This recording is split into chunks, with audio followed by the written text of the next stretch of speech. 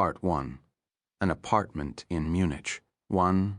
Munich, the apartment house at Adalbertstrasse 68, was one of the few in the fashionable district of Schwabing yet to be overrun by Munich's noisy and growing professional elite.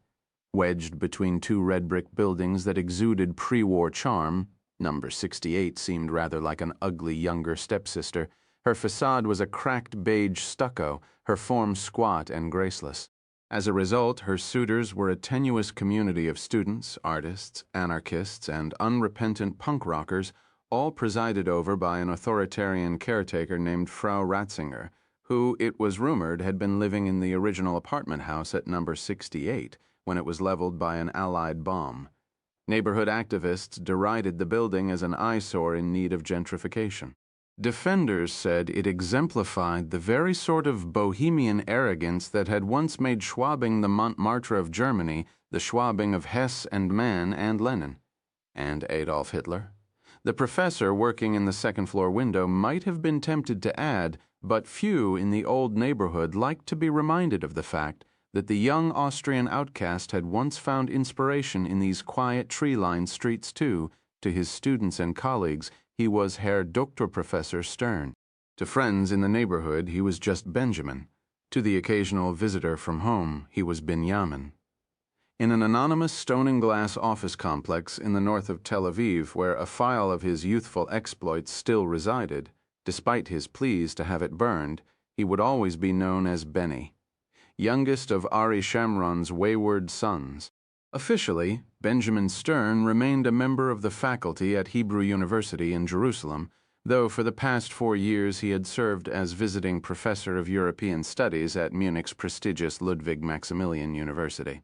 It had become something of a permanent loan, which was fine with Professor Stern. In an odd twist of historical fate, life was more pleasant for a Jew these days in Germany than in Jerusalem or Tel Aviv. The fact that his mother had survived the horrors of the Riga ghetto gave Professor Stern a certain dubious standing among the other tenants of number 68. He was a curiosity. He was their conscience. They railed at him about the plight of the Palestinians. They gently asked him questions they dared not put to their parents and grandparents. He was their guidance counselor and trusted sage. They came to him for advice on their studies. They poured out their heart to him when they'd been dumped by a lover. They raided his fridge when they were hungry and pillaged his wallet when they were broke. Most importantly, he served as tenant spokesman in all disputes involving the dreaded Frau Ratzinger. Professor Stern was the only one in the building who did not fear her. They seemed to have a special relationship, a kinship. It's Stockholm Syndrome, claimed Alex, a psychology student who lived on the top floor. Prisoner and camp guard, master and servant. But it was more than that. The professor and the old woman seemed to speak the same language. The previous year, when his book on the Wannsee Conference had become an international bestseller, Professor Stern had flirted with the idea of moving to a more stylish building, perhaps one with proper security and a view of the English gardens, a place where the other tenants didn't treat his flat as if it were an annex to their own. This had incited panic among the others. One evening they came to him en masse and petitioned him to stay. Promises were made. They would not steal his food, nor would they ask for loans when there was no hope of repayment. They would be more respectful of his need for quiet. They would come to him for advice only when it was absolutely necessary. The professor acquiesced, but within a month his flat was once again the de facto common room of Adalbertstrasse 68. Secretly, he was glad they were back. The rebellious children of No 68 were the only family Benjamin Stern had left. The clatter of a passing streetcar broke his concentration. He looked up in time to see it disappear behind the canopy of a chestnut tree, then glanced at his watch. 11:30. He'd been at it since 5 that morning. He removed his glasses and spent a long moment rubbing his eyes. What was it Orwell had said about writing a book? A horrible, exhausting struggle, like a long bout of some painful illness. Sometimes Benjamin Stern felt as though this book might be fatal. The red light on his telephone answering machine was blinking. He made a habit of muting the ringers to avoid unwanted interruptions. Hesitantly, like a bomb handler deciding which wire to cut, he reached out and pressed the button. The little speaker emitted a blast of heavy metal music, followed by a warlike yelp. "I have some good news, Herr Doktor Professor. By the end of the day, there will be one less filthy Jew on the planet. Wiedersehen, Herr Doktor Professor. Kleck." Professor Stern erased the message. He was used to them by now. He received 2 a week these days, sometimes more, depending on whether he had made an appearance on television or taken part in some public debate. He knew them by voice, assigned each a trivial, unthreatening nickname to lessen their impact on his nerves. This fellow called at least twice each month. Professor Stern had dubbed him Wolfie. Sometimes he told the police, most of the time he didn't bother. There was nothing they could do anyway. He locked his manuscript and notes in the floor safe tucked beneath his desk. Then he pulled on a pair of shoes and a woolen jacket and collected the rubbish bag from the kitchen. The old building had no elevator, which meant he had to walk down 2 flights of stairs to reach the ground floor. As he entered the lobby, a chemical stench greeted him. The building was home to a small but thriving cosmetic. The professor detested the beauty shop. When it was busy, the rancid smell of nail polish remover rose through the ventilation system and enveloped his flat. It also made the building less secure than he would have preferred. Because the cosmetic had no separate street entrance, the lobby was constantly cluttered with beautiful Schwabinians arriving for their pedicures, facials, and waxings. He turned right, toward a doorway that gave onto the tiny courtyard, and hesitated in the threshold, checking to see if the cats were about. Last night he'd been awakened at midnight by a skirmish over some morsel of garbage. There were no cats this morning, only a pair of bored beauticians in spotless white tunics smoking cigarettes against the wall. He padded across the sooty bricks and tossed his bag into the bin. Returning to the entrance hall, he found Frau Ratzinger punishing the linoleum floor with a worn straw broom. "Good morning, Herr Doktor Professor," the old woman snapped. Then she added accusingly, "Going out for your morning coffee?"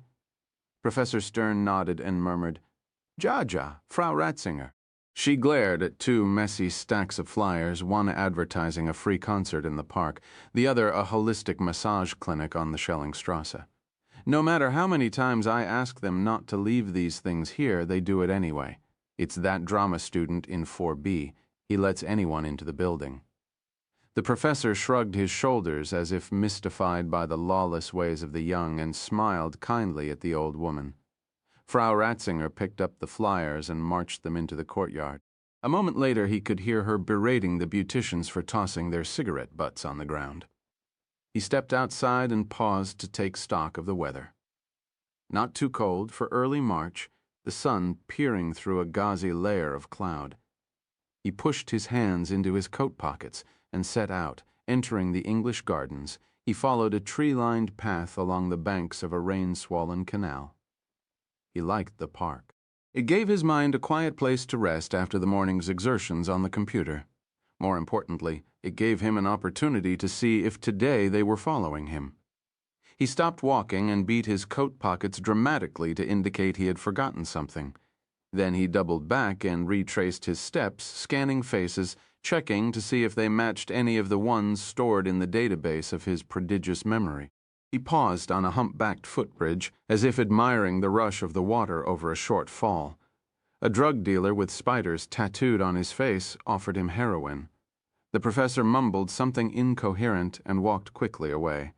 2 minutes later, he ducked into a public telephone and pretended to place a call while carefully surveying the surroundings.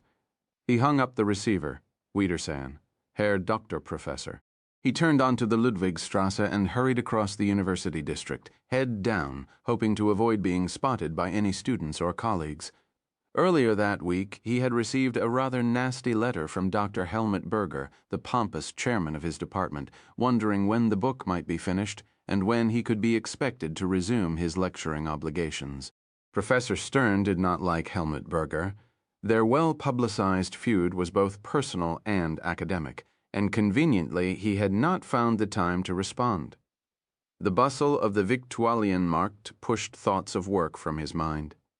He moved past mounds of brightly colored fruit and vegetables, past flower stalls and open-air butchers. He picked out a few things for his supper, then crossed the street to Café Bar Idusho for coffee and a Dinkelbrot. 45 minutes later, as he set out for Schwabing, he felt refreshed, his mind light, ready for one more wrestling match with his book.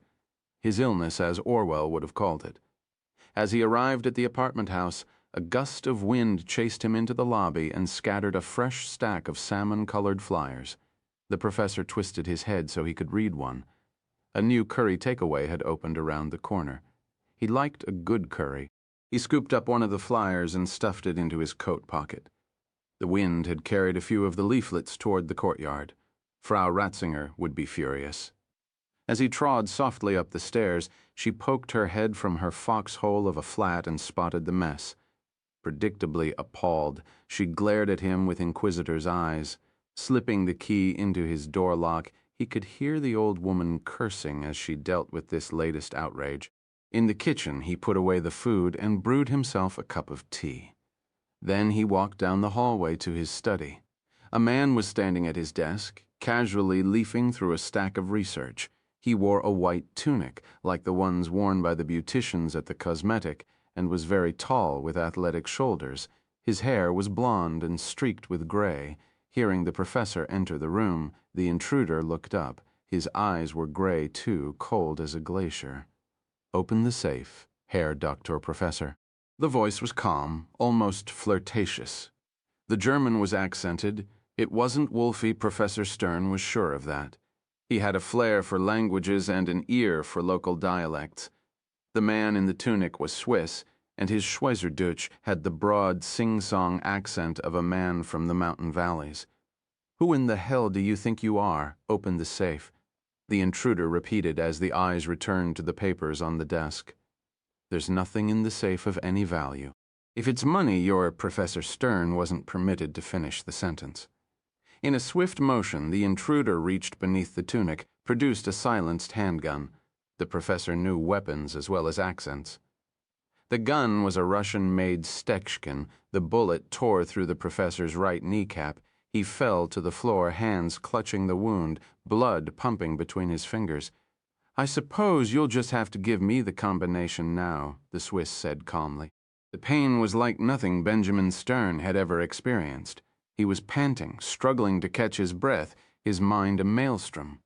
The combination? God, but he could barely remember his name. "I'm waiting, Herr Dr. Professor." He forced himself to take a series of deep breaths. This supplied his brain with enough oxygen to permit him to access the combination to the safe. He recited the numbers, his jaw trembling with shock. The intruder knelt in front of the safe and deftly worked the tumbler. A moment later, the door swung open. The intruder looked inside, then at the professor. "You have backup discs. Where do you keep them?"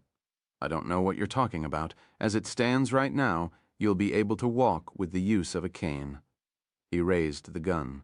"If I shoot you in the other knee, you'll spend the rest of your life on crutches." The professor was slipping from consciousness. His jaw was trembling. "Don't shiver. Damn you. Don't give him the pleasure of seeing your fear. In the refrigerator?" The refrigerator? In case. A burst of pain shot through him of a fire. The intruder raised an eyebrow.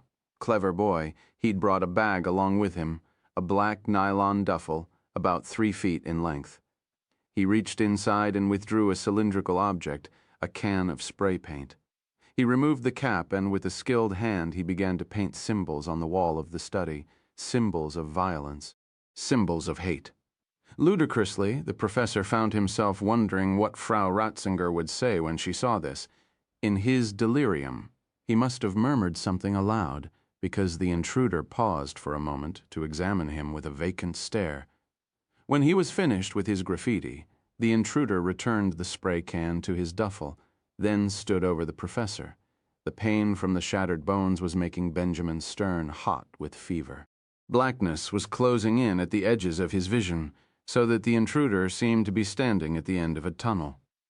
The professor searched the ashen eyes for some sign of lunacy, but he found nothing at all but cool intelligence. This man was no racist fanatic, he thought. He was a professional. The intruder stooped over him. "Would you like to make a last confession, Professor Stern?" "What are you?" He grimaced in pain, talking about. "It's very simple. Do you wish to confess your sins? You're the murderer, Benjamin Stern said deliriously. The assassin smiled. The gun swung up again, and he fired 2 shots into the professor's chest. Benjamin Stern felt his body convulse, but was spared further pain. He remained conscious for a few seconds, long enough to see his killer kneel down at his side and to feel the cool touch of his thumb against his damp forehead. He was mumbling something. Latin, yes, the professor was certain of it. Ego te absolvo appecatis tuis in nomine Patris et Filii et Spiritus Sancti. Amen. The professor looked into his killer's eyes. But I'm a Jew, he murmured. It doesn't matter, the assassin said. Then he placed the Stecken against the side of Benjamin Stern's head and fired one last shot to Vatican City. 400 miles to the south, on a hillside in the heart of Rome, an old man strolled through the cold shadows of a walled garden, dressed in an ivory cassock and cloak. At 72 years of age, he no longer moved quickly, though he came to the gardens each morning and made a point of walking for at least an hour along the pine-scented footpaths. Some of his predecessors had cleared the gardens so they could meditate undisturbed. The man in the ivory cassock liked to see people, real people, not just the fawning curial cardinals and foreign dignitaries who came to kiss his fisherman's ring each day. A Swiss guard always hovered a few paces behind him, more for company than protection, and he enjoyed stopping for a brief chat with the Vatican gardeners. He was a naturally curious man and considered himself something of a botanist. Occasionally he borrowed a pair of pruning shears and helped trim the roses. Once a Swiss guard had found him on his hands and knees in the garden. Assuming the worst, the guard had summoned an ambulance and rushed to his side, only to find that the Supreme Pontiff of the Roman Catholic Church had decided to do a bit of weeding. Those closest to the Holy Father could see that something was troubling him. He had lost much of the good humor and easy charm that had seemed like a breath of spring breeze after the dour final days of the Pole. Sister Teresa, the iron-willed nun from Venice who ran his papal household, had noticed a distinct loss of appetite. Even the sweet biscotti she left with his afternoon coffee went untouched lately. She often entered the papal study on the 3rd floor of the Apostolic Palace and found him lying face down on the floor deep in prayer, eyes closed as though he were in agony. Karl Brunner, the head of his Swiss Guard detail, had noticed the Holy Father frequently standing at the Vatican walls, gazing across the Tiber, seemingly lost in thought. Brunner had protected the Pole for many years and had seen the toll the papacy had taken on him. It was part of the job, he counseled Sister Teresa, the crushing burden of responsibility that falls on every pope. It is enough to make even the holiest of men lose their temper from time to time. I'm certain God will give him the strength to overcome it. The old Pietro will be back soon. Sister Teresa was not so sure. She was among the handful of people inside the Vatican who knew how much Pietro Lucchesi had not wanted this job. When he had arrived in Rome for the funeral of John Paul II and the conclave that would choose his successor, the elfin, soft-spoken patriarch of Venice was not considered remotely papabile, a man possessed with the qualities necessary to be pope. Nor did he give even the slightest indication that he was interested. The 15 years he had spent working in the Roman Curia were the unhappiest of his career, and he had no desire to return to the backbiting village on the Tiber, even as its Lord High Mayor. Lucchesi had intended to cast his vote for the Archbishop of Buenos Aires, whom he had befriended during a tour of Latin America, and return quietly to Venice. But inside the conclave, things did not go as intended. As their predecessors had done time and time again over the centuries, Lucchesi and his fellow princes of the Church, 130 in all, entered the Sistine Chapel in solemn procession while singing the Latin hymn Veni Creator Spiritus. They gathered beneath Michelangelo's Last Judgment with its humbling depiction of tormented souls rising toward heaven to face the wrath of Christ, and prayed for the Holy Spirit to guide their hand. Then each cardinal stepped forward individually, placed his hand atop the Holy Gospels, and swore an oath binding him to irrevocable silence. When this task was complete, the master of papal liturgical ceremonies commanded extra omnes, everyone out, and the conclave began in earnest. The Pole had not been content to leave matters solely in the hands of the Holy Spirit. He had stacked the College of Cardinals with prelates like himself, doctrinaire hardliners determined to preserve ecclesiastical discipline and the power of Rome over all else. Their candidate was an Italian, a consummate creature of the Roman Curia, Cardinal Secretary of State Marco Brindisi. The moderates had other ideas. They pleaded for a truly pastoral papacy. They wanted the occupant of the throne of St. Peter to be a gentle and pious man, a man who would be willing to share power with the bishops and limit the influence of the Curia, a man who could reach across the lines of geography and faith to heal those corners of the globe torn by war and poverty. Only a non-European was suitable to the moderates. They believed the time had come for a third world pope. The first ballots revealed the conclave to be hopelessly divided, and soon both factions were searching for a way out of the impasse. On the final ballot of the day, a new name surfaced. Pietro Lucchesi, the Patriarch of Venice, received 5 votes. Hearing his name read 5 times inside the sacred chamber of the Sistine Chapel, Lucchesi closed his eyes and blanched visibly.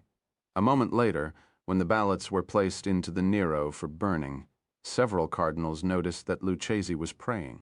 That evening, Pietro Lucchesi politely refused an invitation to dine with a group of fellow cardinals, adjourning to his room at the dormitory of St. Martha instead to meditate and pray. He knew how conclaves worked and could see what was coming. Like Christ in the Garden of Gethsemane, he pleaded with God to lift this burden from his shoulders to choose someone else. But the following morning, Lucchesi's support built, rising steadily toward the 2/3 majority necessary to be elected pope. On the final ballot taken before lunch, he was just 10 votes short. Too anxious to take food, he prayed in his room before returning to the Sistine Chapel for the ballot that he knew would make him pope. He watched silently as each cardinal advanced and placed a twice-folded slip of paper into the golden chalice that served as a ballot box, each uttering the same solemn oath, "I call as my witness Christ the Lord, who will be my judge that my vote is given to the one whom before God I think should be elected." The ballots were checked and rechecked before the tally was announced. 115 votes had been cast for Lucchesi. The Camerlengo approached Lucchesi and posed the same question that had been put to hundreds of newly elected popes over 2 millennia. Do you accept your canonical election as Supreme Pontiff? After a lengthy silence that produced much tension in the chapel, Pietro Lucchesi responded, "My shoulders are not broad enough to bear the burden you have given me, but with the help of Christ the Savior, I will try. Accepto." "By what name do you wish to be called?" "Paul VII," Lucchesi replied. The cardinals filed forward to embrace the new pontiff and offer obedience and loyalty to him. Lucchesi was then escorted to the scarlet chamber known as the Camera Lacrimatoria, the crying room, for a few minutes of solitude before being fitted with a white cassock by the Gamarelli brothers, the pontifical tailors. He chose the smallest of the 3 ready-made cassocks, and even then he seemed like a small boy wearing his father's shirt. As he filed onto the great loggia of St. Peter's to greet Rome and the world, his head was barely visible above the balustrade. A Swiss guard brought forth a footstool, and a great roar rose from the stunned crowd in the square below. A commentator for Italian television breathlessly declared the new pope Pietro the Improbable. Cardinal Marco Brindisi, the head of the hardline curial cardinals, privately christened him Pope Accidental I. The Vaticanisti said the message of the divisive conclave was clear. Pietro Lucchesi was a compromise pope. His mandate was to run the church in a competent fashion but launch no grand initiatives. The battle for the heart and soul of the church, said the Vaticanisti, had effectively been postponed for another day, but Catholic reactionaries, religious and lay alike, did not take such a benign view of Lucchesi's election. To militants, the new pope bore an uncomfortable resemblance to a tubby Venetian named Roncalli, who had inflicted the doctrinal calamity of the Second Vatican Council. Within hours of the conclave's conclusion, the websites and cyber-confessionals of the hardliners were bristling with warnings and dire predictions about what lay ahead. Lucchesi's sermons and public statements were scoured for evidence of unorthodoxy. The reactionaries did not like what they discovered. Lucchese was trouble, they concluded. Lucchese would have to be kept under watch, tightly scripted. It would be up to the mandarins of the Curia to make certain Pietro Lucchese became nothing more than a caretaker pope, but Lucchese believed there were far too many problems confronting the church for a papacy to be wasted, even the papacy of an unwilling pope. The church he inherited from the Pole was a church in crisis. In Western Europe, the epicenter of Catholicism, the situation had grown so dire that a recent synod of bishops declared that Europeans were living as though God did not exist. Fewer babies were being baptized, fewer couples were choosing to be married in the church, vocations had plummeted to a point where nearly half the parishes in Western Europe would soon have no full-time priest. Lucchese had to look no further than his own diocese to see the problems the church faced.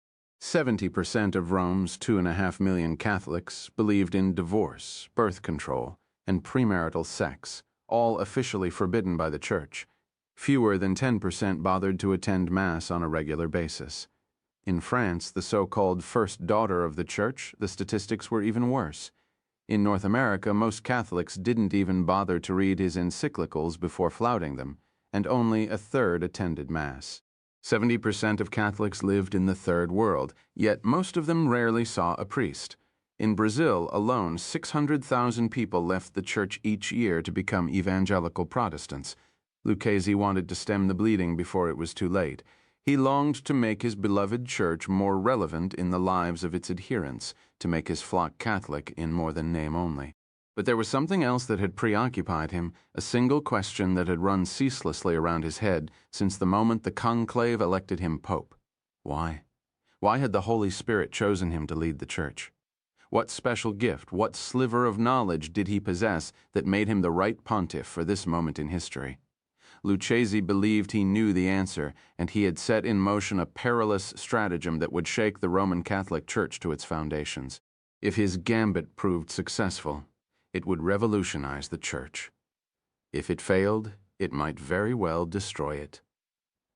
The sun slipped behind a bank of cloud, and a breath of cold March wind stirred the pine trees of the gardens. The Pope pulled his cloak tightly around his throat. He drifted past the Ethiopian college, then turned onto a narrow footpath that took him toward the dun-colored wall at the southwest corner of Vatican City. Stopping at the foot of the Vatican radio tower, he mounted a flight of stone steps and climbed up to the parapet. Rome lay before him, stirring in the flat, overcast light. His gaze was drawn across the Tiber toward the soaring synagogue in the heart of the old ghetto in 1555. Pope Paul IV, a pope whose name Lucchese bore, ordered the Jews of Rome into the ghetto and compelled them to wear a yellow star to make them distinguishable from Christians. It was the intention of those who commissioned the synagogue to build it tall enough so that it could be seen from the Vatican. The message was unmistakably clear. We are here too. Indeed, we were here long before you. For Pietro Lucchese, the synagogue spoke of something else. A treacherous past, a shameful secret. It spoke directly to him, whispering into his ear. It would give him no peace. The Pope heard footfalls on the garden pathway, sharp and rhythmic, like an expert carpenter driving nails. He turned and saw a man marching toward the wall. Tall and lean, black hair, black clerical suit, a vertical line drawn with India ink. Father Luigi Donati, the Pope's private secretary. Donati had been at Lucchese's side for 20 years. In Venice, they had called him Il Doge because of his willingness to wield power ruthlessly and to go straight for the throat when it served his purposes or the needs of his master. The nickname had followed him to the Vatican. Donati did not mind. He followed the tenets of a secular Italian philosopher named Machiavelli, who counseled that it is better for a prince to be feared than loved. Every pope needed a son of a bitch, according to Donati. A hard man in black who was willing to take on the curia with a whip and a chair and bend it to his will. It was a role he played with poorly disguised glee. As Donati drew closer to the parapet, the Pope could see by the grim set of his jaw that something was wrong. He turned his gaze toward the river once more and waited. A moment later, he could feel the reassuring presence of Donati at his side. As usual, Il Doge wasted no time on pleasantries or small talk. He leaned close to the Pope's ear and quietly informed him that earlier that morning Professor Benjamin Stern had been discovered murdered in his apartment in Munich. The Pope closed his eyes and lowered his chin to his chest, then reached out and held Father Donati's hand tightly. "How?" he asked. "How did they kill him?" When Father Donati told him, the Pope swayed and leaned against the priest's arm for support. "Almighty God in heaven, please grant us forgiveness for what we have done." Then he looked into the eyes of his trusted secretary. Father Donati's gaze was calm and intelligent and very determined.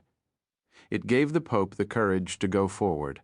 "I'm afraid we've terribly underestimated our enemies, Luigi.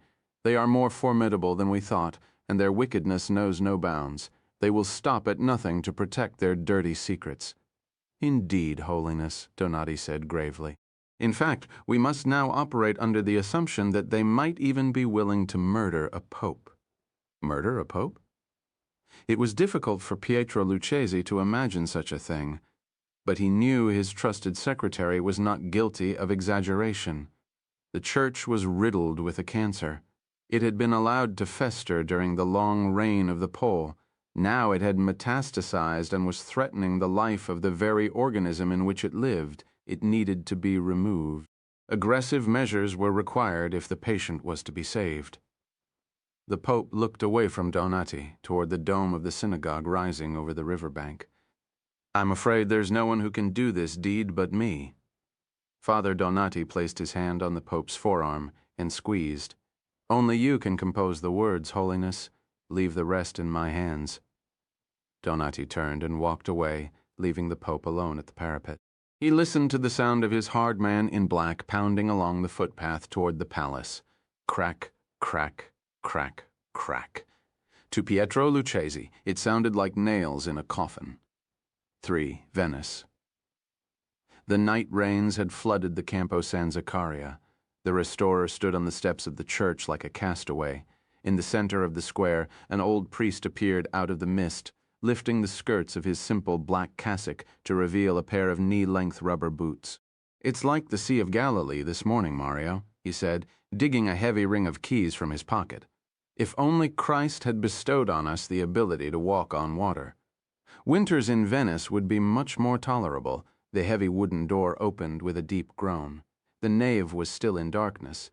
The priest switched on the lights and headed out into the flooded square once more, pausing briefly in the sanctuary to dip his fingers in holy water and make the sign of the cross.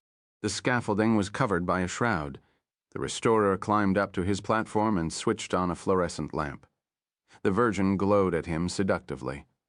For much of that winter he had been engaged in a single-minded quest to repair her face. Some nights she came to him in his sleep, stealing into his bedroom, her cheeks in tatters, begging him to heal her. He turned on a portable electric heater to burn the chill from the air and poured a cup of black coffee from the thermos bottle. Enough to make him alert, but not to make his hand shake. Then he prepared his palette, mixing dry pigment in a tiny puddle of medium. When finally he was ready, he lowered his magnifying visor and began to work. For nearly an hour he had the church to himself. Slowly, the rest of the team trickled in one by one. The restorer, hidden behind his shroud, knew each by sound. The lumbering plod of Francesco Tiepolo, chief of the San Zaccaria project, the crisp tap-tap-tap of Adriana Zanetti, renowned cleaner of altars and seducer of men, the conspiratorial shuffle of the ham-fisted Antonio Politi, spreader of malicious lies and gossip. The restorer was something of an enigma to the rest of the San Zaccaria team. He insisted on keeping his work platform and the altarpiece shrouded at all times.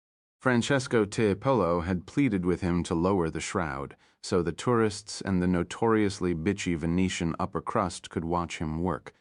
"Venice wants to see what you're doing to the Bellini, Mario." Venice doesn't like surprises. Reluctantly, the restorer had relented, and for 2 days in January he worked in full view of the tourists and the rest of the Zaccaria team. The brief experiment ended when Monsignor Moretti, San Zaccaria's parish priest, popped into the church for a surprise inspection. When he gazed up at the Bellini and saw half the Virgin's face gone, he fell to his knees in hysterical prayer. The shroud returned, and Francesco Tiepolo never dared to raise the issue of removing it again. The rest of the team found great metaphorical significance in the shroud. Why would a man go to such lengths to conceal himself? Why did he insist on setting himself apart from the others? Why did he decline their numerous invitations to lunch, their invitations to dinner, and to the Saturday night drinking sessions at Harry's bar? He had even refused to attend the cocktail reception at the Accademia thrown by the Friends of San Zaccaria. The Bellini was one of the most important paintings in all Venice, and it was considered scandalous that he refused to spend a few minutes with the fat American donors who had made the restoration possible. Even Adriana Zanetti could not penetrate the shroud.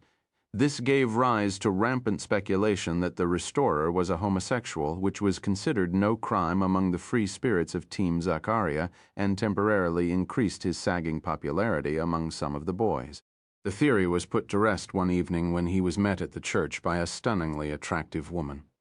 She had wide cheekbones, pale skin, green cat-like eyes, and a teardrop chin. It was Adriana Zanetti who noticed the heavy scarring on her left hand. "She's his other project," Adriana speculated gloomily as the pair disappeared into the Venetian night. Obviously, he prefers his women damaged.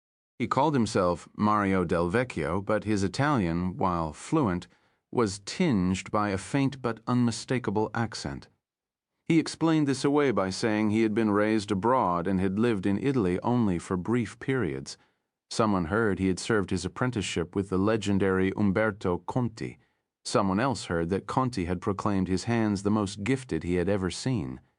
The envious Antonio Politi was responsible for the next wave of rumors that rippled through Team Zaccaria.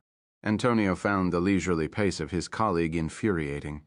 In less time than it had taken the great Mario Del Vecchio to retouch the Virgin's face, Antonio had cleaned and restored a half-dozen paintings. The fact that they all were of little or no significance only increased his anger. The master himself painted her in an afternoon, Antonio protested to Tiepolo. But this man has taken all winter, always running off to the Accademia to gaze at the Bellinis. Tell him to get on with it. Otherwise, we're going to be here 10 years. It was Antonio who unearthed the rather bizarre story about Vienna, which he shared with the rest of Team Zaccaria during a family dinner one snowy evening in February. Coincidentally, at Trattoria alla Madonna, about 10 years earlier, there had been a major cleaning and restoration project at St. Stephan's Cathedral in Vienna. An Italian called Mario was part of that team. Our Mario, Adriana wondered over a glass of Ripasso. Of course it was our Mario, same snobbery, same snail's pace. According to Antonio's source, the restorer in question had vanished without a trace one night, the same night a car bomb exploded in the old Jewish quarter. "And what do you make of this, Antonio?" Again it was Adriana, peering at him through the ruby Ripasso. Antonio paused for dramatic effect, spearing a piece of grilled polenta and holding it aloft like a scepter. "Isn't it obvious? Clearly, the man is a terrorist. I'd say he's Brigitte Rassa. Or maybe he's Osama bin Laden himself." Team Zaccaria erupted into such laughter that they were nearly asked to leave the restaurant. The theories of Antonio Politi were never again given any credence, although he never lost faith in them himself. Secretly, he hoped the quiet restorer behind the shroud would repeat his performance of Vienna and vanish without a trace. Then Antonio would step in and finish the Bellini, and his reputation would be made. The restorer worked well that morning, and the time slipped rapidly away. Glancing at his wristwatch, he was surprised to see that it was already 11:30. He sat down on the edge of the platform, poured more coffee, and looked up at the altarpiece, painted by Bellini at the height of his powers. It was widely regarded by historians as the first great altarpiece of the 16th century.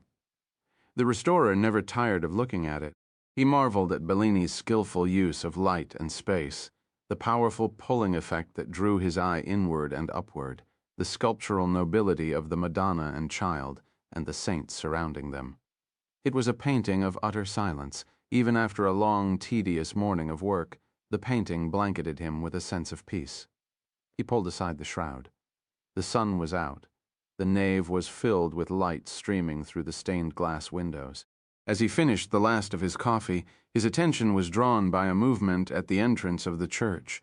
It was a boy, about 10 years old, with long curly hair. His shoes were soaked from the water in the square. The restorer watched him intently.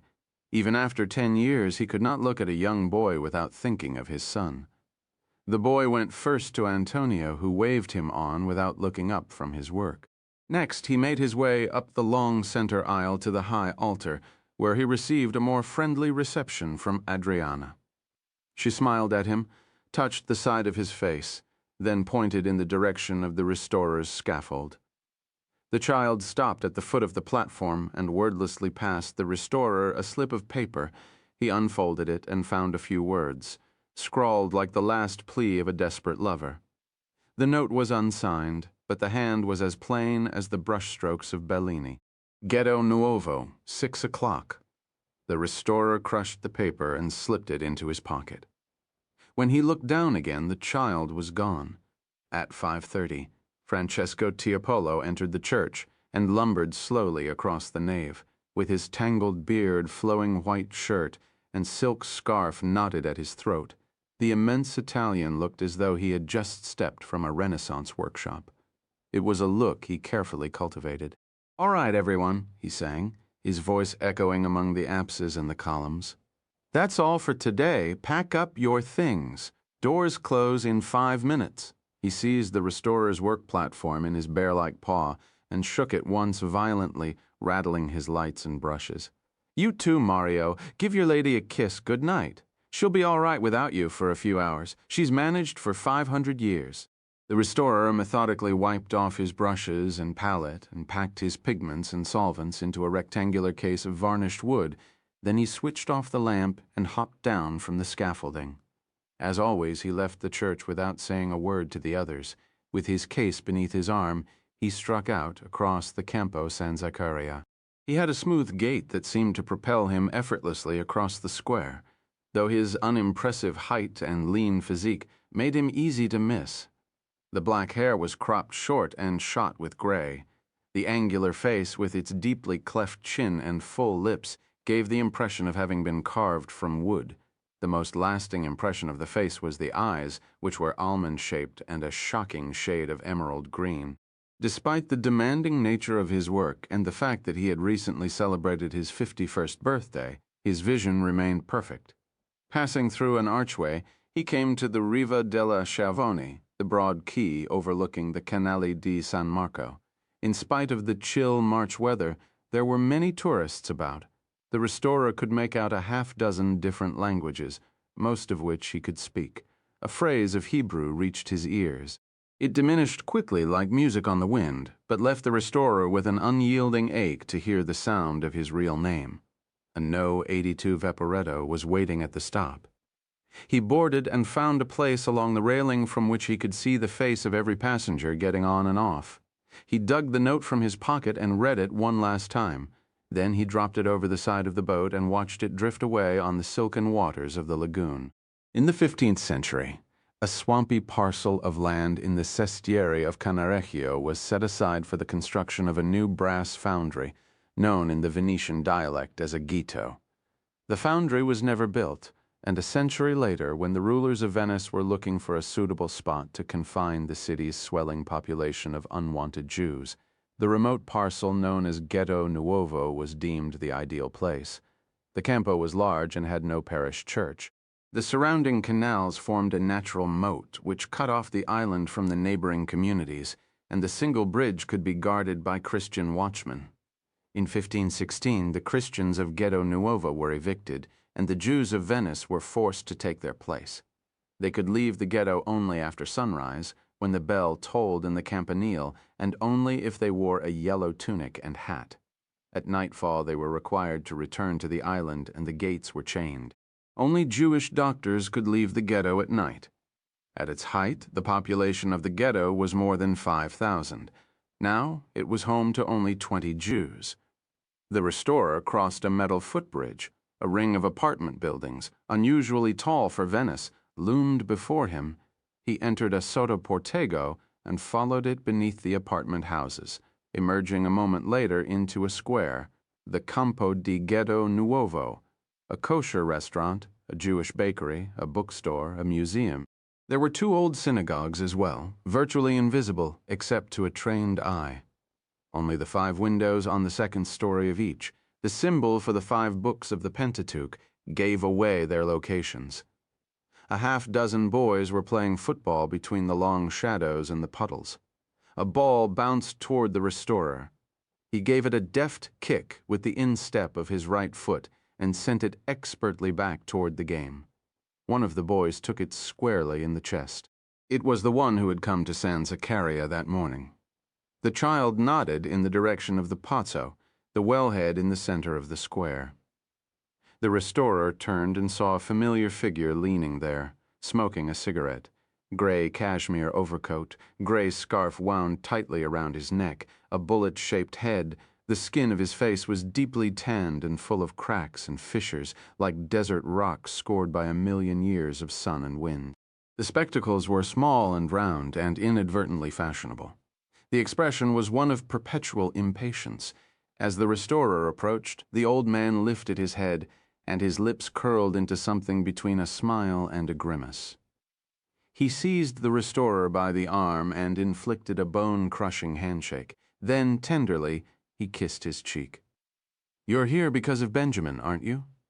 The old man closed his crumpled eyelids and nodded. Then he hooked 2 stubby fingers inside the restorer's elbow and said, "Walk with me."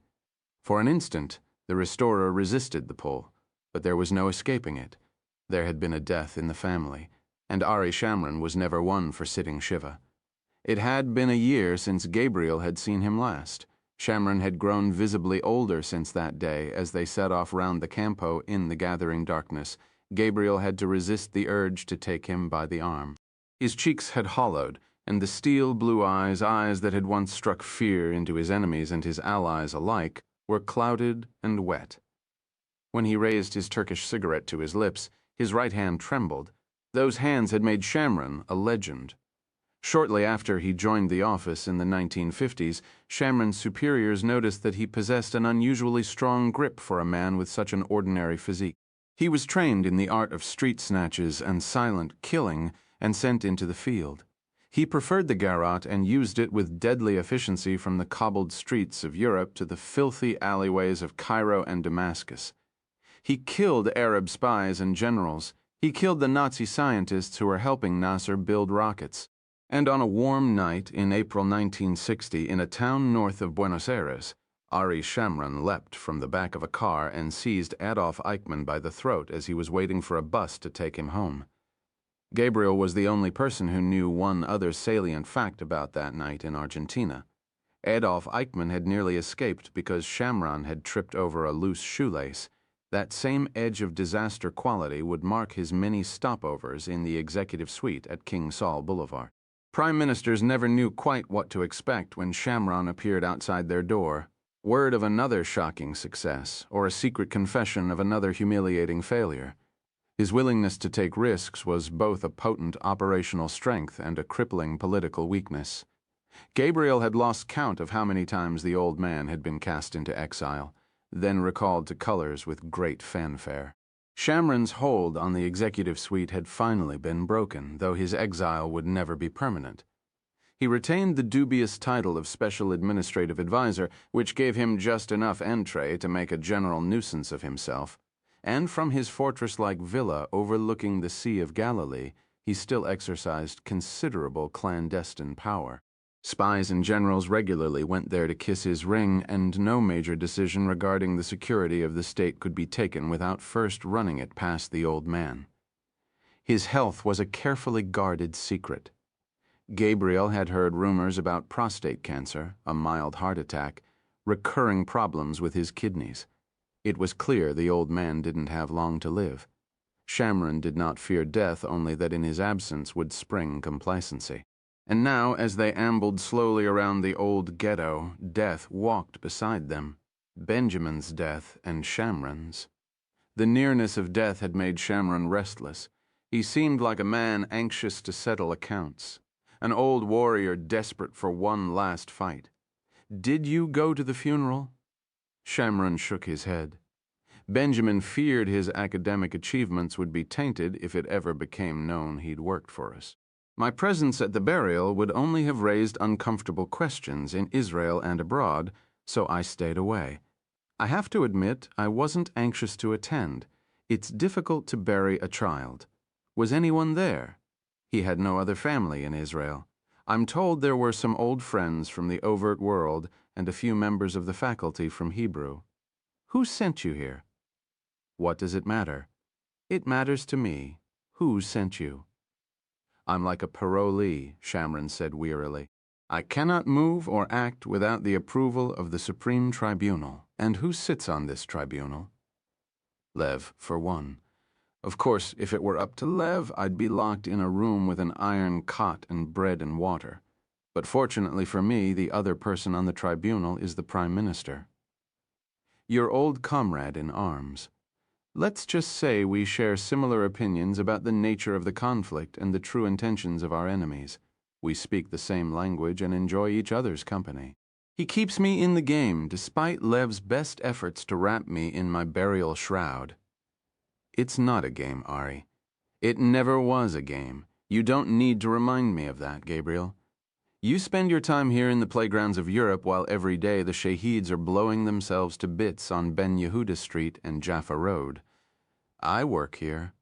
Forgive me, Gabriel. I didn't mean that to be as harsh as it sounded.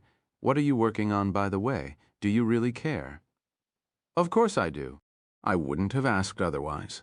The Bellini altarpiece in the Church of the San Zaccaria. It's one of the most important paintings in Venice. Shamron's face broke into a genuine smile. I would love to see the look on the patriarch's face if he ever found out that his precious altarpiece was being restored by a nice Jewish boy from the Jezreel Valley. Without warning, he stopped walking and coughed violently into a handkerchief. When he drew a few deep breaths to steady himself, Gabriel could hear a rattle in his chest. The old man needed to get out of the cold, but he was too stubborn ever to admit physical weakness. Gabriel decided to do it for him. Do you mind if we sit down someplace? I've been standing on my scaffolding since 8 o'clock this morning. Shamron managed a weary smile. He knew he was being deceived. He led Gabriel to a bakery on the edge of the campo. It was empty except for a tall girl behind the counter. She served them without taking their order. Cups of espresso, small bottles of mineral water, a plate of rugelach with cinnamon and nuts. As she leaned over the table, a mane of dark hair fell across the front of one shoulder. Her long hands smelled of vanilla. She covered herself in a bronze-colored wrap and went into the campo, leaving Gabriel and Shamron alone in the shop. Gabriel said, "I'm listening." That's an improvement. Usually you start off by yelling at me about how I've ruined your life. I'm sure we'll get to that at some point. You and my daughter should compare notes. We have. How is she? Still living in New Zealand on a chicken farm, if you can believe that, and still refusing to take my telephone calls. He took a long time lighting his next cigarette. She resents me terribly, says I was never there for her. What she doesn't understand is that I was busy. I had a people to protect. It won't last forever, in case you haven't noticed. Neither will I. Shamron took a bite of rugelach and chewed it slowly. How's Anna? I suppose she's fine. I haven't spoken to her in nearly 2 months. Shamron lowered his chin and peered disapprovingly at Gabriel over his spectacles. Please tell me you didn't break that poor woman's heart. Gabriel stirred sugar into his coffee and looked away from Shamron's steady stare. Anna Rolfe. She was a world-renowned concert violinist and the daughter of a wealthy Swiss banker named Augustus Rolfe. A year earlier, Gabriel had helped her track down the men who had murdered her father. Along the way, he had also forced her to confront the unpleasant circumstances about her father's wartime past and the source of his remarkable collection of impressionist and modern paintings. He had also fallen in love with the tempestuous virtuoso. After the operation, he'd lived for 6 months at her secluded villa on the Sintra coast of Portugal. Their relationship began to crumble when Gabriel confessed to her that each time they strolled the streets of the village, it was the shadow of his wife Leah he saw at his shoulder, and that some nights, while they made love, Leah stood in their bedroom, a silent spectator to their contentment. When Francesco Tiepolo offered him the San Zaccaria altarpiece, Gabriel accepted without hesitation. Anna Rolfe did not stand in his way. I'm very fond of her, but it would never have worked. Did she spend any time with you here in Venice? She performed at a benefit at the Frari. She stayed with me for 2 days. I'm afraid it only made things worse. Shamron slowly crushed out his cigarette. I suppose I'm partly to blame. I pushed you into it before you were ready, as he always did on occasions such as these. Shamron asked if Gabriel had been to see Leah. Gabriel heard himself say that he had gone to the secluded psychiatric clinic in the south of England before coming to Venice, that he had spent an afternoon with her, pushing her about the grounds, that they had even had a picnic lunch beneath the bare limbs of a maple. But while he spoke, his mind was elsewhere, the tiny street in Vienna not far from the Judenplatz, the car bomb that killed his son, the inferno that destroyed Leah's body and stole her memory. It's been 12 years, and she still doesn't recognize me. To be honest with you, sometimes I don't recognize her. Gabriel paused, then said, But you didn't come here to discuss my personal life? No, I didn't, Shamron said. But your personal life is relevant. You see, if you were still involved with Anna Rolfe, I couldn't ask you to come back to work for me, at least not in good conscience. When have you ever let your conscience get in the way of something you wanted? Now there's the old Gabriel that I know and love. Shamron flashed an iron smile. How much do you know about the murder of Benjamin? Only what I read in the Herald Tribune. The Munich police say he was killed by neo-Nazis. Shamron snorted. Clearly he did not agree with the findings of the Munich police, no matter how preliminary. I suppose it's possible. Benjamin's writings on the Holocaust made him extremely unpopular among many segments of German society, and the fact that he was an Israeli made him a target. But I'm not convinced that some skinhead managed to kill him. You see, whenever Jews die on German soil, it makes me uneasy. I want to know more than what the Munich police are telling us on an official basis. Why don't you send a Katze to Munich to investigate? Because if one of our field officers starts asking questions, people are going to get suspicious. Besides, you know that I always prefer the back door to the front. What do you have in mind? In 2 days, the Munich detective in charge of the case is going to meet with Benjamin's half-brother, Ehud Landau. After briefing Landau on the investigation, he will allow him to take inventory of Benjamin's possessions and arrange a shipment back to Israel. If memory serves, Benjamin doesn't have a half-brother. He does now. Shamron placed an Israeli passport on the table and slid it toward Gabriel with the palm of his hand. Gabriel opened the cover and saw his own face staring back at him. Then he looked at the name, Ehud Landau. Shamron said, You have the best eyes I've ever seen. Have a look around his apartment. See if there's something out of place. If you can, remove anything that might tie him to the office. Gabriel closed the passport but left it lying on the table. I'm in the middle of a difficult restoration. I can't go running off to Munich now. It will take a day, 2 at the most. That's what you said last time. Shamron's temper, always seething below the surface, broke through. He pounded his fist on the table and shouted at Gabriel in Hebrew. Do you wish to fix your silly painting or help me find out who killed your friend? It's always that simple for you, isn't it? Oh, but I wish it were so. Do you intend to help me? Or will you force me to turn to one of Lev's oafs for this delicate mission? Gabriel made a show of contemplation, but his mind was already made up. He scooped up the passport with a smooth movement of his hand and slipped it into his coat pocket. Gabriel had the hands of a conjurer and a magician's sense of misdirection. The passport was there, the passport was gone.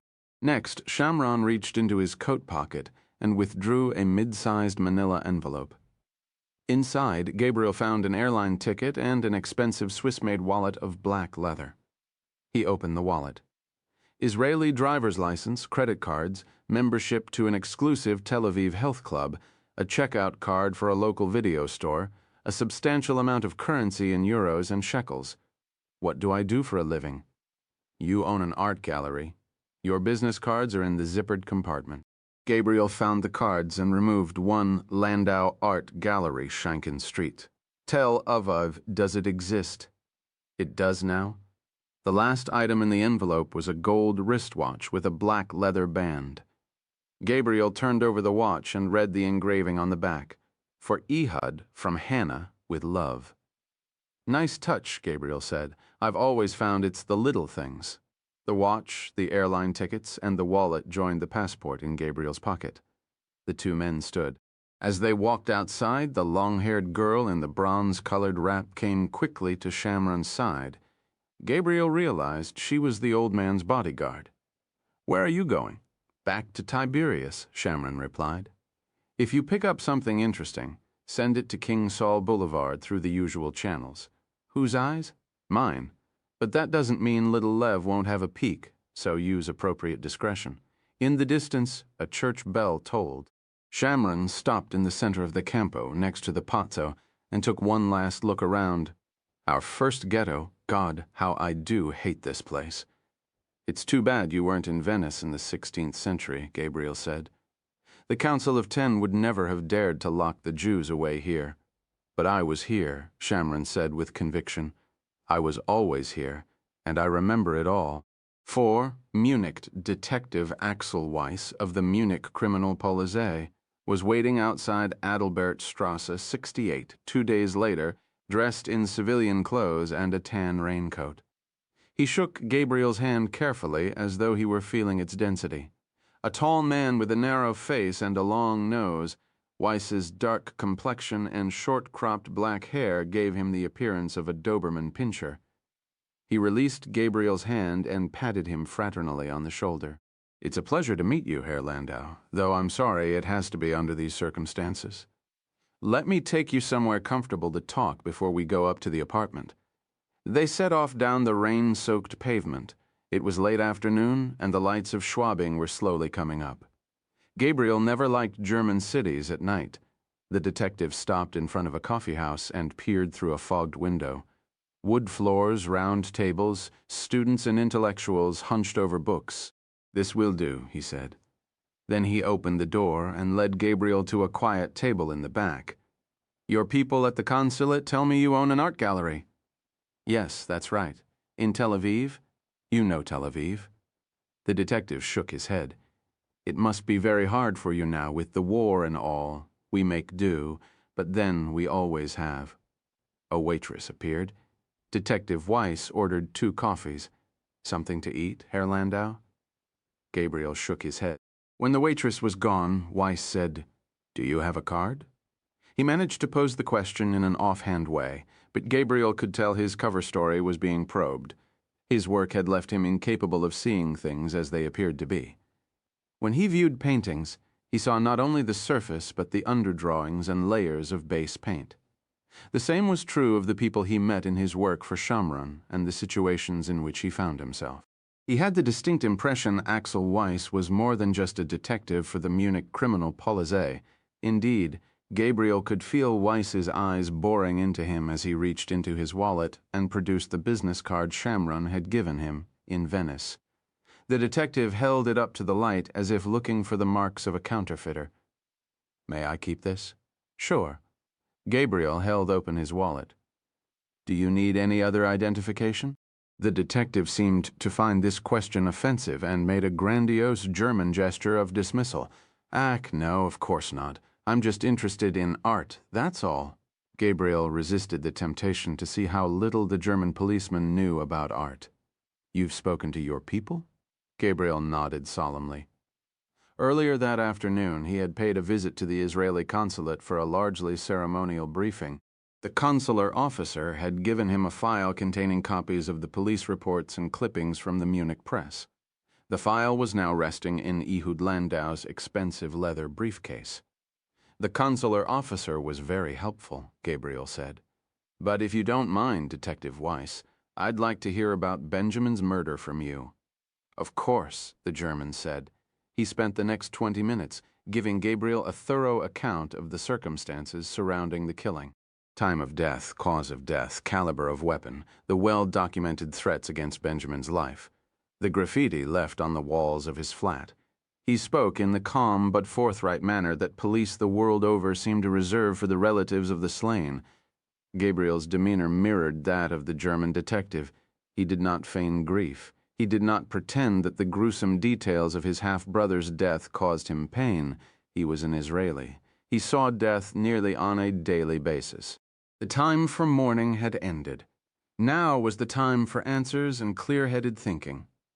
Why was he shot in the knee, detective? Weiss pulled his lips down and tilted his narrow head. We're not sure. There may have been a struggle, or they may have wanted to torture him. But you told me that none of the other tenants heard any sound. Surely, if he was tortured, the sound of his screaming would have been audible in other parts of the building. As I said, Herr Landau, we're not sure. Weiss was clearly frustrated by the line of questioning. But Herr Landau, art dealer from Tel Aviv, was not quite finished. Is a wound to the knee consistent with other murders carried out by right-wing extremists? I can't say that it is. Do you have any suspects? We're questioning a number of different people in connection with the murder. I'm afraid that's all I can say at the moment. Have you explored the possibility that his death was somehow linked to his teaching at the university? A disgruntled student, for example? The detective managed a smile, but it was clear his patience was being put to the test. Your brother was much beloved. His students worshipped him. He was also on sabbatical this term. The detective paused and studied Gabriel a moment. You were aware of that, weren't you, Herr Landau? Gabriel decided it was best not to lie.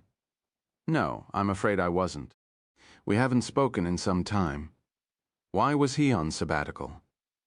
The chairman of his department told us he was working on a new book. The detective swallowed the last of his coffee. Shall we have a look at the apartment now? I just have one more question. What's that, Herr Landau? How did the killer get into his building? That's one I can answer, Weiss said. Despite the fact that your brother received regular death threats, he lived in a very insecure building. The tenants are very casual about who they let in.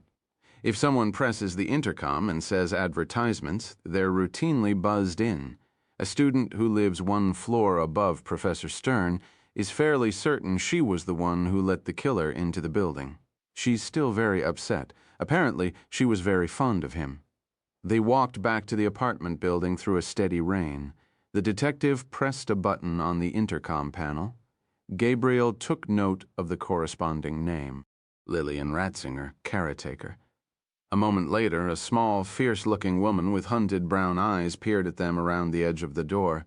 She recognized Weiss and opened the door to them. Good afternoon, Frau Ratzinger, the detective said. This is Benjamin's brother, Ehud Landau. He's here to put Benjamin's affairs in order. The old woman glanced at Gabriel and nodded. Then she turned away as if the sight of him made her uneasy. An acidic odor greeted Gabriel in the lobby. It reminded him of the solvents he used to strip dirty varnish from a canvas. He peered around a corner and saw the cosmetic. A fat woman in the midst of a pedicure looked up at him over a glossy German fashion magazine. Gabriel turned away. Benjamin, the eternal student, he thought. Benjamin would be comfortable in a place like this. On the wall adjacent to the door was a row of metal postboxes. The one corresponding to Benjamin's flat still bore his name. Through the tiny window, Gabriel could see it was empty. The old woman led them up the dimly lit staircase, a ring of passkeys tinkling in her hand. She paused outside Benjamin's apartment. Tattered remnants of crime scene tape hung from the door jamb, and a mound of dead roses lay on the floor. Taped to the wall was a sign, scrawled in a desperate hand. Liebe ist stärker als Hass. Love is stronger than hate. Something about the idealistic naivete of the slogan angered Gabriel. Then he remembered it was the same thing Leah had said to him before he left for Europe to kill Palestinians for Shamron. Love is stronger than hate, Gabriel. Whatever you do, don't hate them. If you hate them, you'll become just like Shamron. The old woman unlocked the door and left without looking at Gabriel. He wondered about the source of her anxiety. Perhaps it was her age. Perhaps she was of a generation still uncomfortable in the presence of Jews. Weiss led Gabriel into the front room overlooking the Adalbertstrasse. The afternoon shadows were heavy. The detective illuminated the room by turning on the lamp on Benjamin's desk. Gabriel glanced down, then quickly took a step back. The floor was coated with Benjamin's blood. He looked up at the wall and saw the graffiti for the first time. Detective Weiss pointed to the first symbol, a diamond resting on a pedestal that resembled an inverted V. "This one is known as the Odin rune," Weiss said. "It's an ancient Norse symbol that expresses faith in the pagan religion called Odinism." "And the second one?" Gabriel asked, though he knew the answer already. Weiss looked at it a moment before responding. 3 numeral 7s linked at their bases surrounded by a sea of red. "It's called the 3 sevens, or the 3-bladed swastika," the German said. "It symbolizes supremacy over the devil as represented by the numbers 666. Gabriel took a step forward and tilted his head to one side, as though he were inspecting a canvas in need of restoration. To his well-trained eye, it seemed the artist was an imitator rather than a believer. Something else struck him. The symbols of hatred were probably sprayed onto the wall in the moments after Benjamin's murder, yet the lines were straight and perfectly executed, revealing no signs of stress or anxiety. A man used to killing, thought Gabriel. A man comfortable around the dead. He walked over to the desk. "Was Benjamin's computer taken as evidence?" Weiss shook his head. "Stolen." Gabriel looked down at the safe, which was open and empty. "Stolen as well," the detective said, anticipating the next question. Gabriel removed a small notebook and pen from his jacket pocket. The policeman sat heavily on the couch, as if he had been walking a beat all day. "I have to remain in the flat with you while you conduct your inventory. I'm sorry, but those are the rules." He loosened his tie. "Take as much time as you need, Herr Landau. And whatever you do, don't try to take anything, eh? Those are the rules, too." Gabriel could do only so much in the presence of the detective. He started in the bedroom. The bed was unmade, and on the cracked leather armchair was a stack of freshly laundered clothing, still bound in brown paper and string. On the bedside table was a black mask and a pair of foam rubber earplugs. Benjamin, Gabriel remembered, was a notoriously light sleeper. The curtains were heavy and dark, the kind usually kept by someone who works at night and sleeps during the day. When Gabriel drew them, the air was suddenly filled with dust. He spent the next 30 minutes carefully going through the contents of the closet, the dresser, and the bedside table. He made copious notes in his leather-bound notebook, just in case Detective Weiss wanted to have a look at his inventory. In truth, he saw nothing out of the ordinary. He entered the second bedroom. The walls were lined with bookshelves and filing cabinets. Obviously, Benjamin had turned it into a storage room. It looked as though a bomb had exploded nearby. The floor was strewn with books, and the file drawers were flung open. Gabriel wondered who was responsible. The Munich police or Benjamin's killer. His search lasted nearly an hour. He flipped through the contents of every file and the pages of every book. Weiss appeared once in the doorway to check on his progress, then yawned and wandered back to the sitting room. Again, Gabriel made abundant notes for the benefit of the detective, but found nothing linking Benjamin to the office, and nothing that might explain why he was murdered. He walked back to the sitting room. Weiss was watching the evening news on Benjamin's television. He switched it off as Gabriel entered. "Finished?" "Did Benjamin have a storage room in the building?" The detective nodded. German law requires landlords to provide tenants with one. Gabriel held out his hand. "May I have the key?" It was Frau Ratzinger who took Gabriel down to the basement and led him along a corridor lined with narrow doorways. She paused at the one marked 2B, which corresponded to Benjamin's flat. The old woman opened the door with a grunt and pulled down on the drawstring connected to the overhead light. A moth scattered, brushing Gabriel's cheek. The woman nodded and receded silently down the hallway.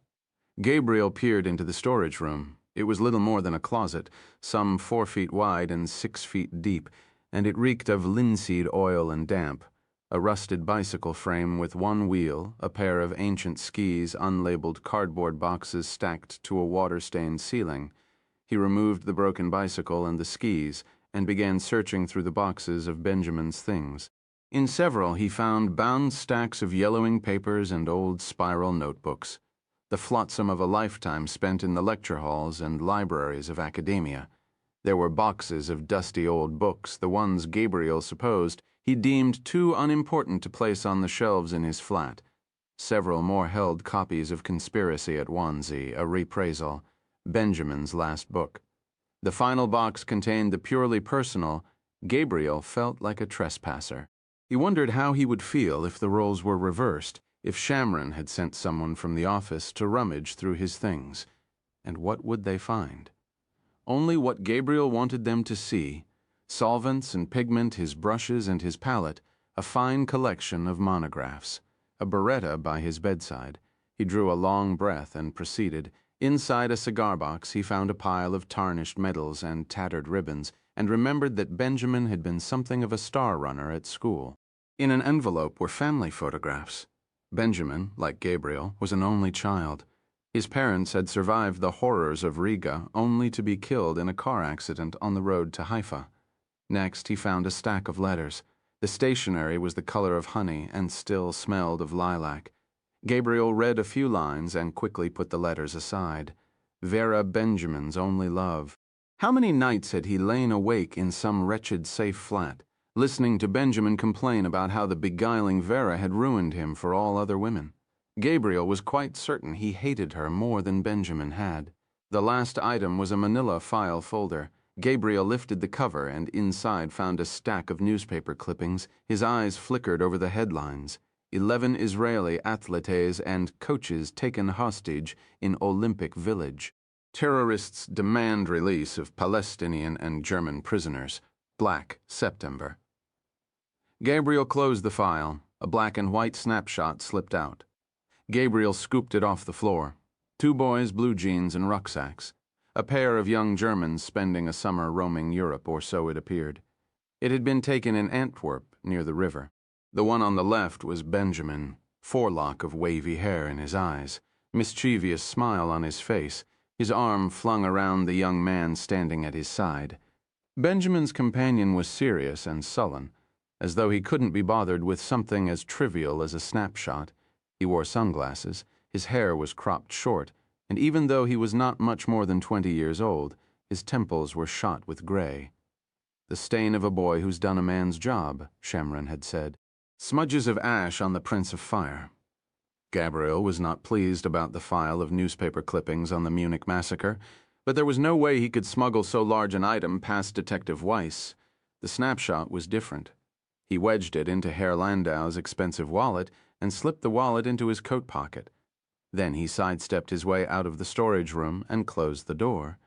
Frau Ratzinger was waiting in the corridor. Gabriel wondered how long she had been standing there, but dared not ask. In her hand was a small padded shipping envelope. He could see that it was addressed to Benjamin and that it had been opened. The old woman held it out to him. "I thought you might want these," she said in German. "What are they?" Benjamin's eyeglasses. He left them at a hotel in Italy. The concierge was good enough to send them back. Unfortunately, they arrived after his death. Gabriel took the envelope from her, lifted the flap, and removed the eyeglasses. They were the spectacles of an academic, plastic and passé, chewed and scratched. He looked into the envelope once more and saw there was a postcard. He turned the envelope on end, and the postcard fell into his palm. The image showed an ochre-colored hotel on a sapphire lake in the north of Italy. Gabriel turned it over and read the note on the back. "Good luck with your book, Professor Stern." Giancomo, Detective Weiss, insisted on driving Gabriel to his hotel. Because Herr Landau had never before been to Munich, Gabriel was forced to feign awe at the floodlit neoclassical glory of the city center. He also noted that Weiss skillfully made the trip last 5 minutes longer than necessary by missing several obvious turns. Finally, they arrived in a small cobbled street called the Annastrasse in the Lahell district of the city. Weiss stopped outside the Hotel Opera, handed Gabriel his card, and once more expressed condolences over Herr Landau's loss. "If there's anything else I can do for you, please don't hesitate to ask. There is one thing," Gabriel said. "I'd like to speak to the chairman of Benjamin's department at the university. Do you have his telephone numbers?" "Ah, Dr. Berger, of course. The policeman removed an electronic organizer from his pocket, found the numbers, and recited them. Gabriel made a point of jotting them down on the back of the detective's card. Even though heard once, they were now permanently engraved in his memory. Gabriel thanked the detective and went upstairs for the night. He ordered room service and dined lightly on an omelet and vegetable soup. Then he showered and climbed into bed with the file given to him that afternoon by the consular officer. He read everything carefully, then closed the file and stared at the ceiling, listening to the night rain pattering against the window. Who killed you, Benny? A neo-Nazi? No, Gabriel doubted that. He suspected the Odin rune and 3 sevens painted on the wall were the equivalent of a false flag claim of responsibility. But why was he killed? Gabriel had one working theory. Benjamin was on sabbatical from the university to write another book, yet inside the flat Gabriel could find no evidence that he was working on anything at all. No notes, no files, no manuscript, just a note written on the back of a postcard from a hotel in Italy.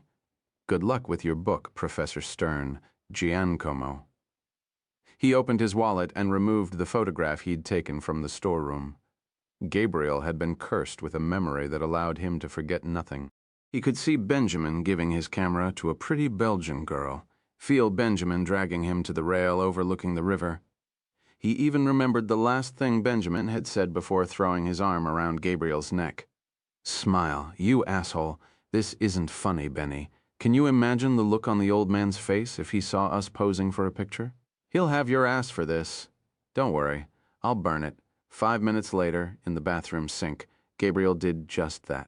Detective Axel Weiss lived in Bogenhausen, a residential district of Munich on the opposite bank of the Isar. He did not go there. Instead, after dropping the Israeli at his hotel, he parked in the shadows on an adjacent street and watched the entrance of the hotel opera. 30 minutes later, he dialed a number in Rome on his cellular phone. This is the chief. The words were spoken in English with a pronounced Italian accent. It was always the same.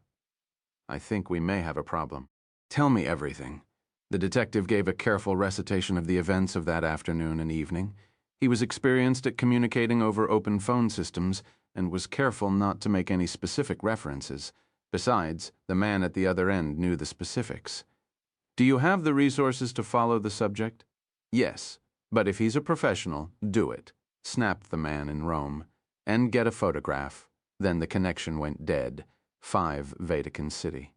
Cardinal Brindisi. How pleasant to see you. Your Holiness, Cardinal Secretary of State Marco Brindisi, bent over the proffered fisherman's ring. His lips did not linger long. He stood upright and stared directly into the Pope's eyes with a confidence bordering on insolence. Thin, with a pinched face and skin like parchment, Brindisi seemed suspended above the floor of the papal apartments. His cassock was handmade by the same tailor near the Piazza della Minerva who made garments for the popes. The solid gold pectoral cross attested to the wealth and influence of his family and patrons.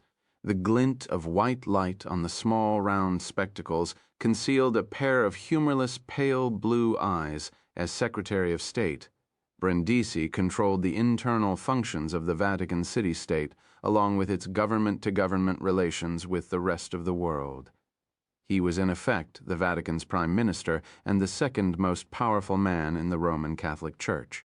Despite his disappointing showing at the conclave, the doctrinaire cardinal maintained a carefully cultivated core of support within the Curia that provided him with a power base rivaling even the popes. Indeed, the Pope was not at all sure who would prevail in a showdown, himself or the taciturn cardinal. The two men had a regular lunch date every Friday. It was the part of the Pope's week he dreaded most. Some of his predecessors had relished the minutiae of curial matters and had spent hours each day slaving over mountains of paperwork. During the reigns of Pius XII and Paul VI, the lights in the papal study had burned well past midnight. Lucchesi believed his time was better spent on spiritual matters and detested dealing with the day-to-day affairs of the Curia. Unfortunately, he did not yet have a Secretary of State whom he trusted, which is why he never missed lunch with Cardinal Brindisi. They sat across from each other in the simple dining room in the papal apartments. the Pope clad in a white soutane and white zucchetto, the Cardinal in a black cassock with a scarlet fascia and zucchetto. As always, Brindisi seemed disappointed with the food. This pleased His Holiness. The Pope knew Brindisi was a gourmand who enjoyed spending his evenings partaking of the gastronomic delights of l'eau vive. As a result, he always asked his nuns to prepare something particularly offensive to the palate. Today, the menu consisted of a consommé of indeterminate origin, followed by overdone veal and boiled potatoes. Brindisi pronounced the food inspired and made a brave show of it. For 45 minutes, Brindisi held forth on a variety of curial matters, each one more tedious than the last, a staff crisis in the Congregation for Divine Worship and the discipline of the sacraments, a dust-up in the Pontifical Council for the pastoral care of migrants and itinerant people, a report on the monthly meeting of the Vatican bank officers, allegations a certain Monsignor from the Congregation for the Clergy was misusing his motor pool privileges. Each time Brindisi paused for a breath, the Pope murmured, "Ah, how interesting, Eminence," all the while wondering why he was being informed of a problem at the motor pool. "I'm afraid I need to discuss a matter of some." The fussy cardinal cleared his throat and patted his lips with his napkin, shall we say, unpleasantness, holiness. "Perhaps now is as good a time as any." "Please, Eminence," the Pope said quickly, eager for any change of subject that might soften the drumbeat of curial monotony. "By all means." Brindisi laid down his fork like a man surrendering after a long siege and clasped his hands beneath his chin. "It seems our old friend from La Repubblica is up to no good again. In the course of preparing a long profile on Your Holiness for the newspaper's Easter edition, he has uncovered a reflective pause, a glance toward the heavens for inspiration, some inconsistencies about your childhood. What sort of inconsistencies? Inconsistencies about the date of your mother's death, how old you were when you were orphaned, where you stayed, who cared for you. He is an enterprising reporter, a constant thorn in the side of the Secretariat. He manages to uncover things that we've done our best to bury. I have reiterated to my staff that no one is to talk to him without the approval of the press office, but somehow, people are talking to him. That appears to be the case, Holiness." The Pope pushed away his empty plate and exhaled heavily. It had been his intention to release the full details of his childhood in the days after the conclave, but there were those in the Curia and the press office who thought the world was not ready for a street urchin pope, a boy who had lived by his wits and his fists until he was drawn to the breast of the Church. It was an example of the very culture of secrecy and deceit Lucchesi so despised about the Vatican.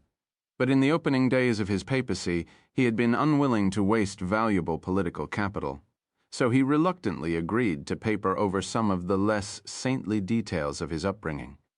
"It was a mistake to tell the world that I grew up in Padua, in a loving home filled with much devotion to Christ and the Virgin, before entering the seminary at 15. Your friend from La Repubblica is going to find the truth. Let me deal with La Repubblica. We have ways of bringing wayward journalists into line, such as banning them from accompanying Your Holiness on foreign trips, locking them out of press briefings, revoking their privileges at the press office." "That seems awfully harsh. I doubt it will come to that. I'm sure we can convince him of the truth." "Which truth is that?" "That you were raised in Padua, in a loving home filled with much devotion to Christ and the Virgin." Brindisi smiled and brushed an invisible bread crumb from his cassock.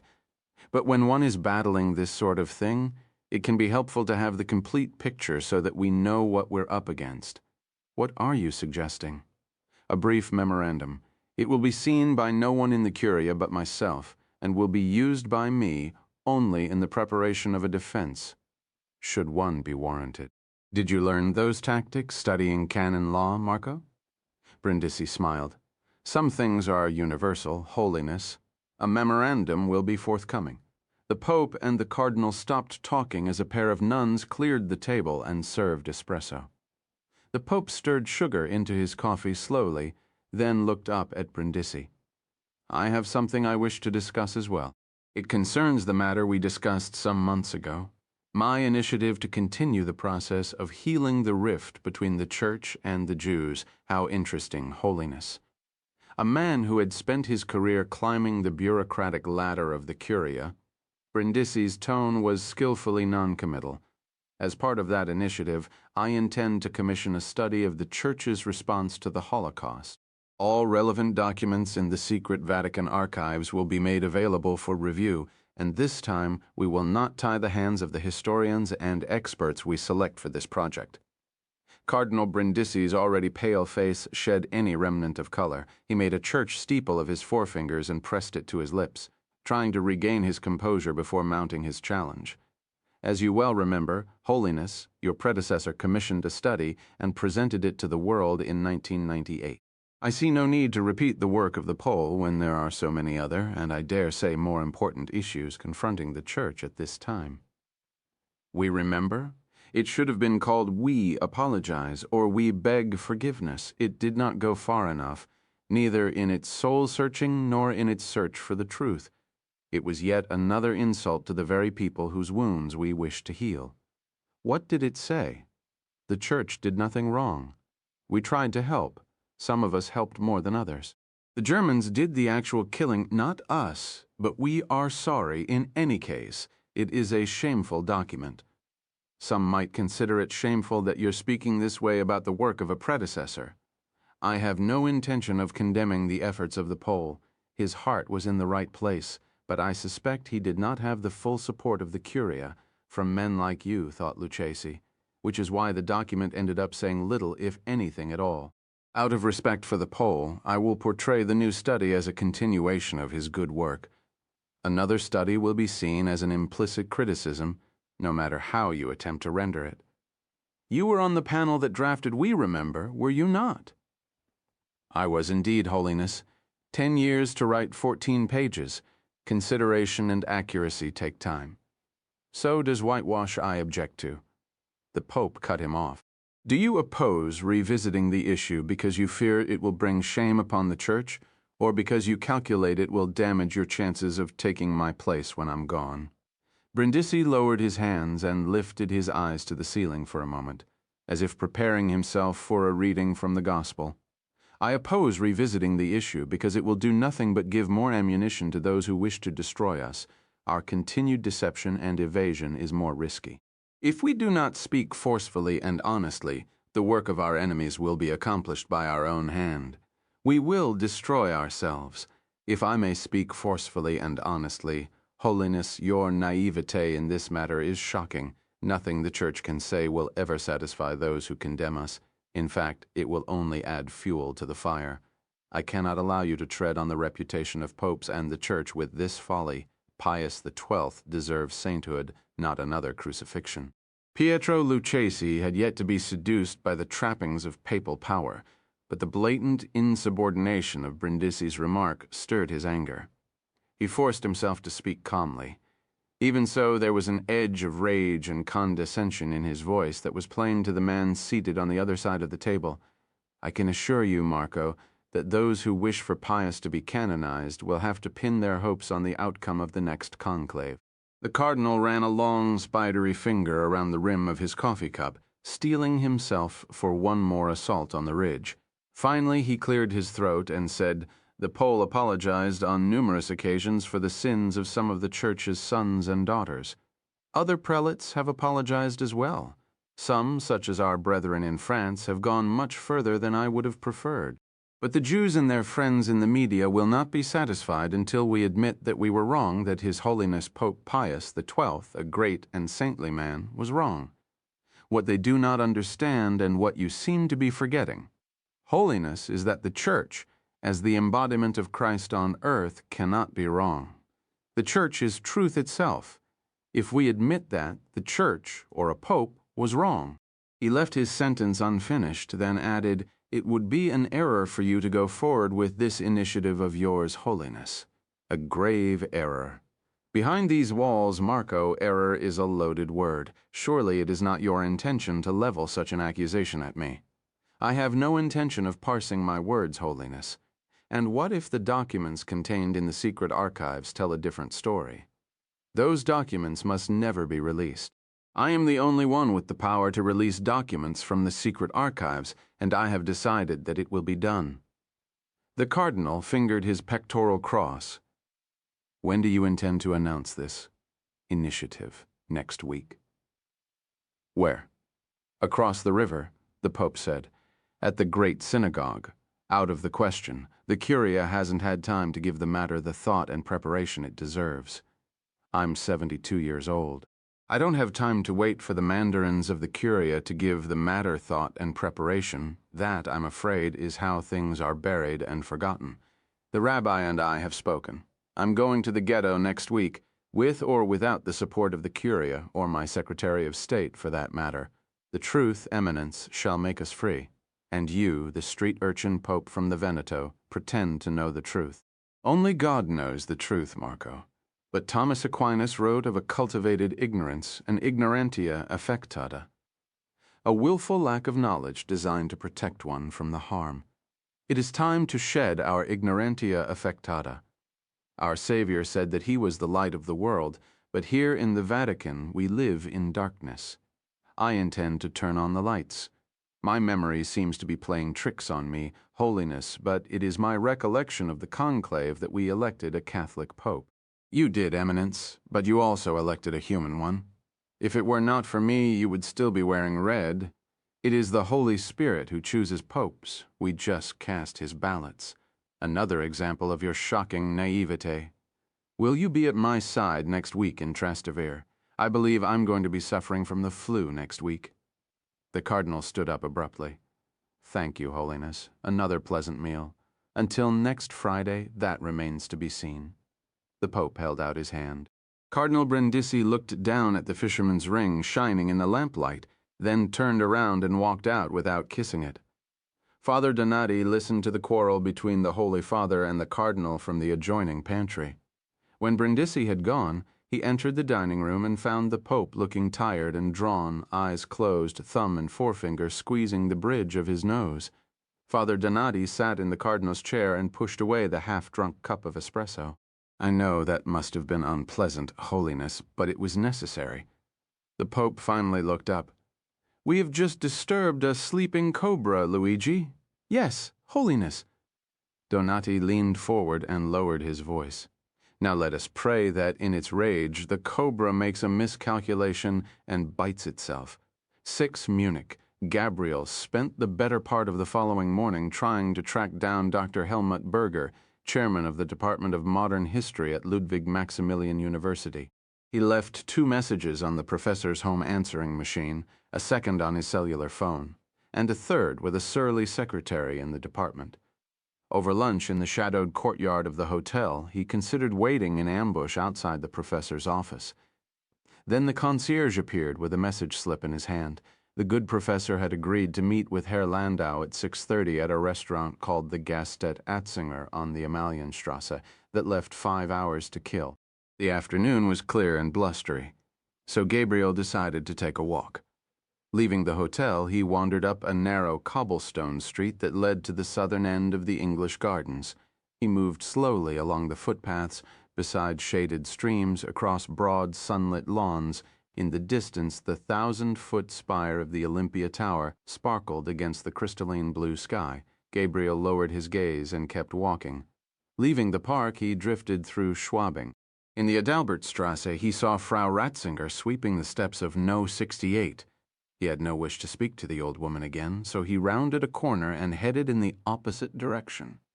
Every few minutes he would look up and glimpse the tower looming before him, growing larger by degrees. 10 minutes later, he found himself at the southern edge of the village. In many ways, Olympia Park was just that, a village, a vast residential area, complete with its own railway station, its own post office, even its own mayor. The cement block bungalows and apartment houses had not aged gracefully. In an attempt to brighten up the place, many of the units had been painted in bright tie-dye patterns. He came upon the Connollystrasse. It was not a street, really, but a pedestrian walkway lined with small 3-story apartment houses. At No. 31, he stopped walking. On the second floor, a bare-chested teenager stepped onto the balcony to shake out a throw rug. Gabriel's memory flashed. Instead of a young German, he saw a Palestinian in a balaclava. Then a woman emerged from the ground-floor apartment, pushing a stroller and clutching a child to her breast. For an instant, Gabriel saw Isa, leader of the Black September team, his face covered in boot polish, swaggering about in his safari suit and golf hat. The woman looked at Gabriel as though she was used to strangers standing outside her home with disbelieving expressions on their faces. Yes, she seemed to be saying, yes, this is the place where it happened. But now it's my home, so please go. She seemed to sense something else in his gaze, something that unnerved her, and she quickly strapped the child into the stroller and headed toward a playground. Gabriel climbed a grassy hillock and sat in the cool grass. Usually when the memories came, he tried desperately to push them away, but now he unchained the door and allowed them to enter. Romano, Springer, Spitzer, Slavin, the faces of the dead flashed through his memory. 11 in all, 2 killed in the takeover. 9 more during the bungled German rescue attempt at Fürstenfeldbruck. Golda Meir wanted revenge of biblical proportions, an eye for an eye, and she ordered the office to send forth the boys to hunt down the members of Black September who had plotted the attack. A brash operations officer named Ari Shamron was placed in charge of the mission, and one of the boys he came for was a promising young student at Jerusalem's Bet Hillel School of Art named Gabriel Allen. Somehow, Shamron had come across the file from Gabriel's unhappy compulsory service in the army. The child of Auschwitz survivors, Gabriel was found arrogant and selfish by his superiors, prone to periods of melancholia, but also highly intelligent and capable of taking independent action without waiting for guidance from commanding officers. He was also multilingual, an attribute that had little value in a frontline infantry unit but was much sought after by Ari Shamron. His war would not be fought in the Golan or the Sinai. It would be a secret war waged in the shadows of Europe. Gabriel had tried to resist him. Shamron left him no choice. Once again, Jews are dying on German soil with their hands tied behind their backs, Shamron had said. Your parents survived, but how many didn't? Their brothers and sisters, their aunts and uncles, grandparents? They're all gone, aren't they? Are you really going to sit here in Tel Aviv with your brushes and your paints and do nothing? You have gifts. Let me borrow them for a few months. Then you can do whatever you want with your life. The mission was codenamed Operation Wrath of God. In the lexicon of the unit, Gabriel was an aleph, an assassin. The agents who tracked Black Septemberists and learned their habits were codenamed Ayin. A Kof was a communications officer. Benjamin Stern had been a Heth, a logistician. His job was to procure transport and lodging in ways that could never be traced to the office. Sometimes he doubled as a getaway driver. Indeed, Benjamin had been behind the wheel of the green Fiat that carried Gabriel away from the Piazza Annibaliano the night he assassinated Black September's chief in Italy. On the way to the airport, Gabriel had forced Benjamin to pull to the side of the road so he could be sick. Even now, he could hear Benjamin shouting at him to get back into the car. Give me a minute. You'll miss your flight. I said, give me a minute. What's wrong with you? That bastard deserved to die. You didn't see his face, Benny. You didn't see his fucking face. Over the next 18 months, Shamron's team assassinated a dozen members of Black September. Gabriel personally killed 6 men. When it was over, Benjamin resumed his academic career. Gabriel tried to go back to Bezalel and do the same, but his ability to paint had been chased away by the ghosts of the men he had killed, so he left Leah behind in Israel and moved to Venice to study restoration with Umberto Conti. In restoration, he found healing. Conti, who knew nothing of Gabriel's past, seemed to understand this. Late at night, he would come to Gabriel's room in a sagging pensione and drag him into the streets of Venice to look at art. One evening, standing before the great Titian altarpiece in the Frari church, he seized Gabriel by the arm. A man who is pleased with himself can be an adequate restorer, but not a great restorer. Only a man with a damaged canvas of his own can truly be a great restorer. It is a meditation for you, a ritual. One day you will be a great restorer. You will be better than I am, I'm sure of it. And though Conti did not know it, those were the same words Shamron had said to Gabriel the night before he sent him to Rome to kill his first Palestinian. Gabriel was standing outside the Gastät Atzinger at 6:30 sharp. The first thing he saw of Professor Helmut Berger was the headlamp on his bicycle floating above the Amalienstrasse. Then his form appeared, legs pumping rhythmically, his thinning gray hair floating above his large ears like wings. A brown leather satchel hung across his back. The endearing quality of the professor's arrival evaporated in short order. Like many German intellectuals, Helmut Berger had the put-upon air of a man who had spent the day grappling with beings of inferior intelligence. He claimed to have time only for a small glass of beer, but he invited Gabriel to select something from the menu. Gabriel ordered only mineral water, which the German seemed to find deeply scandalous. "I'm very sorry about your brother. Excuse me, your half-brother. He was a valuable member of the faculty. His death was a shock to us all." He spoke these lines without genuine emotion, as though they had been written for him by a graduate student. "How can I help you, Herr Landau? Is it true that Benjamin was on a sabbatical at the time of his murder?" "Yes, that's correct. He was working on another book." "Do you know the subject of that book?" "Actually, I don't." "Really?" Gabriel was genuinely surprised. "Is it typical for someone to leave your department to work on a book without telling you the subject matter?"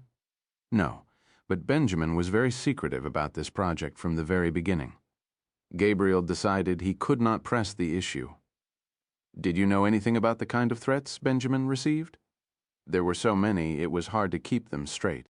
Benjamin's theories about a collective German wartime guilt made him, shall we say, highly unpopular in many quarters. "It sounds to me as though you didn't share Benjamin's views," the professor shrugged. "A few years ago, I wrote a book on the role of the German Catholic Church during the war. Benjamin disagreed with my conclusions and said so in a very public manner. It was not a pleasant time for either of us." The professor looked at his watch. "I'm afraid I have another engagement. Is there anything else I can tell you? Perhaps something more relevant to your inquiries? Last month, Benjamin made a trip to Italy. Do you happen to know why he went there? Was it connected to the book in any way?" "I have no idea. You see, Dr. Stern didn't make a habit of giving me advance warning about his travel plans." The professor finished the last of his beer and stood up. Class dismissed. "Again, my condolences, Herr Landau. I wish you luck in your inquiries." "Like hell you do," thought Gabriel, as he watched Professor Berger walk outside and pedal away on the way back to his hotel. Gabriel entered a large student bookstore on the southern edge of the university district. He gazed at the store directory for a moment, then climbed the stairs to the travel section, where he searched a display bin filled with maps until he came across one for northern Italy. He spread it over a nearby table, then reached into his pocket and removed the postcard. The hotel where Benjamin had stayed was in a town called Brenzone. Judging from the photograph, the town was set on the shoreline of one of Italy's northern lakes.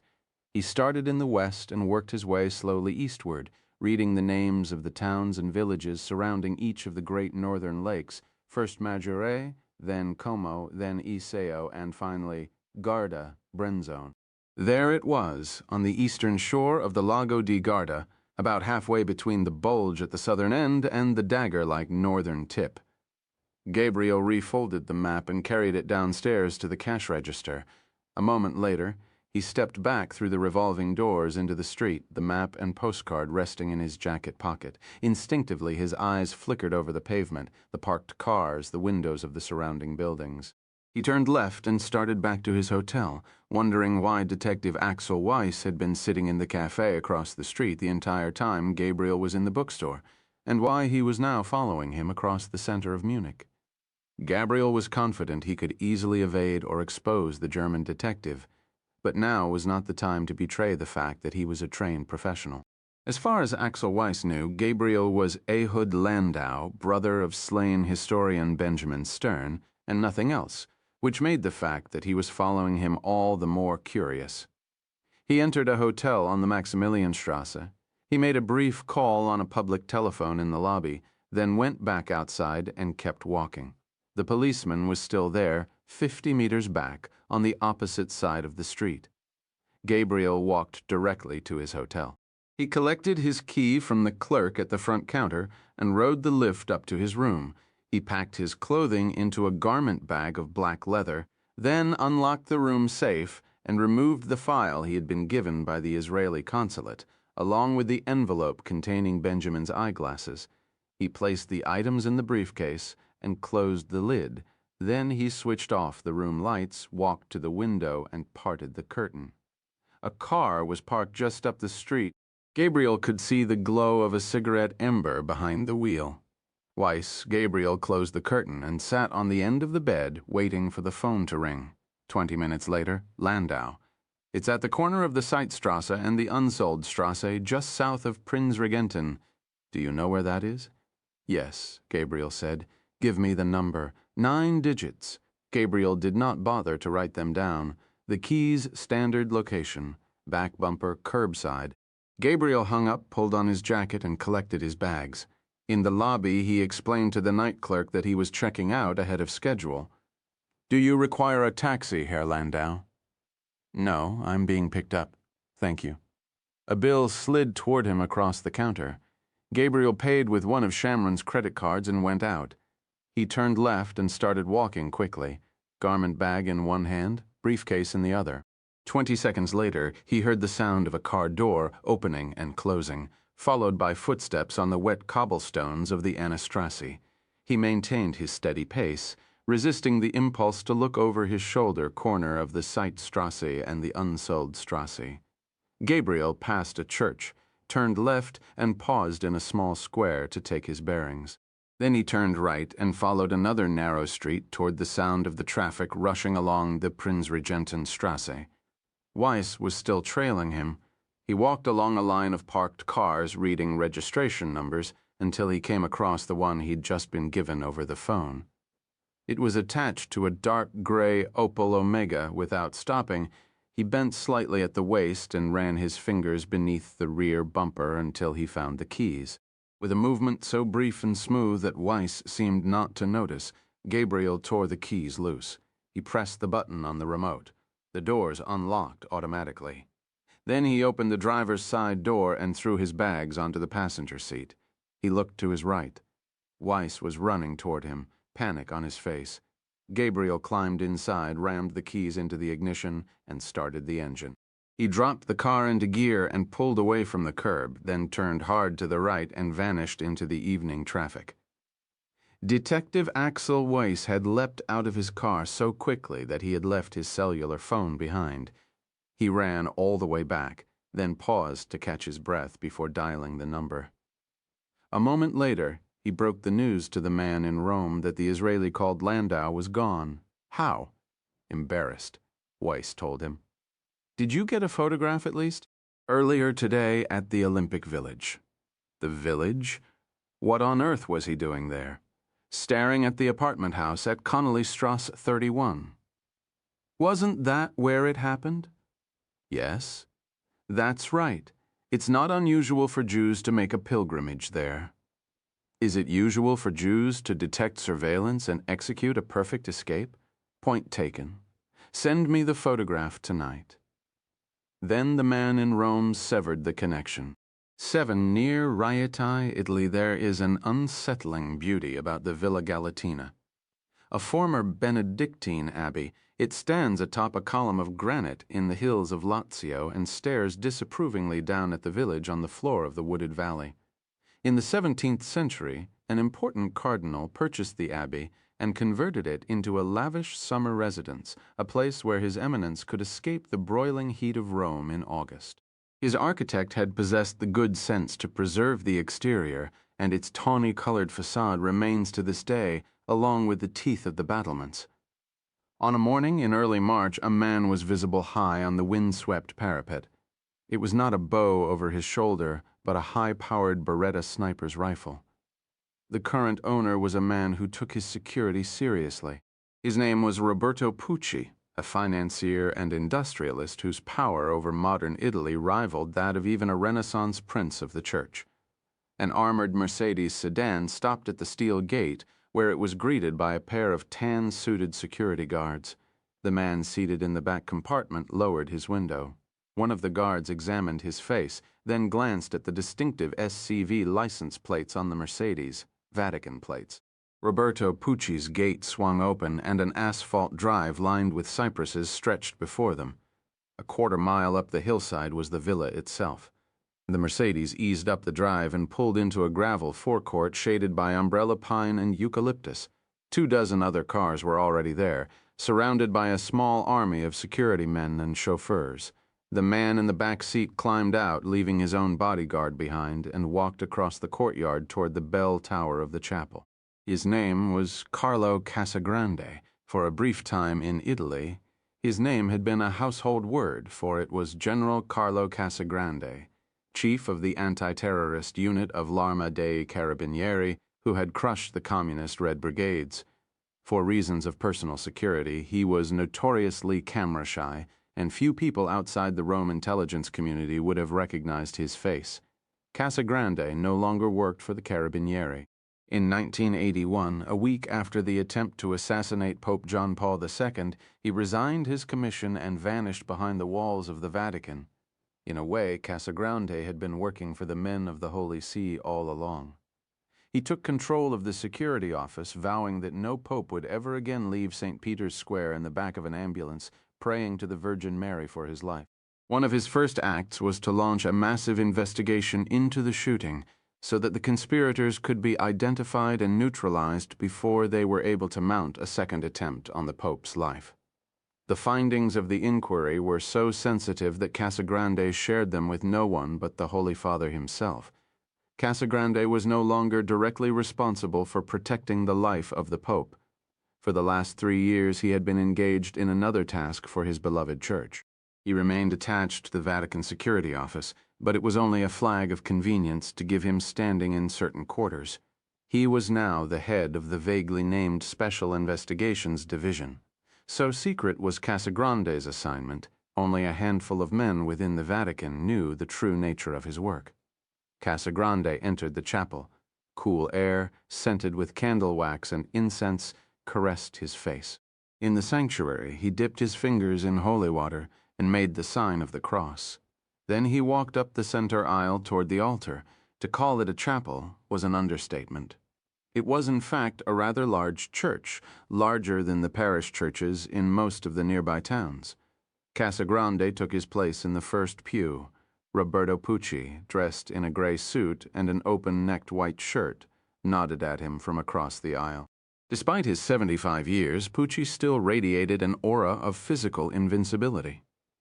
His hair was white and his face the color of oiled saddle leather.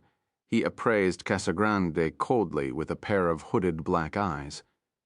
The Pucci stare, whenever Pucci looked at you, it was as if he was deciding whether to stab you in the heart or slit your throat. Like Carlo Casagrande, Roberto Pucci was an uomo di fiducia, a man of trust. Only laymen with a unique skill valued by the men of the Vatican were allowed into its innermost chambers. Casagrande's expertise was security and intelligence. Pucci's was money and political power. He was the hidden hand in Italian politics, a man so influential that no government could form without first making a pilgrimage to the Villa Galatina to secure his blessing. But few people in the Italian political establishment knew that Pucci maintained a similar grip over another Roman institution, the Vatican. His power at the Holy See derived from his covert management of a substantial portion of the vast stock and real estate holdings of the Catholic Church. Under Pucci's sure hand, the net worth of the Vatican's portfolios had experienced explosive growth. Unlike his predecessors, he had achieved this feat without a whiff of scandal. Casagrande glanced over his shoulder.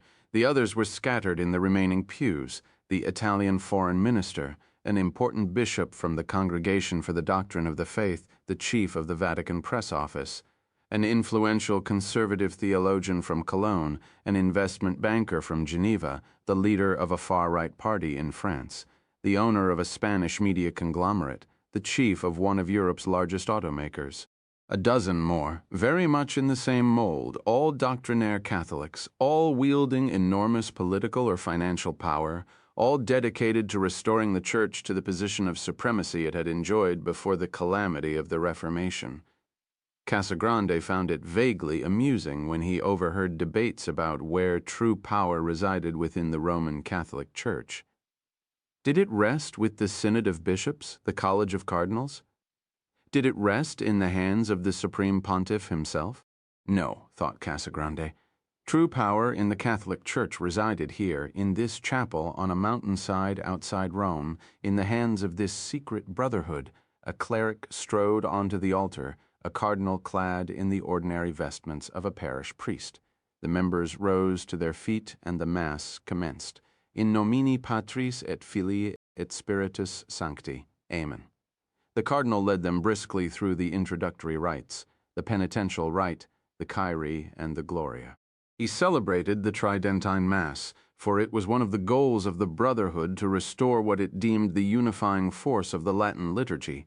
The homily was the typical fare of gatherings such as this, a call to arms, a warning to remain steadfast in the face of enemies, a plea to stamp out the corrosive forces of liberalism and modernism within society and the Church itself.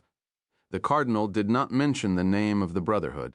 Unlike its close relatives Opus Dei, the Legions of Christ, and the Society of St. Pius X, it did not officially exist, and its name was never spoken. Among themselves, the members referred to it only as the Institute. Casagrande had heard the sermon many times before, and he allowed his mind to drift. His thoughts turned to the situation in Munich and the report he had received from his operative about the Israeli called Landau. He sensed further trouble, an ominous threat to the Church and the Brotherhood itself. He required the blessing of the cardinal and the money of Roberto Pucci to deal with it.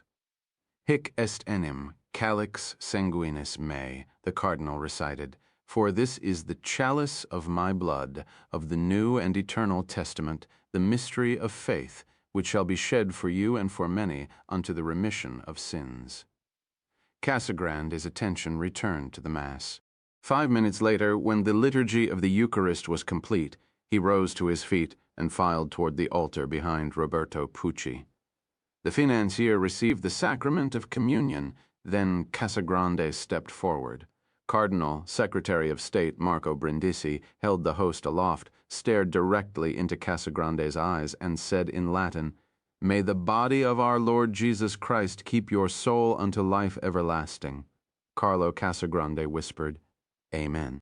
Business was never discussed in the chapel, that was reserved for a sumptuous buffet lunch, served in a large gallery hung with tapestries overlooking the terrace. Casagrande was distracted and had no appetite.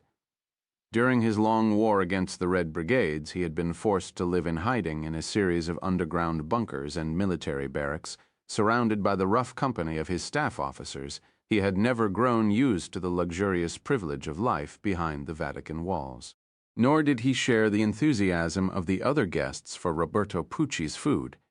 He pushed a piece of smoked salmon around his plate while Cardinal Brindisi deftly conducted the meeting. Brindisi was a lifelong Vatican bureaucrat, but he loathed the circular logic and duplicity that characterized most discussions inside the Curia. The cardinal was a man of action, and there was a boardroom quality to the way he presided over the agenda.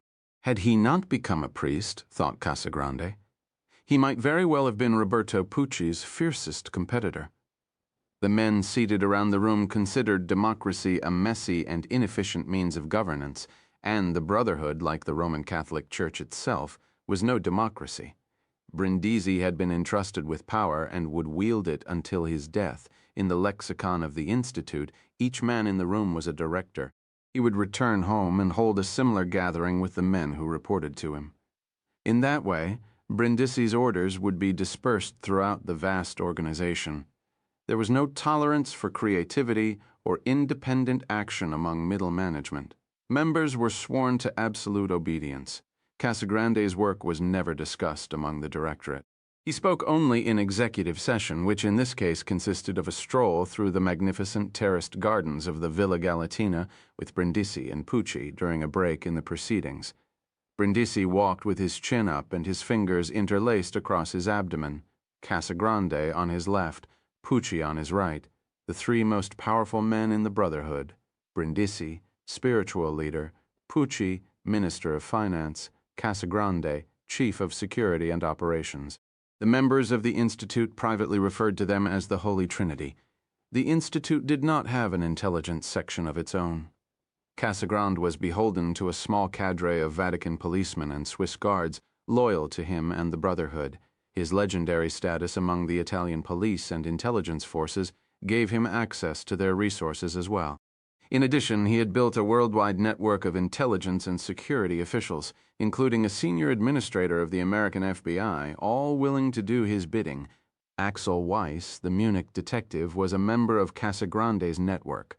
So was the Minister of the Interior in the heavily Catholic state of Bavaria. At the suggestion of the minister, Weiss had been assigned to the Stern case. He had removed sensitive material from the historian's apartment and had controlled the direction of the investigation. Stern's assassination had been linked to neo-Nazis, just as Casagrande had intended. Now, with the appearance of the Israeli called Landau, he feared the situation in Munich was beginning to unravel.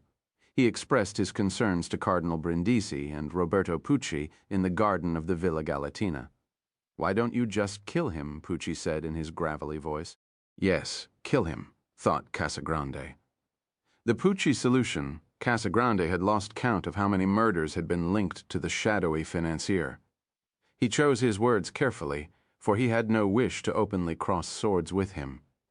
Pucci had once ordered a man killed for leering at Pucci's daughter, and his assassins were far more skilled than the fanatical children of the Red Brigades. We took a calculated risk by liquidating Benjamin Stern, but it was forced upon us by the material in his possession. Casagrande spoke in a measured, deliberate manner. Based upon the actions of this man Landau, it is now safe to conclude that the Israeli Secret Service does not believe the murder of their former operative was carried out by a neo-Nazi extremist.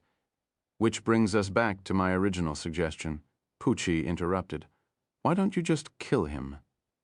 This is not the Italian service that I'm talking about, Don Pucci. This is the Israeli service. As director of security, it is my job to protect the Institute. In my opinion, it would be a grave mistake to involve us in a shooting war with the Israeli Secret Service. They have assassins of their own, assassins who have killed on the streets of Rome and slipped away without a trace. Casagrande looked across the cardinal toward Pucci. Assassins who could penetrate the walls of this old abbey, Don Pucci. Cardinal Brindisi played the role of the mediator. Then how do you suggest we proceed, Carlo? Carefully, Eminence. If he is truly an agent of Israeli intelligence, then we can use our friends in the European security services to make life very uncomfortable for him. In the meantime, we must make sure there's nothing else for him to find.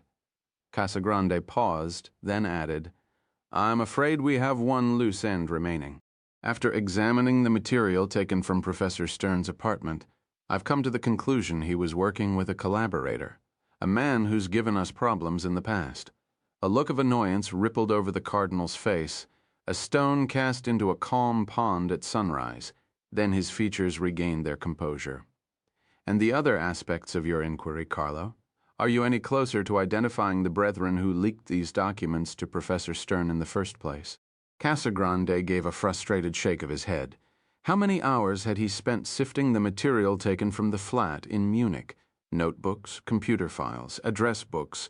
Casagrande had gone over everything, looking for clues to the identity of the individuals or group who'd given the information to the professor. Thus far, he'd found nothing.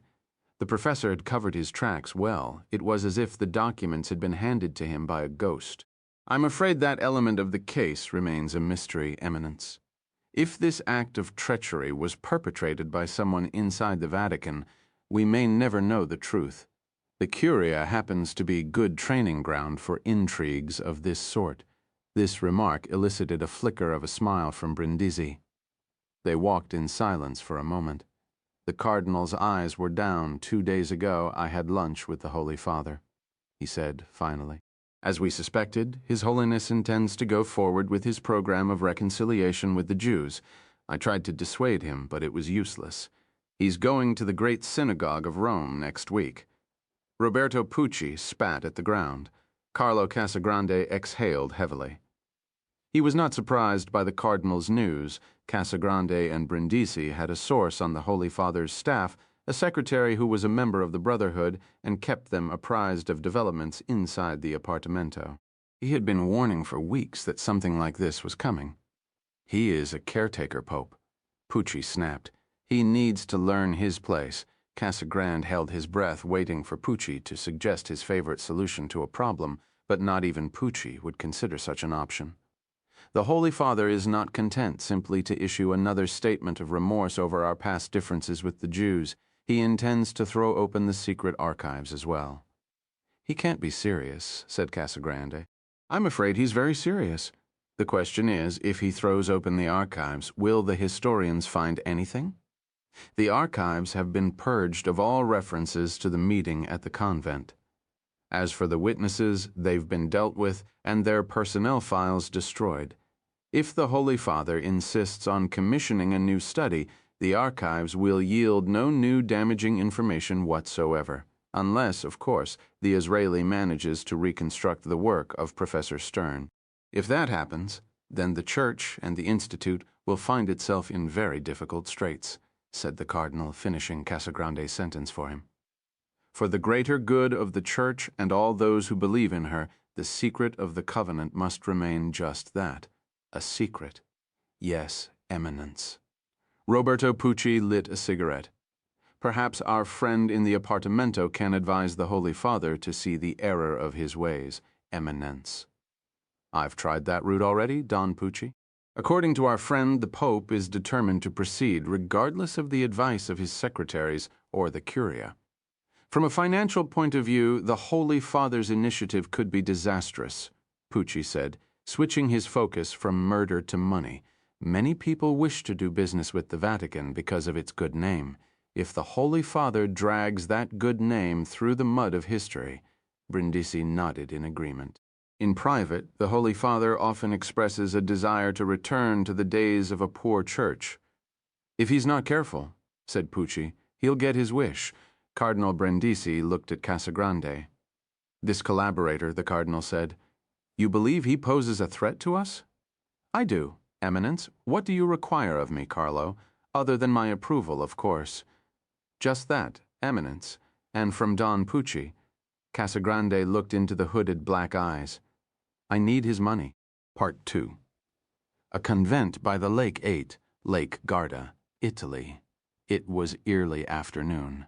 By the time Gabriel reached the northern end of Lake Garda, as he made his way southward along the shoreline, the climate and vegetation gradually changed from alpine to Mediterranean. When he lowered his window, chill air washed over his face. The late-day sun shone on the silver-green leaves of the olive trees. Below, the lake was still and flat, like a slab of polished granite. The town of Brenzone was shrugging off the drowsiness of the siesta awnings opening in the bars and cafes along the waterfront, shopkeepers placing goods in the narrow cobblestone streets rising up the steep slope of Monte Baldo. Gabriel made his way along the lakeshore until he found the Grand Hotel, a saffron-colored villa at the end of town. As Gabriel pulled into the courtyard, a bellman set upon him with the enthusiasm of a shut-in grateful for company. The lobby was a place from another time. Indeed, Gabriel would not have been surprised to see Kafka perched on the edge of a dusty wing chair, scribbling away at a manuscript in the deep shadows. In the adjoining dining room, a pair of bored waiters slowly set a dozen tables for dinner. If their languorous pace was any indication, most of the tables would not be occupied this evening. The clerk behind the counter stiffened formally at Gabriel's approach. Gabriel looked at the silver and black name tag pinned to the left breast of his blazer. Giancomo, blond and blue-eyed with the square-shouldered bearing of a Prussian military officer, he eyed Gabriel with a vague curiosity from behind the dais. In labored but fluent Italian, Gabriel introduced himself as Ehud Landau from Tel Aviv. The clerk seemed pleased by this. When Gabriel asked about a man who had visited the hotel 2 months earlier, a professor named Benjamin Stern, who left behind a pair of eyeglasses, the clerk shook his head slowly. The 50 euros that Gabriel slipped into his palm seemed to stir his memory. Ah, yes, Herr Stern. The blue eyes danced. The writer from Munich. I remember him well. He stayed 3 nights. Professor Stern was my brother. Was?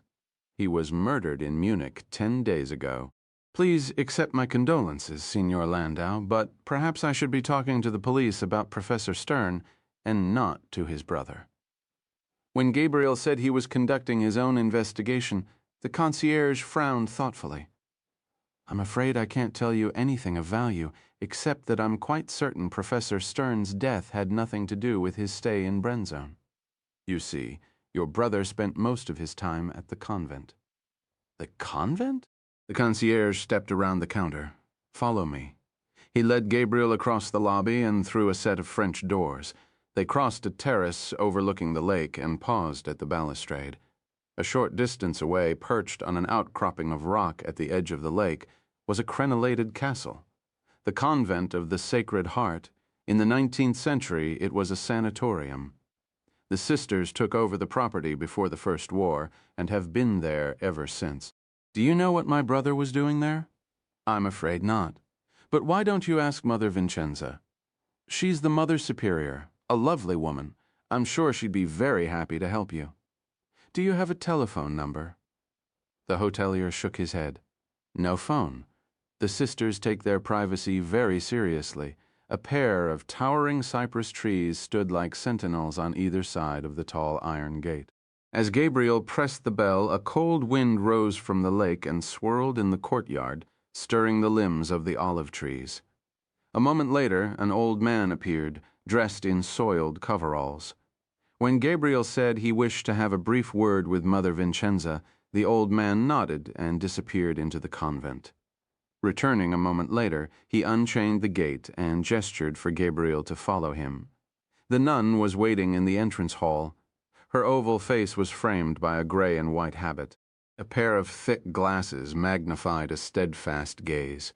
When Gabriel mentioned Benjamin's name, her face broke into a wide, genuine smile.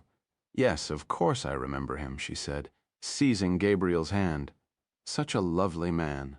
So intelligent, I enjoyed the time we spent together. Then Gabriel told her the news. Mother Vincenza made the sign of the cross and clasped her hands beneath her chin. Her large eyes seemed on the verge of tears. She took Gabriel by the forearm. Come with me. You must tell me everything. The sisters of Brenzone may have taken vows of poverty, but their convent surely occupied one of the most coveted properties in all of Italy. The common room into which Gabriel was shown was a large rectangular gallery with furniture arranged into several separate seating areas. Through the large windows, Gabriel could see a terrace and balustrade and a bright fingernail moon rising over the lake. They sat in a pair of threadbare armchairs near the window. Mother Vincenza rang a small bell, and when a young nun appeared, the Mother Superior asked for coffee. The nun moved away so smoothly and silently that Gabriel wondered whether she had a set of casters beneath her habit. Gabriel then told her about the murder of Benjamin. He carefully edited the account so as not to shock the religious woman seated before him. Even so, with each new revelation, Mother Vincenza sighed heavily and crossed herself slowly. By the time Gabriel finished, she was in a state of high distress. The tiny cup of sweetened espresso brought by the silent young nun seemed to calm her nerves. You knew Benjamin was a writer? Gabriel asked. Of course, that's why he was here in Brenzone. He was working on a book, indeed. Mother Vincenza paused as the groundskeeper entered the room with a bundle of olive wood in his arms. Thank you, Licio, she said as the old man laid the wood in a basket by the fire and crept out again. The nun continued, If you are his brother, why do you not know the subject of this book? For some reason, Benjamin was very secretive about his project. He kept the nature of it from his friends and family. Gabriel recalled his conversation in Munich with Professor Berger. Even the head of Benjamin's department at Ludwig Maximilian University didn't know what he was working on. Mother Vincenza seemed to accept this explanation because, after a moment of careful appraisal, she said, Your brother was working on a book about the Jews who took refuge in church properties during the war. Gabriel considered her statement for a moment. A book on Jews hiding in convents. He supposed it was possible, but it didn't really sound like a subject Benjamin would embrace. nor would it explain his unusual secrecy. He decided to play along. What brought him here? Mother Vincenza studied him over the rim of her coffee cup. "Finish your drink," she said. "Then I'll show you why your brother came to Brenzone." Thay descended the steep stone staircase by flashlight, the nun's warm hand resting lightly on Gabriel's forearm. At the base of the stairs, the smell of damp greeted them, and Gabriel could see his breath. A narrow passageway lay before them, lined with arched portals. There was something of the catacombs in this place. Gabriel had a sudden vision of hunted souls moving about by torchlight and speaking in whispers. Mother Vincenza led him along the passageway, pausing at each portal to play the beam of her flashlight over the interior of a cramped chamber. The stonework shone with damp, and the smell of the lake was overwhelming. Gabriel thought he could hear water lapping above their heads. It was the only place where the sisters thought the refugees would be safe, the nun said finally, disturbing the silence. "As you can feel for yourself, it was bitterly cold in the winter. I'm afraid they suffered terribly, especially the children." "How many?" "Usually about a dozen, sometimes more, sometimes fewer." "Why fewer?" "Some moved on to other conventi. One family tried to make it to Switzerland. They were caught at the border by a Swiss patrol and handed over to the Germans. I'm told they died at Auschwitz. I was just a little girl during the war, of course. My family lived in Turin. It must have been very dangerous for the women living here." "Yes, very. In those days, fascist gangs were roaming the country looking for Jews, bribes were paid, Jews were denounced for money. Anyone who concealed Jews was subject to terrible reprisals. The sisters accepted these people at great risk to themselves. So why did they do it?" She smiled warmly and squeezed his arm. "There is a great tradition in the church, Signor Landau. Priests and nuns feel a special duty to assist fugitives. To help those unjustly accused, the sisters of Brenzone helped the Jews out of Christian goodness. And they did it because the Holy Father told them to do it. Pope Pius instructed the convents to take in Jews." The nun's eyes widened. "Indeed, convents, monasteries, schools, hospitals, all church institutions and properties were ordered by the Holy Father to throw open their doors to the Jews." The beam of Mother Vincenza's flashlight fell upon an obese rat. It scurried away, claws scratching against the stones, yellow eyes glowing. "Thank you, Mother Vincenza," Gabriel said. "I think I've seen enough, as you wish." The nun remained motionless, her unfaltering gaze lingering on him. "You should not be saddened by this place, Signor Landau. Because of the sisters of Brenzone, the people who took shelter here managed to survive. This is no place for tears. It is a place of joy, of hope." When Gabriel made no response, Mother Vincenza turned and led him up the stairs. As she walked across the gravel forecourt, the night wind lifted the skirt of her habit. "We're about to sit down for our evening meal. You're welcome to join us if you like." "You're very kind, but I wouldn't want to intrude. Besides, I've taken enough of your time." "Not at all." At the front gate, Gabriel stopped and turned to face her. "Do you know the names of the people who took shelter here?" he asked suddenly. The nun seemed surprised by his question. She studied him a moment, then shook her head deliberately. "I'm afraid the names have been lost over the years." "That's a shame, yes," she said, nodding slowly. "May I ask you one more question, Mother Vincenza?" "Certainly. Did the Vatican give you permission to speak with Benjamin?" She lifted her chin defiantly. "I don't need some bureaucrat in the Curia to tell me when to talk and when to keep silent.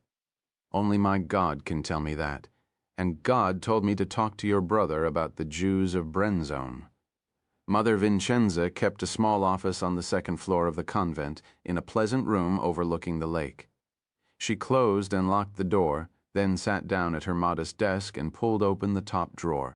There, concealed behind a small cardboard box filled with pencils and paper clips, was a sleek cellular telephone.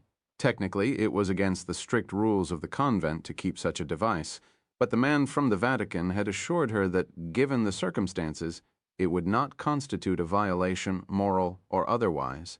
She powered on the phone, just as he had taught her, and carefully entered the number in Rome. After a few seconds of silence, she could hear a telephone ringing. This surprised her. A moment later, when a male voice came on the line, it surprised her even more. "This is Mother Vincenza." "I know who this is," the man said, his tone brusque and businesslike. Then she remembered his instructions about never using names on the telephone. She felt a fool. "You asked me to call if anyone came to the convent to ask questions about the professor." She hesitated, waiting for him to speak, but he said nothing. "Someone came this afternoon." "What did he call himself?"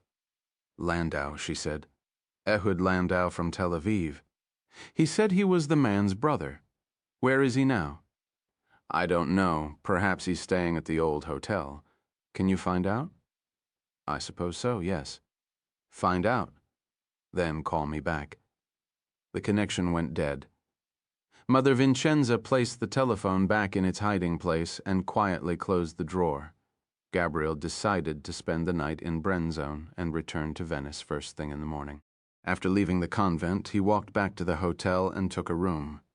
The prospect of eating supper in the dreary hotel dining room depressed him, so he walked down to the lakeshore through the chill March evening and ate fish in a cheerful restaurant filled with townspeople.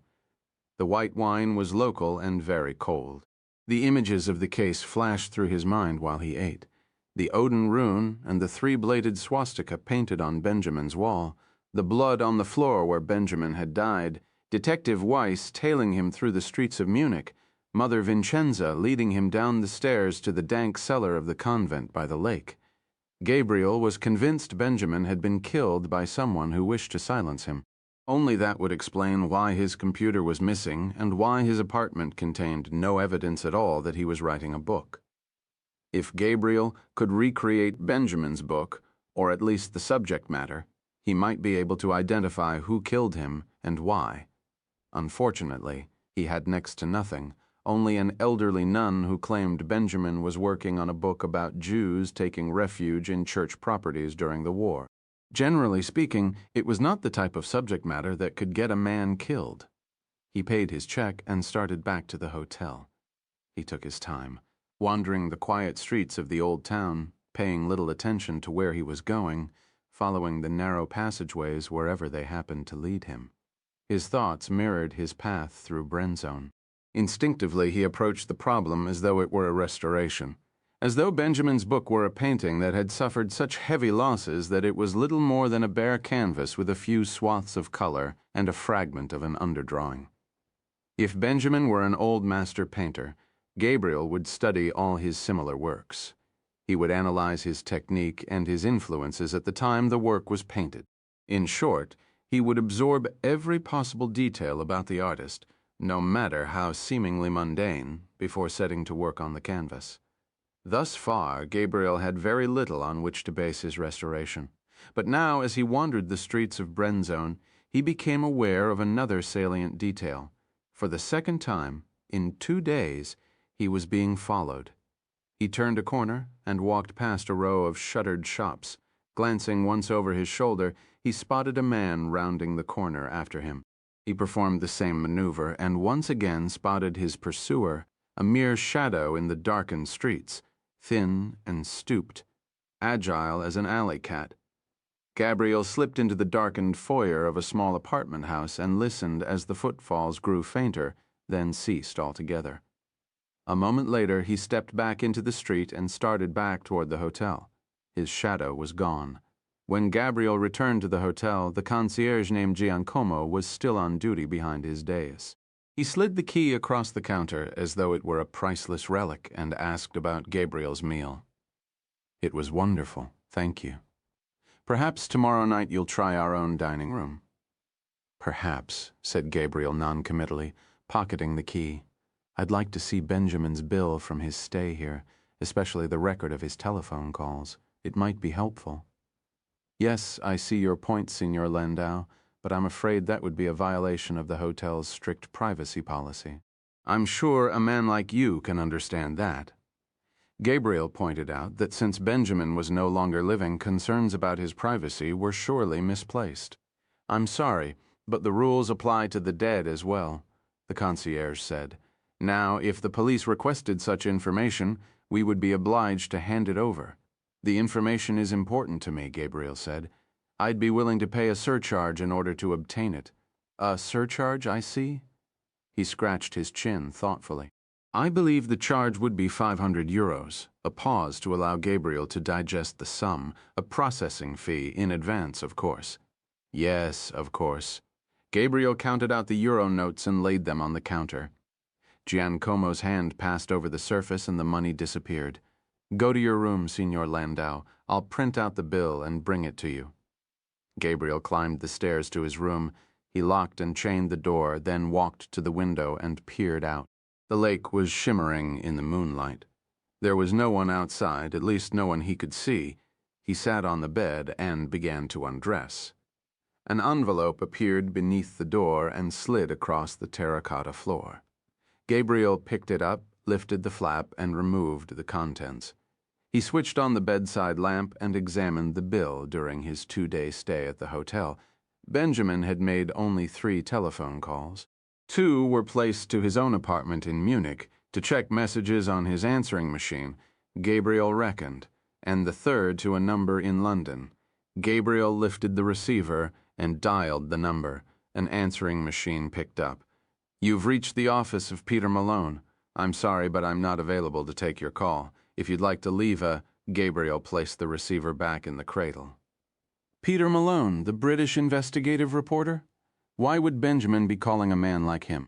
Gabriel folded the bill and slipped it back into the envelope. He was about to drop it into Ehud Landau's briefcase when the telephone rang. He reached out, but hesitated. No one knew he was here, no one but the concierge and the man who'd followed Gabriel after dinner. Perhaps Malone had captured his number and was calling back. Better to know than remain ignorant, he thought. He snatched up the receiver and held it to his ear for a moment without speaking. Finally, yes, Mother Vincenza is lying to you the same way she lied to your friend. Find Sister Regina and Martin Luther. Then you'll know the truth about what happened at the convent. Who is this? Don't come back. It's not safe for you here. Click. 9. Grindelwald, Switzerland. The man who lived in the large chalet in the shadow of the Eiger was a private person, even by the exacting standards of the mountains of inner Switzerland. He made it his business to learn what was being said about him, and knew that in the bars and cafes of Grindelwald there was constant speculation about his occupation. Some thought him a successful private banker from Zurich. Others believed him to be the owner of a large chemical concern headquartered in Zug. There was a theory he was born to wealth and had no career at all. There was baseless gossip. He was an arms dealer or a money launderer. The girl who cleaned his chalet told of a kitchen filled with expensive copper pots and cooking implements of every kind. A rumor circulated that he was a chef or restaurateur. He liked that one the best. He always thought he might have enjoyed cooking for a living, had he not fallen into his current profession. The limited amount of mail that arrived daily at his chalet bore the name Erich Lange. He spoke German with the accent of a Zuricher, but with the sing-song cadence of those native to the valleys of inner Switzerland. He did his shopping at the Migros supermarket in town, and always paid in cash. He received no visitors, and despite his good looks, was never seen in the company of a woman. He was prone to long periods of absence. When asked for an explanation, he would murmur something about a business venture. When pressed to elaborate, his gray eyes would grow so suddenly cold that few possessed the courage to pursue the matter further. Mostly, he seemed a man with too much time on his hands. From December to March, when the snow was good, he spent most days on the slopes. He was an expert skier, fast but never reckless, with the size and strength of a downhiller and the quickness and agility of a slalom racer. His outfits were costly but reserved, carefully chosen to deflect attention rather than attract it. On chairlifts, he was notorious for his silence. In summer, when all but the permanent glaciers melted, he set out from the chalet each morning and hiked up the steep slope of the valley. His body seemed to have been constructed for this very purpose: tall and powerful, narrow hips and broad shoulders, heavily muscled thighs, and calves shaped like diamonds. He moved along the rocky footpaths with the agility of a large cat and seemed never to tire. Usually he would pause at the base of the Eiger for a drink from his canteen and to squint upward toward the wind-swept face. He never climbed. Indeed, he thought, men who hurled themselves against the Eiger were some of nature's greatest fools. Some afternoons, from the terrace of his chalet, he could hear the beating of rescue helicopters, and sometimes, with the aid of his Zeiss telescope, he could see dead climbers hanging by their lines twisting in the foehn, the famed Eiger wind. He had the utmost respect for the mountain. The Eiger, like the man known as Eric Lang, was a perfect killer. Shortly before noon, Lang slid off the chairlift for his final run of the day. At the bottom of the trail, he disappeared into a grove of pine and glided through the shadows until he arrived at the back door of his chalet. He removed his skis and gloves and punched a series of numbers into the keypad on the wall next to the door. He stepped inside, stripped off his jacket and powder pants, and hung the skis on a professional-style rack. Upstairs, he showered and changed into traveling clothes, corduroy trousers, a dark gray cashmere sweater, suede brogues. His overnight bag was already packed. He paused in front of the bathroom mirror and examined his appearance. The hair was a combination of sun-streaked blonde and gray. The eyes were naturally colorless and took well to contact lenses. The features were altered periodically by a plastic surgeon at a discreet clinic located outside Geneva.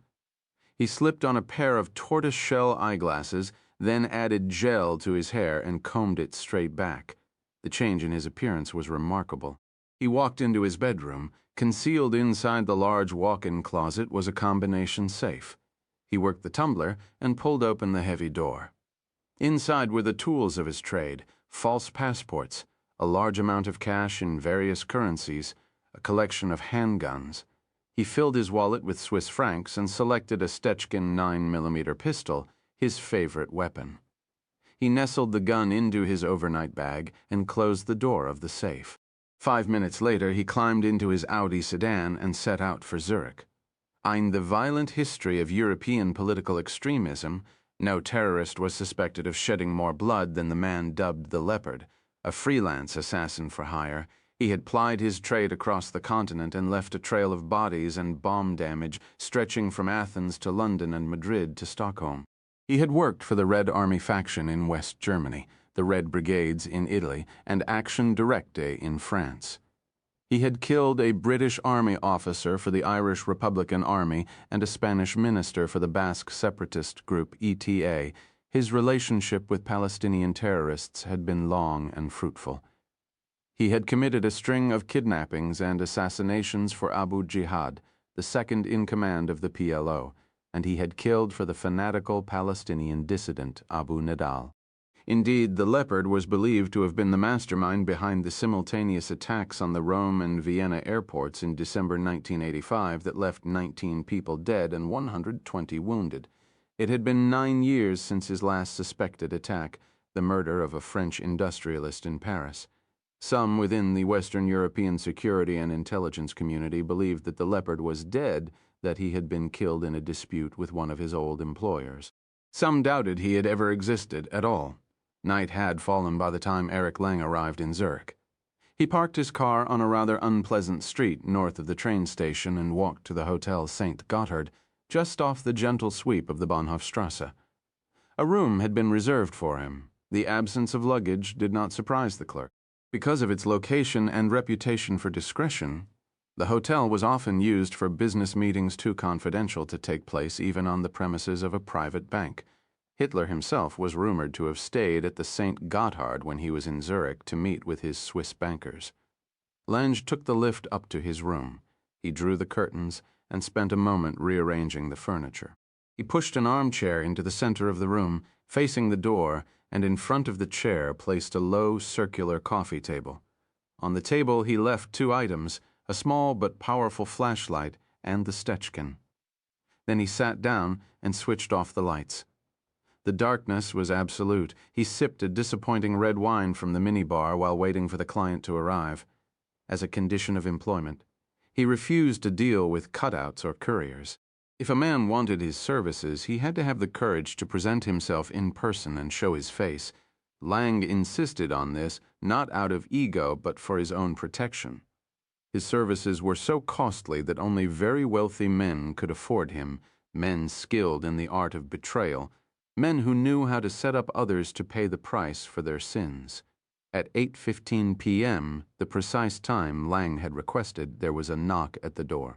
Lange picked up the Stecken with one hand and the flashlight with the other and gave his visitor permission to enter the pitch-black room. When the door had closed again, he switched on the light. The beam fell upon a small, well-dressed man, late 60s, with a monkish fringe of iron-gray hair. Lange knew him, General Carlo Casagrande, the former Carabinieri chief of counterterrorism, now keeper of all things secret at the Vatican. How many of the general's former foes would love to be in Lange's position now, pointing a loaded gun at the great Casagrande, slayer of the Brigate Rossa, savior of Italy? The brigades had tried to kill him, but Casagrande had lived underground during the war, moving from bunker to bunker, barracks to barracks. Instead, they'd massacred his wife and daughter. The old general was never the same after that, which probably explained why he was here now, in a darkened hotel room in Zurich, hiring a professional killer. "It's like a confessional in here," Casagrande said in Italian. "That's the point," Lang replied in the same language. "You can kneel if it makes you more comfortable." "I think I'll remain standing. You have the dossier?" Casagrande held up his attaché case. Lange lifted the Stecken into the beam of light so the man from the Vatican could see it. Casagrande moved with the slowness of a man handling high explosives. He opened his briefcase, removed a large manila envelope, and laid it on the coffee table. Lange scooped it up with his gun hand and shook the contents into his lap. A moment later, he looked up. "I'm disappointed. I was hoping you were coming here to ask me to kill the Pope. You would have done it, wouldn't you? You would have killed your Pope. He's not my Pope, but the answer to your question is yes, I would have killed him, and if they'd hired me to do it instead of that maniacal Turk, the Pole would have died that afternoon in St. Peter's. Then I suppose I should be thankful that the KGB didn't hire you. God knows you did enough other dirty work for them." "The KGB? I don't think so, General, and neither do you. The KGB wasn't fond of the Pole, but they weren't foolish enough to kill him either. Even you don't believe it was the KGB. From what I hear, you believe the conspiracy to kill the Pope originated closer to home, within the Church itself. That's why the findings of your inquiry were kept secret. The prospect of revealing the true identity of the plotters was too embarrassing for all concerned. It was also convenient to keep the finger of unsubstantiated blame pointed eastward, toward Moscow, the true enemies of the Vatican. The days when we settled our differences by murdering popes ended with the Middle Ages. Please, General, such statements are beneath a man of your intelligence and experience." Lang dropped the dossier on the coffee table. "The links between this man and the Jew professor are too strong. I won't do it. Find someone else." "There is no one else like you, and I don't have time to find another suitable candidate. Then it will cost you." "How much?" A pause, then 500,000 paid in advance. "That's a bit excessive, don't you think?" "No, I don't." Casagrande made a show of thought, then nodded. "After you kill him, I want you to search his office and remove any material linking him to the professor or the book. I also want you to bring me his computer. Carry the items back to Zurich and leave them in the same safe deposit account where you left the material from Munich. Transporting the computer of a man you've just killed is not the wisest thing for an assassin to do." Casagrande looked at the ceiling. "How much?" "An additional 100,000. Done. When I see that the money has been deposited in my account, I'll move against the target. Is there a deadline? Yesterday? Then you should have come to me 2 days ago." Casagrande turned and let himself out. Eric Lange switched off the light and sat there in the dark, finishing his wine. Casagrande walked down the Bahnhofstrasse into a swirling wind blowing off the lake. He felt an appalling desire to fall on his knees in a confessional and unburden his sins to a priest. He could not. Under the rules of the Institute, he could confess only to a priest who was a member of the Brotherhood. Because of the sensitive nature of Casagrande's work, his confessor was none other than Cardinal Marco Brindisi. He came to the Talstrasse, a quiet street lined with gray stone buildings and modern office blocks. Casagrande walked a short distance until he arrived at a plain doorway. On the wall next to the doorway was a brass plaque, Becker Pool, Private Bankers Talstrasse 26. Next to the plaque was a button which Casagrande pressed with his thumb. He glanced up into the fish-eye of the security camera over the door, then looked away. A moment later, the deadbolt snapped back, and Casagrande stepped into a small antechamber. Herr Becker was waiting for him. Starched, fussy, and very bald. Becker was known for absolute discretion, even in the highly secretive world of the Bahnhofstrasse. The exchange of information that took place next was brief and largely a needless formality. Casagrande and Becker were well acquainted and had done much business over the years, though Becker had no idea who Casagrande was or where his money came from. As usual, Casagrande had to struggle to hear Becker's voice, for it rose barely above a whisper even in normal conversation. As he followed him down the corridor to the strongbox room, the fall of Becker's bally loafers on the polished marble floor made no sound. They entered a windowless chamber, empty of furniture except for a high viewing table. Herr Becker left Casagrande alone, then returned a moment later with a metal safe deposit box. "Leave it on the table when you're finished?" the banker said. "I'll be just outside the door if there's anything else you require." The Swiss banker went out. Casagrande unbuttoned his overcoat and unzipped the false lining. Hidden inside were several bound stacks of currency, courtesy of Roberto Pucci. One by one, the Italian placed the bundles of cash in the box. When Casagrande was finished, he summoned Herr Becker. The little Swiss banker saw him out and bid him a pleasant evening. As Casagrande walked back up the Bahnhofstrasse, he found himself reciting the familiar and comforting words of the Act of Contrition. 10 Venice. Gabriel returned to Venice early the following morning. He left the Opel in the car park adjacent to the train station and took a water taxi to the church of San Zaccaria.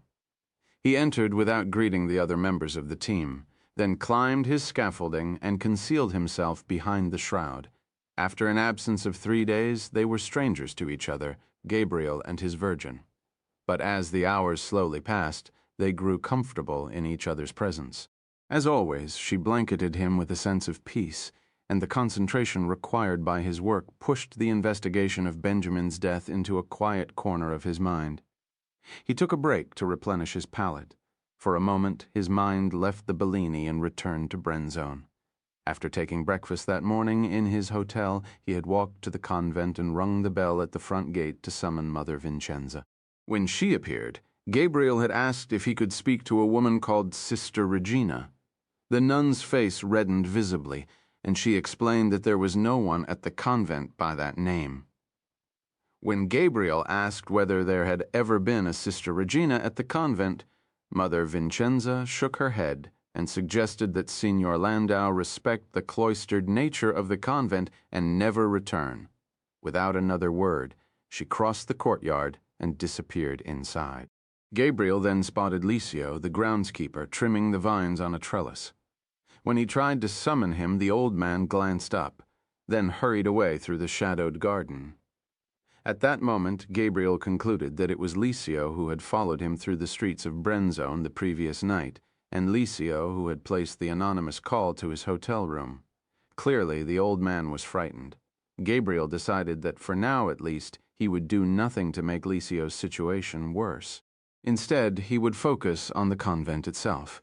If Mother Vincenza were telling him the truth that Jews had been sheltered at the convent during the war, then somewhere there would be a record of it. Returning to Venice, he'd had a nagging impression that he was being followed by a gray Lancia. In Verona, he left the autostrada and entered the ancient city center, where he performed a series of field-tested maneuvers designed to shake surveillance. In Padua, he did the same thing. Half an hour later, racing across the causeway toward Venice, he was quite confident he was alone. He worked on the altarpiece all afternoon and into the evening. At 7 o'clock, he left the church and wandered over to Francesco Tiepolo's office in San Marco and found him sitting alone at the broad oak table he used as a desk, working his way through a stack of papers. Tipolo was a highly skilled restorer in his own right, but had long ago set aside his brushes and palette to focus his attention on running his thriving restoration business, as Gabriel entered the room. Tipolo smiled at him through his tangled black beard on the streets of Venice. He was often mistaken by tourists for Luciano Pavarotti over a glass of ripasso. Gabriel broke the news that he had to leave Venice again for a few days to take care of a personal matter. Tipolo buried his big face in his hands and murmured a string of Italian curses before looking up in frustration. Mario, in 6 weeks, the venerable Church of the San Zaccaria is scheduled to reopen to the public. If it does not reopen to the public in 6 weeks, restored to its original glory, the superintendents will take me down to the cellars of the Doge Palace for a ritual disembowelment. Am I making myself clear to you, Mario? If you don't finish that Bellini, my reputation will be ruined. I'm close, Francesco. I just need to sort out some personal affairs. What sort of affairs? A death in the family. Really? Don't ask any more questions, Francesco. You do whatever you need, Mario, but let me tell you this. If I think the Bellini is in danger of not being finished on schedule, I'll have no choice but to remove you from the project and give it to Antonio. Antonio's not qualified to restore that altarpiece, and you know it. What else can I do? Restore it myself? You leave me no choice.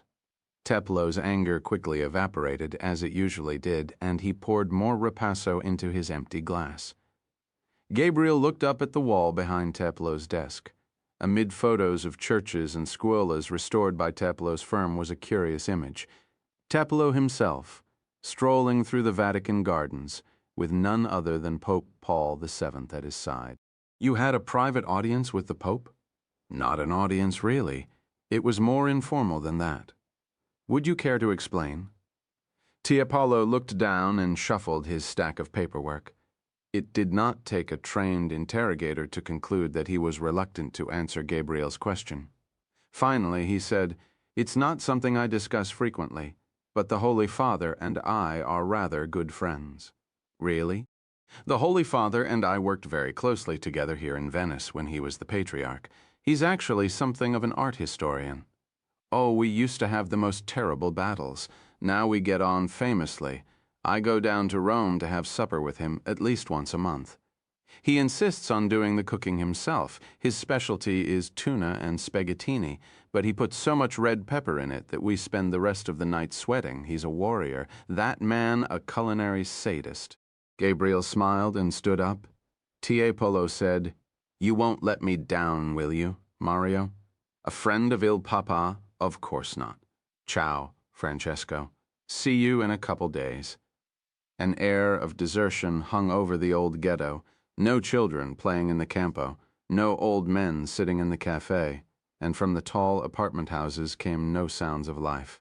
In a few of the windows, Gabriel saw lights burning, and for a fleeting instant he smelled meat and onion frying in olive oil, but for the most part he imagined himself a man coming home to a ghost town, a place where homes and shops remained, but the inhabitants had long ago vanished. The bakery where he had met with Shamron was closed. He walked a few paces to Note 28999. A small sign on the door read, Communita Ebraica di Venezia. Gabriel rang the bell, and a moment later came the voice of a woman over an unseen intercom. "Yes, may I help you?" "My name is Mario Del Vecchio. I have an appointment to see the rabbi." "Just a moment, please." Gabriel turned his back to the door and surveyed the square. A moment stretched to 2, then 3. It was the war in the territories. It had made everyone jittery. Security had been tightened at Jewish sites across Europe. So far, Venice had been spared, but in Rome and in cities across France and Austria, synagogues and cemeteries had been vandalized, and Jews attacked on the streets. The newspapers were calling it the worst wave of public anti-Semitism to sweep the continent since the Second World War. At times like these, Gabriel despised the fact that he had to conceal his Jewishness. A buzzer finally sounded, followed by the click of an automatic lock giving way. He pushed back the door and found himself in a darkened passageway. At the end was another door. As Gabriel approached, it too was unlocked for him. He entered a small, cluttered office.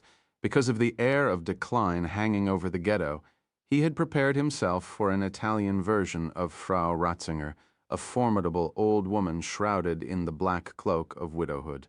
Instead, much to his surprise, he was greeted by a tall, striking woman about 30 years old. Her hair was dark and curly and shimmering with highlights of auburn and chestnut. Barely constrained by a clasp at the nape of her neck, it spilled riotously about a pair of athletic shoulders. Her eyes were the color of caramel and flecked with gold. Her lips looked as though they were attempting to suppress a smile. She seemed supremely aware of the effect her appearance was having on him. "The rabbi is at the synagogue from Erev. He asked me to entertain you until he arrives. I'm Chiara. I just made coffee. Care for some? Thank you." She poured from a stovetop espresso pot, added sugar without asking whether he wanted any, and handed the cup over to Gabriel. When he took it, she noticed the smudges of paint on his fingers. He had come to the ghetto straight from Tiepolo's office and hadn't had time to wash properly. "You're a painter?" "A restorer, actually." "How fascinating. Where are you working?" "The San Zaccaria Project." She smiled. "Ah, one of my favorite churches. Which painting? Not the Bellini?" Gabriel nodded. "You must be very good." "You might say that Bellini and I are old friends," Gabriel said modestly. "How many people show up for Ma'ariv?" "A few of the older men, usually. Sometimes more, sometimes fewer. Some nights the rabbi is alone up there in the synagogue. He believes strongly that the day he stops saying evening prayers is the day this community vanishes." Just then the rabbi entered the room. Once again, Gabriel was surprised by his relative youth. He was just a few years older than Gabriel, fit and vibrant, with a mane of silver hair beneath his black fedora and a trimmed beard. He pumped Gabriel's hand and appraised him through a pair of steel-rimmed eyeglasses. "I'm Rabbi Zoli. I hope my daughter was a gracious host in my absence. I'm afraid she's spent too much time in Israel the last few years and has lost all her manners as a result. She was very kind, but she didn't say she was your daughter. You see, always up to mischief." The rabbi turned to the girl. "Go home now, Chiara. Sit with your mother. We won't be long. Come, Signor Del Vecchio. I think you'll find my office more comfortable." The woman pulled on her coat and looked at Gabriel. "I'm very interested in art restoration. I'd love to see the Bellini. Would it be all right if I stopped by sometime to watch you work?" "There she goes again," the rabbi said. "So straightforward, so blunt. No manners anymore. I'd be happy to show you the altarpiece. I'll call when it's convenient. You can reach me here any time. Ciao." Rabbi Zoli escorted Gabriel into an office lined with sagging bookshelves. His collection of Judaica was impressive, and the stunning array of languages represented in the titles suggested that, like Gabriel, he was a polyglot. They sat in a pair of mismatched armchairs, and the rabbi resumed where they had left off. "Your message said you were interested in discussing the Jews who took shelter during the war at the Convent of the Sacred Heart in Brenzone." "Yes, that's right. I find it interesting that you should phrase your question in that manner." "Why is that?" "Because I've devoted my life to studying and preserving the history of Jews in this part of Italy, and I've never seen any evidence to suggest that Jews were provided sanctuary at that particular convent. In fact, the evidence suggests quite the opposite occurred, that Jews requested sanctuary and were turned away." "You're absolutely sure?" "As sure as one can be in a situation like this. A nun at the convent told me that a dozen or so Jews were provided sanctuary there during the war. She even showed me the rooms in a cellar where they hid." "And what is this good woman's name?" "Mother Vincenza." "I'm afraid Mother Vincenza is sadly mistaken. Or worse, she's deliberately trying to mislead you, though I would hesitate to level such an accusation against a woman of faith." Gabriel thought of the late-night call to his hotel room in Brenzone. "Mother Vincenza is lying to you, the same way she lied to your friend." The rabbi leaned forward and laid his hand on Gabriel's forearm.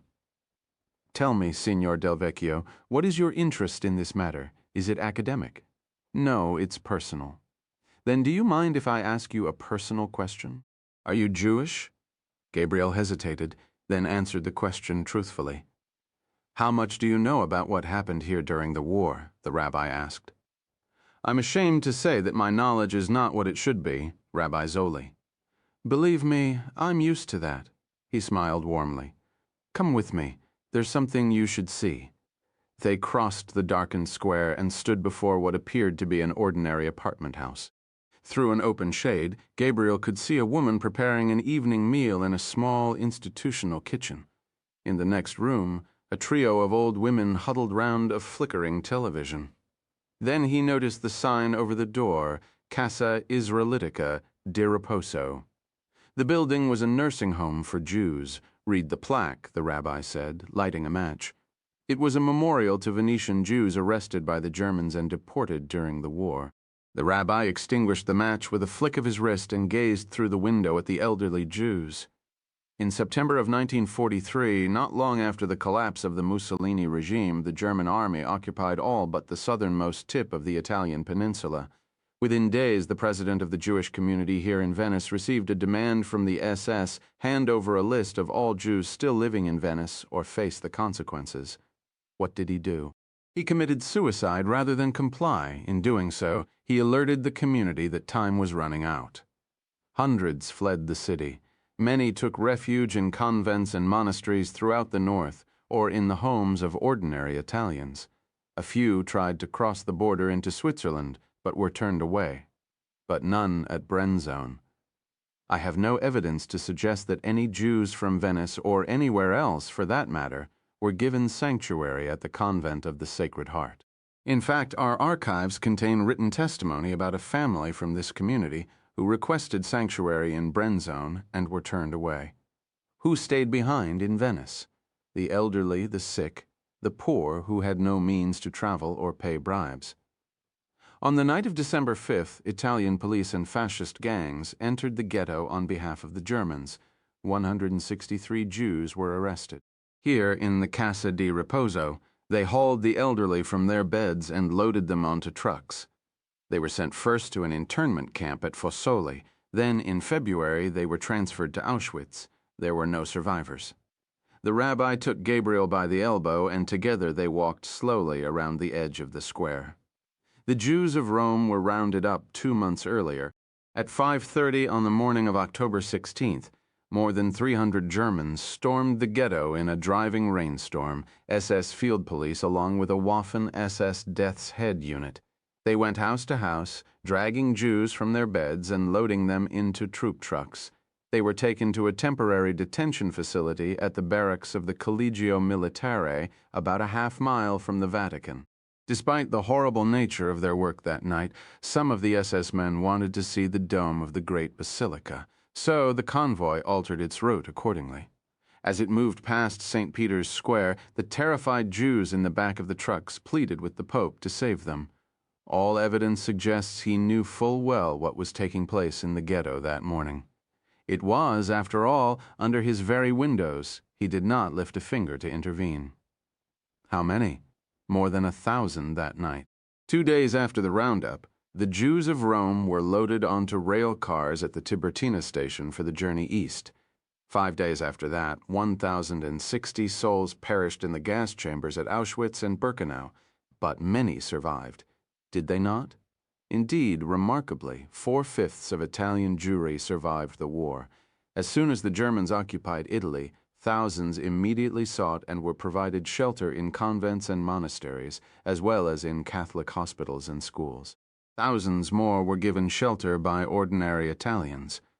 Adolf Eichmann testified at his trial that every Italian Jew who survived the war owed his life to an Italian. Was it because of an order from the Vatican? Was Sister Vincenza telling me the truth about the papal directive?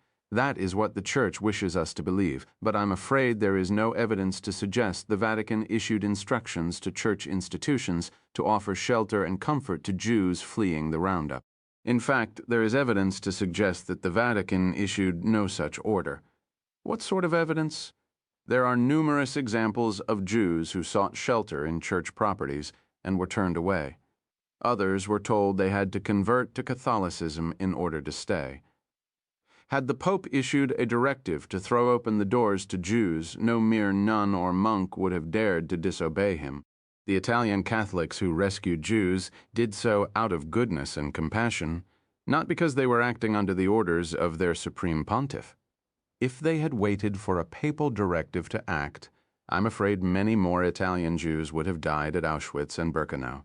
There was no such directive. Indeed, despite repeated appeals from the Allies and Jewish leaders around the world, Pope Pius never found it in his heart even to speak out against the mass murder of Europe's Jews. Why not? Why did he remain silent? The rabbi raised his hands in a helpless gesture.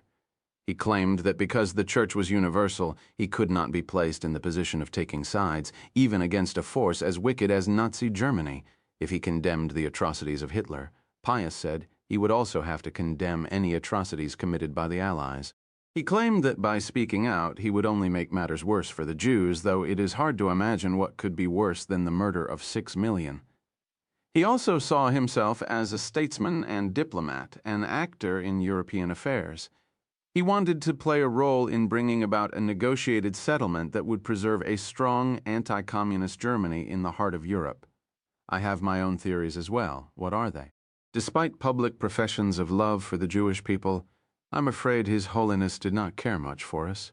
Remember, he was raised in a Catholic church that preached anti-Semitism as a matter of doctrine. He equated Jews with Bolshevism and bought into all the old hatreds that Jews were interested only in the material. Throughout the 1930s, while he was the Secretary of State, the Vatican's official newspapers were filled with the same sort of anti-Semitic filth one might have read in Der Stürmer. One article in the Vatican journal, La Civiltà Cattolica, actually discussed the possibility of eliminating the Jews through annihilation. In my opinion, Pius probably felt the Jews were getting exactly what they deserved. Why should he risk himself, and more importantly his church, for a people he believed were guilty of history's greatest crime, the murder of God himself?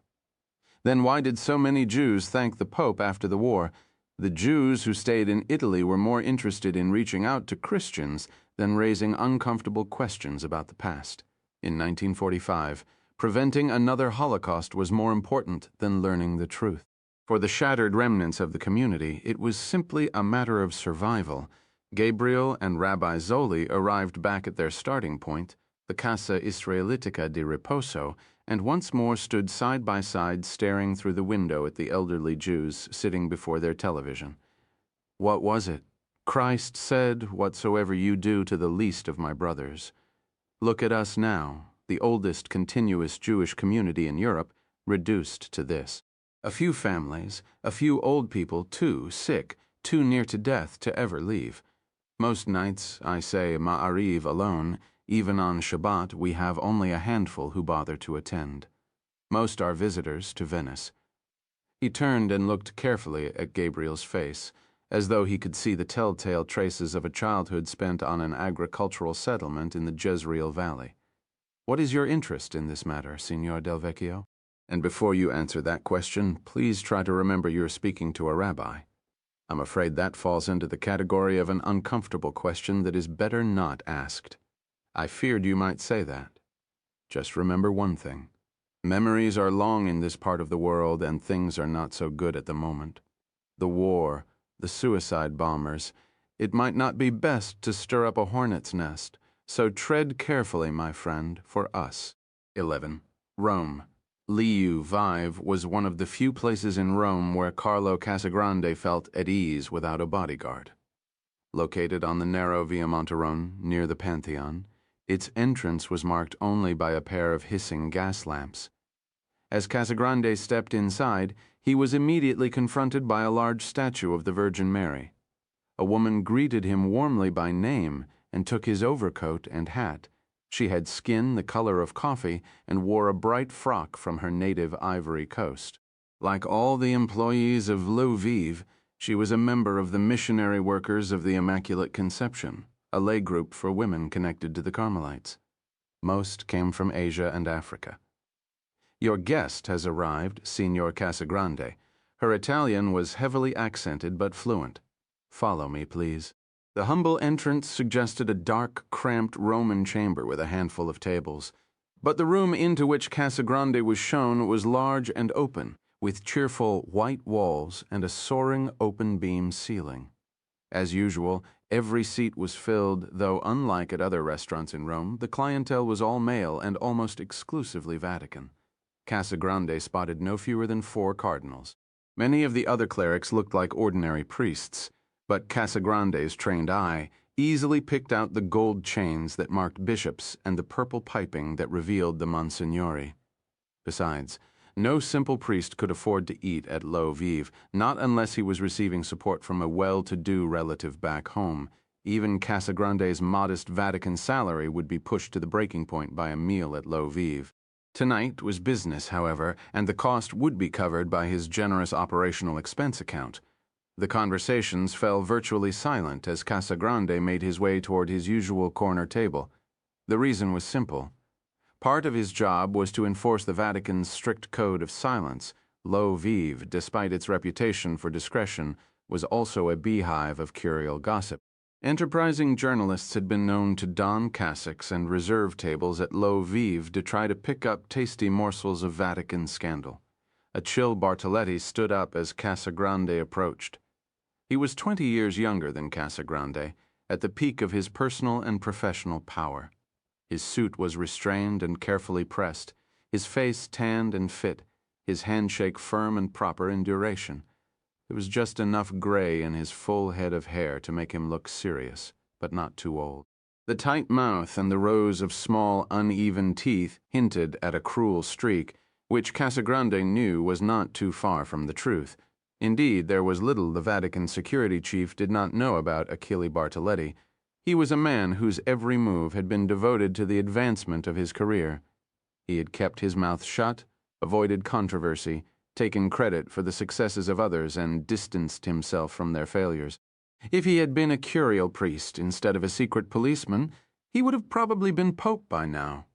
Instead, thanks in large measure to the generous patronage of his mentor, Carlo Casagrande, Achille Bartoletti was the director of the Servizio per le Informazioni e la Sicurezza Democratica, Italy's intelligence and democratic security service.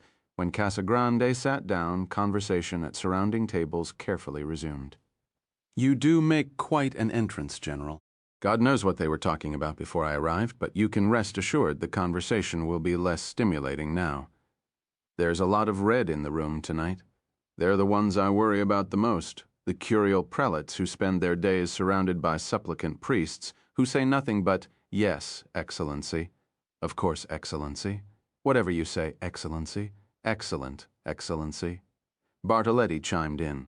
The security chief had taken the liberty of ordering the first bottle of wine. He poured Casagrande a glass.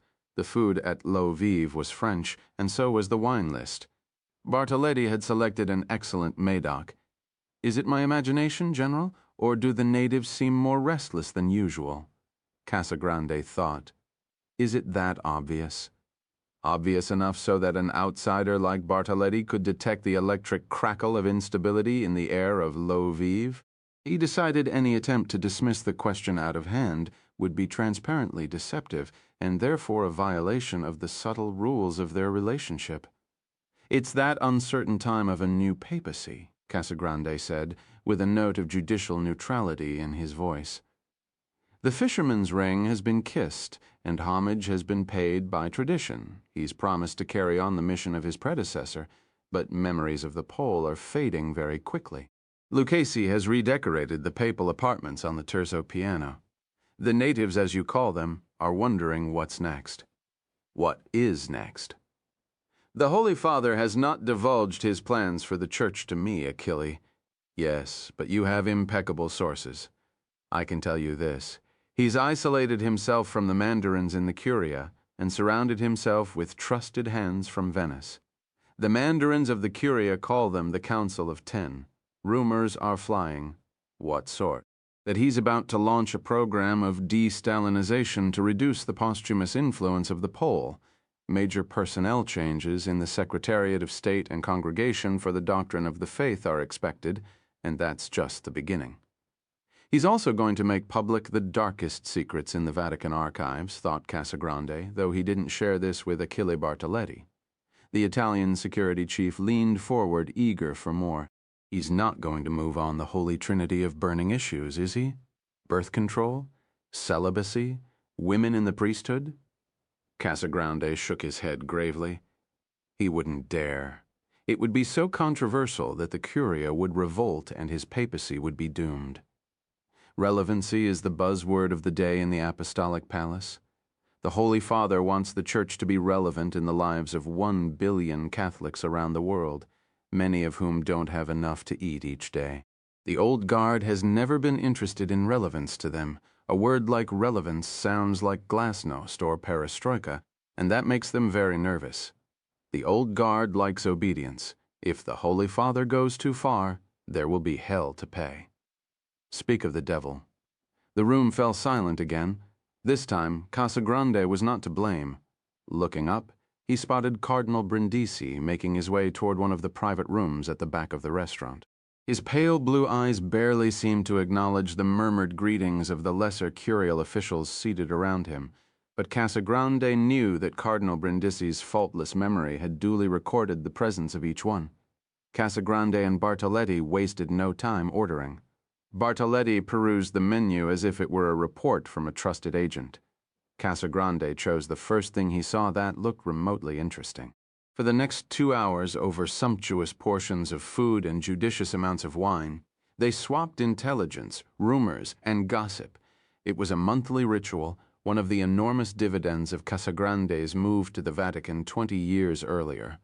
So high was his standing in Rome after crushing the Red Brigades that his word was like gospel inside the Italian government. What Casagrande wants, Casagrande gets. The organs of Italian state security were now virtual arms of the Vatican, and Achille Bartoletti was one of his most important projects. The nuggets of Vatican intrigue that Casagrande tossed him were like pure gold. They were often used to impress and entertain his superiors, just like the private audiences with the Pope and the front-row tickets to the Christmas midnight Mass in St. Peter's. But Casagrande offered more than just curial gossip. The Vatican possessed one of the largest and most effective intelligence services in the world. Casagrande often picked up things that escaped the notice of Bartoletti and his service. For example, it was Casagrande who learned that a network of Tunisian terrorists in Florence was planning to attack American tourists over the Easter holiday. The information was forwarded to Bartoletti, and an alert was promptly issued. No American suffered so much as a scratch, and Bartoletti earned powerful friends in the American CIA and even the White House. Eventually, over coffee, Casagrande brought the conversation round to the topic he cared about most, the Israeli named Ehud Landau, who had gone to Munich claiming to be the brother of Benjamin Stern. The Israeli who had visited the convent of the Sacred Heart in Brenzone, and who had shaken Casagrande's surveillance men as though he were brushing crumbs from the white tablecloth at Louis. I have a serious problem, Achille, and I need your help. Bartoletti took note of Casagrande's somber tone and set his coffee cup back in its saucer. Had it not been for Casagrande's patronage and support, Bartoletti would still be a mid-level apparatchik instead of the director of Italy's intelligence service. He was in no position to refuse a request from Casagrande no matter what the circumstances. Still, Casagrande approached the matter with delicacy and respect. The last thing he wanted to do was embarrass his most important protégé by making crass demands on their relationship. "You know that you can count on my support and loyalty, General," Bartoletti said. "If you or the Vatican are in some sort of trouble, I will do anything I can to help." Casagrande reached into the breast pocket of his suit jacket and produced a photograph, which he placed on the table and turned so Bartoletti could see it properly. Bartoletti picked up the photo and held it near the flame of the candle for a better view. "Who is he?" "We're not sure. He's been known to use the name Ehud Landau on occasion." "Ehud?" "Israeli." Casagrande nodded. "What's the problem?" Bartoletti asked, his eyes still on the photo. "We believe he's intent on killing the Pope." Bartoletti looked up sharply.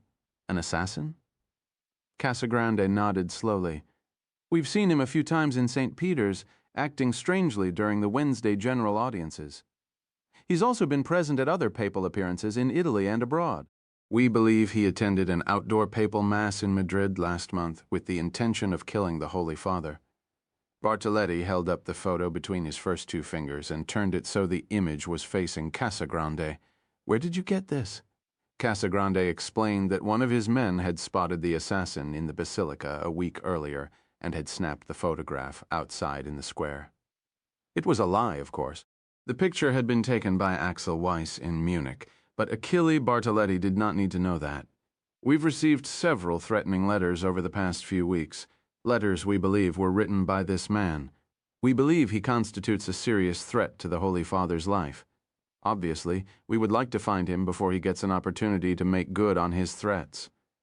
I'll create a task force first thing in the morning, Bartoletti said quietly, Achille. The last thing this pope wants is a public assassination scare so early in his papacy. You may rest assured that the hunt for this man will be conducted so silently, it might seem that you yourself were in command. Casagrande dipped his head, acknowledging the compliment from his young protege. With an almost imperceptible flick of his wrist, he signaled for the check. Just then, the hostess who had greeted Casagrande at the beginning of the evening walked to the center of the dining room with a microphone in her hand. Bowing her head, she closed her eyes and recited a brief prayer. Then the waitresses gathered around the statue of the Virgin and with hands clasped began singing Immaculate Mary. Soon the entire restaurant had joined in, even Bartoletti, the hard-bitten secret policeman, was singing along. After a moment, the music died away and the cardinals and bishops resumed their conversation, flush from the soaring hymn and good wine. When the check came, Casagrande snatched it before his dinner guest had a chance. Bartoletti issued a mild protest. If memory serves, it's my turn this month, General. Perhaps Achille, but our conversation has been especially fruitful tonight. This one is on the Holy Father. My thanks to the Holy Father. Bartoletti held up the photograph of the papal assassin. And you can rest assured that if this man gets within 100 miles of him, he'll be arrested. Casagrande fixed a melancholy gaze on his dinner guest. Actually, Achille, I would prefer he not be arrested. Bartoletti frowned thoughtfully. I don't understand, General. What are you asking me to do? Casagrande leaned forward across the table, his face close to the flame of the candle. It would be better for everyone involved if he simply vanished. Achille Bartoletti slipped the photograph into his pocket. 12 Vienna. Security at the vaguely named wartime claims and inquiries had always been strict. Long before the war in the territories, located in a former apartment building in Vienna's old Jewish quarter, its door was virtually unmarked and heavily fortified, and the windows overlooking the destitute interior courtyard were bulletproof. The executive director of the organization, a man called Eli Levin, was not paranoid, just prudent. Over the years, he had helped track down a half-dozen former concentration camp guards and a senior Nazi official living comfortably in Argentina. For his efforts, he had been rewarded with a constant stream of death threats. That he was Jewish was a given. That he was of Israeli origin was assumed because of his non-German family name. That he had worked briefly for Israel's secret intelligence service was known by no one in Vienna and only a handful of people in Tel Aviv, most of whom had long since retired. During the Wrath of God operation, Levin had been an Ayan, a tracker.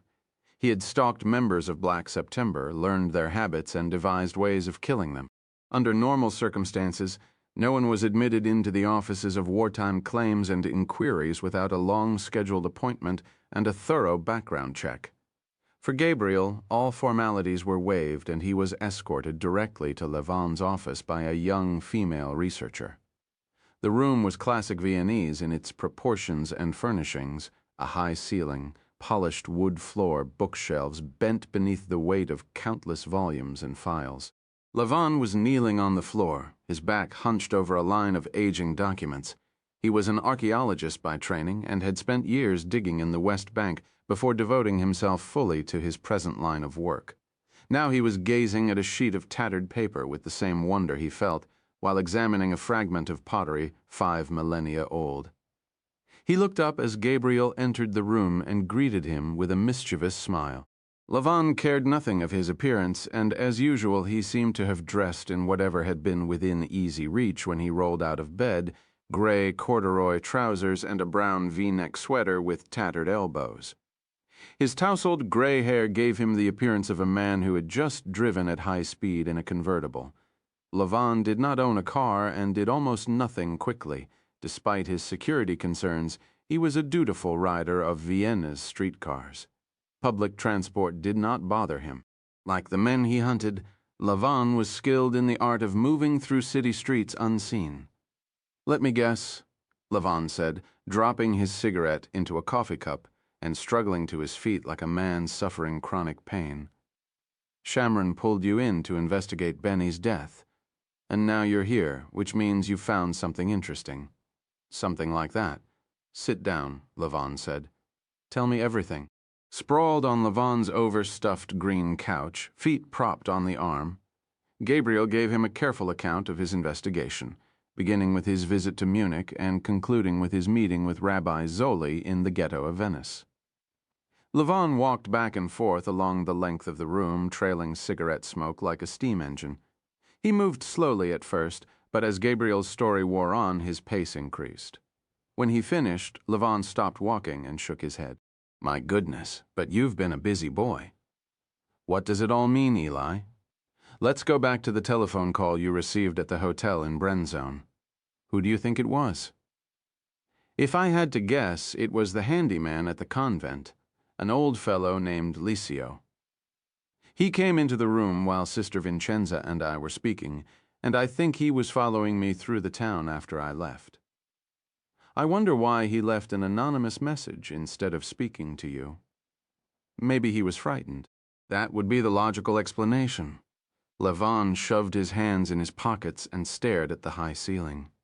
"You're sure about the name he told you? You're sure it was Martin Luther?"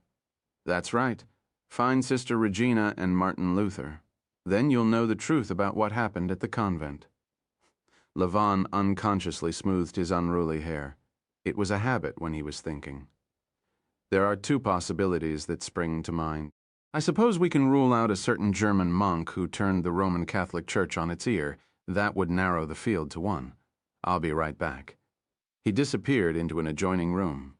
For the next several minutes, Gabriel was treated to the familiar sound of his old friend rifling through file cabinets and cursing in several different languages.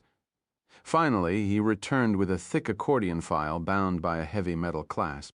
He laid the file on the coffee table in front of Gabriel and turned it so he could read the label. "Martin Luther, German, Foreign Office, 1938 to 1943. Lavin opened the file and removed a photograph, holding it up for Gabriel to see. "The other possibility," he said, "is this Martin Luther. He was a high school dropout and furniture mover who joined the Nazi Party in the 20s. By chance, he met the wife of Joachim von Ribbentrop during the redecoration of her villa in Berlin. Luther ingratiated himself with Frau von Ribbentrop, then her husband. When Ribbentrop became foreign minister in 1938, Luther got a job at the ministry. Gabriel took the photograph from Levon and looked at it. A rodent of a man stared back at him, a slack face, thick glasses that magnified a pair of rheumy eyes. He handed the photo back to Levon. Luther rose rapidly through the ranks of the Foreign Office, largely because of his slavish devotion to Ribbentrop. By 1940, he was chief of the Abteilung Deutschland, the division Germany. That made Luther responsible for all Foreign Office business connected to Nazi Party affairs. Included in Luther's Abteilung Deutschland was a department called D3, the Jewish desk. So what you're saying is that Martin Luther was in charge of Jewish matters inside the German Foreign Office. Precisely, Levon said. What Luther lacked in education and intelligence, he made up for in ruthlessness and ambition. He was interested in only one thing, increasing his own personal power. When it became clear to him that the annihilation of the Jews was a top priority of the regime, he set out to make certain that the Foreign Office wasn't going to be left out of the action. His reward was an invitation to the most despicable luncheon in history. Levon paused for a moment to leaf through the contents of the file. After a moment, he found what he was looking for, removed it with a flourish, and laid it on the coffee table in front of Gabriel. This is the protocol from the Wannsee Conference, prepared and drafted by its organizer, none other than Adolf Eichmann. Only 30 copies were made. All were destroyed but one copy, number 16. It was discovered after the war during the preparation for the Nuremberg trials and resides in the archives of the German Foreign Ministry in Bonn. This, of course, is a photocopy. Lavon picked up the document. The meeting was held in a villa overlooking the Wannsee in Berlin on January 20, 1942. It lasted 90 minutes. There were 15 participants. Eichmann served as host and made sure his guests were well fed.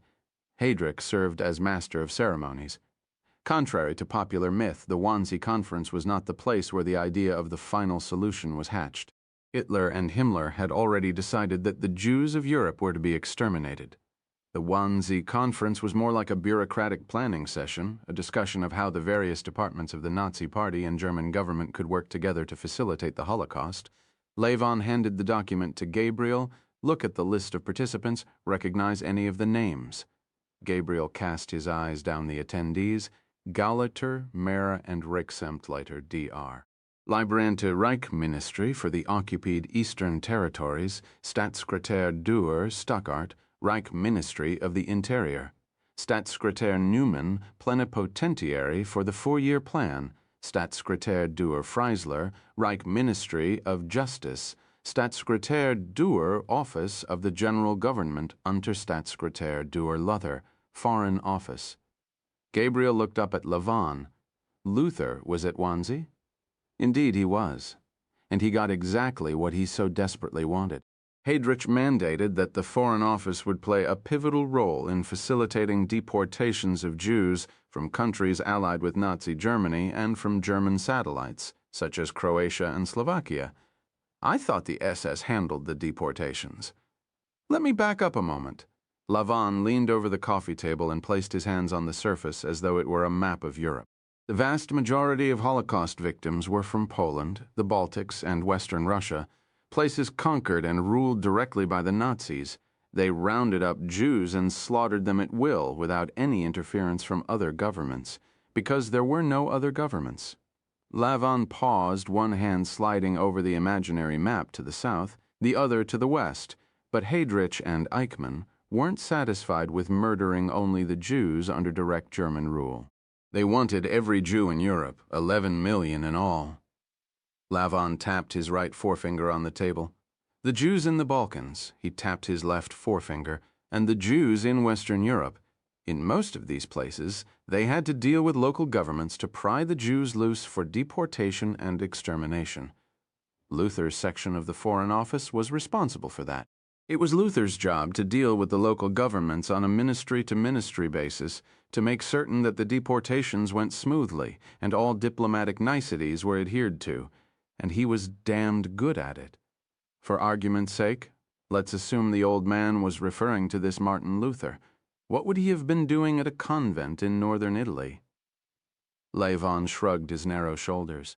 It sounds to me as if the old man was trying to tell you that something happened at the convent during the war, something that Mother Vincenza is trying to cover up, something that Benny knew about. Something that got him killed? Lavon shrugged. Maybe. Who would be willing to kill a man over a book?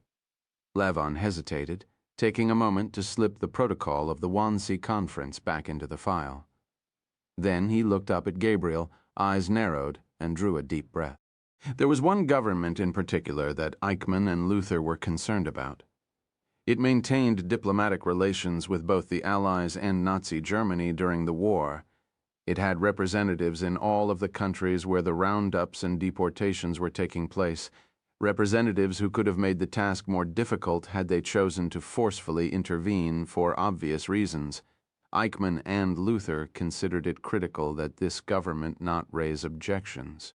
Hitler considered this government so pivotal that he dispatched the second-ranking official at the Foreign Office, Baron Ernst von Weizsäcker, to serve as his ambassador.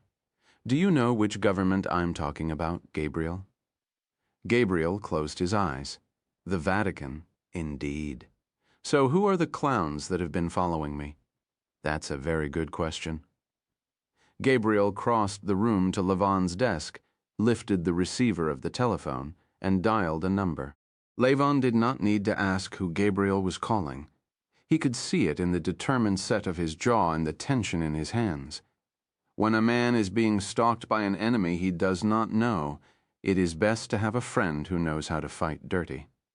The man, standing on the steps of Vienna's famed concert house, radiated open-air Austrian good looks and Viennese sophistication. Had anyone spoken to him, he would have replied in perfect German, with the lazy inflection of a well-heeled young man who had spent many happy hours sampling the bohemian delights of Vienna. He was not Austrian, nor had he been raised in Vienna. His name was Ephraim ben Avraham, and he had spent his childhood in a dusty settlement deep in the Negev, a place far removed from the world in which he moved now. He glanced casually at his watch, then surveyed the expanse of the Beethoven Platz. He was on edge, more so than usual. It was a simple job: meet an agent, deliver him safely to the communications room of the embassy. But the man he was meeting was no ordinary agent. The Vienna station chief had made the stakes clear to Ben Avraham before dispatching him. If you fuck it up, Ari Shamron will track you down and strangle you with one of his patented death grips. And whatever you do, don't try to talk to the agent. He's not the most approachable of men. Ben Avraham stuck an American cigarette between his lips and ignited it. It was at that moment, through the dancing blue flame of his lighter, that Ben Avraham saw the legend emerge from the darkness. He dropped his cigarette to the wet pavement and ground it out with the toe of his shoe, watching while the agent made 2 complete circuits of the square. No one was following him, no one but the disheveled little man with flyaway hair and a wrinkled coat. He was a legend, too, Eli Lavon, surveillance artist extraordinaire. Ben Avraham had met him once at the academy when Lavon had been a guest lecturer at a seminar on man-to-man street work. He had kept the recruits up till 3 in the morning, telling war stories about the dark days of the Black September operation. Ben Avraham watched the pair in admiration for a moment as they drifted among the evening crowd like synchronized swimmers. Their routine was by the book, but it had a certain flair and precision that came from working together in situations where one misstep could cost one of them his life. Finally, the young officer started down the steps toward his target. "Herr Mueller," he called out. The legend looked up. "So good to see you." Lavon vanished as though stepping through a stage curtain. Ben Avraham hooked his fingers inside the elbow of the legend and pulled him toward the darkened footpaths of the Stadtpark. They walked in circles for 10 minutes, diligently checking their tail. He was smaller than Ben Avraham expected, lean and spare, like a cyclist. It was difficult to imagine that this was the same man who had liquidated half of Black September, the same man who had walked into a villa in Tunis and gunned down Abu Jihad, the second-ranking leader of the PLO, in front of his wife and children. The legend said nothing. It was as if he were listening for his enemies. His footfalls on the pavement of the pathways made no sound. It was like walking next to a ghost. The car was waiting a block from the park. Ben Avraham climbed behind the wheel and for 20 minutes wound his way around the city center. The station chief was right. He was not a man who invited small talk. Indeed, the only time he spoke was to politely ask Ben Avraham to extinguish his cigarette. His German had the hard edge of a Berliner. Satisfied that no one was following, Ben Avraham turned into a narrow street in northeast Vienna called the Anton Frankgasse. The building at No 20 had been the target of numerous terror attacks over the years and was heavily fortified. It was also under constant surveillance by the Austrian secret services. As the car slipped into the entrance of the underground parking garage, the legend ducked below the dashboard. For an instant, his head pressed lightly against Ben Avraham's leg. His scalp was burning, like a man in the grip of a death fever. The secure communications room was located in a soundproof glass cubicle 2 levels below ground. It took several minutes for the operator in Tel Aviv to patch the call through to Shamron's home in Tiberias. Over the scrambler, his voice sounded as if it was emanating from the bottom of a steel drum. In the background, Gabriel heard water running into a basin and the tinkle of cutlery against china. He could almost picture Shamron's long-suffering wife, Giula, washing dishes in the kitchen sink. Gabriel gave Shamron the same briefing he had given earlier to Lavon. When he finished, Shamron asked what he planned to do next. I thought I'd go to London and ask Peter Malone why Benny called him from a hotel in Brenzone. Malone, what makes you think he'll talk? Peter Malone is in business for himself. If he's actually got something, he'll sit on it harder than even poor Benny. I'm working on a subtle way to make my approach, and if he's not interested in opening his notebook to you, then I'll try a not-so-subtle approach. I don't trust him. He's the only lead I have at the moment. Shamron sighed heavily. Despite the distance and the scrambler, Gabriel could hear an edgy rattle in his chest. I want the meeting done the right way, Shamron said. No more wandering into situations blind and without backup. He gets surveillance before and after. Otherwise, you can wash your hands of this thing and go back to Venice to finish your Bellini, if you insist. Helpful suggestions are not my way. I'll contact London Station tonight and put a man on him. Keep me informed. Gabriel hung up the phone and stepped outside into the corridor. Ephraim Ben Avraham was waiting. Where now? The young field man asked. Gabriel looked at his watch. Take me to the airport. 13 London on his second day in London. Gabriel visited a used bookstore in the Charing Cross Road at dusk and purchased a single volume. He tucked it beneath his arm and walked to the Leicester Square Underground station. At the entrance, he removed the well-worn dust jacket and tossed it into a rubbish bin. Inside the station, he bought a ticket from the automated dispenser and rode the long escalator down to the Northern Line platform, where he endured an obligatory 10-minute delay. He used the time to leaf through the book. When he found the passage he was looking for, he circled it in red ink and folded the page to mark the place. The train finally grumbled into the station. Gabriel squeezed into the crowded carriage and wound his arm around a metal pole. His destination was Sloane Square, which required a change of trains at the embankment. As the train jerked forward, he looked down at the faded gold lettering on the spine of the book. The deceiver's Peter Malone. Malone, one of the most dreaded names in London, revealer of personal and professional misdeeds, destroyer of lives and careers, an investigative reporter for the Sunday Times. Malone had a list of victims that was long and diverse. 2 cabinet ministers, the second-ranking official at MI5, a slew of crooked businessmen, even the editor-in-chief of a rival newspaper during the past decade. He had also published a string of sensational biographies and political exposés. The deceivers dealt with the exploits of the office. It had caused something of a firestorm in Tel Aviv, largely because of its telling accuracy. It included the revelation that Ari Shamron had recruited a spy from the senior ranks of MI6. The crisis that followed, Shamron would later say, was the worst between the British and the Jews since the bombing of the King David Hotel. 10 minutes later, Gabriel was walking through the streets of Chelsea in the gathering darkness, Malone's book under his arm. He crossed Cadogan Square and paused in front of the handsome white Georgian townhouse. Lights were burning in the second-floor windows. He climbed the steps to the front door, laid the book on a braided straw mat, then turned and walked quickly away. Parked on the opposite side of the square was a gray commercial van of American manufacture. When Gabriel tapped on the blacked-out rear window, the door swung open, revealing a darkened interior, lit only by the soft glow of an instrument panel. Sitting before the console was a reedy, rabbinical-looking boy named Mordecai. He offered Gabriel a bony hand and pulled him inside. Gabriel closed the door and crouched next to him. The floor was littered with grease-spotted panini wrappers and empty styrofoam cups. Mordecai had been living in the van for most of the past 36 hours. "How many people in the house?" Gabriel asked. Mordecai reached out and turned a knob. Over the speakers, Gabriel could hear the faint voice of Peter Malone talking to one of his assistants. 3, Mordecai said. Malone and 2 girls. Gabriel dialed Malone's number. The ringing of his office telephone sounded like a fire alarm over Mordecai's speakers. The surveillance man reached out and turned down the volume. After 3 rings, the reporter answered and identified himself by name in a soft Scottish brogue. Gabriel spoke English and made no attempt to conceal his Israeli accent. "I just left a copy of your last book outside your door.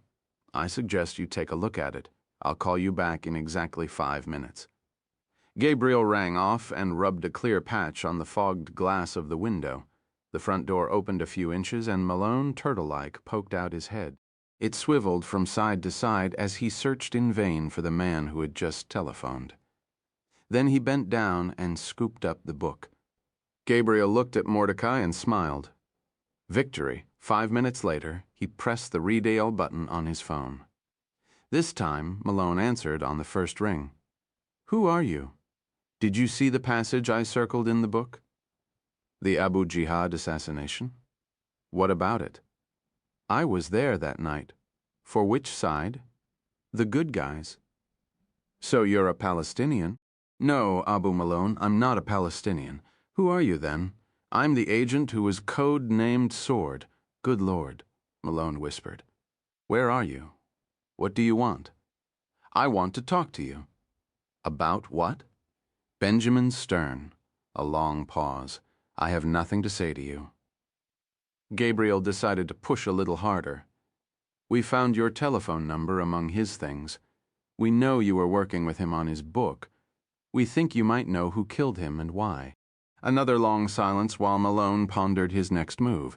Gabriel's use of the pronoun "we" was quite deliberate, and it had its intended effect. "And if I do know something, I'd like to compare notes. And what do I get in return?" Malone, ever the alert reporter, was going to make Gabriel sing for his supper. "I'll talk to you about that night in Tunis," Gabriel said, then added, "and others like it. Are you serious?" "Benjamin was my friend. I'd do almost anything to find the men who killed him." "Then you have a deal."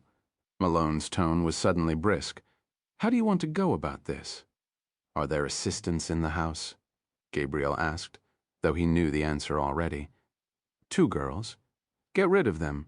Leave the front door unlatched. When I see them go, I'll come inside. No tape recorders, no cameras, no fucking around. Do you understand me?" Gabriel killed the connection before the reporter could answer, then slipped the telephone into his pocket. 2 minutes later, the front door opened and a pair of young women stepped outside. When they were gone, Gabriel climbed out of the van and walked across the square toward the house. The front door was unlocked, just as he had instructed. He turned the latch and stepped inside. They appraised each other across the marble entrance hall like captains of opposing football teams. Gabriel could see why it was difficult to watch British television without seeing Malone's face, and why he was considered one of London's most eligible bachelors. He was trim and fine-boned, immaculately dressed in wool trousers and a cardigan sweater the color of claret wine. Gabriel dressed in jeans and a leather jacket, his face concealed behind a pair of sunglasses and a ball cap, seemed a man from the wrong side of town. Malone did not offer Gabriel his hand. "You can take off that ridiculous disguise. I'm not in the habit of betraying sources. If you don't mind, I prefer to keep it on." "Suit yourself? Coffee? Something stronger?" "No, thank you. My office is upstairs. I think you'll find it comfortable." It was an old drawing room, long and rectangular, with floor-to-ceiling bookshelves and oriental carpets. In the center of the room were 2 antique library tables, one for Malone, another for his research assistants. Malone switched off the computer and sat down in one of the wing chairs next to the gas fire, motioning for Gabriel to do the same. "I must say it is rather bizarre to actually be in the same room with you. I've heard so much about your exploits that I feel I actually know you. You're quite the legend. Black September, Abu Jihad, and countless others in between. Have you killed anyone lately?" When Gabriel did not rise to the bait, Malone carried on. "While I find you morbidly fascinating, I must admit that I find the things you've done to be morally repugnant. In my opinion, a state which resorts to assassination as a matter of policy is no better than the enemy it's trying to defeat. In many respects, it's worse. You're a murderer in my book, just so you understand where I'm coming from." Gabriel began to wonder whether he had made a mistake by coming here. He had learned long ago that arguments like this could never be won. He'd had too many just like it with himself. He sat very still, gazing at Peter Malone through his dark glasses, waiting for him to come to the point. Malone crossed his legs and picked a bit of lint from his trousers. It was a gesture that betrayed anxiety. This pleased Gabriel. Perhaps we should finalize the details of our arrangement before we proceed, Malone said. I will tell you what I know about Benjamin Stern's murder. In return, you'll grant me an interview. Obviously, I've written about intelligence matters before, and I know the rules. I will do nothing to reveal your true identity, nor will I write anything that will compromise current operations. Do we have a deal? We do. Malone spent a moment gazing up at the recessed lighting, then looked down at Gabriel. You're right about Benjamin. I was working with him on his book. Our partnership was supposed to be confidential. I'm surprised you were able to find me. Why did Benjamin come to you? Malone stood up and walked over to the bookshelves. He removed a volume and handed it to Gabriel. Crux Vera, the KGB of the Catholic Church. Benjamin had something big, something dealing with the Vatican and the war. Gabriel held up the book. Something dealing with Crux Vera? Malone nodded. Your friend was a brilliant academic, but he didn't know the first thing about investigating a story.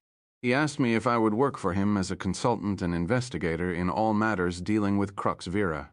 I agreed, and we negotiated compensation. The money was to be paid half in advance and half on completion and acceptance of the manuscript. Needless to say, I only received the first payment. What did he have? Unfortunately, I wasn't privy to that information. Your friend played things very close to the vest. If I didn't know better, I would have thought he was one of your crowd. What did he want from you? Access to material I'd gathered while writing the Crux Vera book. Also, he wanted me to try to track down 2 priests who worked at the Vatican during the war. What were their names? Monsignor Cesare Felici and Tommaso Manzini. Did you ever find them? I tried, Malone said. What I discovered is that they were both missing and presumed dead, and there's something even more interesting than that. The detective from the Rome headquarters of the Polizia di Stato, who was investigating the cases, was removed by his superiors and reassigned. Do you know the investigator's name? Alessio Rossi. But for God's sake, don't tell him I gave you his name. I have a reputation to protect. If you know so much, why haven't you written anything? What I have now is a series of murders and disappearances which I believe are linked, yet I haven't a shred of hard evidence conclusively linking them in any way. The last thing I want to do is accuse the Vatican or someone close to the Vatican of murder without a damned solid case. Besides, no decent editor would touch it. But you have a theory about who might be behind it. What you have to remember is that we're talking about the Vatican, Malone said. Men linked to that venerable institution have been involved in intrigues and plots for nearly 2 millennia. They play the game better than anyone, and in the past, religious fervor and battles over doctrine have induced them to commit the mortal sin of murder. The Church is riddled with secret societies and cliques who might be involved in something like this. Who? Gabriel repeated. Peter Malone flashed a television smile. In my humble opinion, you hold the answer in your hand. Gabriel looked down. Crux Vera, the KGB of the Catholic Church. Malone left the room, returning a moment later with a bottle of Médoc and a pair of large crystal goblets. He poured 2 generous measures and handed one to Gabriel. Do you speak Latin? Actually, we speak another ancient language. Malone grinned at Gabriel over his wineglass and continued on. Crux Vera is Latin for the true cross. It is also the name of an ultra-secret order within the Roman Catholic Church, a sort of church within a church. If you look in the Annuario Pontificio, the Vatican yearbook, you'll find no mention of Crux Vera. If you ask the Vatican press office, you will be told that it is a fabrication, a sort of blood libel spread by the enemies of the Church in order to discredit it. But if you ask me, Crux Vera does exist, and I proved it in that book, regardless of what the Vatican says. I believe the tentacles of Crux Vera reach to the highest levels of the Vatican, and that its adherents occupy positions of power and influence around the globe. What is it exactly? The group was created during the Spanish Civil War by an anti-communist priest named Juan Antonio Rodriguez. Monsignor Rodriguez was very selective about the type of people he permitted to join. The vast majority of his recruits were laymen. Most were wealthy or politically connected, Bankers, lawyers, industrialists, government ministers, spies, and secret policemen. You see, Rodriguez was never interested in the business of saving souls. In his opinion, that sort of thing could be left to ordinary parish priests. Rodriguez was interested in only one thing: protecting the Roman Catholic Church from its mortal enemies. And who were they? The Bolsheviks, Malone said, then quickly added, and the Jews, of course. Crux Vera spread quickly across Europe throughout the 30s. It established beachheads in France, Italy, Germany, the Balkans, and the Roman Curia itself. During the war, members of Crux Vera worked in the papal household and the Secretariat of State. As Crux Vera expanded, so did Monsignor Rodriguez's mission. He was no longer satisfied simply with protecting the Church from its enemies. He wanted to return the Church to the position of absolute power and supremacy that it enjoyed during the Middle Ages. That remains the core mission of Crux Vera to this day, reversing the defeats of the Reformation and the Enlightenment and making the state subservient to the Church once again. They also want to undo what they view as the heretical reforms of the Second Vatican Council, Vatican II. How do they intend to do that? Crux Vera may have loathed the KGB, but in many ways it is an exact replica, hence the title of my book. It wages a secret war against those it deems enemies and acts like a secret police force within the Church, enforcing strict adherence to doctrine and crushing dissent. Oh, the dissidents and reformers are allowed to vent their spleen now and again, but if they ever pose a real threat, Crux Vera will step in and help them see the light. And if they refuse to yield, let's just say that several people who have run afoul of Crux Vera have died under less than clear circumstances. Prelates who have dared to oppose Crux Vera have fallen victim to sudden heart attacks. Journalists who have tried to investigate the order have disappeared or committed suicide. So have members of Crux Vera who've tried to leave. How does a religious order justify the use of violence? The priests of Crux Vera aren't the ones who are resorting to violence. The priests give guidance, but it's the laymen who actually do the dirty work. Inside the order, they're known as Milits Christi, the soldiers of Christ. They're encouraged to engage in pilleria or dirty tricks to achieve the goals of the order. Pilleria can be anything from blackmail to murder, and when the act is done, the priests provide absolution in the secrecy of the confessional. By the way, Milits Christi aren't permitted to confess to anyone but a Crux Vera priest. That way, unpleasant secrets stay inside the family. How do they feel about the current pope? From what I hear, they're lukewarm, to say the least. Pope Paul VII talks about rebirth and renewal. To Crux Vera, those words mean reform and liberalization, and they get nervous. What makes you think Crux Vera was involved in Benjamin's murder? They might have had a motive. If there's one thing Crux Vera detests, it's revelations of the Vatican's dirty laundry.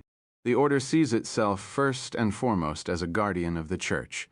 If your friend had proof of something damaging, he would have fallen into the category of enemy, and Crux Vera would have seen it as their duty to deal with him harshly, for the greater good of the Church, of course.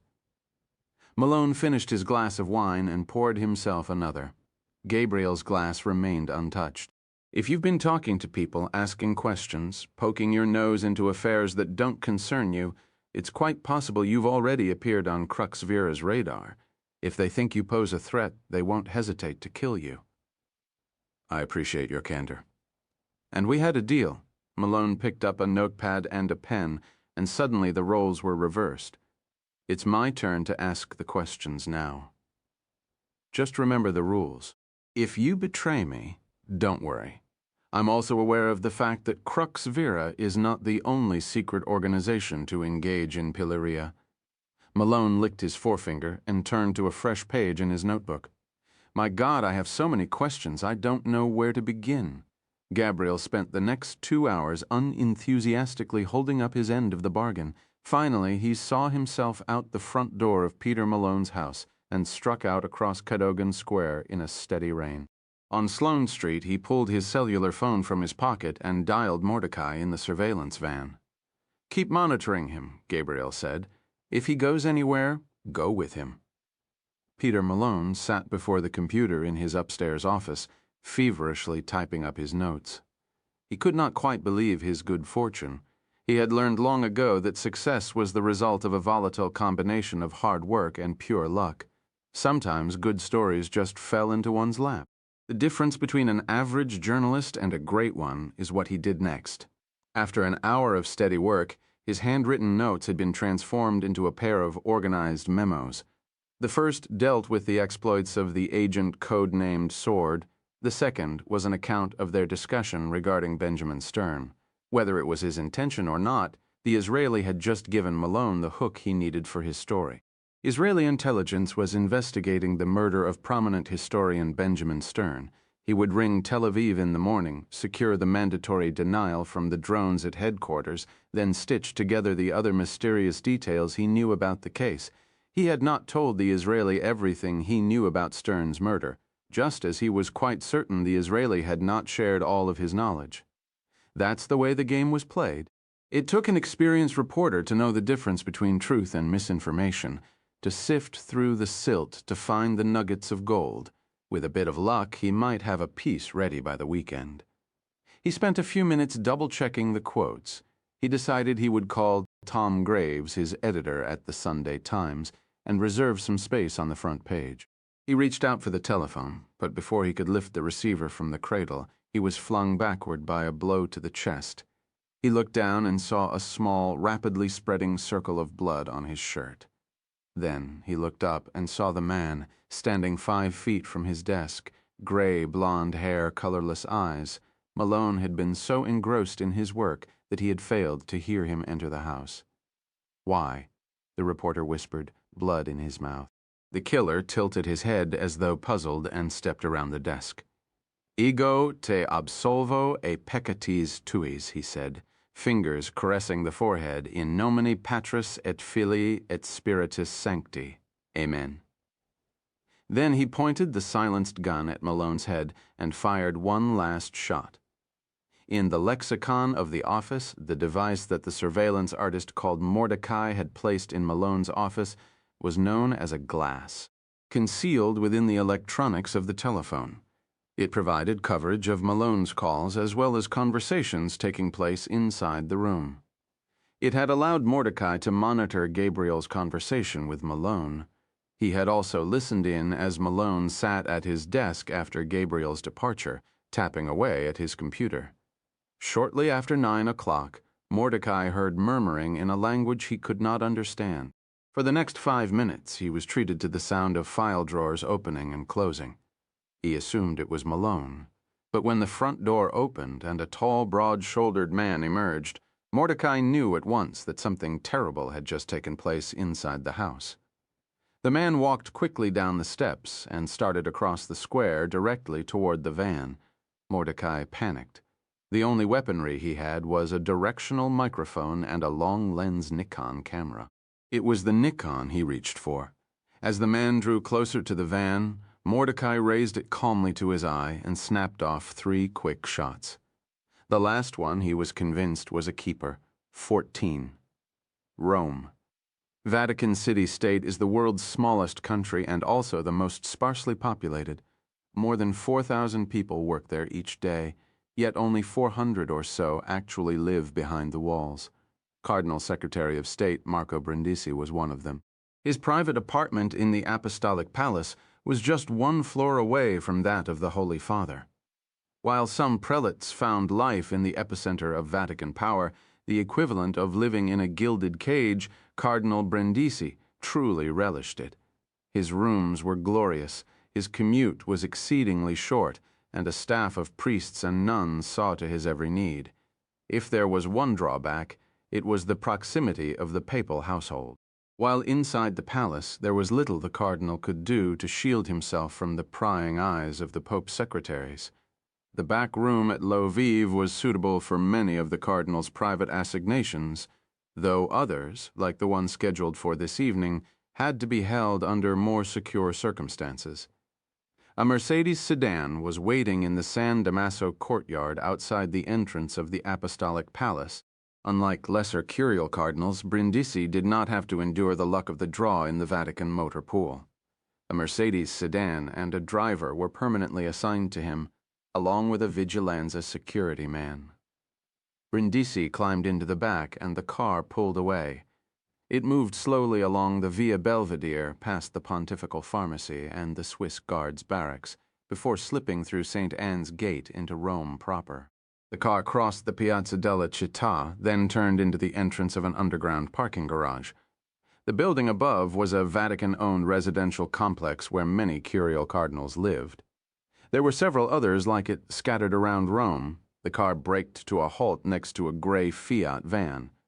As Brindisi climbed out, the van's rear door swung open and a man lowered himself to the ground. Like Brindisi, he was cloaked in a cassock with a crimson simar and fascia. But unlike the Secretary of State, he had no right to wear it. He was not a cardinal. In fact, he was not even an ordained priest. Cardinal Brindisi did not know the man's name, only that he had worked briefly as an actor before coming to work for the Vigilanza. Brindisi's stand-in stepped out of the shadows and paused for an instant before the cardinal. As always, Brindisi felt a chill at the back of his neck. It was as if he were gazing into a mirror. The features, the round eyeglasses, the gold pectoral cross. The man had even learned to mimic the arrogant angle of Brindisi's zucchetto. A tepid smile flickered over the man's face. A precise imitation of Brindisi's own. Then he said, "Good evening, Eminence." "Good evening, Eminence." Cardinal Brindisi found himself repeating. The impersonator nodded tersely, then climbed into the back of Brindisi's staff car and sped away. Father Masconi, Brindisi's private secretary, was waiting in the back of the van. "Please hurry, Eminence. It's not safe to stay here long." The priest helped the cardinal into the back of the van and closed the door, then guided him onto an embroidered stool. The van sped back up the ramp and turned into the street. A moment later, it was heading across Rome toward the Tiber. The priest unzipped a garment bag and removed several articles of clothing: a pair of gray trousers, a mock turtleneck pullover, an expensive tan blazer, a pair of black loafers. Cardinal Brindisi loosened his simar and began to undress. After a moment, he was naked except for his underwear and a spiked chain wrapped around his right thigh. "Perhaps you should remove your cilice," the priest said. "It might show through your trousers." Cardinal Brindisi shook his head. "My willingness to shed my vestments goes only so far, Father Masconi. I will wear my cilice tonight regardless of whether or not it shows through." He paused. "My trousers." "Very well, Eminence, with the priest's help." The cardinal quickly changed into the unfamiliar clothing. When he was fully dressed, he removed his distinctive spectacles and replaced them with a pair of slightly tinted eyeglasses. The transformation was complete. He no longer looked like a prince of the church, but like a well-to-do Roman male of ill repute, perhaps a man who put himself about with younger women. 5 minutes later, in a deserted square on the opposite side of the Tiber, the van came to a stop. The priest opened the door. Cardinal Secretary of State Marco Brindisi made the sign of the cross and stepped out. In many ways, Rome is a company town. Under normal circumstances, Marco Brindisi could not walk the Via Veneto without being recognized, even dressed in the simple black cassock of a parish priest. Tonight, however, he moved unnoticed, slicing his way through the buzzing crowds and past overflowing cafes as though he were just another Roman in search of a good meal and pleasant company. The glory days of the Via Veneto had long since faded.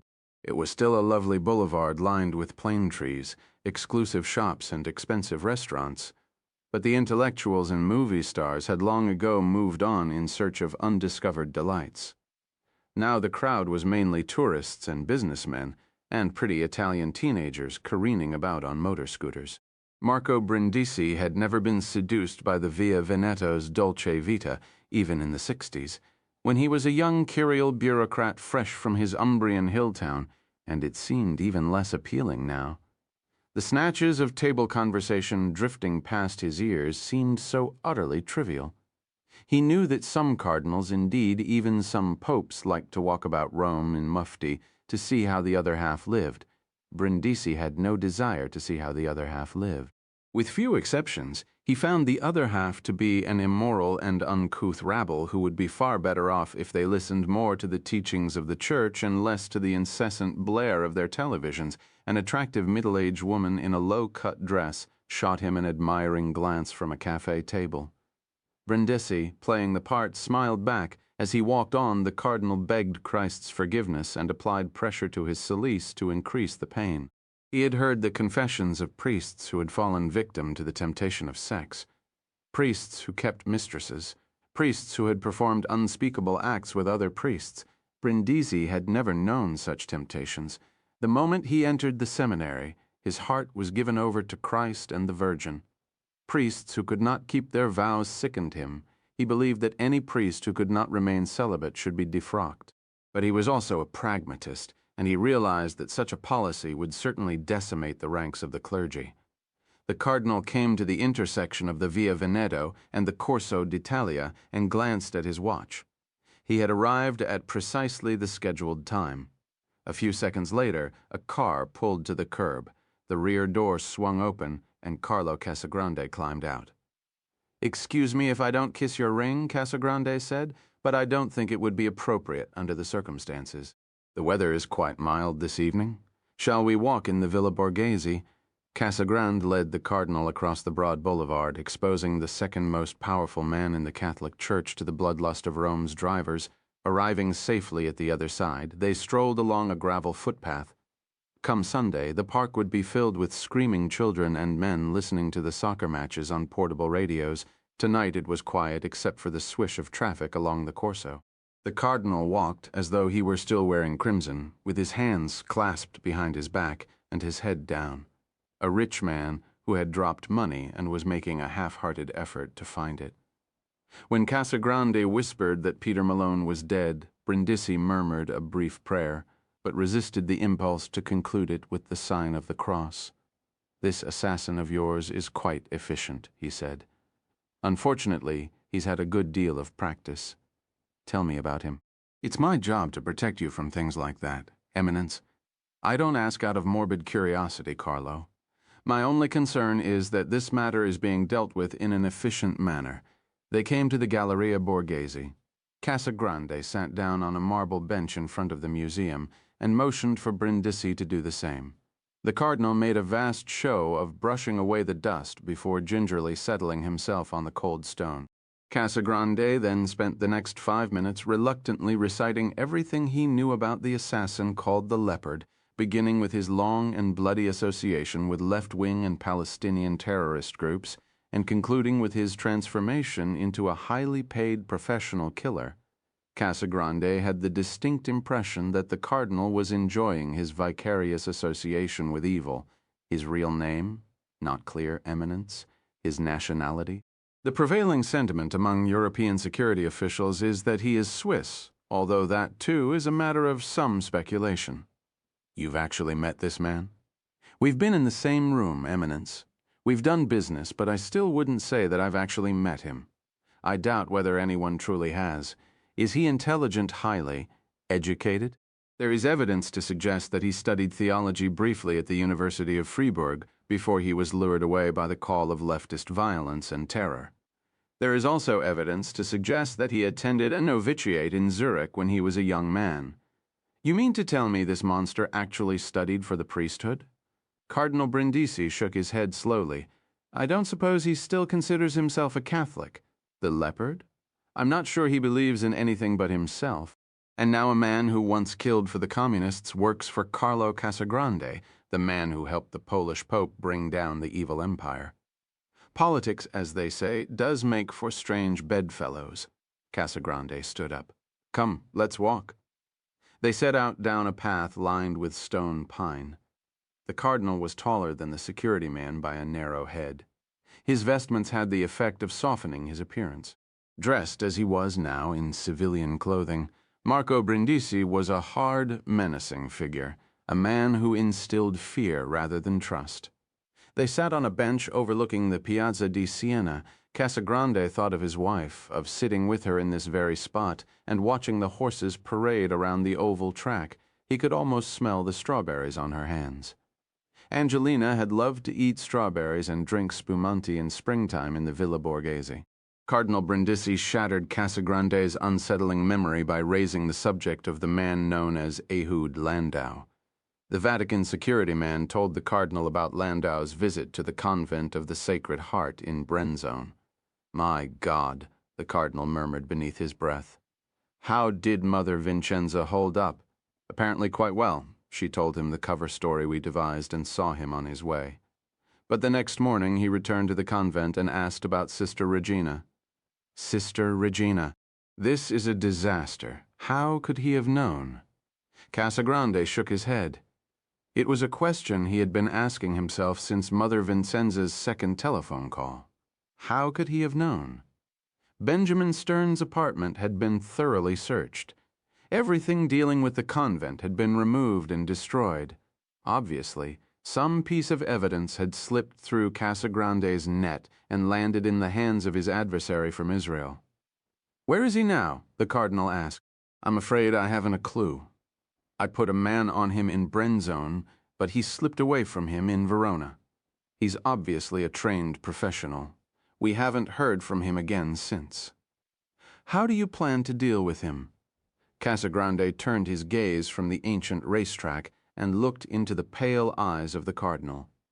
"As Secretary of State, you should be aware that the Security Office has identified a man it believes is intent on assassinating the Holy Father."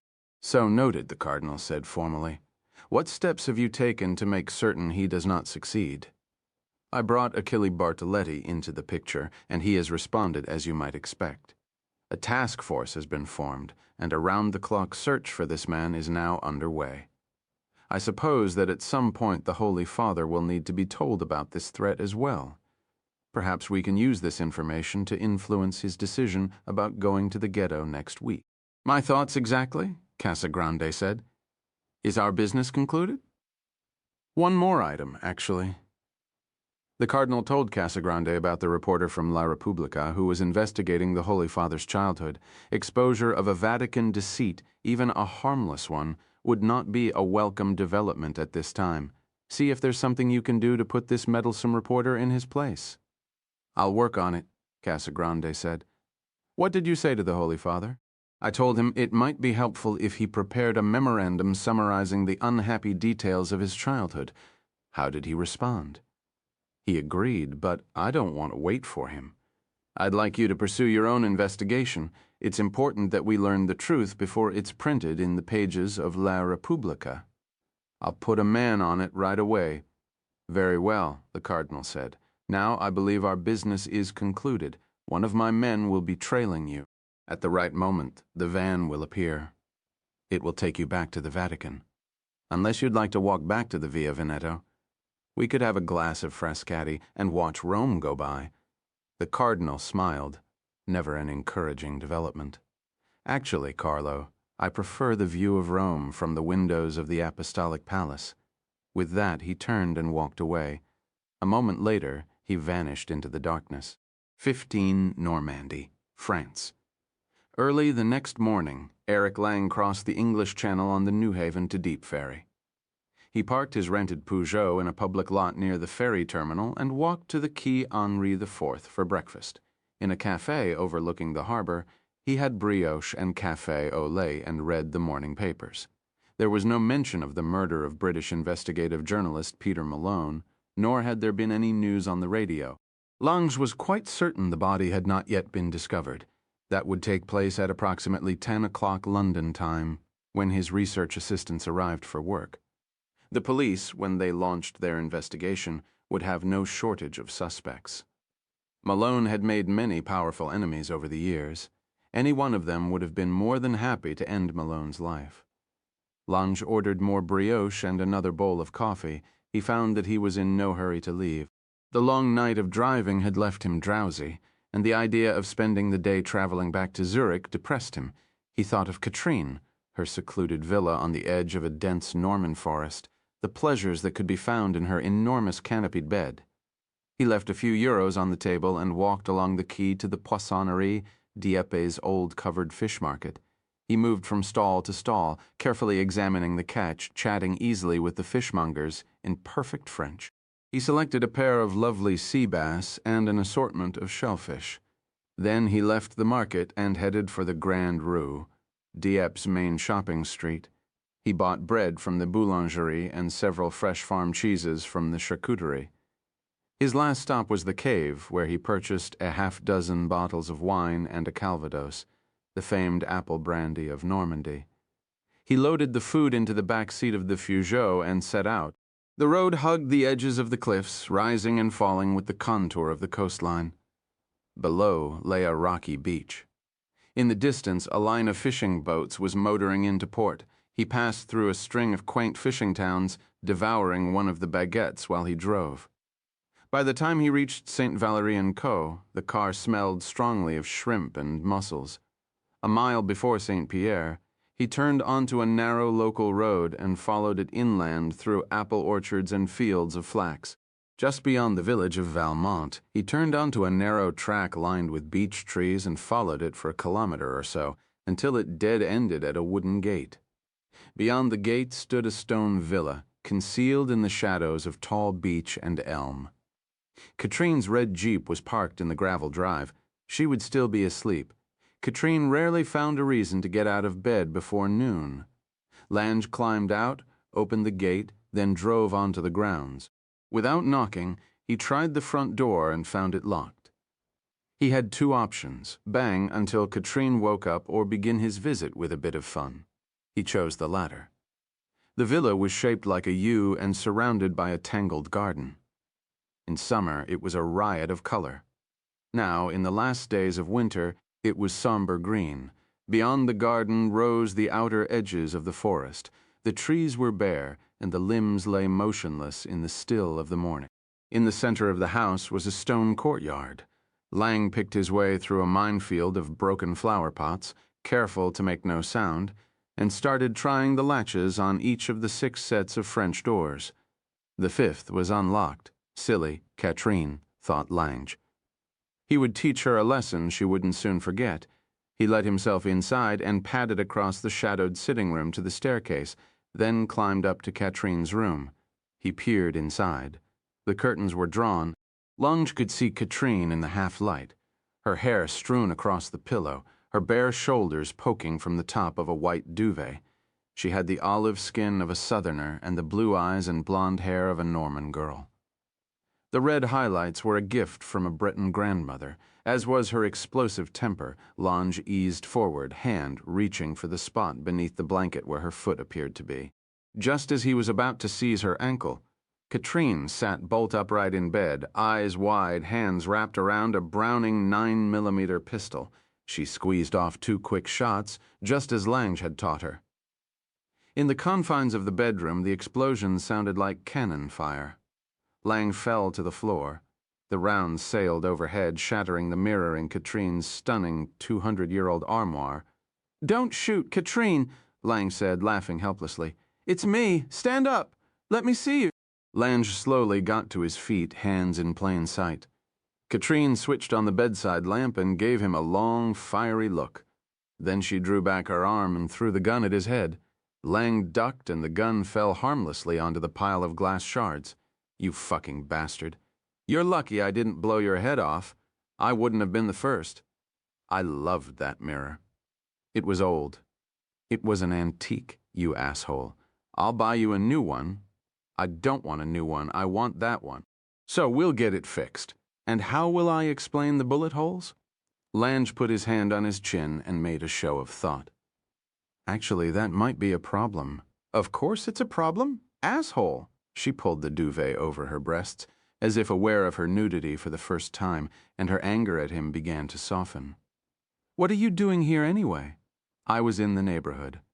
She gazed at his face for a moment. "You've killed again. I can see it in your eyes."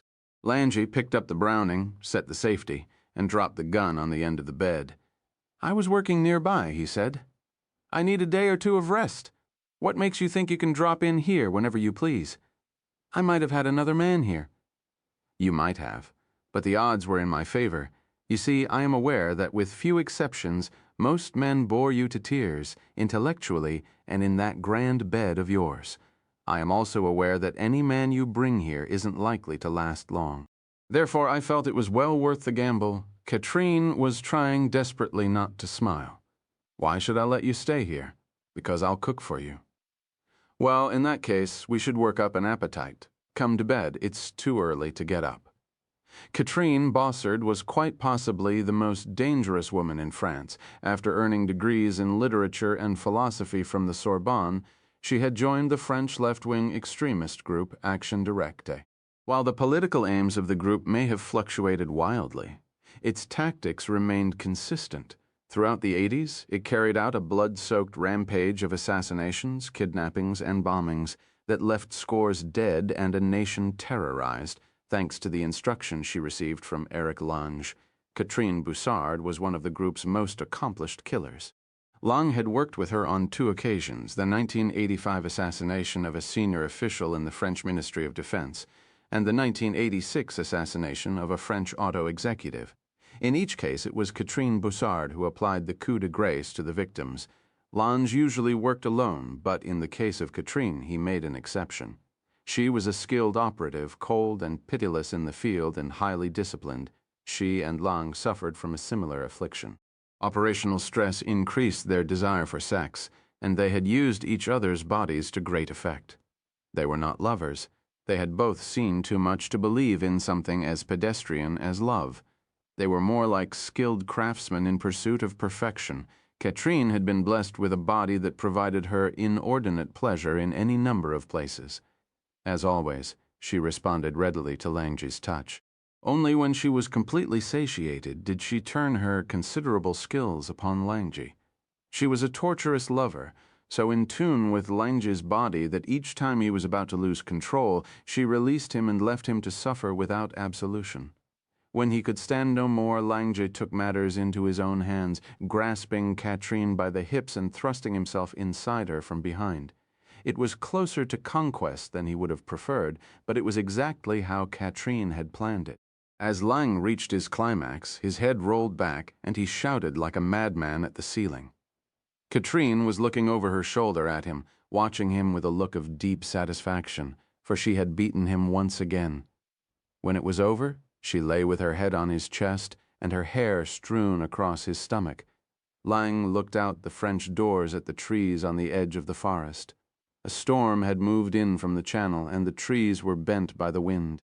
Lange toyed with Katrine's hair, but she did not stir. Because they had killed together, Lange could make love to her without inhibition, and without the latent fear that he might reveal something of himself. He did not love Katrine, but he was fond of her. In fact, she was the only woman he truly cared for at all. "I miss it so," she murmured. "What's that, Katrine?" "The fight." She turned her face to him. "Now, I sit here in Valmont, living on the trust fund of a father I despise and wait to grow old. I don't want to grow old. I want to fight. We were foolish children. Now we're wiser, and you kill for anyone, as long as the price is right, of course." Lange put a finger on her lips. "I never had the benefit of a trust fund, Katrin. Is that why you're a professional assassin? I have certain skills that the marketplace demands. You sound like such a proper capitalist." "Haven't you heard? The capitalists won. The forces of good have been crushed beneath the heel of profit and greed. Now you can eat at McDonald's and visit Euro Disney whenever you please. You've earned your quiet life and your beautiful villa. Sit back and enjoy the satisfaction of a noble defeat." "You're such a hypocrite," she said. "I prefer to think of myself as a realist. Who are you killing for?" "Men we once despised," he thought. Then he said, "You know the rules, Katrine? Close your eyes." When Katrine was asleep, Lange slipped from the bed, dressed quietly, and went outside. He opened the trunk of the Peugeot and removed Peter Malone's laptop computer, then tucked it beneath his coat and trotted back into the villa through the rain. Inside, he made a fire of applewood and settled himself on the comfortable couch in Katrine's sitting room. He lifted the computer's cover, switched on the power, and waited for it to boot up. Under his agreement with Carlo Casagrande, Lange was obliged to deliver the computer and the other things he had taken from Malone's office to a safe deposit box in Zurich. While the computer was still in his possession, he had no qualms about taking a look for himself. He opened Malone's documents folder and inspected the dates and times of the latest entries. In the final hour of his life, the reporter had created 2 new documents, one entitled Israeli Assassin, the second labeled Benjamin Stern Murder. Lang felt a lightness in his fingertips. Outside, the wind of the Channel storm sounded like a passing bullet train. He opened the first file. It was a remarkable document. Shortly before Lang had entered Malone's flat, the investigative journalist had interviewed a man who claimed to be an Israeli assassin. Lang read the file with a certain professional admiration. The man had had quite a colorful and productive career. Black September, a couple of Libyans, an Iraqi nuclear scientist, Abu Jihad. Lang stopped reading and looked out the French doors at the trees twisting in the storm. Abu Jihad. Had the killer of Abu Jihad truly been in Malone's apartment a few hours before Lange? If it was true, what on earth was he doing there? Lang was not a man who put much stock in coincidence. The answer he suspected could be found in the second document. He opened it and started to read. 5 minutes later, Lange looked up. It was worse than he had feared.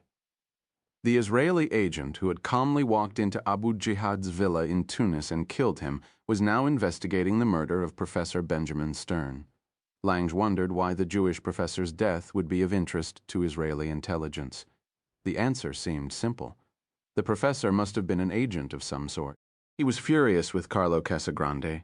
If Casagrande had told him that Benjamin Stern was connected to Israeli intelligence, he might very well have refused the contract. The Israelis unnerved him. They played the game differently than the Western Europeans and the Americans. They came from a tough neighborhood, and the shadow of the Holocaust hung over their every decision. It led them to deal with their adversaries in a ruthless and pitiless fashion.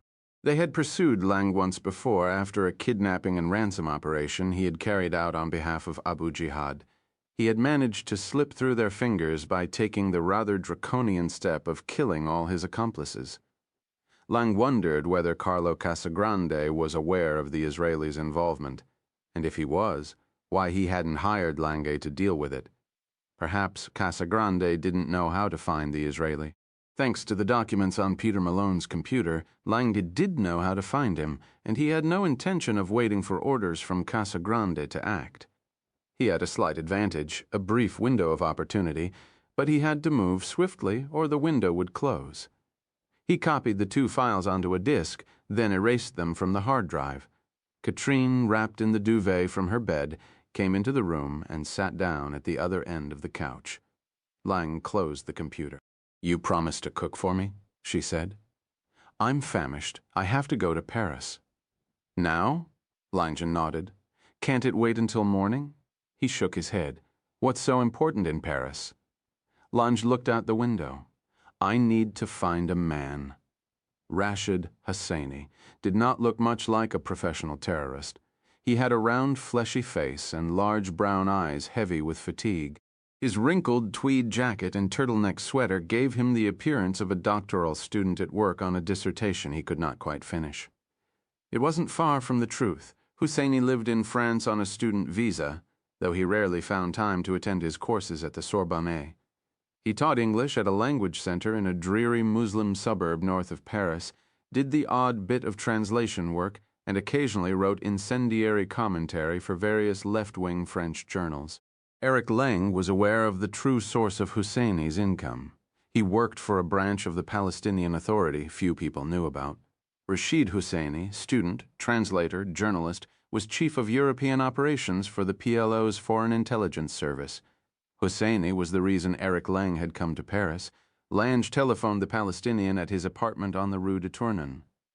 An hour later, they met in a deserted brasserie in the Luxembourg Quarter. Husseini, a secular Palestinian nationalist of the old school, drank red wine. Alcohol made him talkative. He lectured Lang on the suffering of the Palestinian people. It was virtually identical to the diatribe he had inflicted on Lang in Tunis 20 years ago, when he and Abu Jihad were trying to seduce Lang into working for the Palestinian cause. The land and the olive trees, the injustice and the humiliation, the Jews are the world's new Nazis, Husseini opined. In the West Bank and Gaza, they operate like the Gestapo and the SS. The Israeli Prime Minister, he's a war criminal who deserves the justice of Nuremberg. Lang bided his time, stirring his coffee with a tiny silver spoon and nodding sagely at appropriate moments.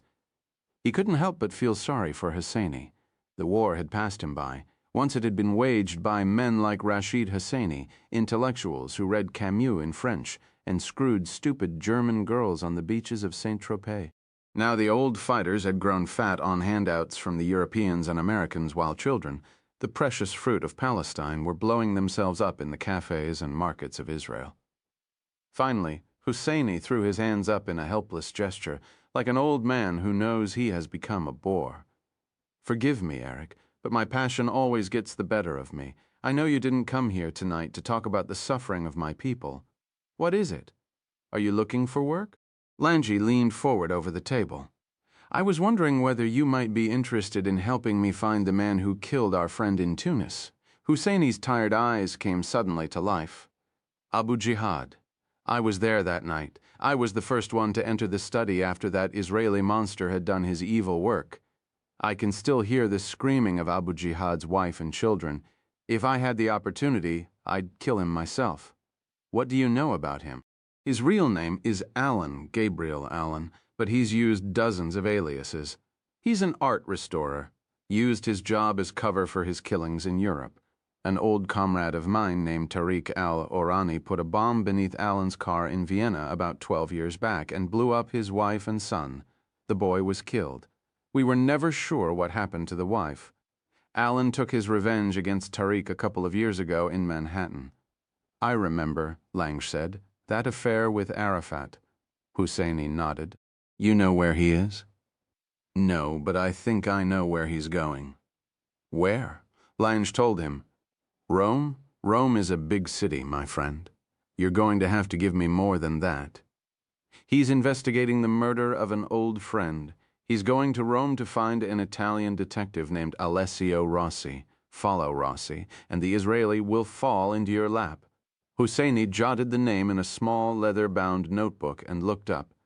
"Carabinieri, Polizia di Stato?" The latter said Lange, and Husseini wrote P.S. in the book. The Palestinian sipped his wine and studied Lange a long moment without speaking. Lange knew the questions running through Husseini's mind. How did Eric Lang know where the Israeli assassin was going, and why did he want him dead? Lang decided to answer the questions before Husseini could ask them. "He's after me.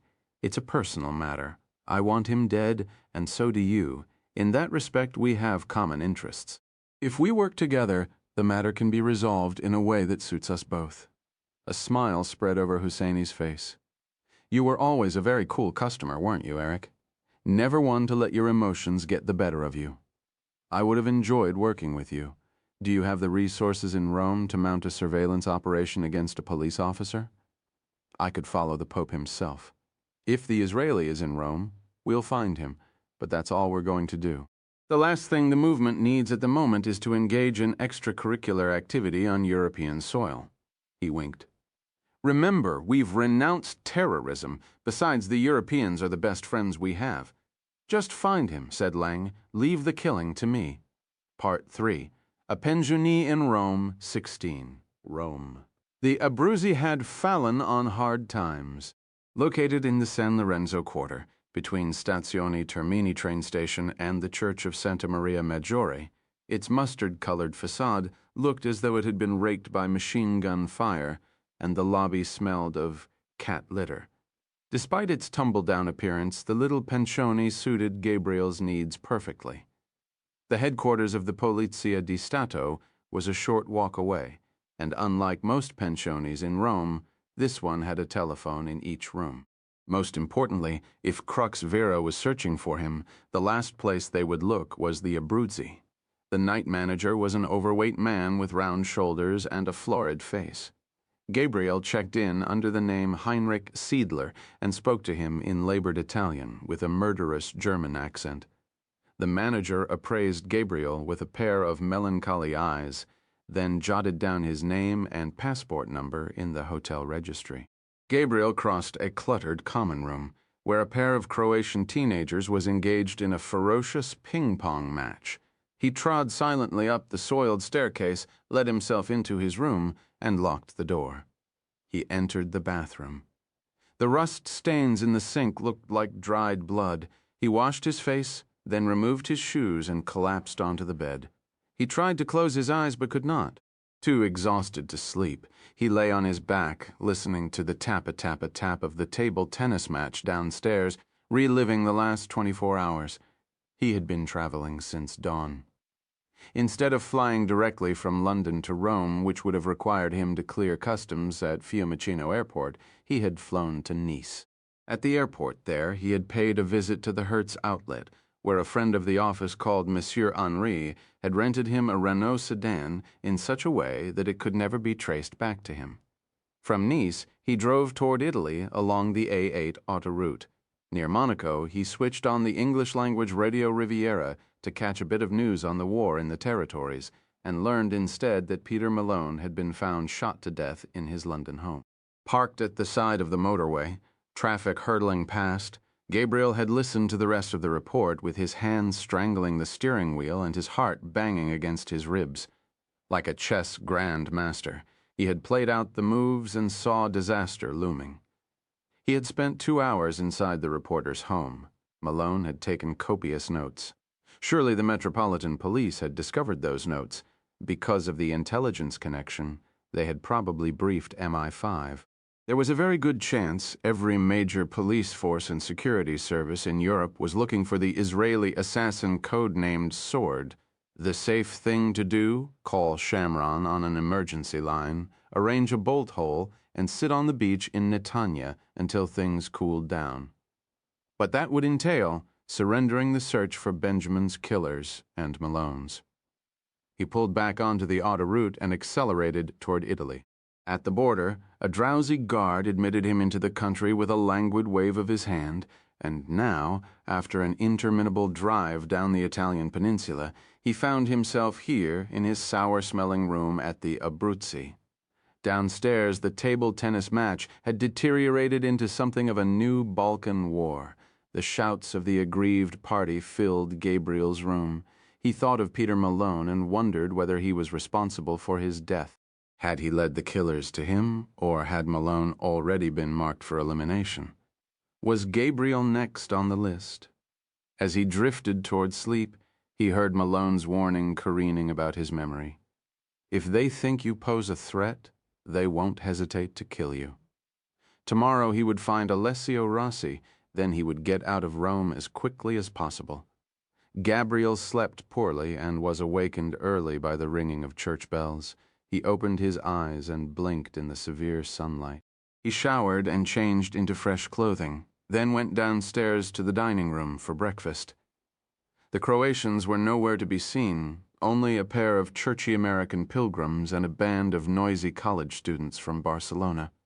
There was a sense of excitement in the air, and Gabriel remembered that it was a Wednesday, the day the Holy Father greeted pilgrims in St. Peter's Square.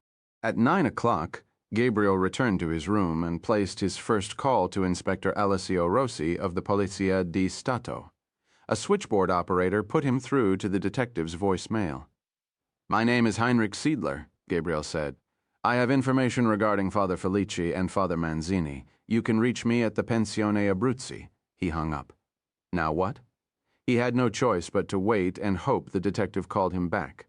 There was no television in the room. The bedside table had a built-in radio, but the tuning knob was broken. After 1 hour of paralyzing boredom, he dialed the number a second time. Once again, the switchboard officer transferred him straight to Rossi's voicemail. Gabriel left a second message, identical to the first, but with a faint note of urgency in his voice. At 11:30, he placed a third call to Rossi's number. This time, he was put through to a colleague who explained that the inspector was on assignment and would not be back in the office until late afternoon. Gabriel left a third message and hung up. He decided to use the opportunity to get out of the room in the streets around the church of Santa Maria Maggiore.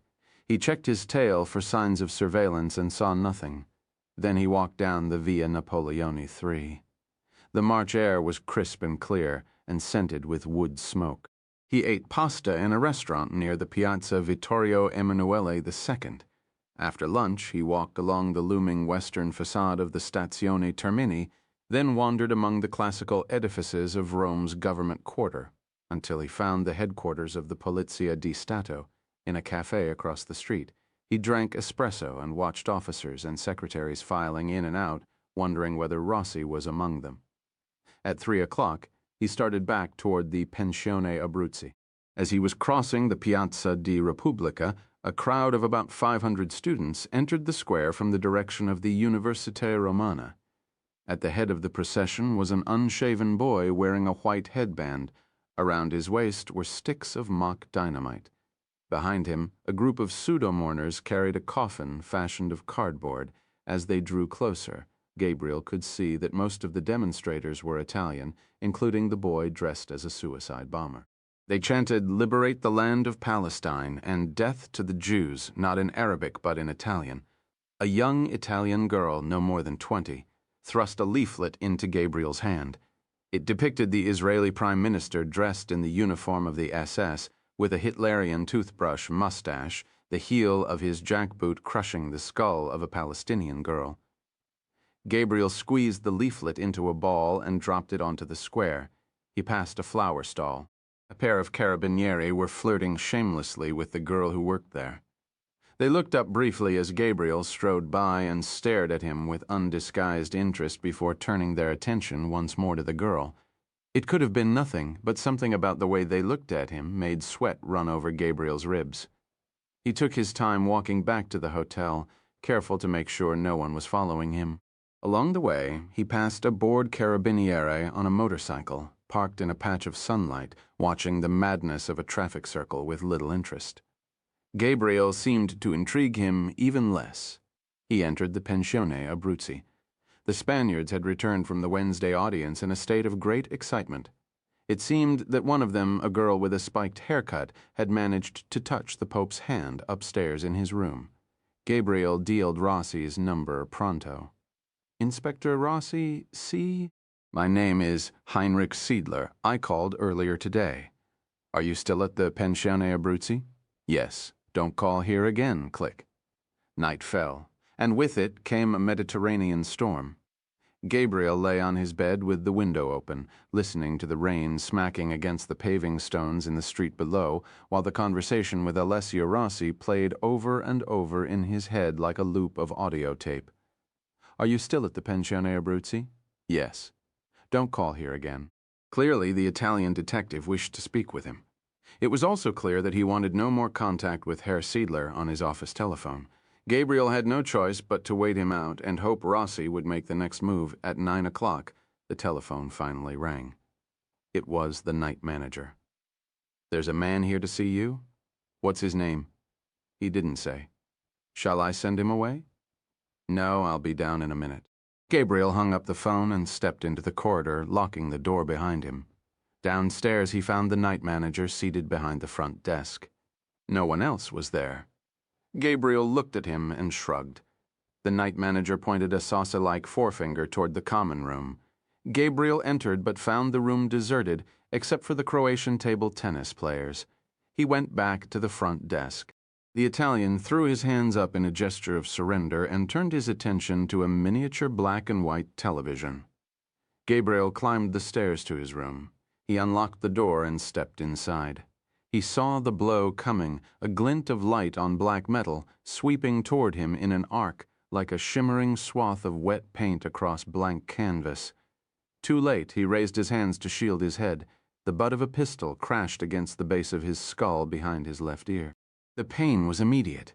His vision blurred. His legs seemed suddenly paralyzed, and he felt himself corkscrewing downward. His attacker caught him and eased him soundlessly to the linoleum floor. He heard Peter Malone's warning one last time. If they think you pose a threat, they won't hesitate to kill you, and then only the sound of the table tennis match downstairs in the common room. Tap-a-tap-a-tap. When Gabriel awakened, his face was burning. He opened his eyes and found himself staring into a halogen bulb, not more than an inch from his face. He closed his eyes and tried to turn his head, Pain shot through the back of his skull like a second blow. He wondered how long he had been out. Long enough for his attacker to bind his mouth and wrists with packing tape. Long enough for blood to dry against the side of his neck. The light was so close he could see nothing more of the room. He had the sense that he had not left the Abruzzi. This was confirmed when he heard shouting in Serbo-Croatian. He was on his own bed. He tried to sit up. A gun barrel seemed to flow out of the light. It pressed against his breastbone and pushed him back onto the mattress. Then a face appeared, heavy shadows beneath the eyes, stubble on the square chin. The lips moved, sound reached Gabriel's ears in his delirium. It seemed like a film out of sync, and his brain required a moment to process and comprehend the words he had just heard. "My name is Alessio Rossi. What the fuck do you want?" 17 Rome, the young man, sitting astride the motorino on the Via Gioberti, had an air of bored insolence typical of Roman teenagers. He was not bored, nor was he a teenager, but a 30-year-old vigilanza officer assigned to Carlo Casagrande's special section of the Vatican Security Office. His youthful appearance proved an asset in his present assignment, the surveillance of Inspector Alessio Rossi of the Polizia di Stato. The vigilanza man knew only what he needed to know about Rossi, a troublemaker, the inspector. Poking his nose into places it didn't belong at the end of each shift, the officer returned to the Vatican, then typed up a detailed report and left it on Casagrande's desk. The old general always read the Rossi reports the moment they came in. He had taken a special interest in the case. Rossi had been acting suspiciously. Twice that day, once in the morning and again in the late afternoon. He'd driven an unmarked car from headquarters to the Via Gioberti and parked there. The vigilanza man had observed Rossi staring at the Pensione Abruzzi like a man who suspected his wife was having an affair upstairs. After the second visit, the officer contacted an informant in Rossi's department, a pretty young girl who answered the telephones and handled the filing. The girl told him that Rossi had received several telephone calls that day from a guest at the Abruzzi offering information about a cold case. The guest's name, Siedler, the informant had answered. Heinrich Siedler, the vigilanza man, had a hunch. He climbed off the motorino and entered the pensione. The night manager looked up from a pornographic magazine. "Is there a man named Heinrich Siedler staying in this hotel?" The night manager shrugged his heavy shoulders. The vigilanza officer slid a pair of euro notes across the counter and watched them disappear into the manager's grubby paw. "Yes, I believe we have a man called Siedler staying here. Let me check." He made a vast show of consulting the registry book. "Ah, yes, Siedler." The man from the Vatican pulled a photograph from the pocket of his leather jacket and laid it on the counter. This produced a non-committal frown from the night manager. His face brightened at the appearance of more money. "Yes, that's him. That's Siedler." The vigilanza man scooped up the picture. What room? The apartment on the Via Pinciana was too large for an old man living alone. Vaulted ceilings, a spacious sitting room, a broad terrace with a sweeping view of the Villa Borghese, on nights when Carlo Casagrande was tormented by memories of his wife and daughter, it seemed as cavernous as the basilica. Had he still been a mere carabinieri general, the flat would have been well beyond his reach, but because the building was owned by the Vatican, Casagrande paid nothing. He felt no guilt about living well on the donations of the faithful. The flat served not only as his residence, but as his primary office as well. As a result, he took precautions that his neighbors did not. There was a vigilanza man permanently at his door and another in a car parked on the Via Pinciana. Once a week, a team from the Vatican Security Office scoured the flat to make sure it was free of listening devices. He answered the telephone on the first ring and immediately recognized the voice of the vigilanza man assigned to the Rossi case. He listened in silence while the officer filed his report, then severed the connection and dialed a number. "I need to speak to Bartoletti. It's an emergency. I'm afraid the director is unavailable at this time. This is Carlo Casagrande. Make him available." "Yes, General Casagrande. Please hold." A moment later, Bartoletti came on the line. Casagrande wasted no time on pleasantries. We have received information that the papal assassin is staying in room 22 of the Pensione Abruzzi in the San Lorenzo quarter. We have reason to believe he is armed and very dangerous. Bartoletti hung up. Casagrande lit a cigarette and began the wait. In Paris, Eric Lang brought his cellular phone to his ear and heard the voice of Rashid Husseini. "I think we may have found your man." "Where is he?" "Your Italian detective has been acting peculiar all day. He just went inside a pensione called the Abruzzi, a real shithole near the train station." "What street?" "The Via Ghiberti." Lange looked at his watch. There was no way to get to Rome tonight. He'd have to leave in the morning. "Keep him under surveillance," he said. "Call me if he moves." "Right." Lange rang off, then dialed Air France reservations and booked a seat on the 7:15 flight, 18 Rome. Our OSI pressed the gun against Gabriel's forehead and tore the packing tape from his mouth. "Who are you?" Greeted by silence, the policeman ground the barrel painfully into Gabriel's temple. "I'm a friend of Benjamin Stern." "Christ, that explains why they're looking for you." "Who?" "Everyone. Polizia di Stato, the Carabinieri. They've even got the SISD after you." With the gun still firmly in place, Rossi removed a slip of facsimile paper from his jacket pocket and held it before Gabriel's eyes. Gabriel squinted in the harsh light.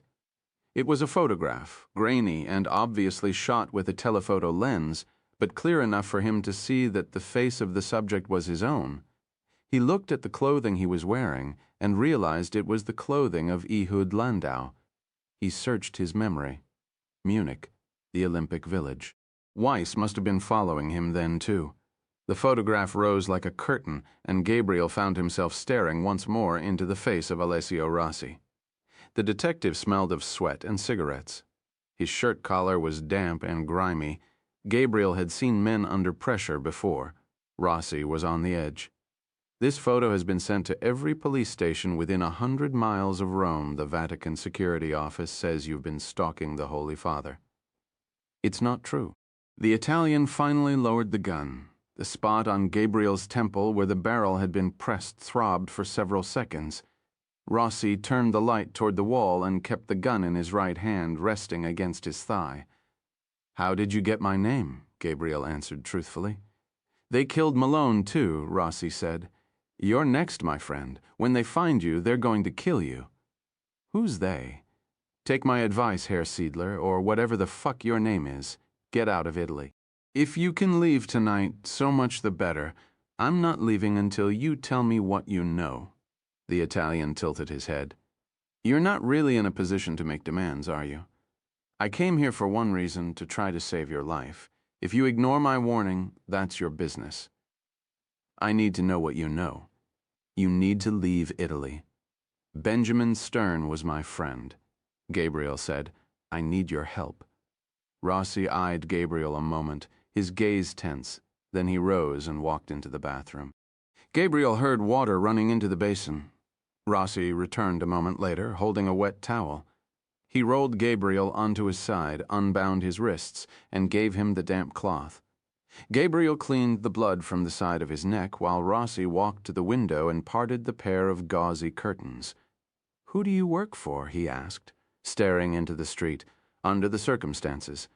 It's probably better that I don't answer that." "Jesus Christ," Rossi murmured. "What on earth have I gotten myself into?" The detective pulled a chair close to the window and took another long look into the street. Then he switched off the light and told Gabriel the story from the beginning. Monsignor Cesare Felici, an elderly and long-retired priest, went missing from his room at the College of San Giovanni Evangelista one evening in June. When the Monsignor didn't return by the following evening, his colleagues decided it was time to report the matter to the police. Because the college did not have Vatican territorial status, jurisdiction fell to Italian authorities. Inspector Alessio Rossi of the Polizia di Stato was assigned the case and went to the college early that evening.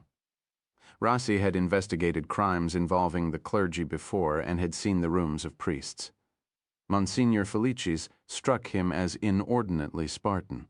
No personal papers of any kind, no diary, no letters from friends or family. Just a couple of threadbare cassocks, an extra pair of shoes, some underwear and socks, a well-fingered rosary. A Celise, Rossi interviewed 20 people that first night. They all told similar stories. The day of his disappearance, the old Monsignor had taken his usual afternoon stroll in the garden before going to the chapel for prayer and meditation. When he didn't appear for supper, the seminarians and other priests assumed he was tired or not feeling well. No one bothered to check on him until late that evening, when they discovered that he was gone. The head of the college provided Rossi with a recent photograph of the Monsignor along with a brief biography. Felici was no pastoral priest. He'd spent virtually his entire career working inside the Vatican as a functionary in the Curia. His last assignment, according to the dean, was a staff position at the Congregation for the Causes of Saints. He'd been retired for 20 years. Not much to go on, but Rossi had started cases with less. The next morning, he entered the missing priest's particulars on the Polizia di Stato database and distributed the photograph to police forces across Italy. Next, he searched the database to see if any other clergy had vanished lately. Rossi had no hunches and no working theory.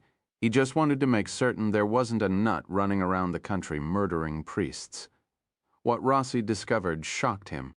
2 days before Felici's disappearance, another priest had vanished, a Monsignor Manzini who lived in Turin. Like Felici, Monsignor Manzini was retired from the Vatican.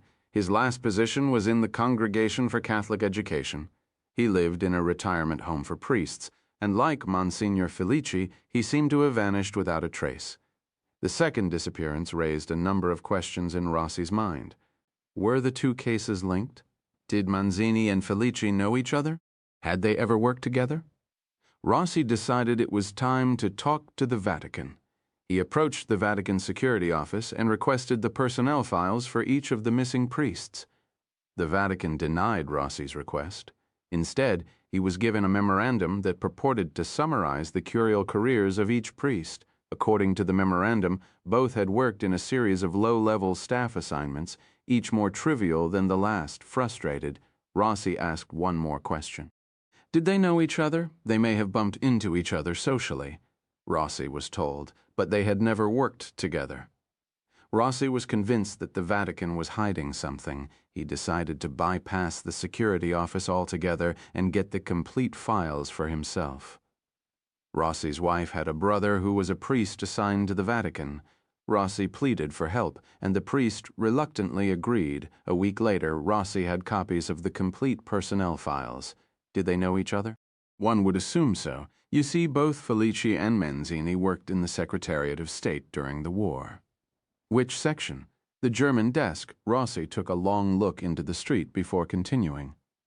About a week later, he had received a response to his original request for reports of other missing clergy. This one didn't match the criteria perfectly, but the local police had decided to forward the report to Rossi anyway. Near the Austrian border, in the town of Tolmezzo, an elderly widow had vanished. Local authorities had given up the search, and she was now presumed dead. Why had her disappearance been brought to Rossi's attention? Because for 10 years she had been a nun, before renouncing her vows in 1947 in order to marry. Rossi decided to bring his superiors into the picture.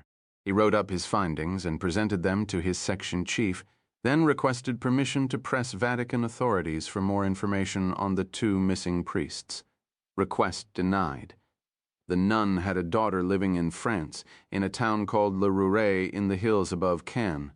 Rossi requested authorization to travel to France to question her. Request denied. Word had come down from on high that there was no link between the disappearances and nothing to be found by poking around behind the walls of the Vatican. Who sent down the word? The old man himself, Rossi said. Carlo Casagrande. Casagrande? Why do I know that name? General Carlo Casagrande was the chief of counterterrorism at l'Arma dei Carabinieri during the 70s and 80s. He's the man who routed the Red Brigades and made Italy safe again. For that, he's something of a national hero. He works for the Vatican Security Office now, but inside the Italian intelligence and security community, he's still a god. He's infallible. When Casagrande speaks, everyone listens. When Casagrande wants a case closed, it's closed. "Who's doing the killing?" Gabriel asked. The detective shrugged. "We're talking about the Vatican, my friend. Whoever's behind it, the Vatican doesn't want the matter pursued. The code of silence is being strictly enforced, and Casagrande is using his influence to keep the Italian police on a short leash. The nun who disappeared in Tolmezzo, what was her name? Regina Carcassi. Find Sister Regina and Martin Luther.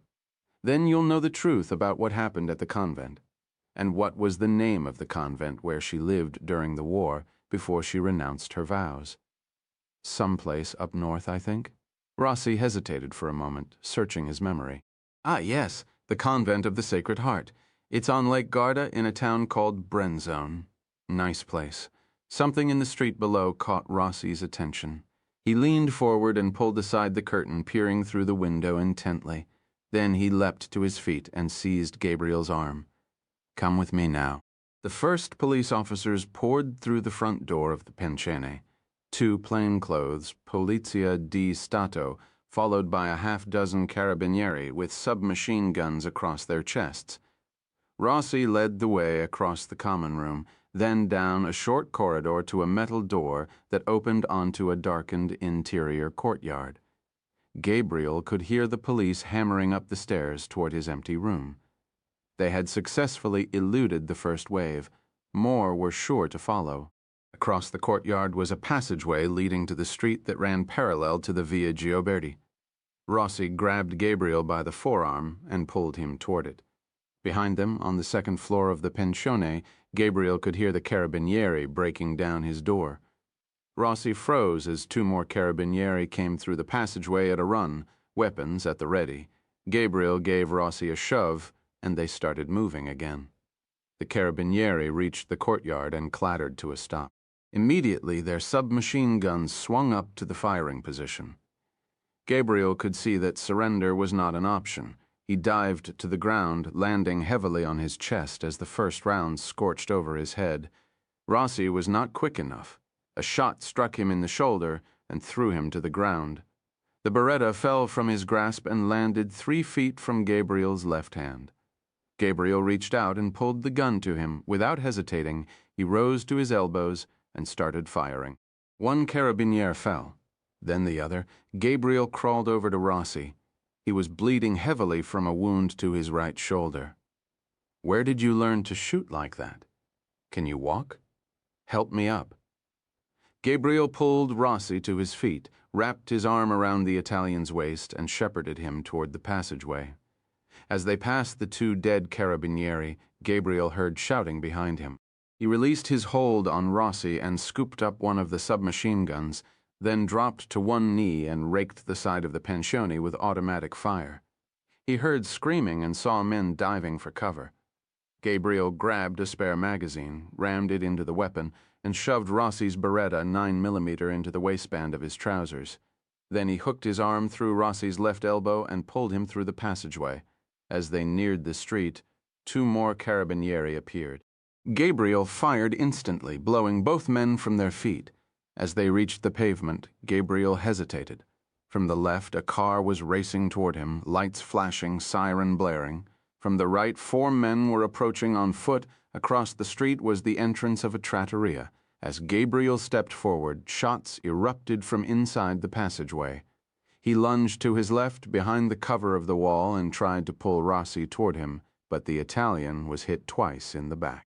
He froze, his arms flung wide, his head back, as 1 final round tore through the right side of his abdomen. There was nothing Gabriel could do for him now. He sprinted across the street and threw open the door of the restaurant. As he burst into the dining room with the machine gun in his hands, there was pandemonium. In Italian, he shouted, "Terrorists, terrorists, get out now!" Everyone in the room rose in unison and rushed toward the door. As Gabriel ran toward the kitchen, he could hear frustrated carabinieri screaming at the patrons to get out of the way. Gabriel raced through the tiny kitchen, past startled cooks and waiters, and kicked open the back door. He found himself in a narrow alleyway, not 4 feet wide, foul-smelling and dark as a mine shaft. He slammed the door behind him and kept running. A few seconds later, the door flew open again. Gabriel turned and sprayed the alleyway with gunfire. The door slammed shut. At the end of the alley, he came to a broad boulevard. To his right was the facade of the Church of Santa Maria Maggiore. To his left, the expanse of the Piazza Vittorio Emanuele. He dropped the submachine gun in the alley and crossed the street, weaving his way through the traffic. Sirens rang out from every direction. He wound his way through a chain of narrow streets, then dashed across another busy boulevard, the Via Merulana, and found himself at the edge of the vast park surrounding the Colosseum. He kept to the darkened footpaths. Carabinieri units were already searching by flashlight, which made them easy to see and avoid. 10 minutes later, Gabriel came to the river. At a public telephone on the embankment, he dialed the number he had never before been forced to use. It was answered after one ring by a young woman with a pleasant voice. She spoke to him in Hebrew. It was the sweetest sound he had ever heard. He spoke a code phrase, then recited a series of numbers. There were a few seconds of silence while the girl punched the numbers into a computer. Then she said, "What's wrong? I'm in trouble. You need to bring me in. Are you hurt? Not badly. Are you safe in your present location? For the moment, but not for long. Call back in 10 minutes. Until then, keep moving." 19. Rome. The Via Guarberti was ablaze with flickering blue emergency lights. Achille Bartoletti stepped out of the Pensione Abruzzi and spotted Carlo Casagrande's car amid the turmoil. The Italian security chief came over at an easy executive stroll and climbed into the back seat. "Your assassin is damned good with a gun, General. I hope he never gets anywhere near the Holy Father. How many dead?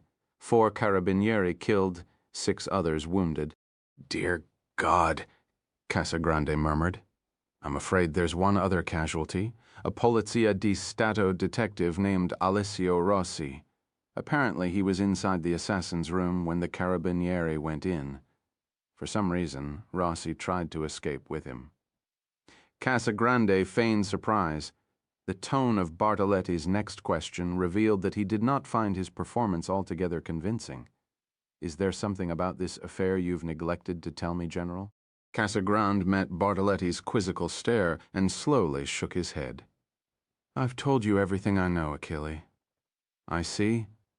Casagrande tried to quickly change the subject. "What is Rossi's condition?" "He's dead, too, I'm afraid. Was it the Israeli?" "No. It appears he was shot by carabinieri." "Is there anything in the room?" "Just a change of clothes, no papers, no identification. Your man is good." Casagrande looked up at the open window on the second floor of the pensione. He had hoped the matter could be handled quietly. Now he had to use the circumstances to his advantage, based on his performance tonight. "It is clear to me that this man is a professional." "I cannot argue with that conclusion, General. As for Rossi, perhaps he was involved somehow in the conspiracy." "Perhaps," Bartoletti said with little conviction. "Whatever the circumstances, the Israeli must not be allowed to leave Rome. 100 officers are looking for him right now. He won't stay in Rome long. He'll leave at the first opportunity. If I were you, I'd seal the city. Put a watch on every train station and bus terminal." Bartoletti's expression betrayed that he didn't appreciate being treated like an incompetent who needed to be told how to mount a search for a fugitive. "I'm afraid this affair has little to do with the Vatican at this point, General Casagrande. After all, 5 Italian policemen were killed on Italian soil. We will conduct the search in the manner we see fit and inform the Vatican Security Office as events warrant." "The pupil has turned on his master," thought Casagrande. Such was the nature of all relationships like this. "Of course, Achille," he said submissively. "I meant no disrespect. None taken, General. But I wouldn't hold out much hope that this man is going to simply vanish. Speaking for myself, I'd like to know what Inspector Rossi was doing in his room." "I would think you'd like to know that, too." Bartoletti climbed out of the car without waiting for a reply and walked briskly away. Casagrande's driver looked up into the rear-view mirror. "Back to the Via Pinciana, General?" Casagrande shook his head.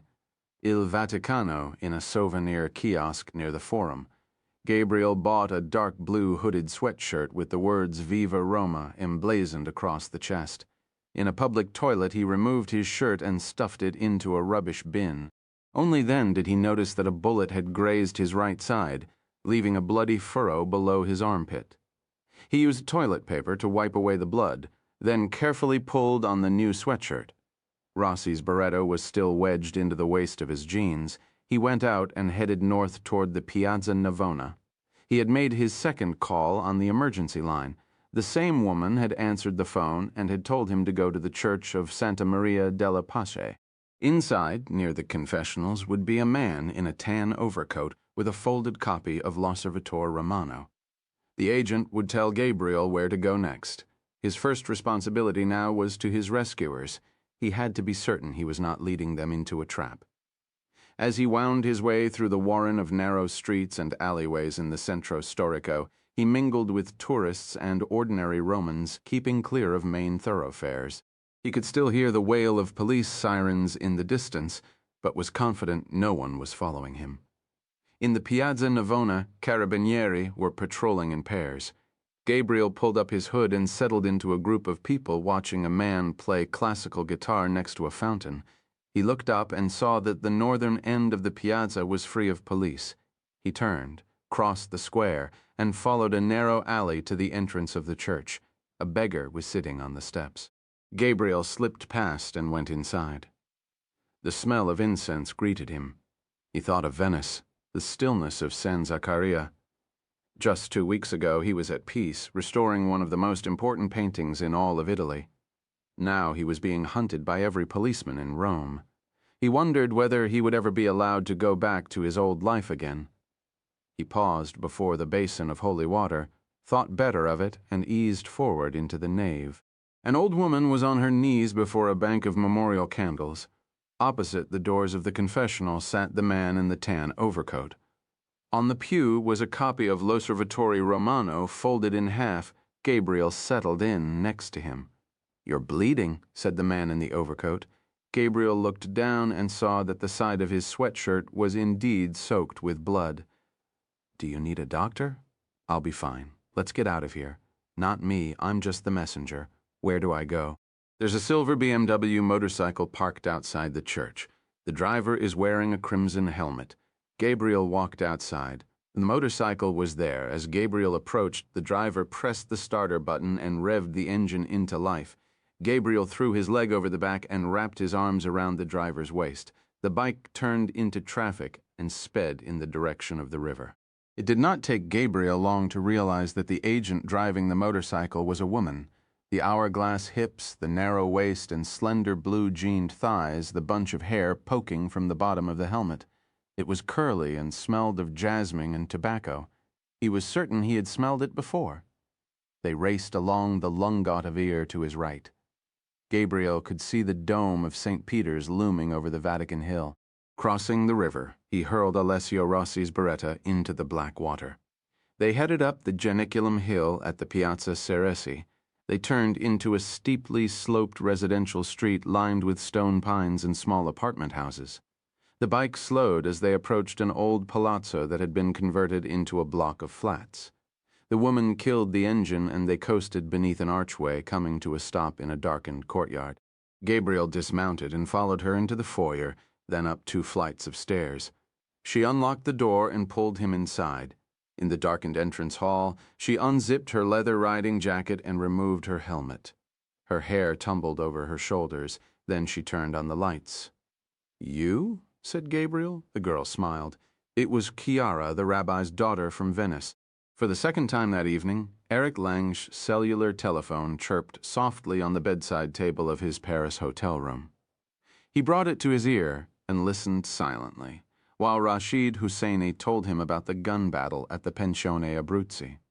Obviously, Carlo Casagrande did know about Alan, and he had sent a mob of incompetent Italian policemen to do the job when it could have been handled quite easily by one good man with a gun. Lange's window of opportunity to deal with Alan himself may have just closed permanently. "What are you doing now?" Lange asked. "We're looking for him, along with half the police in Italy. There's no guarantee we're going to find him. The Israelis are good at getting their people out of tight spots." Yes, they are, said Lange. In fact, I'd say the Rome station of the Israeli Secret Service is very busy tonight. They've got quite a crisis on their hands. Indeed, they do. Have you identified any of their personnel in Rome? 2 or 3 that we're sure of, Husseini said. It might be wise to follow them. With a bit of luck, they'll lead you straight to him. You remind me of Abu Jihad, Husseini said. He was brilliant, too. I'm coming to Rome in the morning. Give me your flight information. I'll have a man meet you. Gabriel spent a long time in the shower washing his wound and scrubbing the blood from his hair. When he emerged wrapped in a white towel, Chiara was waiting for him. She cleaned his wounds carefully and bound his abdomen in a heavy dressing. Lastly, she gave him a shot of antibiotics and handed him a pair of yellow capsules. What's this? Something for the pain. Take them. You'll sleep better. Gabriel washed down the tablets with a swig of mineral water from a plastic bottle. I laid some clean clothes for you on the bed. Are you hungry? Gabriel shook his head and walked into the bedroom to change. He was suddenly unsteady on his feet. While he was on the run, being fed by nerves and adrenaline, he had not felt the pain. Now his side felt as though it had a knife in it.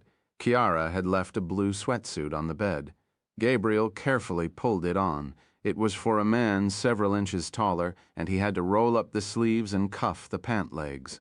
When he came out again, she was sitting in the living room watching a bulletin on the television. She took her eyes from the screen long enough to glance at him and frown at his appearance. I'll get you some proper clothes in the morning. How many dead? 5, she said. Several more wounded. 5 dead. Gabriel closed his eyes and fought off a wave of nausea. A burst of pain shot through his side. Chiara, sensing his distress, laid a hand on his face. You're burning, she said. You need to sleep. I've always found sleep difficult at times like this. I understand, I think. How about a glass of wine? With the painkillers. It might help you. A small one. She went into the kitchen. Gabriel aimed the remote at the television and the screen went black. Chiara returned and handed him a glass of red wine. Nothing for you? She shook her head. It's my job to make sure you stay safe. Gabriel swallowed some of the wine. Is your name really Chiara Zoli? She nodded. And are you really the rabbi's daughter? Yes, I am. Where are you posted? Officially, I'm attached to Rome Station, but I do a fair amount of traveling. What sort of work? Oh, you know, a little of this, a little of that. And that routine the other night? Shamron asked me to keep an eye on you while you were in Venice. Imagine my surprise when you walked into the community center to see my father. What did he tell you about our conversation? That you were asking him a lot of questions about the Italian Jews during the war and about the convent of the Sacred Heart on the Lago di Garda. Why don't you tell me the rest? Because I don't have the strength, he thought. Then he said, How long do I have to stay here? Pasner will tell you everything in the morning. Who's Pasner? Chiara smiled. You have been out of the game for a while. Shimon Pasner is the head of Rome Station. At the moment, he's trying to figure out how to get you out of Italy and back to Israel. I'm not going back to Israel. Well, you can't stay here. Shall I turn on the television again? Every policeman in Italy is looking for you. But that's not my decision. I'm just a lowly field hand. Pasner will make the call in the morning. Gabriel was too weak to argue with her. The combination of the painkillers and the wine had left him feeling heavy-lidded and numb. Perhaps it was for the best. Chiara helped him to his feet and guided him into the bedroom. As he lay down, pain shot through his side. He settled his head carefully on the pillow. Chiara switched off the light and sat in an armchair at the side of the bed, a beretta in her lap. I can't sleep with you there. You'll sleep. Go into the other room. I'm not allowed to leave you. Gabriel closed his eyes. The girl was right. After a few minutes, he slipped into unconsciousness. His sleep was aflame with nightmares. He fought the gun battle in the courtyard for a second time and saw a carabinieri drenched in blood. Alessio Rossi appeared in his room, but in Gabriel's dream he was dressed as a priest, and instead of a beretta, it was a crucifix he aimed at Gabriel's head. Rossi's death, with his arms flung wide and his side pierced by a bullet, Gabriel saw as a Caravaggio Leah came to him. She stepped down from her altarpiece and shed her robes. Gabriel stroked her skin and found that her scars had been healed. Her mouth tasted of olives. Her nipples, pressed against his chest, were firm and cool. She took him inside her body and brought him slowly to climax. As Gabriel released inside her, she asked him why he had fallen in love with Anna Rolfe. "It's you I love, Leah," he told her. "It's you I'll always love." He awakened briefly. The dream was so real he expected to find Leah in the room with him. But when he opened his eyes, it was the face of Chiara he saw, sitting in her chair, watching over him, a gun in her hand. 20 Rome, Shyman. Pasner arrived at the safe flat at 8 o'clock the next morning. He was a squat and powerfully built man, with hair like steel wool and acne scars on his broad cheeks. Judging from his unshaven face and the red rims around his eyes, it was a safe assumption that he had not slept. Wordlessly, he poured himself a cup of coffee and dropped the morning newspapers on the kitchen table. The shootout in the San Lorenzo quarter was the lead of each paper. Gabriel, still groggy from the painkillers, looked down at them but was powerless to summon an expression. "You made quite a mess in my town." Pasner tipped half a cup of coffee down his throat and pulled a face. "Imagine my surprise when I get the flash that the great Gabriel Allen is on the run and needs to be pulled in. You'd think someone at King Saul Boulevard would have the common sense to inform the local station chief when Gabriel Allen is in town to take someone down. I didn't come to Rome to take anyone down." "Bullshit," Pasner snapped. "That's what you do." Pasner looked up as Chiara entered the kitchen. She wore a toweling robe. Her hair, still wet from the shower, was combed straight back. She poured herself some coffee and sat down next to Gabriel at the table. Pasner said, "Do you know what's going to happen if the Italians ever figure out who you are? It will destroy our relationship. They'll never work with us again." "I know," Gabriel said, "but I didn't come here to kill anyone. They tried to kill me." Pasner pulled out a chair and sat down, his thick forearms resting on the table. "What were you doing in Rome, Gabriel? And don't bullshit me." When Gabriel informed Pasner that he was in Rome on a job for Shamron, the station chief tilted his round head back and emptied his lungs toward the ceiling. "Shamron? That's why no one at King Saul Boulevard knows what you're working on, for Christ's sake." "I should have known the old man was behind this." Gabriel pushed away the newspapers. He supposed he did owe Pasner an explanation. It had been reckless to come to Rome after the murder of Peter Malone. He'd underestimated the capabilities of his enemies and left Pasner with a colossal mess to clean up. He drank a cup of coffee to clear his head and told Pasner the story from the beginning. Chiara's gaze remained fixed on him the entire time. Pasner managed to remain calm for the first half of Gabriel's account, but by the end of the story he was smoking nervously. Sounds as if they were following Rossi, Pasner said, "And Rossi led them to you." "He seemed to know he was under surveillance. He never left the window while he was in my room. He saw them coming for us, but it was too late." "Was there anything in that room that could link you to the office?" Gabriel shook his head, then asked Pasner whether he'd ever heard of a group called Crux Vera. "One hears all sorts of rumors about secret societies and Vatican intrigue in Italy," Pasner said. "Remember the P2 scandal back in the 80s? Vaguely thought Gabriel.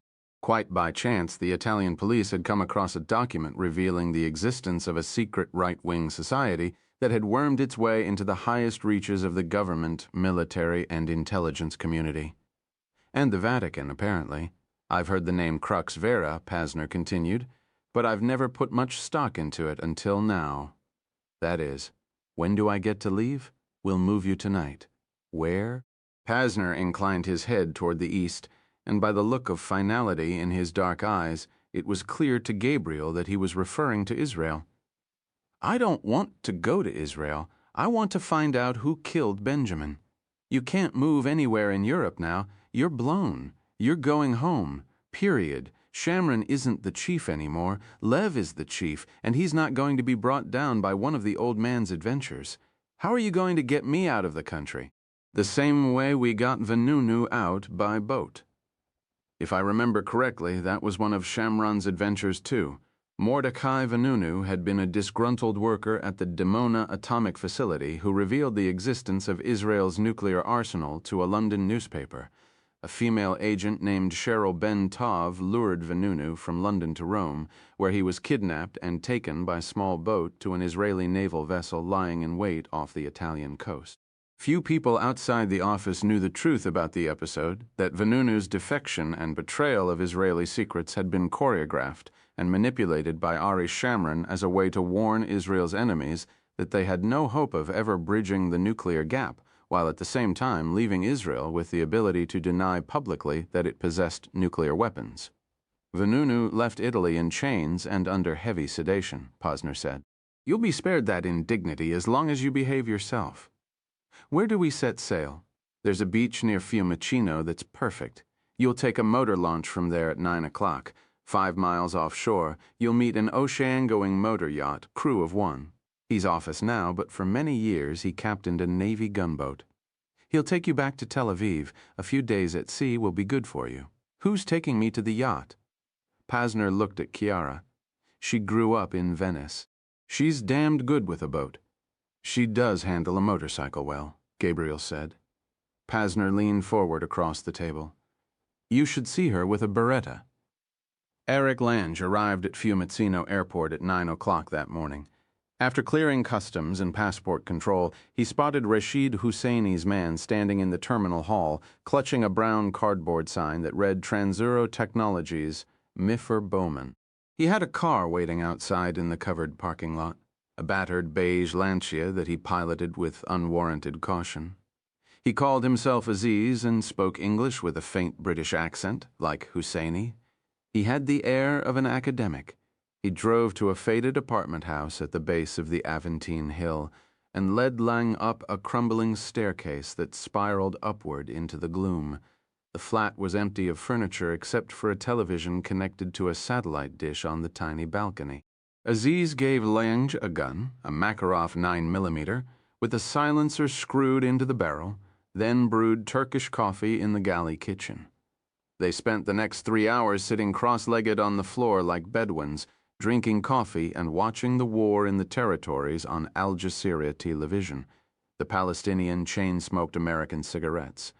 With each televised outrage, he let loose a string of Arabic curses. At 2 in the afternoon, he went downstairs to fetch bread and cheese from the grocer. He returned to discover Lange enthralled by a cooking program on an American cable channel. He brewed more coffee and changed the channel back to Al Jazeera without asking Lange's permission. Lang ate a bit of lunch, then made a pillow of his overcoat and stretched out on the bare floor for a nap. He was awakened by the purr of Aziz's cellular telephone. He opened his eyes to find the Arab listening intently and scribbling a note on a paper sack. Aziz rang off and his gaze was drawn back to the TV. An anchorman was offering breathless narration to a piece of video depicting Israeli soldiers firing into a crowd of Palestinian boys. Aziz lit another cigarette and looked at Lange. Let's go kill the bastard be sunset. Gabriel's wound hurt less and his appetite had returned. Chiara cooked fettuccine with mushrooms and cream, and they watched the evening news. The first 10 minutes of the broadcast was devoted to the search for the papal assassin. Over video of heavily armed Italian security forces patrolling the nation's airports and borders, the correspondent described it as one of the largest manhunts in Italian history. When Gabriel's photograph appeared on the screen, Chiara squeezed his hand. After supper, she put a clean dressing on his wound and gave him another shot of antibiotics. When she offered Gabriel something for the pain, he refused. At 6:30, they changed clothes. The forecast was for rain and rough seas, and they dressed appropriately: fleece underwear, waterproof outerwear, rubber boots over insulated socks. Posner had left Gabriel a false Canadian passport and a Beretta 9mm. Gabriel hid the passport in a zippered compartment of his coat and slipped the Beretta into a patch pocket within easy reach. Posner arrived at 6 o'clock.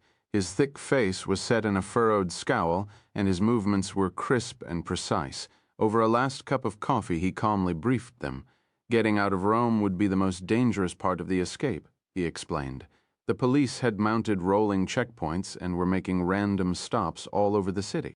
His businesslike demeanor helped to settle Gabriel's nerves. At 7 o'clock, they left the flat. Pasner made a point of speaking a few words in excellent Italian during the descent down the staircase. Parked in the courtyard was a dark gray Volkswagen delivery van.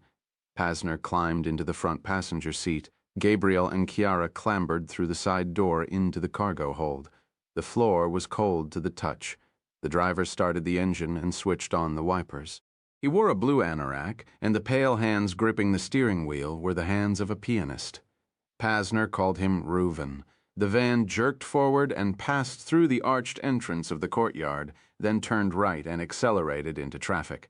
Sprawled on the floor of the van, Gabriel could see nothing but the night sky and the reflections of passing headlights. He knew they were heading west.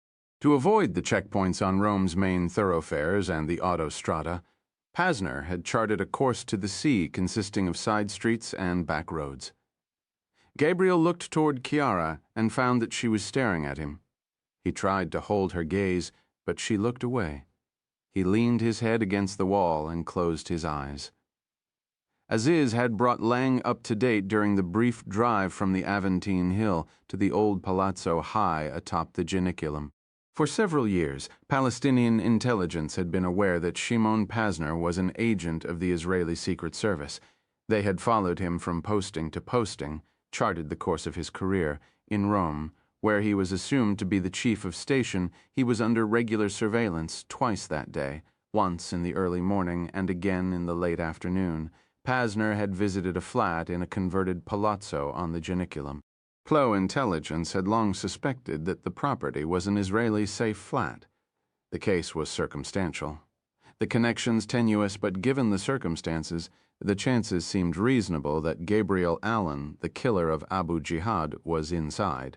Parked on the street 100 meters from the entrance of the old palazzo, Lang and Aziz had watched and waited. There were lights burning in only two of the flats facing the street, one on the second floor and the other on the top. In that flat, the shades were tightly drawn. Lange took note of the arriving tenants. A pair of boys on a motorino, a woman in a miniature two-seater Fiat, a middle-aged man in a belted raincoat who came by way of a city bus. A dark gray Volkswagen delivery van, one man in the front, dressed in a blue windbreaker that turned into the central courtyard.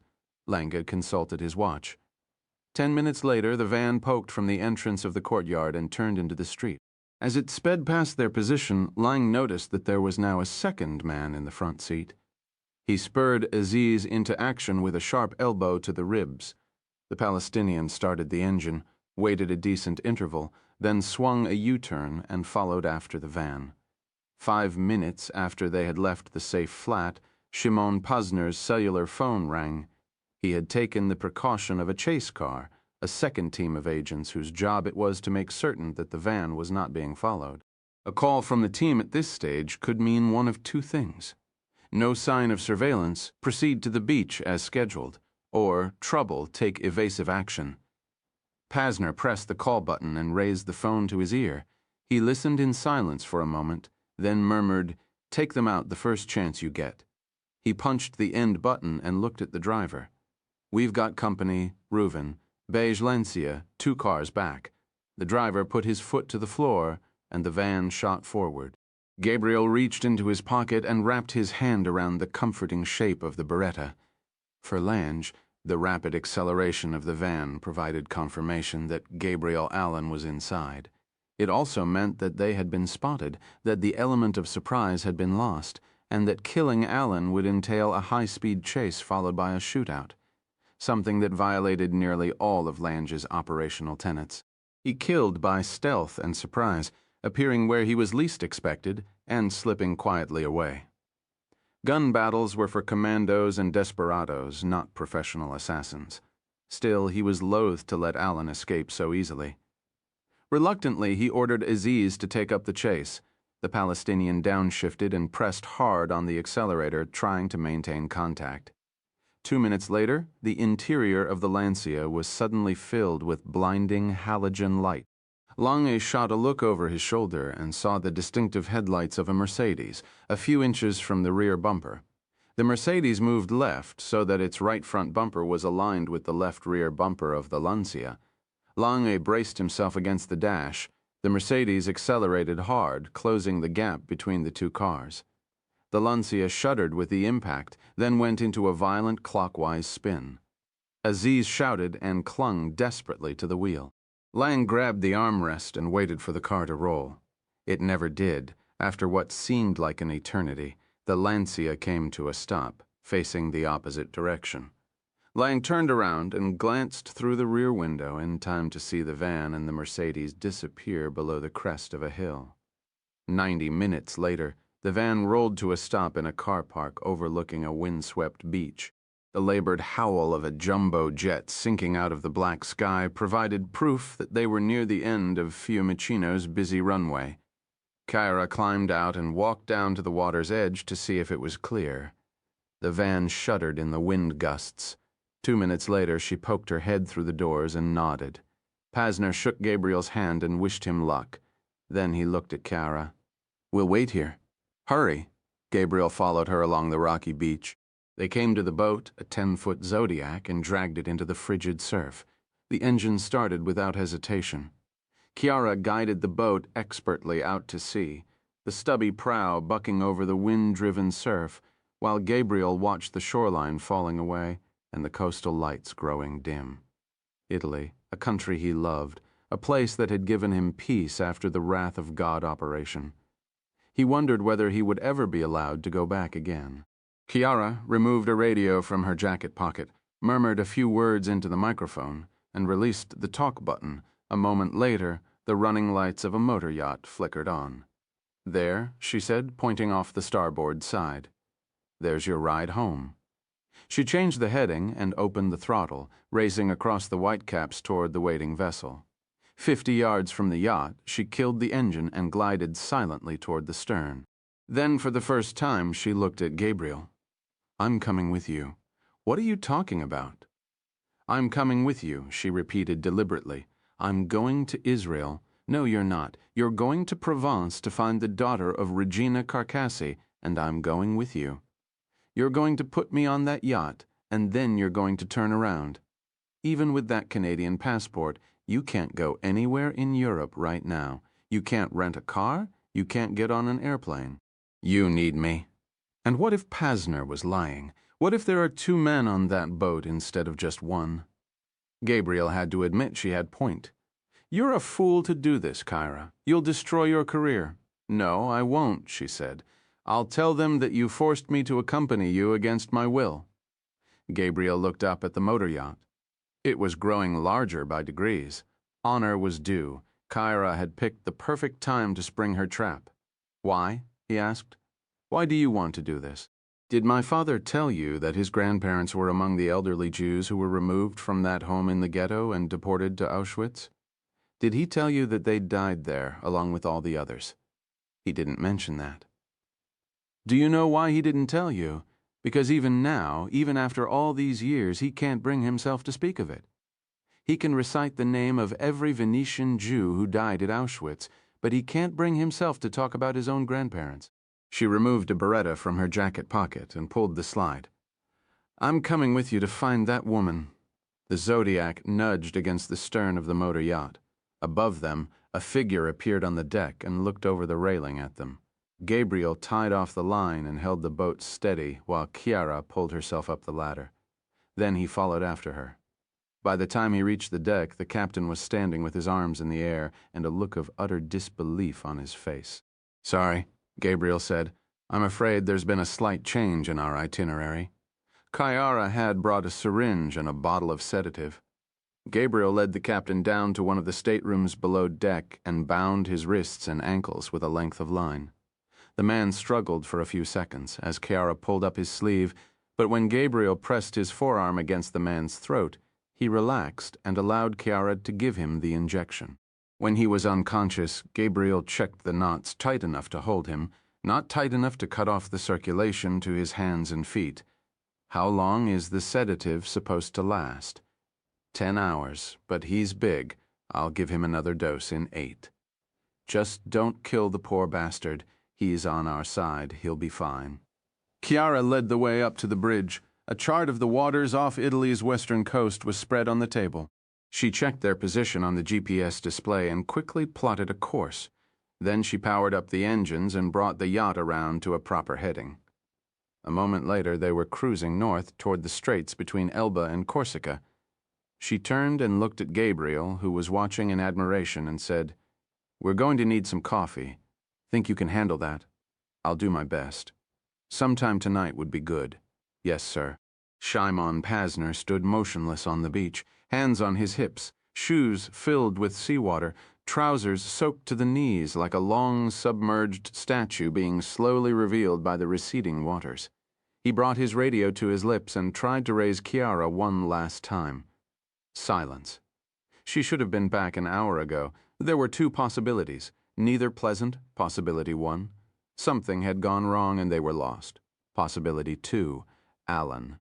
Pasner hurled his radio into the surf in disgust, a look of pure loathing on his face, and trod slowly back to the van. There was just enough time for Eric Lange to catch the night train for Zurich. He directed Aziz to a quiet side street adjacent to the rail lines feeding out of the Stazione Termini and told him to shut down the engine.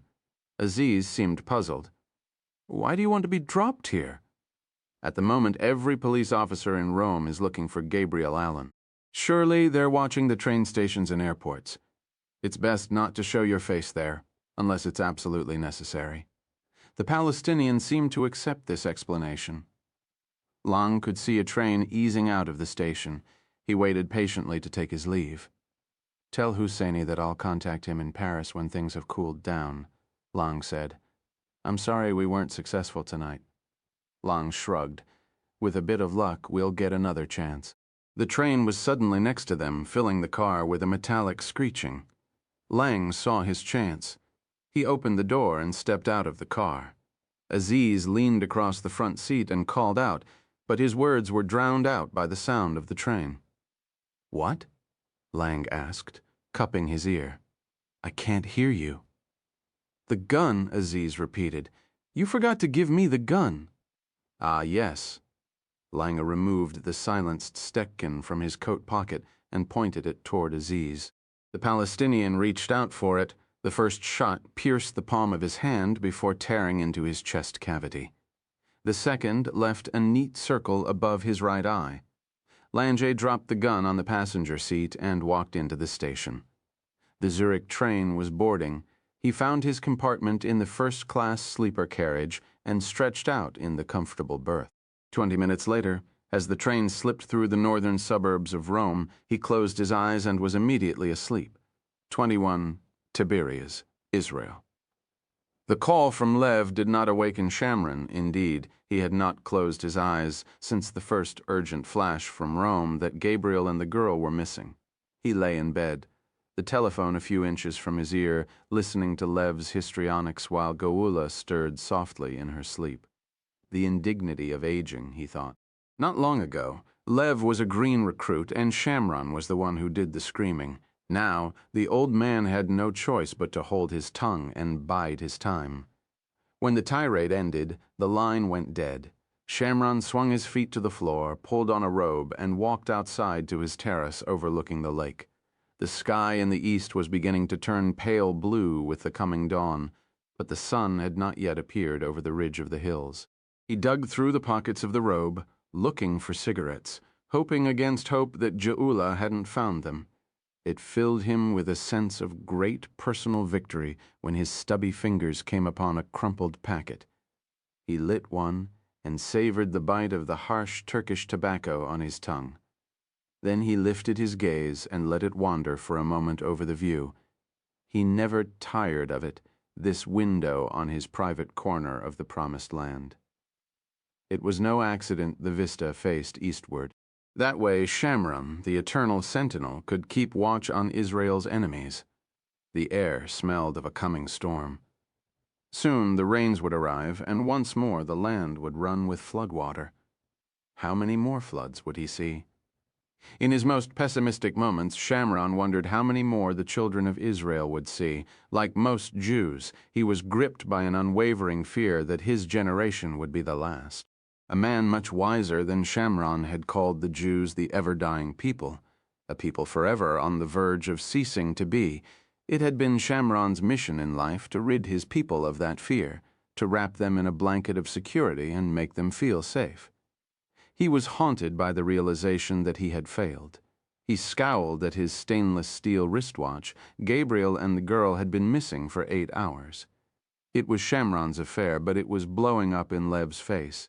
Gabriel was getting closer to identifying the killers of Benjamin Stern, but Lev wanted no part of it. Little Lev, thought Shamron derisively, the craven bureaucrat, a man whose innate sense of caution rivaled the daring and audacity of Shamron. Do I need this, Ari? Lev had screamed. The Europeans are accusing us of behaving like Nazis in the territories, and now one of your old killers is accused of trying to assassinate the Pope. Tell me where I can find him. Help me bring him in before this thing destroys this beloved service of yours once and for all. Perhaps Lev was right, though it pained Shamron to even consider such a thought. Israel had enough problems at the moment. The Shaheeds were turning markets into bloodbaths. The thief of Baghdad was still trying to forge his nuclear sword. Perhaps now was not the best time to pick a fight with the Roman Catholic Church. Perhaps now was not the best time to go wading in old waters. The water was dirty and filled with unseen hazards, potholes, and rocks, hidden brush where a man could become entangled and drown, and then an image appeared in his thoughts. A muddy village outside Krakow, a rampaging crowd, shop windows smashed, homes set ablaze, men beaten bloody with clubs, women raped, Christ killers, Jewish filth, kill the Jews. A child's village, a young child's memories of Poland. The boy would be sent to Palestine to live with relatives on a settlement in the Upper Galilee. The parents would stay behind. The boy would join the Haganah and fight in Israel's war of rebirth. When the new state was putting together an intelligence service, the boy, now a young man, would be invited to join. In a shabby suburb north of Buenos Aires, he would become an almost mythical figure by seizing the throat of the man who had sent his parents and 6 million others to the camps of death. Shamron found that his eyes were squeezed tightly shut and that his hands were gripping the top of the balustrade. Slowly, finger by finger, he relaxed his grip. A line of Eliot ran through his head. In my beginning is my end. Eichmann. How had this puppeteer of death, this murdering bureaucrat who made the trains of genocide run on time, how had it come to pass that he was living quietly in a hardscrabble suburb of Buenos Aires when 6 million had perished? Shamron knew the answer, of course, for every page of the Eichmann file was engraved in his memory, like hundreds of other murderers. He had escaped via the convent route, a chain of monasteries and church properties stretching from Germany to the Italian port of Genoa. In Genoa, he had been given shelter by Franciscans and, through the auspices of church charitable organizations, was provided with false papers describing him as a refugee. On June 14, 1950, he emerged from the shelter of the Franciscan convent long enough to board the Giovanna Sea, bound for Buenos Aires. Bound for a new life in the new world, thought Shamron. The leader of the church had not been able to find the words to condemn the murder of 6 million, but his bishops and priests had given comfort and sanctuary to the greatest mass killer in history. This was a fact that Shamron could never comprehend, a sin for which there was no absolution. He thought of Lev's voice screeching down the secure line from Tel Aviv. No, thought Shamron, I will not help Lev find Gabriel. Quite the opposite. He was going to help him discover what happened in that convent by the lake, and who killed Benjamin Stern. He walked back into the house, his step crisp and sure-footed, and went to his bedroom. Chiula was lying in bed watching television. Shamron packed a suitcase. Every few seconds she would glance up from the screen and look at him, but she did not speak. It had been this way for more than 40 years. When his bag was packed, Shamron sat on the bed next to her and held her hand. You'll be careful, won't you, Ari? Of course, my love. You won't smoke cigarettes, will you? Never. Come home soon. Soon, Shamron said, and he kissed her forehead. There was an indignity to his visits to King Saul Boulevard that Shamron found deeply depressing. He had to sign the logbook at the security station in the lobby and attach a laminated tag to his shirt pocket. No longer could he use his old private elevator that was reserved for Lev. Now, instead, he crowded into an ordinary lift filled with desk officers and boys and girls from the file rooms. He rode up to the 4th floor. His ritual humiliation did not end there, for Lev still had a few more ounces of flesh to extract. There was no one to bring him coffee, so he was forced to fend for himself in the canteen, coaxing a cup of weak brew from an automated machine. Then he walked down the hall to his office, a bare room not much larger than a storage closet, with a pine table, a folding steel chair, and a chipped telephone that smelled of disinfectant. Shamron sat down, opened his briefcase, and removed the surveillance photograph from London, the one snapped by Mordecai outside Peter Malone's home. Shamron sat over it for several minutes, elbows on the table, knuckles pressed to his temples. Every few seconds, a head would poke around the edge of the door and a pair of eyes would stare at him as if he were some exotic beast. Yes, it's true. The old man is roaming the halls of headquarters once more. Shamron saw none of it. He had eyes only for the man in the photograph. Finally, he picked up the telephone and dialed the extension for research. It was answered by a girl who sounded as though she was barely out of high school. "This is Shamron." "Who?" "Shamron," he said irritably. "I need the file on the Cyprus kidnapping case. It was 1986, if I remember correctly." "That's probably before you were born, but do your best." He slammed down the phone and waited. 5 minutes later, a bleary-eyed boy called Yossi appeared in Shamron's ignoble door. "Sorry, boss, the girl is new." He held up a bound file. "You wanted to see this?" Shamron held out his hand like a beggar. It had not been one of Shamron's prouder moments. In the summer of 1986, Israeli Justice Minister Meir Ben-David set sail from Tel Aviv for a 3-week Mediterranean cruise aboard a private yacht along with 12 other guests and a crew of 5.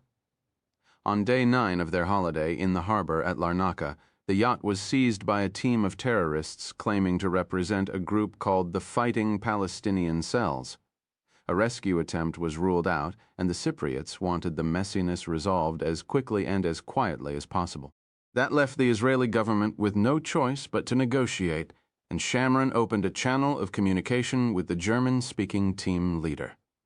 3 days later, the siege ended, the hostages were released, the terrorists were granted safe passage, and a month later, a dozen hardcore PLO killers were released from Israeli jails.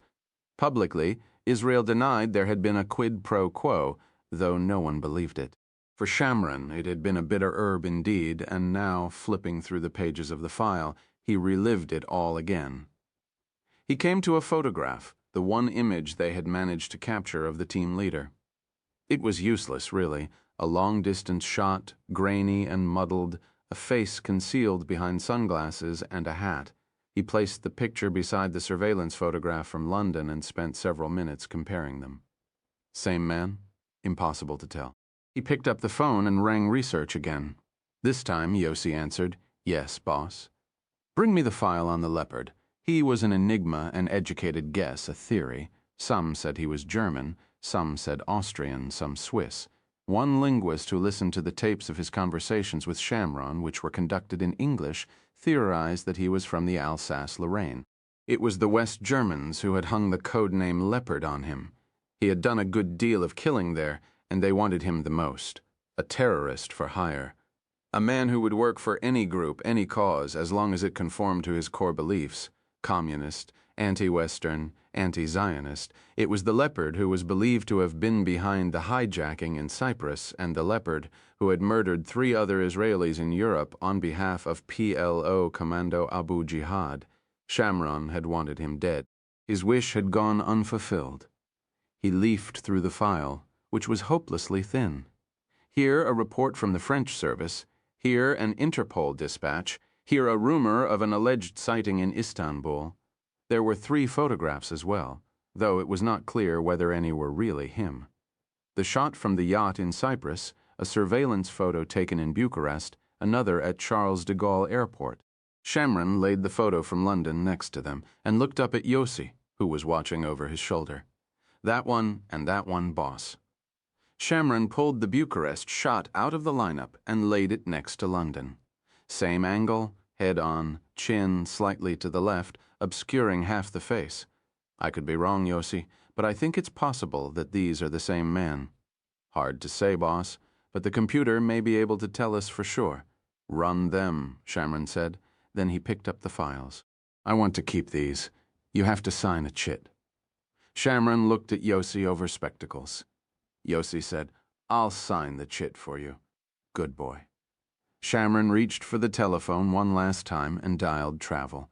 When he finished with his arrangements, he placed the files in his briefcase and headed downstairs.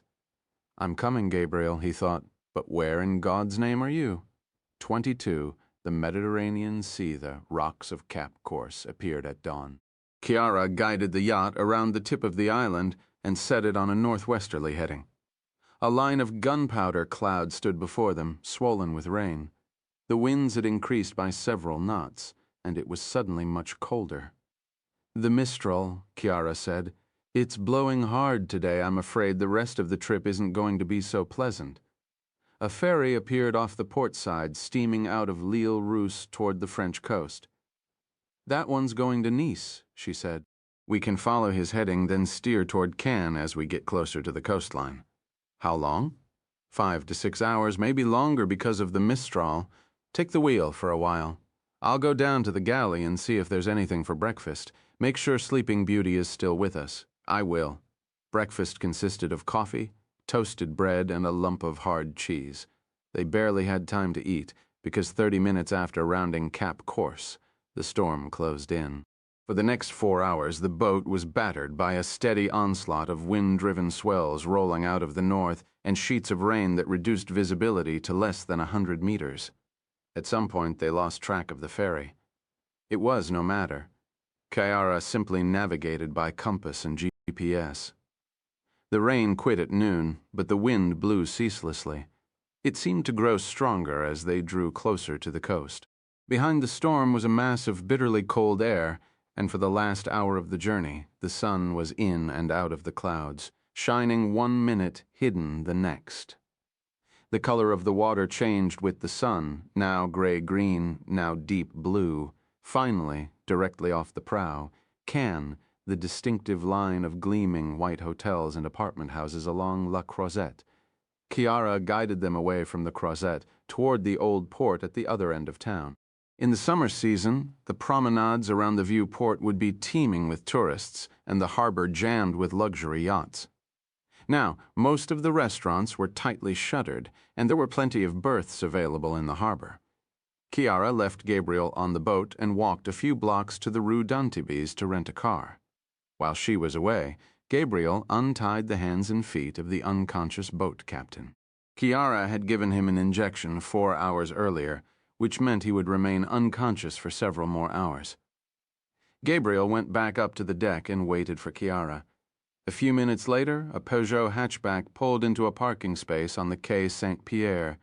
Chiara stepped out of the car long enough to wave in Gabriel's direction and slide over into the passenger seat. Gabriel climbed down off the boat and got behind the wheel. "Any problems?" he asked. She shook her head. "We need clothes." "Ah, shopping on the Croisette. Just what I need after spending all night and half the day on the damned boat. I can't decide between Gucci and Versace. I was thinking of something a little more ordinary. Maybe one of those nice places along the Boulevard Carnot where the real people go to buy their clothes." "Oh, how pedestrian." "Exactly." Gabriel wound his way across the old town, and a few minutes later, they were heading north up the Boulevard Carnot, the main thoroughfare linking the waterfront of Cannes to the inland towns. The Mistral was howling. A few brave souls were out, backs bent, hands on their hats. The air was filled with dust and paper. After a few blocks, Gabriel spotted a small department store next to a bus stop. Chiara frowned. He pulled into an empty parking space, gave her a wad of cash, and recited his sizes. Chiara climbed out and walked the rest of the way. Gabriel left the engine running and listened to the news. Still no sign of the suspected papal assassin. Italian police had stepped up security at the nation's airports and border crossings. He switched off the radio. Chiara emerged from the store 20 minutes later, a bulging plastic sack swinging from each hand. The wind was at her back, blowing her hair over her face. Because of the bags of clothing, she was defenseless to do anything about it. She tossed the bags into the back seat and got in. Gabriel headed up the Boulevard Carnot. 10 minutes later, he came to a large traffic circle and followed the signs for grass. A 4-lane highway stretched before them, rising up the slope of the hills toward the base of the Maritime Alps. Chiara reclined the seat, pulled off her fleece shirt, and shimmied out of the heavy waterproof pants. Gabriel kept his eyes fastened on the road. She dug through the bags of clothing until she found the clean underwear and bra she had bought for herself. "Don't look. I wouldn't dream of it." "Really? Why not?" "Just hurry up and get some clothing on, please." "That's the first time a man has ever said that to me." "I can see why." She swatted his arm and quickly changed into jeans, a sweater with a thick turtleneck, and fashionable black leather boots with square toes and thick heels. She looked very much like the attractive young woman he had seen for the first time in the ghetto in Venice. When she was finished, she sat up. "Your turn? Pull over and I'll drive while you change." Gabriel did as she asked. From a purely fashion perspective, he did not fare as well. A pair of loose-fitting blue cotton trousers with an elastic waist, a thick wool fisherman's sweater, a pair of tan espadrilles that scratched his feet. He looked like a man who spent his days idling in the town square playing boule. "I look ridiculous. I think you look very handsome. More importantly, you can walk through any town in Provence and no one will think you're anything but a local." For 10 minutes, Chiara navigated the winding road through olive trees and eucalyptus. They came to the medieval town of Valbonne. Gabriel directed her northward to a town called Opio, and from Opio to Le Rouret. She parked outside a tabac and waited in the car while Gabriel went inside. Behind the counter was a dark-complected man with tightly curled hair and Algerian features. When Gabriel asked whether he knew an Italian woman called Carcassi, the clerk shrugged his shoulders and suggested that Gabriel speak to Mark, the bartender next door at the brasserie. Gabriel found Mark polishing glasses with a dirty towel. When he put the same question to him, the bartender shook his head.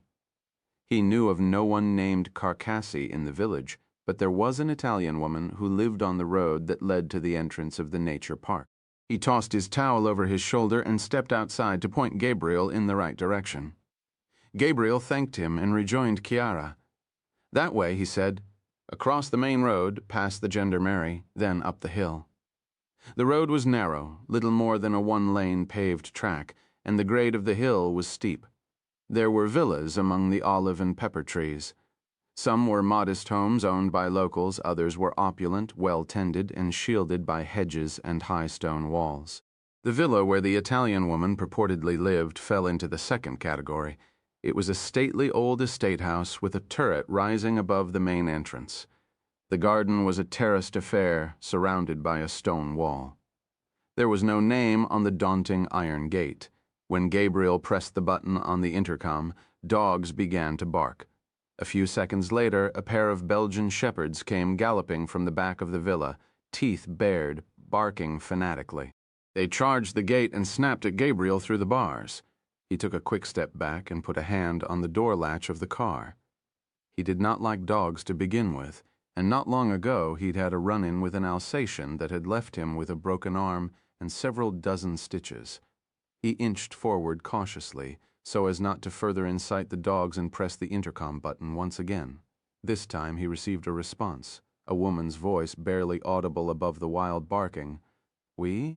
Madame Carcassi? My name is Huber now." Carcassi was my maiden name. "Was your mother Regina Carcassi from Tolmezzo in the north of Italy?" A moment's hesitation, then, "Who is this, please?" The dogs, hearing the note of anxiety in their master's voice, began to bark even more ferociously. During the night, Gabriel had been unable to decide how to make his approach to the daughter of Regina Carcassi. Now, with the shepherds trying to tear his legs off and a gale-force wind beating down on him from the Alps, he had little patience for subterfuge and cover stories. He reached out and pressed the button once more. "My name is Gabriel," he said, shouting over the commotion of the dogs. "I work for the government of Israel. I believe I know who killed your mother, and I believe I know why. There was no response from the intercom, only the rapid snarling of the dogs. Gabriel feared he had taken it too far too quickly.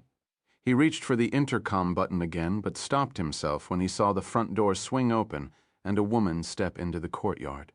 She stood there a moment, black hair flying in the wind, arms folded beneath her breasts, then walked slowly across the courtyard and examined Gabriel through the bars of the gate. Satisfied, she looked down at the dogs and scolded them in rapid French. They stopped barking and trotted off, disappearing behind the villa. Then she reached into her coat pocket, produced the remote for the gate, and pressed it with her thumb. The gate slowly opened, and she gestured them to come inside. She served coffee and steamed milk in a rectangular sitting room with a terracotta floor and damask-covered furniture. The French doors rattled in the mistral. Several times Gabriel found himself looking at the doors to see if someone was trying to get in, but he saw only the elaborate garden writhing in the wind. Her name was Antonella Huber, an Italian woman married to a German businessman living in the south of France, a member of that itinerant class of European wealthy who are comfortable in many countries and many cultures. She was an attractive woman mid-40s with dark shoulder-length hair and deeply tanned skin. Her eyes were nearly black and radiated intelligence. Her gaze was direct and without apprehension. Gabriel noticed the edges of her nails were soiled with clay. He glanced around the room and saw that it was decorated with ceramics. Antonella Huber was a skilled potter. "I'm sorry about the dogs," she said. "My husband travels for his work, so I spend a great deal of time here alone. Crime is a major problem all along the Côte d'Azur. We were robbed a half-dozen times before we bought the guard dogs. Lately, we haven't had any problems." "I can see why." She managed a brief smile. Gabriel used the lull in the small talk to come to the point. He leaned forward in his chair, elbows on his knees, and gave Antonella Huber a selective account of the events that had brought him here. He told her that his friend, the historian Benjamin Stern, had discovered that something unusual had taken place at the Convent of the Sacred Heart in Brenzone during the war, the same convent where her mother had lived before renouncing her vows. He told her that his friend had been killed by someone who wanted that unusual event to remain a secret. He told her that her mother was not the only person to vanish without a trace in Italy. 2 priests, Felici and Manzini, had disappeared around the same time. An Italian detective named Alessio Rossi believed the disappearances were linked, but he was ordered to close his investigation after Italian police came under pressure from a man named Carlo Casagrande, who worked for the Vatican Security Office. Antonella Huber remained motionless throughout Gabriel's presentation, her eyes locked on him, her hands folded across her knee. He had the distinct impression he was telling her nothing she did not already know or suspect. "Your mother didn't renounce her vows simply in order to marry, did she?" A long silence, then. "No, she didn't. Something happened at that convent, something that made her lose her faith and renounce her vows?" "Yes, that's right." "Did she discuss it with Benjamin Stern?" "I begged her not to, but she ignored my warning and spoke to him anyway." "What were you afraid of?" "That she would be harmed, of course. And I was right, wasn't I? Have you spoken to the Italian police?" If you know anything about Italian politics, you'd realize that the Italian police are not to be trusted in a matter like this. Wasn't Alessio Rossi one of the men who was killed in Rome the night before last? A papal assassin? She shook her head slowly. "My God, they'll do anything to protect their dirty little secrets. Do you know why they killed your mother?" She nodded and said, "Yes, I do. I know what happened in that convent. I know why my mother renounced her vows and her faith and why she was killed for it." "Will you tell me?" "It's probably better if I show you." She stood up. "Please wait here. I won't be a moment." She left the room and walked upstairs. Gabriel sat back and closed his eyes. Chiara, seated next to him on the couch, reached out and laid her hand on his forearm. When Antonella Huber returned, she was holding a stack of yellowed writing paper. "My mother wrote this the night before she married my father," she said, holding up the papers for Gabriel and Chiara to see. She gave a copy of this to Benjamin Stern. This is the reason your friend was killed. She sat down, placed the papers in her lap, and began to read aloud. My name is Regina Carcassi, and I was born in Brunico, a mountain village near the Austrian border. I am the youngest of 7 children and the only girl. Therefore, it was almost preordained that I become a nun. In 1937, I took my vows and became a member of the Order of St. Ursula. I was sent to the convent of the Sacred Heart, an Ursuline convent in the town of Brenzone on Lake Garda, and I took a position teaching in a local Catholic school for girls. I was 18 years old. I was very pleased with my assignment. The convent was a lovely place, an old castle located on the shores of the lake. When the war came, little about our life changed despite the shortages of food. We received shipments of supplies each month and always had enough to eat. Usually we had some left over to disperse among the needy in Brenzone. I continued my teaching duties and administered to the needs of those unfortunate souls affected by the fighting. One evening in March 1942, Mother Superior addressed us after our evening meal. She informed us that in 3 days' time our convent was to be the site of an important meeting between Vatican authorities and a high-level delegation from Germany. The convent of the Sacred Heart had been chosen because of its isolation and the beauty of its facilities. She told us that we should all be very proud that such an important gathering should be held in our home, and we all were, indeed, pleased. Mother Superior told us that the topic of the meeting was an initiative by the Holy Father to bring about a speedy end to the war. We were instructed, however, not to speak a word about the meeting to anyone outside the convent. Even discussion amongst ourselves was forbidden. Needless to say, none of us slept much that night. We were all very excited about what the coming days would bring. Because I grew up so near the Austrian border, I spoke fluent German and knew about German food and customs. Mother Superior asked me to oversee the preparations for the conference, and I eagerly agreed. I was informed that the men would share a meal, then would adjourn to discuss the business at hand. In my opinion, our dining room was far too plain for such an occasion, so I decided that the meal and the conference should take place in our common room. It was a lovely room with a large stone fireplace and beautiful views of the lake and the Dolomites, a truly inspirational setting. Mother Superior agreed, and she permitted me to rearrange the furniture in the room as I saw fit. Dinner would be served at a large circular table next to one of the windows. For the meeting, a long rectangular table with a dark finish was set in front of the fireplace. I wanted everything to be perfect, and when I was finished, the room looked quite beautiful indeed. I was thrilled by the prospect that my work might have some role in bringing about an end to all the death and destruction the war had wrought. The day before the meeting, a large shipment of food arrived: hams and sausages, breads and pastas, tins of caviar, bottles of fine wine and champagne. Things most of us had rarely seen in our lifetimes, and certainly not since the war had begun. The next day, with the help of 2 other sisters, I prepared a meal that I believed would suit the palates of the men from Rome and the visitors from Berlin.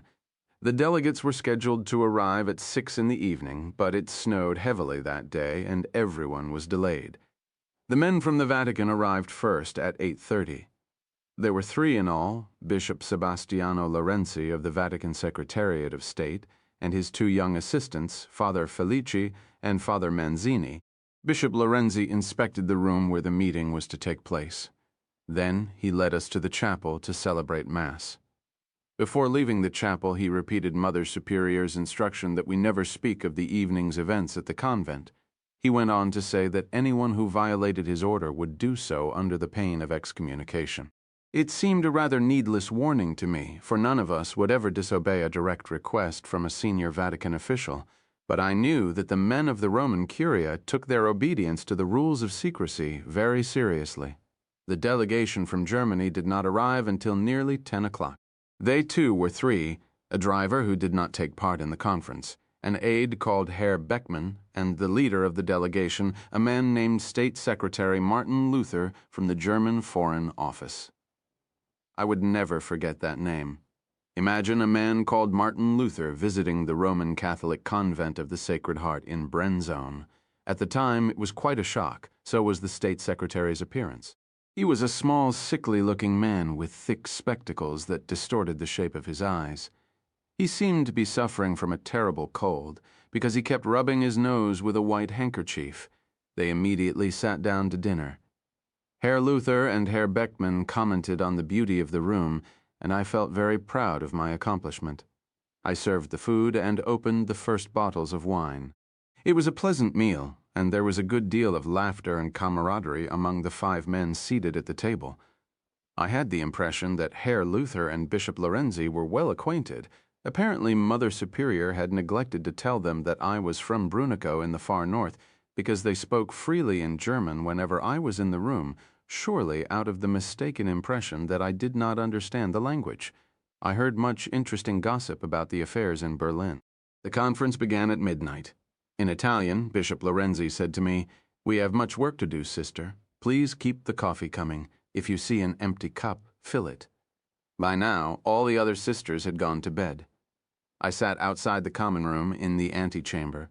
After a few moments, our young kitchen boy appeared, dressed in pajamas. He was an orphan who lived in the convent. The sisters nicknamed him Cicciotto, little chubby one. The child had been awakened by nightmares. I invited him to sit with me. To help calm him, we recited the rosary. The first time I entered the room, it became clear to me that the men were not discussing a negotiated settlement to the war. State Secretary Luther was in the process of handing round a memorandum to the other 4 men. As I poured coffee, I was able to see it quite well. It had 2 columns, and the columns were divided by a vertical line. On the left were the names of countries and territories. On the right were figures. At the bottom of the page was a tally. Herr Luther was saying the program to bring about the final solution to the Jewish question in Europe is well underway. The document you have before you was presented to me at a conference in Berlin in January. As you can see by our careful estimate, there are 11 million Jews in Europe at the moment. That estimate includes territory controlled by the Reich and its allies and in countries that remain neutral or allied with the enemy. Herr Luther paused and looked at Bishop Lorenzi. "Does the girl speak German?" No, Herr Luther. She is a poor girl from the Garda region. Her only language is Italian, and even that she speaks like a peasant. You may speak freely in front of her." I turned and left the room, pretending not to have heard the terribly insulting things the prelate had just said about me to the German. My face must have shown my embarrassment, because when I entered the antechamber, Cicciotto said, "Is something wrong, Sister Regina?" No, I'm fine. Just a little tired." "Shall we continue to say the rosary, sister?" "You say it, my child, but softly, please." The boy resumed the rosary, but after a few moments he fell asleep with his head resting on my lap. I cracked the door a few inches so I could hear what was being said inside the common room. Herr Luther was still speaking.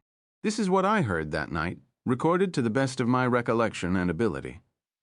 Despite our best efforts to keep the evacuation secret, word, unfortunately, is beginning to trickle out. It is my understanding from our own ambassador to the Vatican that some of these reports are beginning to reach the ears of the Holy Father." Bishop Lorenzi replied, "That is indeed the case, State Secretary Luther. I'm afraid news of the evacuations has indeed reached the Vatican. The British and Americans are putting enormous pressure on the Holy Father to speak out. May I speak bluntly, Bishop Lorenzi? That was the point of this gathering, was it not? This program to settle the Jewish question once and for all is underway. The machinery is in place, and there is nothing His Holiness can do to stop it. The only thing he can do is make matters worse for the Jews, and I know that is the last thing the Holy Father wishes to do. That is correct, Herr Luther. But how would a protest make matters worse for the Jews? It is imperative that the roundups and deportations go smoothly, and with a minimum of struggle and histrionics. The element of surprise is a critical factor. If the Holy Father issues a protest, accompanied by an explicit warning about what deportation to the East truly means for the Jews, then it will make the roundups messy and difficult affairs. It will also mean that many Jews will go into hiding and escape our forces. One cannot argue with the logic of that statement, Herr Luther. At this point, I felt it was time for me to offer the delegates more coffee.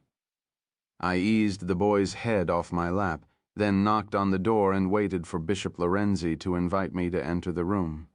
More coffee, Your Grace? Please, Sister Regina. There was a pause in the conversation while I refilled their cups and exited the room. Then Herr Luther resumed. Once again, I left the door ajar so that I could hear what was being said.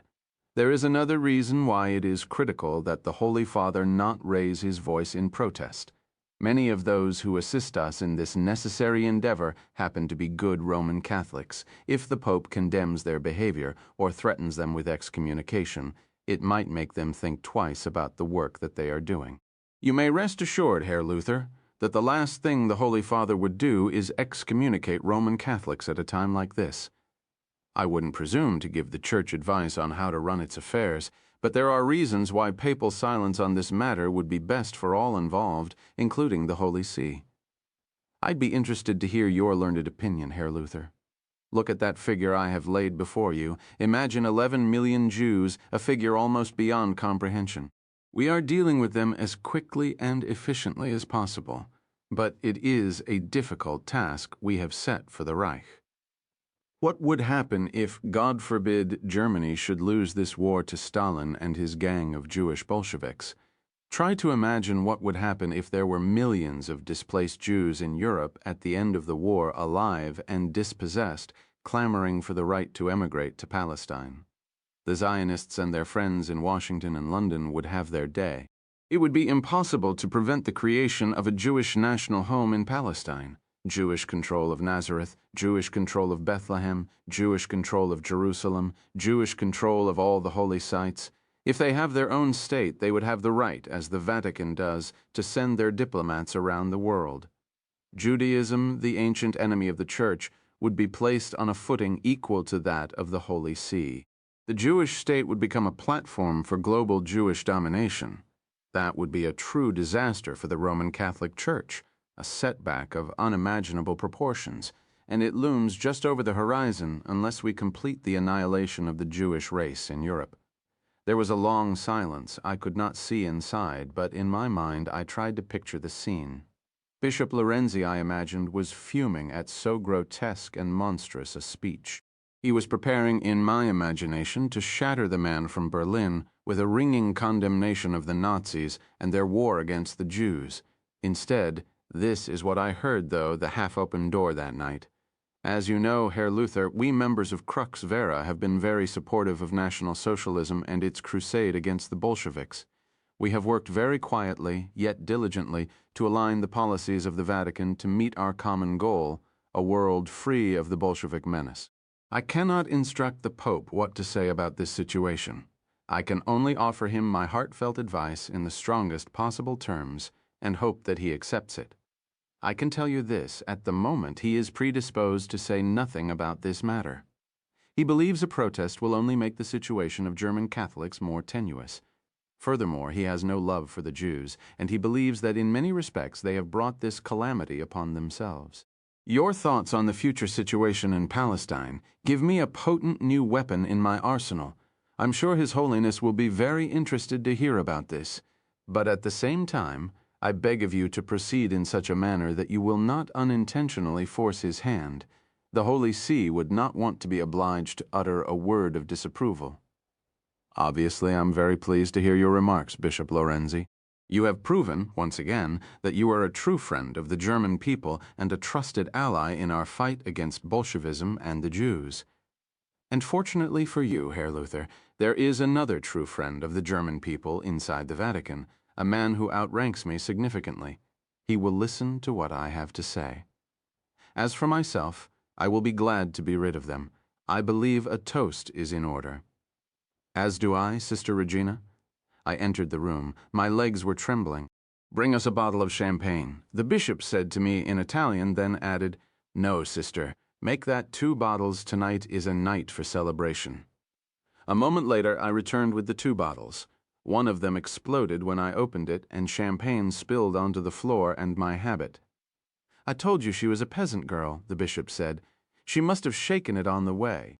The others had a good laugh at my expense, and once again I had to smile and pretend as though I had not understood. I poured out the champagne and turned to leave, but Bishop Lorenzi took my arm. "Why don't you join us in a glass, Sister Regina?" "No, I couldn't, Your Grace. It wouldn't be proper." "Nonsense." Then he turned to Herr Luther and in German asked whether it would be all right if I had a glass of champagne after all my hard work preparing the meal. "Ja, ja," shouted Herr Luther. "Indeed, I insist." And so I stood there in my stained habit, and I drank their champagne, and I pretended not to understand when they congratulated themselves on a very successful evening of work, and as they were leaving, I shook hands with the murderer named Luther and kissed the proffered ring of his accomplice. Bishop Lorenzi, I can still taste the bitterness on my lips. In my own room, I painstakingly transcribed the conversation I had just overheard. Then I lay awake in my bed until dawn. It was a night of perfect agony. I'm writing this now on an evening in September in the year 1947. It is the eve of my wedding day, a day I never wanted. I'm about to marry a man who I am fond of, but whom I do not truly love. I am doing it because it is easier this way. How can I tell them the real reason I am leaving? Who would believe such a story? I have no plans to tell anyone about that night, no plans to show anyone this document. It is a document of shame. The deaths of 6 million weigh heavily upon my conscience. I had knowledge, and I kept silent. Some nights they come to me with their emaciated bodies and ragged prison clothing, and they ask me why I did not speak up in their defense. I do not have an acceptable answer. I was just a simple nun from the north of Italy. They were the most powerful people in the world. What could I have done? What could any of us have done? Chira stumbled into the powder room. A moment later, Gabriel could hear her being violently sick into the toilet. Antonella Huber sat silently, her eyes blank and damp, staring out the French doors at the garden, which was twisting in the wind. Gabriel stared at the pages in her lap, at the careful, precise script of Sister Regina Carcassi. It had been a torturous thing to hear, but at the same time he was overwhelmed by a swell of pride. An amazing document, those few yellowed pages. It dovetailed perfectly with things he had learned independently already. Had not Licio, the old man from the convent, told him about Sister Regina and Luther? Had not Alessio Rossi told him about the mysterious disappearances of 2 priests from the Germany desk of the Secretariat of State, Monsignors Felici and Manzini? Did not Sister Regina Carcassi place those same 2 priests at the side of Bishop Sebastiano Lorenzi, official of the Secretariat of State, member of Crux Vera, friend of Germany? And fortunately for you, Herr Luther, there is another true friend of the German people inside the Vatican, a man who outranks me significantly. Here was an explanation of the inexplicable. Why had Pius XII remained silent in the face of the greatest case of mass murder in history? Was it because Martin Luther convinced an influential member of the Secretariat of State, a member of the secret order known as Crux Vera, that a papal condemnation of the Holocaust would ultimately lead to the creation of a Jewish state in Palestine and Jewish control of Christian holy sites? If so, it explained why Crux Vera was so desperate to keep the meeting at Brenzone a secret, for it linked the order, and by extension the church itself, to the murders of 6 million Jews in Europe. Chiara came out of the bathroom, her eyes damp and raw, and sat down next to Gabriel. Antonella Huber turned her gaze from the garden, and her dark eyes settled on Chiara's face. "You are Jewish? Yes?" Chiara nodded and lifted her chin. "I am from Venice. There was a terrible roundup in Venice, wasn't there? While my mother was safe behind the walls of the convent of the Sacred Heart, the Nazis and their friends were hunting down the Jews of Venice." She turned from Chiara and looked at Gabriel. "And what about you?" "My family came from Germany." He said nothing more. There was nothing else to be said. Could my mother have done something to help them? She looked out the French doors once more. Am I guilty too? Do I bear my mother's original sin? "I don't believe in collective guilt," Gabriel said. "As for your mother, there was nothing she could have done. Even if she had defied the orders of the bishop and leaked word of the meeting at Brenzone, nothing would have changed." Herr Luther was right. The machinery was in place, the killing had begun, and nothing but the defeat of Nazi Germany was going to stop it. Besides, no one would have believed her. Maybe no one will believe her now. It's a devastating document. It's a death sentence, she said. They'll just dismiss it as a forgery. They'll say, you're out to destroy the church. That's what they do. That's what they always do. I have enough corroborating evidence to make it impossible for them to dismiss it as a hoax. Your mother may have been powerless to do anything in 1942, but she's not powerless any longer. Let me have this, the one she wrote with her own hand. It's important that I have the original. You may have it on one condition, and that is that you destroy the people who murdered my mother. Gabriel held out his hand. 23, Lurorit, Provence, Gabriel east away from Antonella Huber's villa through the gathering darkness, accompanied by the savage barking of the Belgian shepherds. Chiara sat next to him, clutching the letter, at the bottom of the hill. He turned onto a 2-lane highway and headed west toward Grasse. The day's last light lay on the ridgeline of the distant hills like a scarlet wound. 5 minutes later, he noticed the dark gray Fiat sedan. The man behind the wheel was too careful. He stayed in his own lane at all times, and even when Gabriel allowed his speed to dip well below the limit, the Fiat remained several car lengths off his rear bumper. No thought, Gabriel. This is not your average suicidal Frenchman behind the wheel. He followed the highway into Grasse, then turned down the hill into the old town center. It had been taken over long ago by Middle Eastern immigrants, and for a moment Gabriel might have imagined he was in Algiers or Marrakesh. Put away the letter. What's wrong? We're being followed. Gabriel made a series of quick turns and accelerations. Is he still there? Still there. What do we do? Take him for a ride. Gabriel left the old town and made his way back up the hill to the main highway, the Fiat following closely behind. He sped through the center of town, then turned onto the N85, a highway that runs from Grasse high into the Maritime Alps. 10 seconds later, the Fiat swerved into his rearview mirror. Gabriel pressed the accelerator to the floor and pushed the Peugeot hard up the steep grade. Grass gradually fell away. The road was winding, full of switchbacks and hairpin turns. To their right rose the scrub-covered slope of the mountain, to their left a deep gorge falling away toward the sea. The Peugeot had less power than Gabriel would have liked, and no matter how hard he pushed it, the Fiat sedan easily kept pace. Whenever a straight section of road stretched before him, he would lift his eyes into the rearview mirror and check on the Fiat. Always there, a few car lengths back. Once he thought he could see the driver talking on a mobile phone. Who do you work for? Who are you calling? And how in the hell did you find us? Antonella Huber. They'd killed her mother. They probably had a man watching the villa. 10 minutes later, the village of Saint Vallier appeared before them, quiet and tightly shuttered. Gabriel pulled over in the center of town, next to a small square, and traded places with Chiara. The Fiat parked on the opposite side of the square and waited. Gabriel told Chiara to take the D5 toward Saint Césaire. Then he took out the Beretta 9mm he'd been given by Shimon Pasner in Rome. The Fiat followed after them.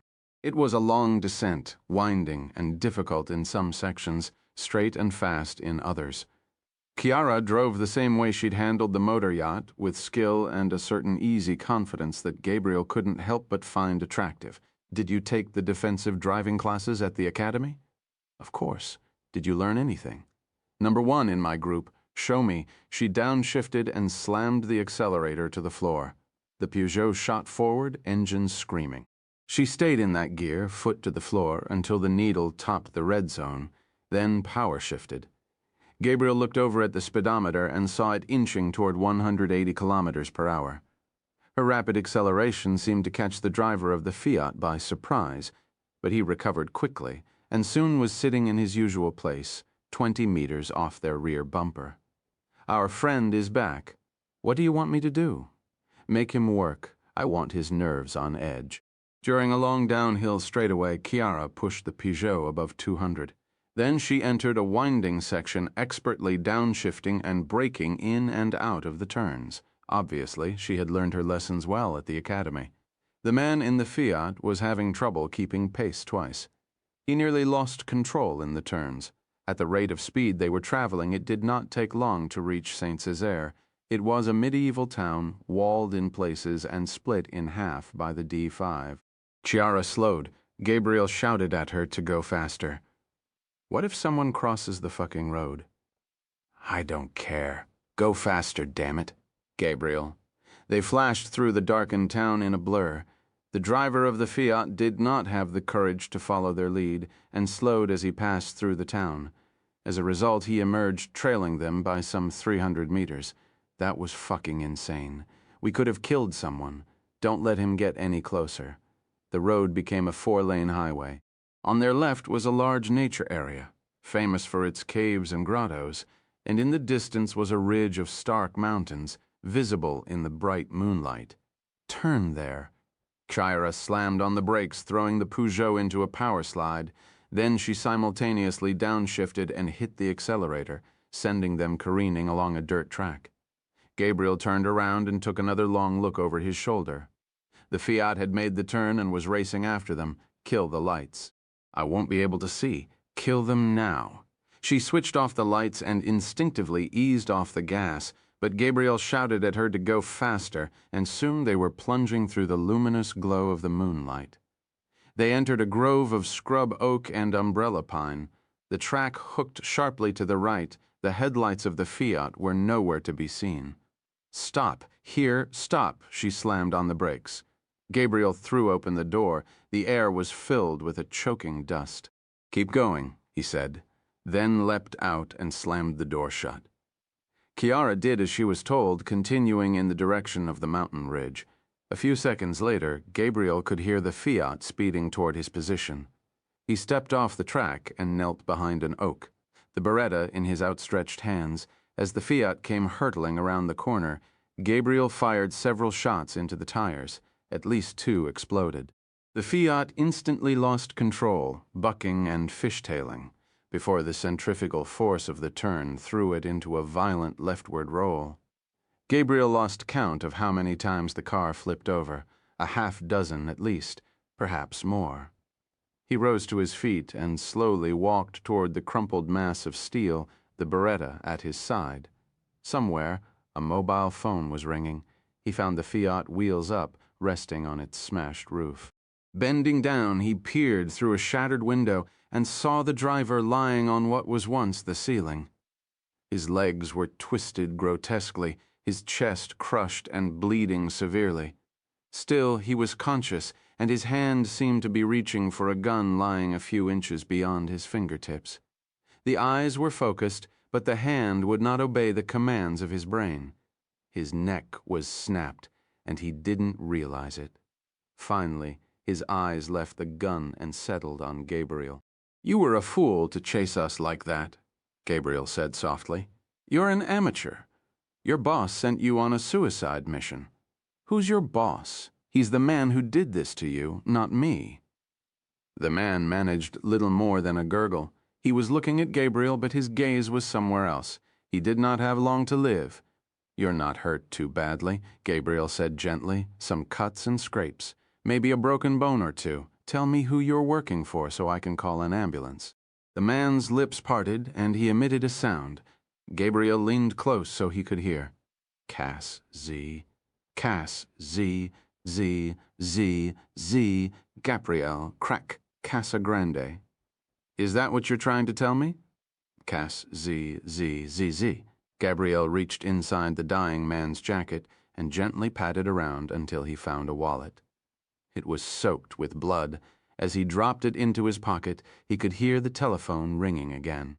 It had ended up somewhere in the back seat by the sound of it. He peered through the opening where the rear window had once been and saw the phone, power light aglow, lying on the ground beneath the trunk. He stretched out his hand and took hold of it. Then he pressed the send button and brought it to his ear. Pronto. "What's going on up there? Where is he?" "He's right here," Gabriel said calmly in Italian. "In fact, he's speaking with you right now." Silence. "I know what happened in that convent," Gabriel said. "I know about Crux Vera. I know that you killed my friend. Now I'm coming for you. Where's my man? He's not doing so well at the moment. Would you like a word with him? Gabriel placed the telephone on the ground a few inches from the dying man's mouth. As he stood up, he could see the lights of the Peugeot bouncing toward him along the track. Chiara braked to a halt a few yards from where he was standing. Walking back to the car, Gabriel could hear only one sound. Cass, Z, Cass, Z, Z, Z, Z. 24 Stacer prevents Gabriel. Searched the dead man's wallet by the jade-colored glow of the dashboard lights. He found no driver's license and no formal identification of any kind. Finally, he discovered a business card folded in half and tucked behind a photograph of a girl in a sleeveless dress. It was so old he had to switch on the overhead light in order to make out the faded name. Paulo Olivero Ufficio Sicurezza di Vaticano. He held it aloft for Chiara to see. She glanced at it, then returned her eyes to the road. What does it say? That there's a high probability the man I just killed was a Vatican cop. Great. Gabriel memorized the telephone number on the card, then tore it to shreds and flicked it out the window. They came to the autoroute. When Chiara slowed for guidance, Gabriel directed her west toward Aix-en-Provence. She lit a cigarette with the dashboard lighter. Her hand was shaking. Would you like to tell me where we're going next? Out of Provence as quickly as possible, he said. After that, I haven't decided. Am I allowed to offer an opinion? I don't see why not. It's time to go home. You know what happened at the convent, and you know who killed Benjamin. There's nothing else you can do but dig yourself deeper into a hole. There's more, Gabriel said. There has to be more. What are you talking about? He stared absently out his window. The landscape was stark and windswept, red dust in the air. He saw none of it. Instead, he saw Mother Vincenza sitting on the very spot where Martin Luther and Bishop Lorenzi had sealed their contract of murder, telling him that Benjamin had come to the convent of the Sacred Heart to hear about the Jews that had taken refuge there. He saw Alessio Rossi, stinking of fear, fingernails gnawed to the quick, telling him how Carlo Casagrande had forced him to abort his investigation of missing priests. He saw Sister Regina Carcassi listening to Luther and Lorenzi calmly discuss why Pope Pius XII should remain silent in the face of genocide, while a child slept with his head in her lap, a rosary wrapped around his hand. And finally he saw Benjamin, a boy of 20, myopic and round-shouldered, brilliant and destined for academic greatness. He had wanted to be a part of the Wrath of God team as badly as Gabriel had wanted to be released from it. Indeed, Benjamin had wanted to be an aleph, an assassin, but his methodical brain did not leave him with the skills necessary to point a Beretta at a man's face in a darkened alley and pull the trigger. It did give him all the tools necessary to be a brilliant support agent, and never once did he make an error even at the end, when Black September and the European security services were breathing down their necks. This was the Benjamin Gabriel saw now. The Benjamin who would never stake his reputation on the word of a single source or document, no matter how compelling. Benjamin wouldn't have written a book implicating the Catholic Church in the Holocaust based only on Sister Regina's letter. He must have had something else. Chiara swung to the side of the autoroute and applied the brakes. So, I worked with Benjamin in the field. I know how he thought, how his mind worked. He was careful to a fault. He had backup plans for his backup plans. Benjamin knew the book would be explosive. That's why he kept the contents so secret. He would have hidden copies of his important material in places his enemies wouldn't think to look. Gabriel hesitated, then added, but places his friends would think to look. Chiara stuffed her cigarette into the ashtray. When I was at the academy, we were taught how to walk into a room and find 100 places to conceal something. Documents, weapons, anything at all. Benjamin and I did the course together, so where are we going? Gabriel lifted his hand and pointed straight ahead. They drove in shifts, roughly 2 hours on, 2 hours off. Chiara managed to sleep during her rest periods, but Gabriel lay awake, the seat reclined, hands behind his head, staring up through the tinted glass of the moon roof. He passed the hours by mentally searching Benjamin's apartment for a second time. He opened books and desk drawers, closets and file cabinets. He planned expeditions into uncharted regions. Dawn arrived, gray and forbidding. Now a siege of torrential rain, now an avalanche of biting Rhone Valley wind. It never seemed to get properly light, and the headlights of the Peugeot stayed on all morning. At the German border, Gabriel felt a sudden fever when the guard seemed to take an extra moment scrutinizing the false Canadian passport that Pasner had given him in Rome. They sped across a plain of sodden Swabian farmland, keeping pace with the high-speed traffic on the Autobahn. In a town called Memmingen, Gabriel stopped for gas. Not far away was a shopping center with a small department store. He sent Chiara inside with a list. He fared better than he had in Cannes: 2 pairs of gray trousers, 2 button-down shirts, a black pullover sweater, a pair of black crepe-soled shoes, a quilted nylon raincoat. A second bag contained 2 flashlights and a pack of batteries, along with screwdrivers, pliers, and wrenches. Gabriel changed in the car while Chiara drove the final miles to Munich. It was mid-afternoon by the time they arrived. The sky was low and dark, and it was raining steadily. Operational weather, Shamron would have called it, a gift from the intelligence gods. Gabriel's head was throbbing with exhaustion, and his eyes felt as though there was sand beneath the lids. He tried to remember the last time he'd had a proper night's sleep. He looked at Chiara and saw that she was hanging on to the steering wheel as though it were the only thing keeping her upright. A hotel was out of the question. Chiara had an idea. Just beyond the old city center, near the Reichenbachplatz, stands a rather drab, flat-fronted stucco building. Above the glass double doors is a sign, Jüdisches Kaufzentrum von München, Jewish Community Center of Munich. Chiara parked outside the front entrance and hurried inside. She returned 5 minutes later, drove around the corner, and parked opposite a side entrance. A girl was holding open the door. She was Chiara's age, heavy-hipped, with hair the color of a raven's wing.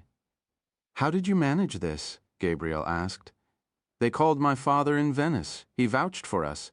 The interior of the center was modern and lit by harsh fluorescent light. They followed the girl up a staircase to the top floor, where they were shown into a small room with a bare linoleum floor and a pair of matching twin beds made up with beige spreads. To Gabriel, it seemed rather like a sick ward. "We keep it for guests and emergencies," the girl said. "You're welcome to use it for a few hours. Through that door is a bathroom with a shower." "I need to send a fax," Gabriel said. "There's one downstairs. I'll take you." Gabriel followed her to a small office near the main reception area. "Do you have a copier?" "Of course, right over there." Gabriel removed Sister Regina Carcassi's letter from his jacket pocket and made a photocopy. Then he scribbled a few words on a separate piece of paper and handed them all to the girl. Gabriel recited the number from memory, and she fed the pages into the fax machine. "Vienna?" she asked. Gabriel nodded. He heard the squelch as the fax machine made contact with Eli Levan's office, then watched the pages slip through the feeder tray one by one. 2 minutes after the transmission was complete, the fax machine rang and spit out a single page with 2 hastily scrawled words. "Documents received." Gabriel recognized the handwriting as Levan's. "Do you need anything else?" "Just a few hours of sleep." "That I can't help you with." She smiled at him for the first time. "Can you find your way back upstairs?" "No problem." When he returned to the guest room, the curtains were tightly drawn. Chiara lay on one of the beds, knees pulled to her chest, already asleep. Gabriel undressed and slid beneath the blanket on the second bed, quietly settling onto the creaking bed springs so as not to wake her. Then he closed his eyes and tumbled into a dreamless sleep. Vienna. Eli Levan stood over his fax machine, cigarette between his lips, squinting at the document pinched between the tips of his nicotine-stained fingers. He walked back to his office, where a man sat in the heavy afternoon shadows. Levan waved the pages. "Our hero and heroine have surfaced." "Where are they?" asked Ari Shamron. Levan looked down at the fax and found the telephone number of the transmitting machine. "It appears they're in Munich." Shamron closed his eyes. "Where in Munich?" Levan consulted the fax once more, and this time he was smiling when he looked up. "It looks as though our boy has found his way back to the bosom of his people. And the document? I'm afraid Italian is not one of my languages, but based on the first line, I'd say he found Sister Regina. Let me see that. Lavon handed the fax pages to Shamron. He read the first line aloud. Mi chiamo Regina Carcassi, then looked up sharply at Lavon. Do you know anyone who speaks Italian? I can find someone now, Eli. When Gabriel woke, the darkness was complete. He raised his wrist to his face and focused his gaze on the luminous dial of his watch. 10 o'clock. He reached down toward the floor and groped through his clothing until he found Sister Regina's letter. He breathed again. Chiara lay next to him. At some point, she had left her own bed and, like a small child, crawled into his. Her back was turned to him, and her hair lay across his pillow.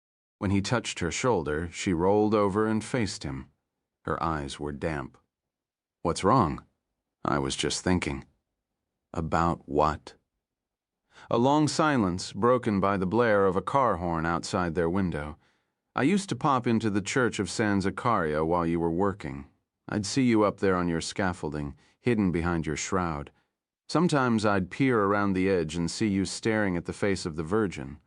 Obviously, I'm going to have to get a bigger shroud. It's her, isn't it? When you look at the Virgin, you see the face of your wife. You see her scars. When Gabriel made no response, Chiara propped her head on her elbow and studied his face, running her forefinger down the length of his nose, as though it were sculpture. I feel so sorry for you. I have no one to blame but myself. I was a fool to bring her into the field. That's why I feel sorry for you. If you could blame someone else, it might be easier. She laid her head on his chest and was silent for a moment. God, but I hate this place, Munich, the place where it all started. Did you know Hitler had a headquarters a few streets over? I know. I used to think everything had changed for the better. 6 months ago, someone put a coffin outside my father's synagogue. There was a swastika on the lid. Inside was a note. This coffin is for the Jews of Venice, the ones we didn't get the first time. It's not real, Gabriel said. At least the threat isn't real. It frightened the old ones, you see. They remember when it was real. She lifted her hand to her face and pushed a tear from her cheek. Do you really think Benny had something else? I'd stake my life on it. What else do we need? A bishop from the Vatican sat down with Martin Luther in 1942 and gave his blessing to the murder of millions.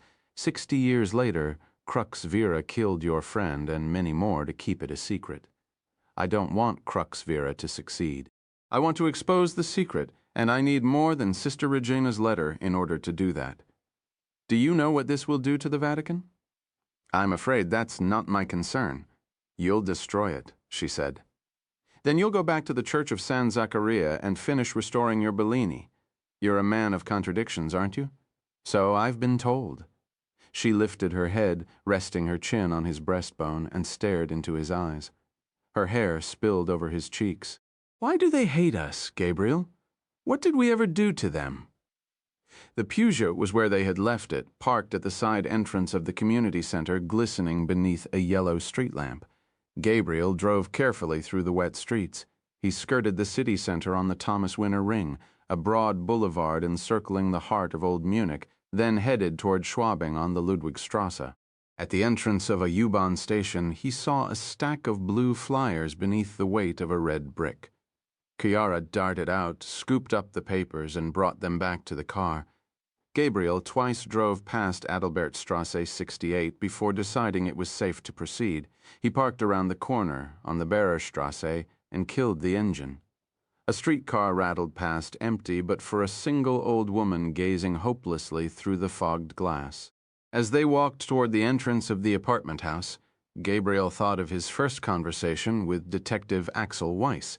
The tenants are very casual about who they let in.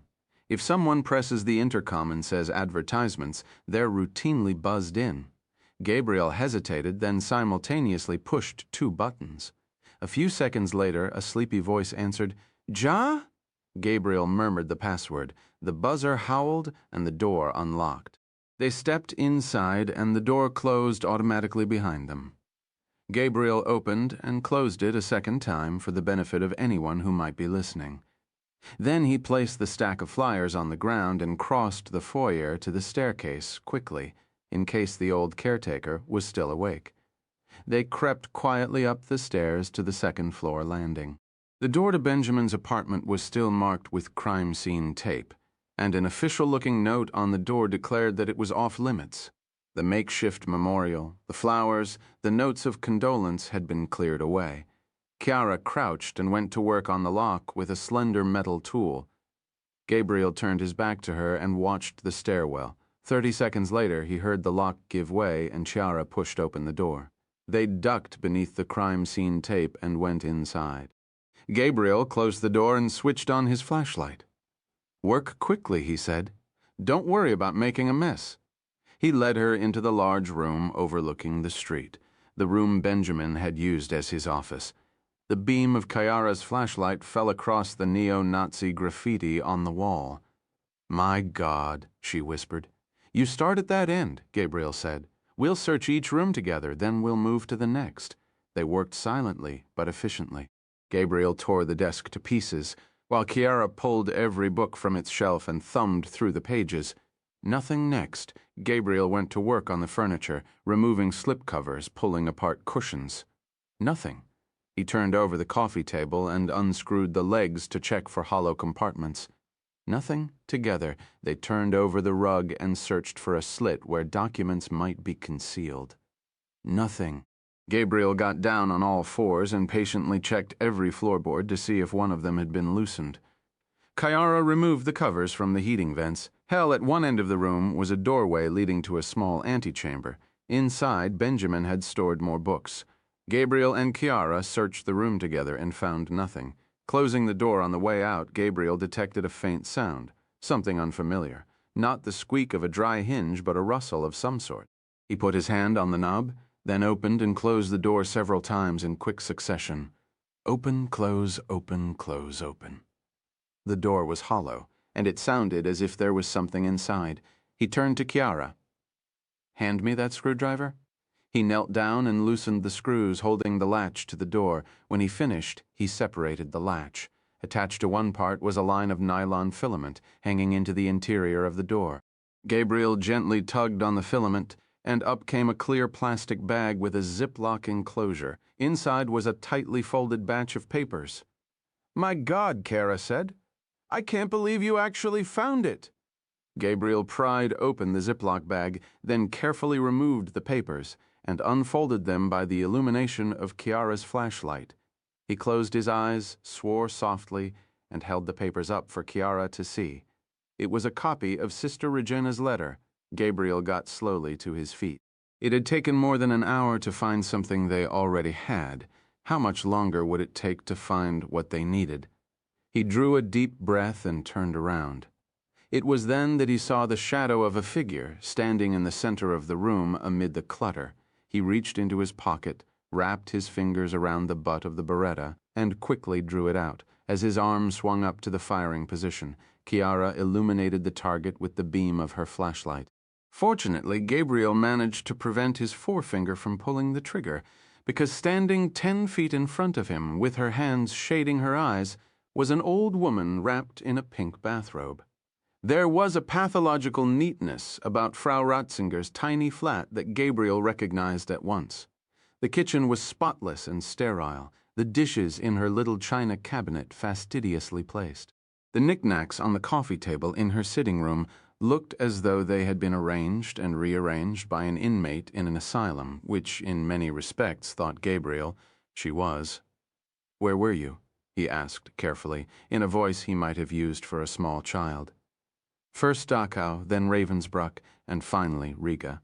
She paused for a moment. "My parents were murdered at Riga.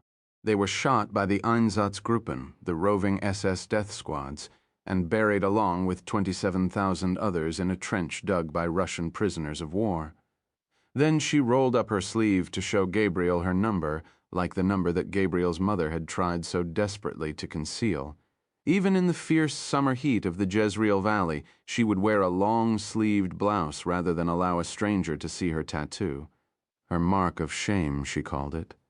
Her emblem of Jewish weakness. "Benjamin was afraid he would be killed," she said. They used to call him at all hours and say the most horrible things on his telephone. They used to stand outside the building at night to frighten him. He told me that if anything ever happened to him, men would come. Men from Israel. She opened the drawer of her china cabinet and pulled out a white linen tablecloth. With Chiara's help, she unfolded it. Hidden inside was a legal-size envelope, the edges and flap sealed with heavy plastic packing tape. "This is what you were looking for, yes?" She held it up for Gabriel to see. "The first time I saw you, I thought you might be the one, but I didn't feel I could trust you." There were many strange things taking place in that apartment. Men coming in the middle of the night. Policemen carting off Benjamin's belongings. I was afraid, as you might imagine, I still do not trust German men in uniform. Her melancholy eyes settled on Gabriel's face. "You're not his brother, are you?" "No, I'm not, Frau Ratzinger." "I didn't think so. That's why I gave you the eyeglasses. If you were the man Benjamin was talking about, I knew you would follow the clues, and that eventually you would find your way back to me. I had to be certain you were the right man." "Are you the right man, Herr Landau?" "I'm not Herr Landau, but I am the right man." "Your German is very good," she said. "You are from Israel, aren't you?" "I grew up in the Jezreel Valley," Gabriel said, switching to Hebrew without warning. "Benjamin was the closest thing to a brother I ever had. I'm the man he would have wanted to see what's inside that envelope." "Then I believe this belongs to you," she responded in the same language. "Finish your friend's work, but whatever you do, don't come back here again. It's not safe for you here." Then she carefully placed the envelope in Gabriel's hands and touched his face. "Go," she said. "Part 4, a synagogue by the river, 25, Vatican City." Benedetto Fa presented himself for work at the 4-story office building near the entrance of St. Peter's Square at the thoroughly reasonable Roman hour of 10:30. In a city filled with beautifully dressed men, Fa was clearly an exception. His trousers had long ago lost their crease, the toes of his black leather shoes were scuffed, and the pockets of his sport jacket had been misshapen by his habit of filling them with notepads, tape recorders, and batches of folded papers. The Vatican correspondent for La Repubblica, Foa did not trust a man who couldn't carry his possessions in his pockets. He picked his way through a pack of tourists queued up outside the souvenir shops on the ground floor and tried to enter the foyer. A blue-uniformed guard blocked his path. Foe sighed heavily and rummaged through his pockets until he found his press credentials. It was a wholly unnecessary ritual, for Benedetto, Foe was the dean of the Vaticanisti, and his face was as well known to the press office security staff as the one belonging to the Austrian bully boy who ran the place. Forcing him to show his badge was just another form of subtle punishment, like banning him from the Pope's airplane for next month's papal visit to Argentina and Chile. Foe had been a naughty boy. Foe was on probation. He'd been placed on the rack and offered a chance to repent. One more misstep and they'd tie him to the stake and light a match. The Sala Stampa della Santa Sede, otherwise known as the Vatican Press Office, was an island of modernity in a Renaissance sea. Foe passed through a set of automatic glass doors, then crossed a floor of polished black marble to his cubicle in the press room. The Vatican inflicted a vow of poverty on those it deemed worthy of permanent credentials. Foe's office consisted of a tiny Formica desk with a telephone and a fax machine that was forever breaking down at the worst possible time. His neighbor was a Rubenesque blonde from inside the Vatican magazine called Giovanna. She thought him a heretic and refused his repeated invitations to lunch. He sat heavily in his chair. A copy of L'Osservatore Romano lay on his desk, next to a stack of clippings from the Vatican News Service, the Vatican's version of Pravda and TASS. With a heavy heart, Foa began to read like a Kremlinologist looking for hidden meaning in an announcement that a certain member of the Politburo was suffering from a heavy chest cold. It was the usual drivel. Foe pushed aside the papers and began the long deliberation about where to have lunch. He looked at Giovanna. Perhaps this would be the day her stoicism crumbled. He squeezed his way inside her cubicle. She was hunched over a bollettino, an official press release. When Fo peered over her shoulder, she covered it with her forearm like a schoolgirl hiding a test paper from the boy at the next desk. "What is it, Giovanna?" "They just released it. Go get your own and see for yourself." She shoved him into the hall. The touch of her hand on Fo's hip lingered as he made his way toward the front of the room, where a fierce-looking nun sat behind a wooden desk. She bore an uncomfortable resemblance to a teacher who used to beat him with a stick. She handed him a pair of bollettini joylessly, like a camp guard doling out punishment rations just to annoy her. Fo read them standing in front of the desk. The first dealt with a staff appointment at the Congregation for the Doctrine of the Faith. Hardly anything the readers of La Repubblica cared about. Fo would leave that one for Giovanna and her cohorts at the Catholic News Service. The second was far more interesting. It was issued in the form of an amendment to the Holy Father's schedule on Friday. He had canceled an audience with a delegation from the Philippines and instead would pay a brief visit to the great synagogue of Rome to address the congregation. Fo looked up and frowned. A trip to the synagogue announced 2 days before the fact? Impossible. An event like that should have been on the papal schedule weeks ago. It didn't take an experienced Vatican hand to know something was up. Fo peered down a marble-floored corridor. At the end was an open door giving onto a pompous office. Seated behind a polished desk was a forbidding figure named Rudolf Goertz, the former Austrian TV journalist who was now the head of the Vatican press office. It was against the rules to set foot in the corridor without permission. Fo decided on a suicide run. When the nun wasn't looking, he leapt down the hall like a springbok. A few steps from Goertz's door, a burly priest seized Fo by his coat collar and lifted him off the floor. Fo managed to hold up the bollettino. "What do you think you're playing at, Rudolph? Do you take us for idiots? How dare you drop this on us with 2 days' notice? We should have been briefed. Why is he going? What's he going to say?" Goertz looked up calmly. He had a skier's tan and was groomed for the evening news. Fo hung there helplessly, awaiting an answer he knew would never come. For somewhere during his journey from Vienna to the Vatican, Rudolf Goertz seemed to have lost the ability to speak. "You don't know why he's going to the synagogue, do you, Rudolph? The Pope is keeping secrets from the press office. Something is up, and I'm going to find out what it is." Goertz raised an eyebrow. "I wish you the best of luck." The burly priest took it as a signal to frog march Fo back to the press room and deposit him at his cubicle. Fo shoved his things into his coat pockets and headed downstairs. He walked toward the river along the Via della Conciliazione, the bollettino still crumpled in his fist. Fo knew it was a signal of cataclysmic events to come. He just didn't know what they were. Against all better judgment, he had allowed himself to be used in a game as old as time itself, a Vatican intrigue pitting one wing of the Curia against the other. He suspected that the surprise announcement of a visit to the great synagogue of Rome was the culmination of that game. He was furious that he'd been blindsided like everyone else. He'd made a deal. The deal, in the opinion of Benedetto Foa, had been broken. He stopped in the piazza just outside the ramparts of the Castel Sant'Angelo. He needed to make a telephone call, a call that couldn't be made from his desk in the Sala Stampa. From a public telephone, he dialed a number for an extension inside the Apostolic Palace. It was the private number of a man very close to the Holy Father. He answered as though he were expecting Fo's call. "We had an agreement, Luigi," Fo said without preamble. "You broke that agreement. Calm down, Benedetto. Don't hurl accusations that you'll regret later.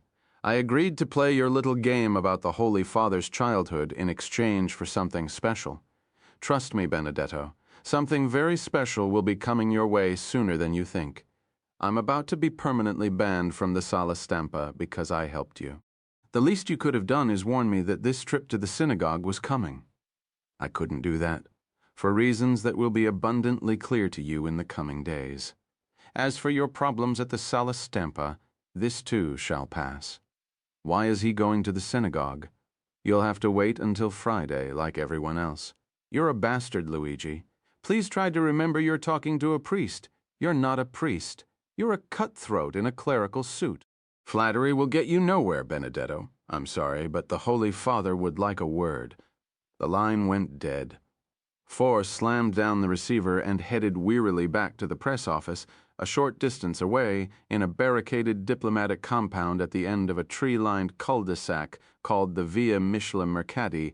Aaron Shiloh, Israel's ambassador to the Holy See, was seated behind his desk, leafing his way through a batch of morning correspondence from the Foreign Ministry in Jerusalem. A compact woman with short, dark hair knocked on the door jamb and entered the room without waiting for permission. Yael Ravona, Ambassador Shiloh's secretary, dropped a single sheet of paper on his desk. It was a bulletin from the Vatican News Service. This just came over the wire. The ambassador read it quickly, then looked up. The synagogue? Why didn't they tell us something like this was coming? It makes no sense.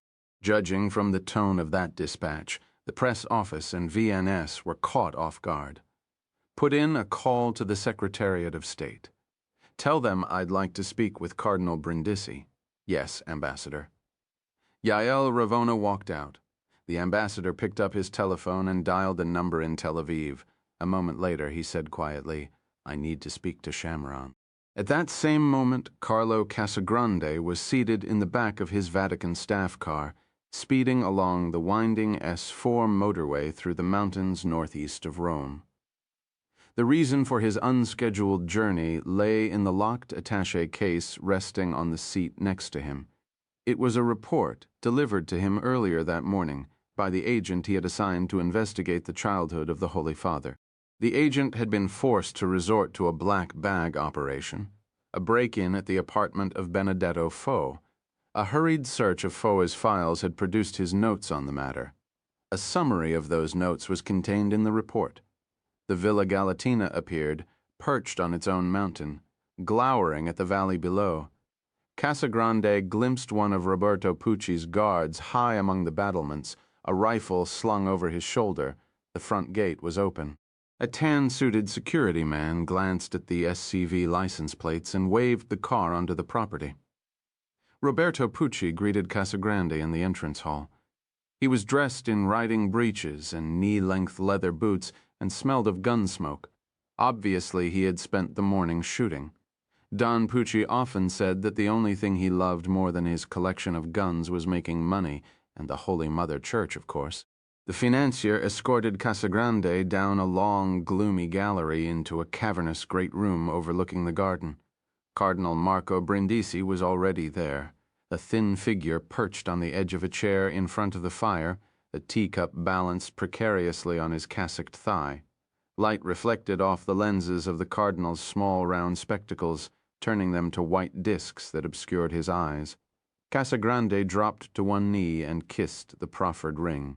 Brindisi extended the first two fingers of his right hand and solemnly offered his blessing. The cardinal, thought Casagrande, had exquisite hands. Casagrande sat down, worked the combination locks on his attaché, and lifted the lid. Brindisi held out his hand and accepted a single sheet of typescript on Vatican Security Office letterhead, then looked down and began to read. Casagrande folded his hands across his lap and waited patiently. Roberto Pucci paced the floor, a restless hunter looking for a target of opportunity. A moment later, Cardinal Brindisi stood and took a few teetering steps toward the fireplace. He dropped the report on the flames and watched it curl and disintegrate, then turned and faced Casagrande and Pucci, his eyes hidden behind the two white discs of light. Brindisi's uomini di fiducia, his men of trust, awaited the verdict, though for Casagrande there was little suspense, because he knew the course that Brindisi would choose. Brindisi's church was in mortal danger. Drastic measures were in order. Roberto Pucci was a perpetual target of the Italian intelligence services, and it had been many days since the Villa Galatina had been swept for listening devices. Before Cardinal Brindisi could pronounce his death sentence, Casagrande raised his finger to his lips and his eyes to the ceiling. Despite a cold rain, they walked in Don Pucci's garden, umbrellas overhead like mourners following a horse-drawn coffin. The hem of the cardinal's cassock quickly became soaked to Casagrande. It seemed they were wading shoulder to shoulder in blood.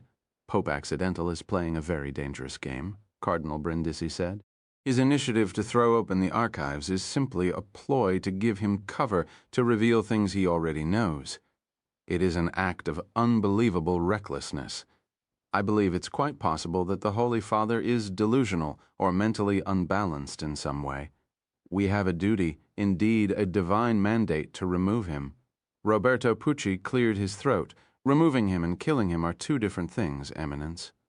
Not really, Don Pucci. The conclave made him an absolute monarch. We cannot simply ask the king to step aside. Only death can end this papacy. Casagrande looked up at the row of cypress trees swaying in the gusty wind. Kill the Pope insanity? He turned his gaze from the trees and looked at Brindisi. The cardinal was studying him intently. The pinched face, the round spectacles. It was like being appraised by Pius XII himself. Brindisi looked away. Will no one rid me of this meddlesome priest? Do you know who spoke those words, Carlo? King Henry II, if I'm not mistaken. And the meddlesome priest he was referring to was Thomas a Becket. Not long after he uttered those words, 4 of his knights stormed into the cathedral at Canterbury and cut Thomas down with their swords. Very impressive, said the cardinal. Pope Accidental and St. Thomas have much in common. Thomas was a vain, ostentatious man who did much to bring about his own demise. The same can surely be said of the Holy Father. He has no right to bypass the Curia and launch this initiative on his own, and for his sins and his vanity, he must suffer the fate of Thomas. Send forth your knights, Carlo, cut him down. If the Holy Father dies a violent death, he will become a martyr just like St. Thomas. So much the better. If his death is choreographed properly, this whole sordid affair might end in a way that suits our purposes quite nicely. How so, Eminence? Can you imagine the wrath that will rain down on the heads of the Jews if the Holy Father is killed in a synagogue? Surely an assassin with the skills of your friend can carry off something like that. Once he is gone, we will build a case against our papal assassin, the Israeli who settled in our midst and restored our precious works of art while he waited for his chance to murder the Holy Father. It is a remarkable story, Carlo. One the world's media will find difficult to resist, if not difficult to believe, Eminence. Not if you do your job correctly. A silence hung over them, broken only by the crunch of their footsteps on the gravel pathway. Casagrande could not feel his feet touching the earth. He felt he was floating, viewing the scene from above, the ancient abbey, the labyrinth gardens, 3 men, the Holy Trinity of Crux Vera, calmly deliberating whether to murder a pope. He squeezed the handle of his umbrella, assessing whether it was real or merely an object in a dream. He wished it could carry him away, transport him to another time, a time before his faith and his obsession for revenge had caused him to behave with the same cruelty and depravity as his enemies. He saw Angelina, seated on a blanket in the shade of a stone pine in the Villa Borghese. He bent to kiss her, expecting to find the taste of strawberries on her lips, but instead he tasted blood. He heard a voice in his memory. It was Angelina, telling him she wanted to spend the summer holiday in the mountains of the north. In reality, it was Cardinal Brindisi holding forth on why the murder of a pope would serve the interests of both the Church and Crux Vera. How easily the cardinal speaks of murder, thought Casagrande, and then he saw it all clearly. A church in turmoil. A time for proven leadership. After the Holy Father's death, Brindisi would seize what the last conclave had denied him. Casagrande marshaled his forces and proceeded carefully. If I may approach the issue from an operational standpoint, Eminence, killing a pope is not something that can be done on the spur of the moment. It takes months, perhaps years, to plan something like this. He paused, waiting for Brindisi to interrupt. But the cardinal kept walking, a man on a journey with a great distance still to go. Casagrande carried on. Once the Holy Father leaves the territory of the Vatican, he will be under the protection of Italian police and security services. At the moment, they are on war footing because of our spurious papal assassin. There will be a wall around the Holy Father that will be impossible to penetrate. What you say is true, Carlo. But there are 2 important factors weighing heavily in our favor. You work for the Vatican Security Office. You have the ability to get a man close to the Holy Father whenever you please. And the second, The man you will get close to the Holy Father is the leopard. I doubt even the leopard would accept an assignment like the one you're proposing. Eminence, offer him money.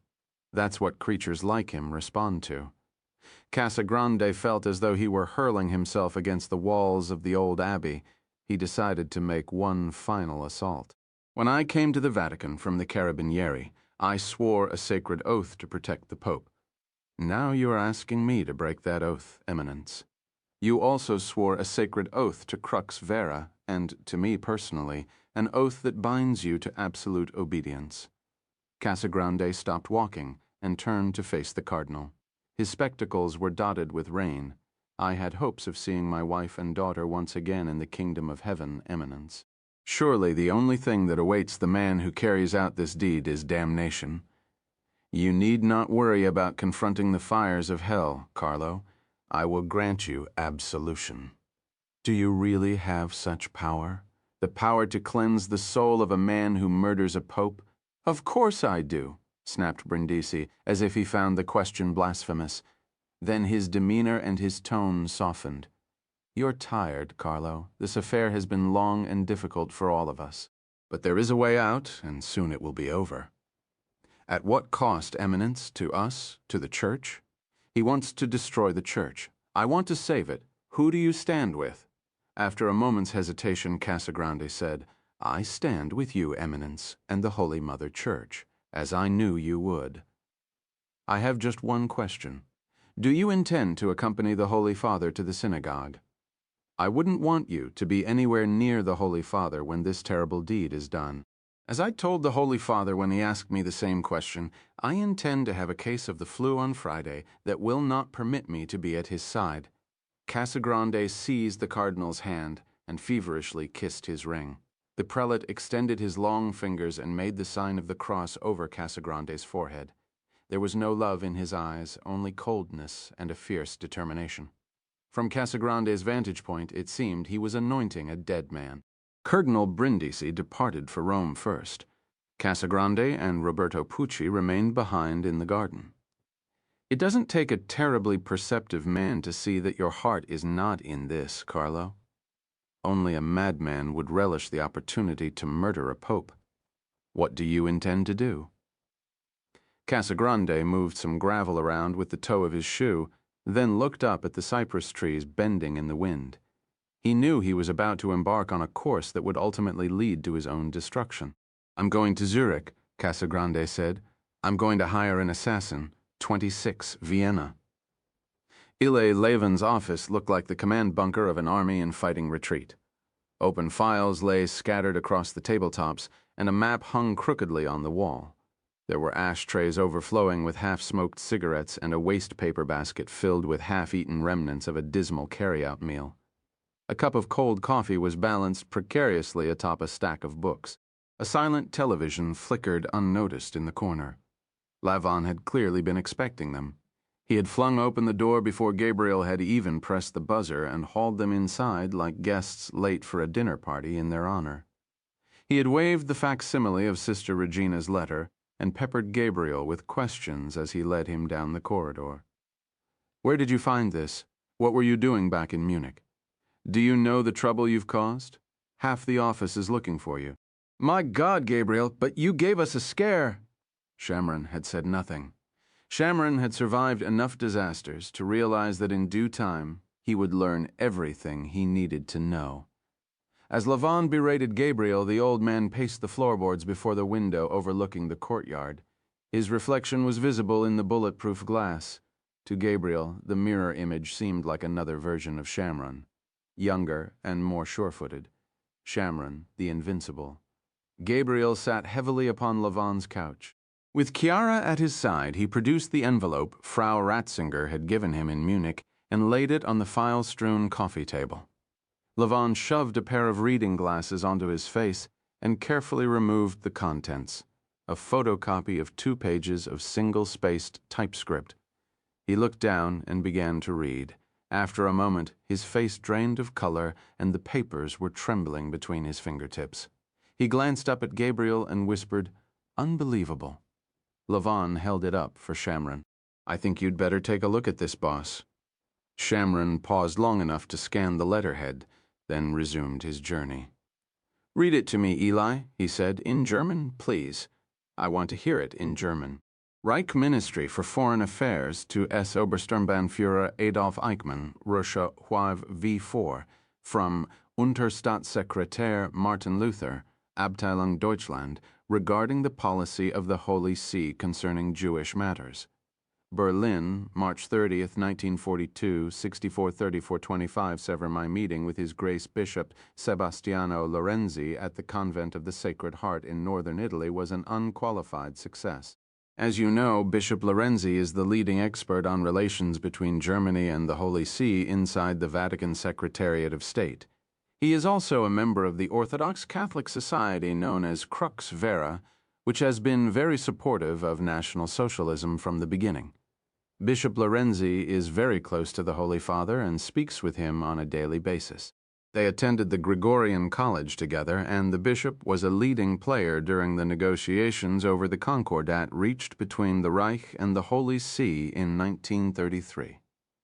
I have worked closely with Bishop Lorenzi for some time. It is my opinion that he agrees wholeheartedly with our policy toward the Jews, though, for obvious reasons, he cannot say so.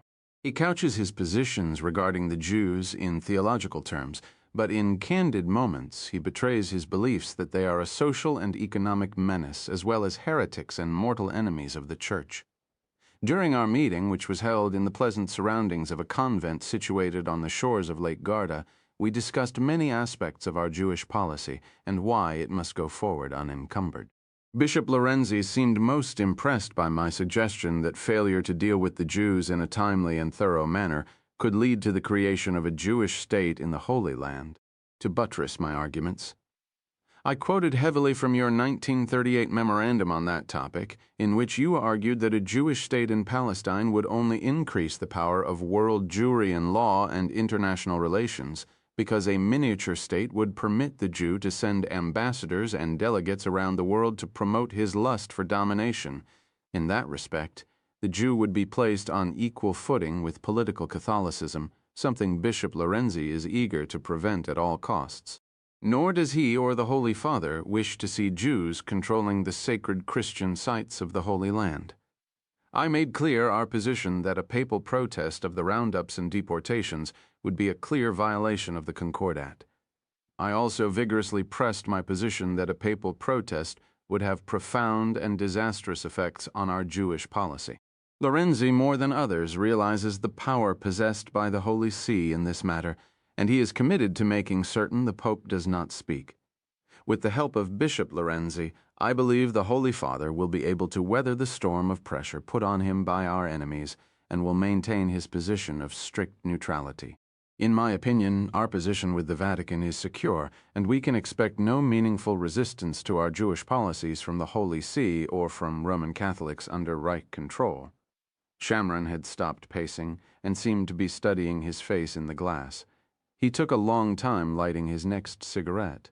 Gabriel could see he was thinking 4 moves ahead. "It's been some time since we last spoke," he said. "Before we go any further, I think you need to explain how you came by these documents." As Gabriel began his account, Shamron resumed his private journey before the window. Gabriel told him about his meeting in London with Peter Malone, and how in France the following morning he learned of Malone's murder. He told him of his meeting with Inspector Alessio Rossi at the Pensione Abruzzi, and the gun battle that left Rossi and 4 other men dead. He told him of his decision to hijack the motor yacht to continue his investigation rather than return to Israel. "But you're forgetting something," Shamron interjected.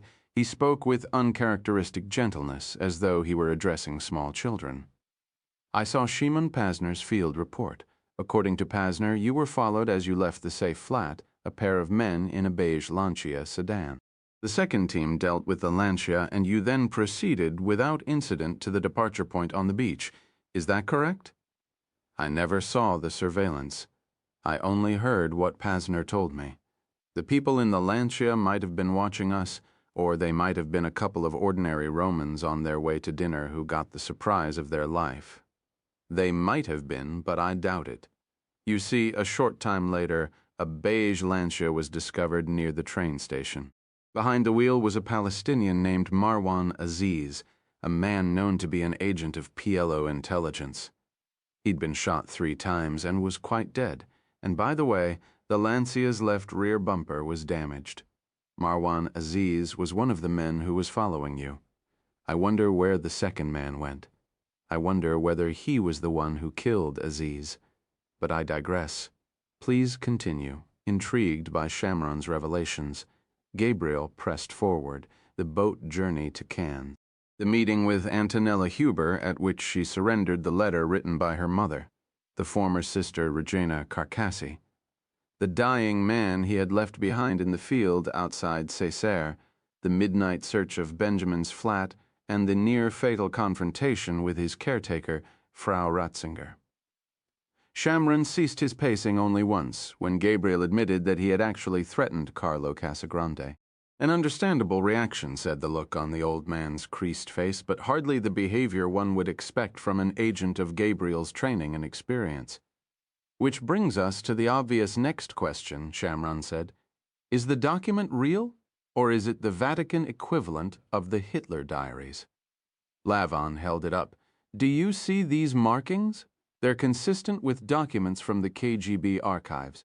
If I had to guess, the Russians came across this while they were cleaning out their archives after the collapse of the empire.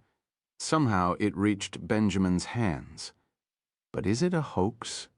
Taken in isolation, it might be easy to dismiss as a clever forgery concocted by the KGB in order to discredit the Catholic Church. After all, they were at each other's throats throughout much of the century, especially during the reign of Wojty Law and the crisis in Poland. Gabriel leaned forward, elbows on his knees. But if it's read in concert with Sister Regina's letter and all the other things I've learned, then it's probably the single most damning document I've ever seen. A senior Vatican official discussing genocide with Martin Luther over dinner, the Covenant at Garda. It's no wonder people are dying because of this. If this is made public, it will be the equivalent of a nuclear bomb going off in St. Peter's Square. Can you authenticate it? I have a few contacts inside the old KGB, so does the quiet little man standing in the window over there. It's not something he likes to talk about, but he and his friends from Dzerzhinsky Square did quite a lot of business together over the years. I bet he could get to the bottom of this in a couple of days if he set his mind to it. Shamron looked at Lavon as if to say it would take him no more than an afternoon. Then what would we do with the information? Asked Gabriel. Leak it to the New York Times? A Nazi memorandum via the KGB and Israeli intelligence? The Church would deny that the meeting ever took place and attack the messenger. Very few people would believe us. It would also poison relations between Israel and the Vatican. Everything John Paul II did to repair relations between Catholics and Jews would go up in flames. Frustration showed on Lavon's face. The conduct of Pope Pius and the Vatican during the war is a matter of state concern for the government of Israel. There are those in the Church who wish to declare Pius XII a saint. It is the policy of the Israeli government that no canonization should take place until all relevant documents in the secret archives have been released and examined. This material should be turned over to the Foreign Ministry in Tel Aviv and acted upon. It should, Elijah, said Shamron. But I'm afraid Gabriel speaks the truth. That document is too dangerous to make public. What do you think the Vatican is going to say? Oh dear, how could this have happened? We're terribly sorry. No, that's not how they'll react. They'll attack us and it will blow up in our faces. Our relations with the Vatican are tenuous at best. There are many members of the Secretariat of State who would use any excuse, including our involvement in this affair, to sever them. For anything good to come out of this, it has to be handled delicately and quietly from the inside. By you? Forgive me, boss. But the words delicate and quiet don't leap into my mind when I think about you. Lev gave you and Gabriel permission to investigate Benny's death, not cause a firestorm in our relations with the Holy See. You should turn the material over to the Foreign Ministry and go back to Tiberias. Under normal circumstances, I might take your advice, but I'm afraid the situation has changed. What are you talking about, boss? The phone call I took earlier this morning was from Aaron Shiloh, our ambassador to the Holy See. It seems there's been an unexpected addition to the Holy Father's schedule, which brings us back to the gentleman who followed you when you left the safe flat in Rome. Shamron sat down opposite Gabriel and placed a photograph on the table. This photograph was taken in Bucharest 15 years ago. Recognize him? Gabriel nodded. The man in the photograph was the assassin and terrorist for hire known only as the Leopard. Shamron laid a second photograph on the table next to the first. This photograph was taken by Mordecai in London minutes after the murder of Peter Malone. Research ran the photographs through the face recognition software. They're the same man. Peter Malone was murdered by the Leopard. And Benny asked Gabriel, if they hired the Leopard to kill Malone, it's quite possible they hired him to kill Benny, but we may never know for certain. Obviously, you have a theory about the dead Palestinian in Rome. I do, Shamron said. We know the Leopard had a long and fruitful association with Palestinian terror groups. The operation on Cyprus was testament to that. We also know that he'd reached a deal with Abu Jihad to carry out additional acts of terror against Israeli citizens. Fortunately, you cut short Abu Jihad's illustrious career, and the Leopard's operations never came to pass. You think the Leopard renewed his relationship with the Palestinians in order to find me. I'm afraid it does make a certain amount of sense. Crux Vera wants you dead, and so do many people within the Palestinian movement. It's quite possible that the Leopard was the second man in that Lancia, and that he was the one who killed Marwan Aziz. Gabriel picked up the photographs and studied them carefully, as if they were a pair of canvases, one that had been authenticated and one that was thought to have been painted by the same artist. It was impossible to tell with the naked eye, but he had learned long ago that the face recognition software in research rarely made a mistake. Then he closed his eyes and saw different faces. The faces of the dead, Felici, Manzini, Carcassi, Benny, Rossi, lastly.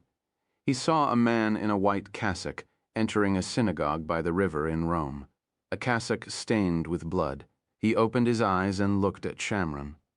We need to get a message to this Pope that his life may be in grave danger. Shamron folded his arms and lowered his chin to his chest. And how shall we do that? Call Rome Information and ask for the Pope's private number. Everything goes through channels, and the Curia is famous for its slowness. If our ambassador goes through the Secretariat of State, it could take weeks to arrange an audience with the Pope.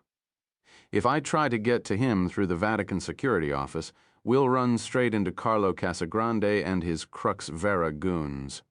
We need to find someone who can take us up the back staircase of the Apostolic Palace to see the Pope privately. And we need to do it before Friday. Otherwise, His Holiness might never leave the great synagogue of Rome alive, and that's the last thing we need. A long silence hung over the room. It was broken by Gabriel. I know someone who can get us in to see the Pope, he said calmly. But you have to get me back into Venice. 27. Zurich, Carlo, Casagrande strode the chandeliered hallway on the 4th floor of the Hotel St. Gotthard and presented himself at the door of room 423. He glanced at his watch, 7:20 p.m., the precise time he had been instructed to come, then knocked twice. A confident knock, firm enough to make his presence known, not enough to disturb the occupants of the neighboring rooms. From the other side of the door came a voice in Italian instructing Casagrande to enter the room. He spoke Italian well for a foreigner. The fact that it lacked even the hint of a German accent sent acid flooding into Casagrande's stomach. He pushed open the door and stepped inside, pausing on the threshold. A wedge of light from the chandelier in the corridor illuminated a portion of the room, and for an instant Casagrande could see the outline of a figure seated in a wing chair. When the door swung shut, the darkness was complete. Casagrande inched forward through the gloom until his shin collided with an unseen coffee table. He was made to stand there enveloped in black for several painful seconds.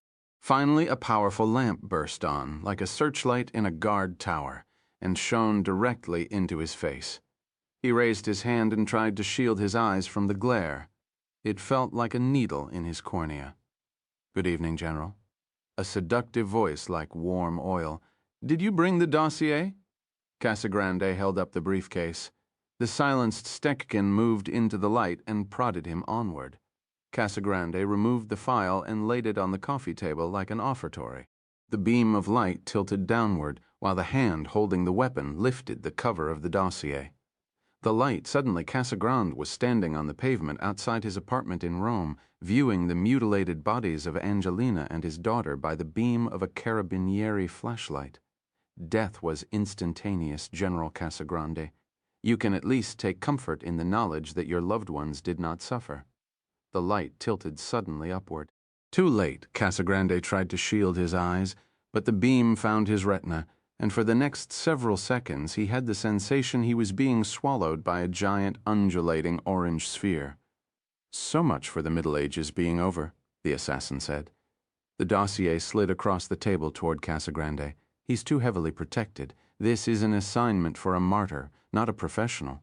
Find someone else. I need you." "How can I be sure I won't be set up to take the fall like that idiot from Istanbul? The last thing I want to do is spend the rest of my life rotting away in some Italian jail, begging a pope for forgiveness. I give you my word that you will not be used as a pawn or a patsy in some larger game. You will perform this service for me, then, with my help, you will be permitted to escape. The word of a murderer. How reassuring. Why should I trust you? Because I would do nothing to betray you. Really?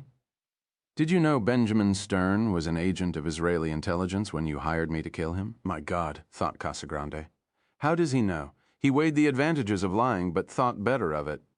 No, he said. I did not know that the professor was connected to them in any way. You should have. There was a sudden edge to his voice, the blade of a trench knife. And did you know that an agent named Gabriel Allen is investigating his death along with the activities of your little group? I didn't know his name until this moment. Obviously, you've done some investigating of your own. I make it my business to know when someone is hunting me.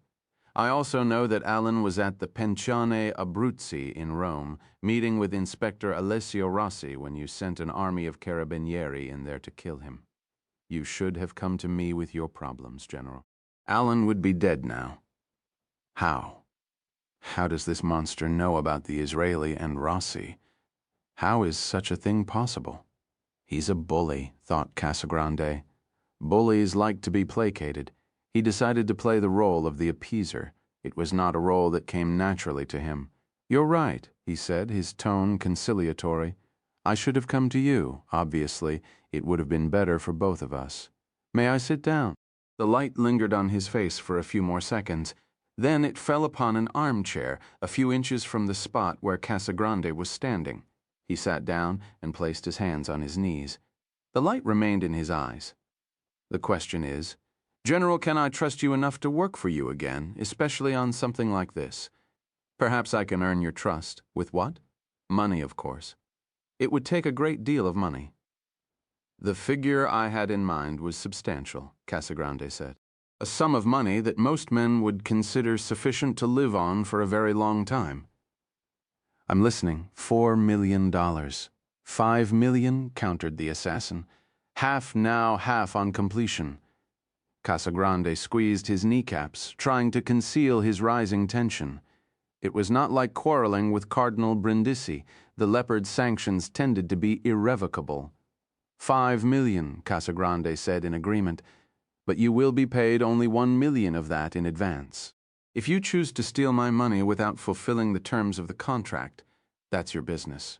If you want the remaining $4 million, Casagrande paused. I'm afraid trust cuts both ways. There was a long, uncomfortable silence, long enough for Casagrande to inch forward out of his chair and prepare to take his leave.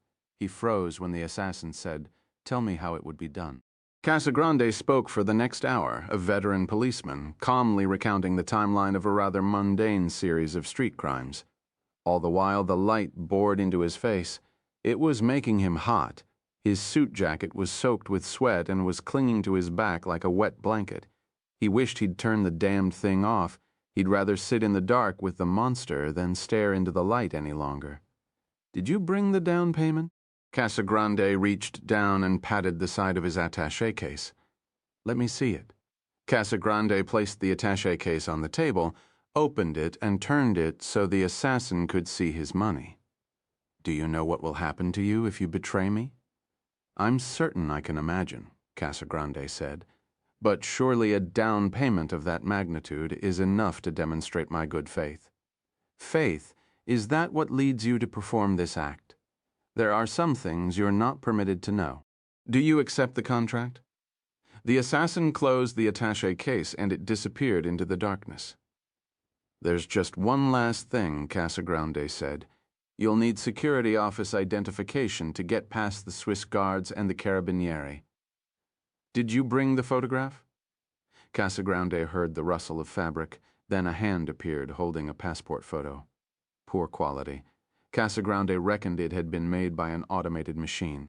He looked at the image and wondered whether it was truly the face of the killing machine known as the Leopard. The assassin seemed to sense his thoughts, for a few seconds later the Stekin reappeared. It was pointed directly at Casagrande's heart. "You wish to ask me a question?" Casagrande shook his head. "Good," the assassin said. "Get out!" 28. Venice. The Aqua Alta lapped against the steps of the Church of San Zaccaria as Francesco Tiepolo, dressed in an oilskin coat and rubber knee-length boots, made his way ponderously across the flooded square through the gathering dusk. He entered the church and sacrilegiously shouted out that it was time to close up for the night. Adriana Zanetti seemed to float down from her perch high atop the main altar. Antonio Politi yawned elaborately and struck a series of contortionist yoga poses, all designed to demonstrate to Tiepolo the harsh toll the day had taken on his young body. Tiepolo looked toward the Bellini. The shroud remained in place, but the fluorescent lamps were extinguished. With great effort, he resisted the impulse to scream. Antonio Politi appeared at Tiepolo's side and laid a paint-smudged paw on his heavy shoulder. "When, Francesco? When are you going to get it through your head he's not coming back?" When, indeed? The boy wasn't ready for the Bellini masterpiece, but Tiepolo had no choice. Not if the church was going to reopen to the public in time for the spring tourist season. "Give him one more day," he said, his gaze still fixed on the darkened painting. "If he's not back by tomorrow afternoon, I'll let you finish it." Antonio's joy was tempered by his unreserved interest in the tall, striking creature making her way apprehensively across the nave. She had black eyes and a head of abundant, uncontrollable dark hair. Tiepolo knew faces, bone structure. He'd bet his fee for the San Zaccaria project she was a Jewess. She seemed familiar to him. He thought he might have seen her once or twice in the church, watching the restorers working. Antonio started toward her. Tiepolo thrust out a thick arm, blocking his path, and summoned a watery smile. "Is there something I can help you with, Signorina?" "I'm looking for Francesco Tiepolo," deflated. Antonio skulked away. Tiepolo laid a hand on his chest. "You've found him, my treasure. I'm a friend of Mario Del Vecchio." Tiepolo's flirtatious gaze turned suddenly cold. He folded his arms across his massive chest and glared at her through narrowed eyes. "Where in God's name is he?" The woman said nothing, just reached out and handed him a slip of paper. He unfolded the note and read the words written there. "Your friend in the Vatican is in grave danger. I need your help to save his life." He looked up and stared at her in disbelief. "Who are you?" "It's not important, Signor Tiepolo." He held up the note in his big paw. "Where is he? Will you help him save your friend's life?" "I'll listen to what he has to say. If my friend is truly in some sort of danger, of course I'll help. Then you have to come with me. Now? Please, Signor Tiepolo. I'm afraid we don't have much time. Where are we going?" But she just seized him by the elbow and pulled him toward the door. Cannaregio smelled of salt and the lagoon. The woman led Tiepolo across a bridge spanning the Rio di Ghetto Nuovo, then into the clammy gloom of the Sotoportego. A figure appeared at the opposite end of the passageway, a small man with his hands thrust into the pockets of a leather jacket surrounded by a halo of yellow sodium light. Tiepolo stopped walking. "Would you mind telling me what the fuck is going on?" Obviously, you got my note. Interesting, but you must admit it was short on details, as well as one critical piece of information. How would you, an art restorer named Mario Del Vecchio, know that the Pope's life is in danger? Because restoration is something of a hobby for me. I have another job, a job that very few people know about. Do you understand what I'm trying to say to you, Francesco? Who do you work for? Who I work for is not important. It's damned important if you want me to help you get to the Pope. I work for an intelligence service. Not always, just under special circumstances, like a death in the family. Actually, yes. Which intelligence service do you work for? I would prefer not to answer that question. I'm sure you would, but if you want me to talk to the Pope, you're going to answer my questions. I repeat, what service do you work for? CISD, Vatican Intelligence. I'm not Italian, Francesco. Not Italian. That's very funny, Mario. My name isn't Mario. They walked the perimeter of the square, Gabriel and Tiepolo side by side, Chara a few paces behind. It took a long time for Tiepolo to process the information he had just been given. He was a shrewd man, a sophisticated Venetian, politically and socially connected, yet the situation confronting him now was well beyond anything he had ever experienced. It was as if he had just been told that the Titian altarpiece in the Frari was a reproduction painted by a Russian. Finally, he drew a deep breath, a tenor preparing himself for the climactic passage of an aria, and twisted his head toward Gabriel. I remember when you came here as a boy. It was 74 or 75, wasn't it? Tiepolo's eyes were on Gabriel, but his memory was fixed on Venice. 25 years earlier, a little workshop filled with eager young faces. I remember when you served your apprenticeship with Umberto Conti, you were gifted even then. You were better than everyone else. You were going to be great one day. Umberto knew it, so did I. Tiepolo stroked his tangled beard with his big hand. Did Umberto know the truth about you? Did he know you were an Israeli agent? Umberto knew nothing. You deceived Umberto Conti? You should be ashamed of yourself. He believed in Mario Del Vecchio. Tiepolo paused, checked his anger, lowered his voice. He believed Mario Del Vecchio would be one of the greatest restorers ever. I always wanted to tell Umberto the truth, but I couldn't. I have enemies, Francesco, men who destroyed my family, men who wish to kill me today for things that happened 30 years ago. If you think Italians have long memories, you should spend some time in the Middle East. We're the ones who invented the vendetta, not the Sicilians. Cain slew Abel, and east of Eden, he was cast, and you were cast here to our swampy island in the lagoon to heal paintings. It was a peace offering. Gabriel accepted it with a conciliatory smile. Do you realize that in my profession I have just committed a mortal sin? I revealed myself to you because I fear your friend is in grave danger. Do you really think they intend to kill him? They've killed many people already. They killed my friend. Tiepolo looked around at the vacant campo. I knew John Paul I as well, Albino Luciani. He was going to clean up the Vatican, sell off the church's assets, give the money to the poor people, revolutionize the church. He died after 33 days. A heart attack, the Vatican said. Tiepolo shook his head. There was nothing wrong with his heart. He had the heart of a lion, the courage of one, too. The changes he planned to bring to the church were going to make a lot of people angry, and so he shrugged his massive shoulders. Then he reached into his pocket, removed a mobile telephone, and quickly punched in a number from memory. He raised the phone to his ear and waited. When finally someone answered, he identified himself and asked for a man called Father Luigi Donati. Then he smothered the mouthpiece and whispered to Gabriel, the Pope's private secretary.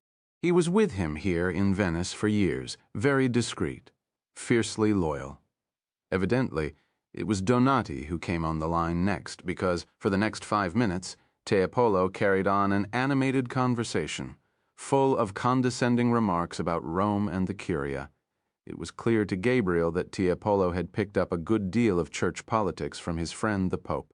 When finally he brought the conversation around to the point, he did it with such subtlety and grace that to Gabriel it seemed both innocent and urgent at the same time. The artistic intrigue of Venice had taught Tiepolo many valuable lessons. He was a man capable of holding two conversations at the same time. Finally, he killed the connection and slipped the telephone back into his pocket. "Well," said Gabriel, "Father Donati is going to see the Pope."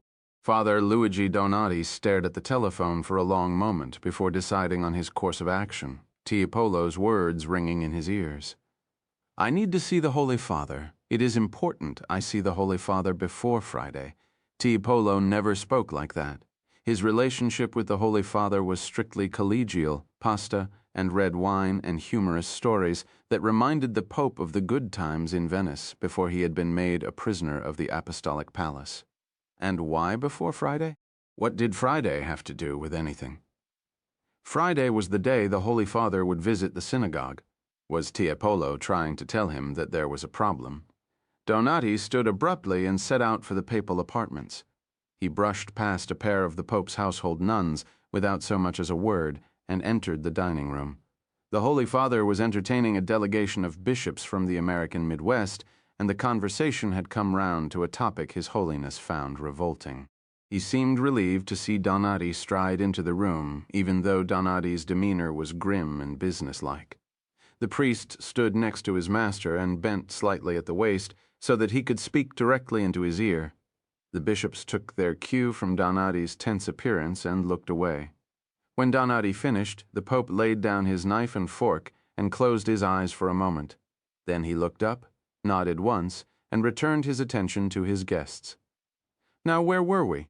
the Pope said as Donati strode from the room. They paced the length of the campo a half-dozen times waiting for the phone to ring. Tiepolo filled the empty, anxious minutes by peppering Gabriel with 100 questions about his work for Israeli intelligence, about his life and family, about what it was like for a Jew to be surrounded day and night by the images of Christianity. Gabriel answered those he could and gently fended off those that strayed into uncomfortable waters. Still skeptical that Gabriel was indeed not an Italian, Tiepolo goaded him into speaking a few words of Hebrew. For the next several minutes, he and Chiara carried on a lively conversation, mostly at Tiepolo's expense, until they were interrupted by the chirp of the Italian's cellular phone. He brought it to his ear, listened in silence for a moment, then murmured, "I understand, Father Donati." He severed the connection and slipped the phone back into his pocket. "Did he give you an answer?" asked Gabriel. Tiepolo smiled, 29. Rome, in the north of Rome, near a lazy bend in the Tiber, lies a tidy little piazza where tourists rarely venture. There is an ancient church with a cracked belfry and a bus stop that few people use. There is a coffee bar and a small bakery that prepares bread on the premises, so that in the early morning the smell of flour and yeast mingles with the marshy scent of the river. Directly opposite the bakery is a teetering tenement block with a pair of potted orange trees marking the entrance. On the top floor, there is a large flat from where it is possible to see the dome of St. Peter's Basilica in the distance. The flat is rented by a man who rarely uses it. He does so as a favor to his masters in Tel Aviv.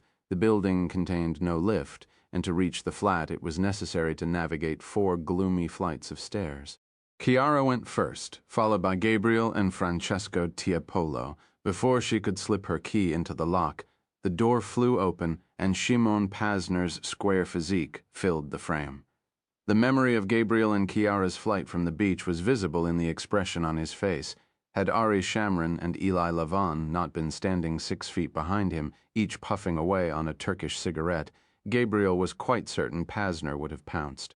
Instead, he was forced to silently hold his ground as Gabriel brushed past without a word and greeted Shamron. There would be no family quarrels tonight, not in front of an outsider. But one day, when Shamron was gone, Pasner would take his revenge.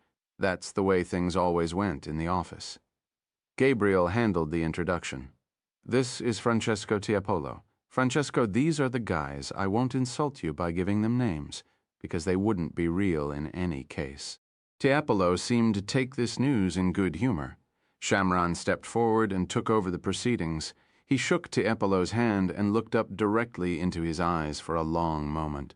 Tiepolo could see he was being appraised for trustworthiness, but made no sign that he found Shamron's undisguised scrutiny at all uncomfortable.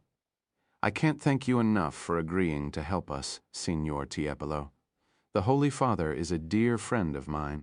If any harm ever came to him, I would never be able to forgive myself, especially if I had been in a position to somehow prevent it. You may rest assured that our interests in this matter are in complete harmony." Shamron finally released Tiepolo's hand and looked at Shimon Pasner. "Bring him some coffee. Can't you see he's had a long journey?" Pasner shot Gabriel an icy look and stalked off to the kitchen. Shamron ushered Tiepolo into the sitting room. The Venetian settled himself at the end of the couch. The rest gathered around him. Shamron wasted no more time on small talk. "What time do you enter the Vatican?" "I'm expected at the bronze doors at 6 o'clock this evening. Customarily, Father Donati greets me there and escorts me up to the 3rd floor, to the papal apartments." "Are you certain this man Donati is to be trusted?"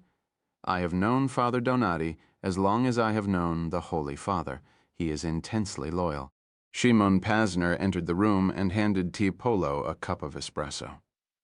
"It is important that the Pope and his aides feel comfortable," Shamron resumed. "We will meet with His Holiness under any circumstances of his choosing. Obviously, we would prefer a secure location, someplace where our presence will not be noted by certain elements of the Curia. Do you understand what I'm trying to say to you, Signor Tiepolo?" Tiepolo raised the coffee to his lips and nodded vigorously. "The information we wish to pass to the Holy Father is of a sensitive nature. If necessary, we will meet with a trusted aide, but we believe it would be best for the Pope to hear it with his own ears." Tiepolo swallowed the espresso in a gulp and set the cup gently on the saucer. "It would be helpful to me if I had some idea of the nature of this information." Shamron allowed his face to register discomfort. Then he leaned forward. "It concerns the actions of the Vatican during the Second World War and a meeting that took place in a convent on Lake Garda a long time ago. You'll forgive me, Signor Tiepolo, if I say no more. And the nature of the threat to his life? We believe the threat to the Holy Father originates from forces inside the Church, which is why he needs to take additional steps to protect himself and those around him." Tiepolo inflated his cheeks and expelled the air slowly. "You have one thing working to your advantage. Father Donati has told me on any number of occasions that he is concerned about the security around the Holy Father. So this will come as no surprise to him." As for the war, Tiepolo hesitated, clearly choosing his words carefully. "Let me just say that it is a topic to which the Holy Father has given a great deal of thought. He calls it a stain on the Church, a stain that he is determined to remove." Shamron smiled. "Obviously, Signor Tiepolo, we're here to help." At 5:45 p.m., a black Fiat sedan pulled up outside the entrance of the apartment house. Francesco Tiepolo settled himself in the back seat. Shamron and Shimon Pasner appeared briefly on the terrace and watched the car set out along the river toward the dome in the distance.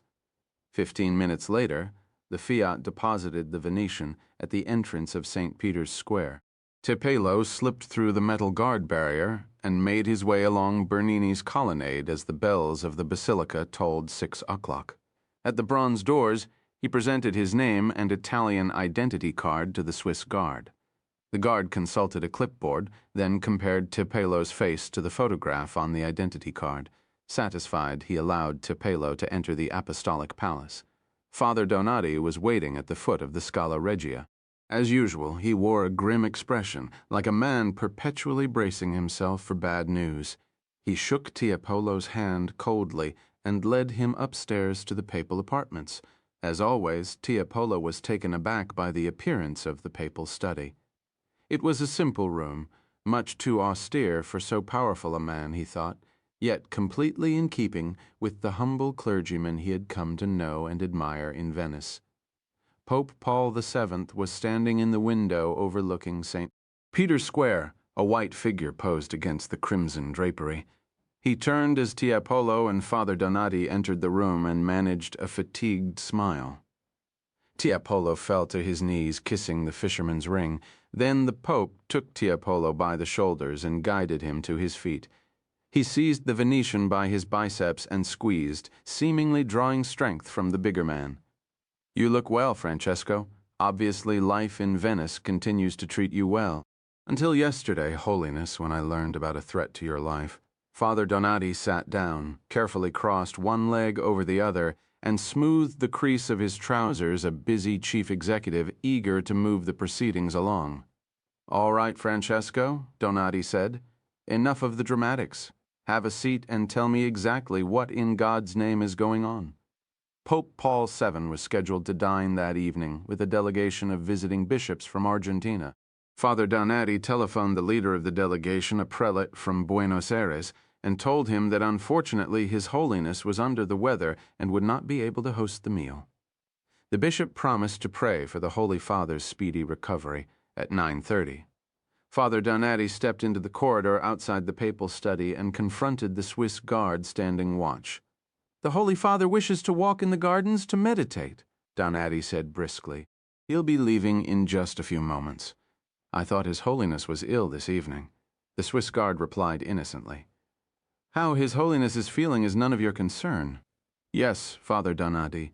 I'll notify the guards in the garden that His Holiness is coming. You will do no such thing. The Holy Father would like to meditate in peace." The Swiss guard stiffened. "Yes, Father Donati." The priest walked back to the study, where he found Tiepolo helping the Pope into a long fawn overcoat and brimmed hat. With the coat buttoned, only the fringe of his white soutane was visible. There are 1,000 rooms in the Vatican and countless miles of corridors and staircases. Father Donati had made it his business to learn every inch of them. He led the Pope past the Swiss guard, then spent the next 10 minutes winding his way downward through the labyrinthine passageways of the ancient palace. Here a murky shoulder-width tunnel with a dripping arched ceiling. Here a flight of stone steps rounded by time, slick as ice. Finally, they came to a darkened underground garage. A small Fiat sedan was waiting. The Vatican SCV license plates had been replaced by normal Italian tags. Francesco Tiepolo helped the Pope into the back seat and joined him there.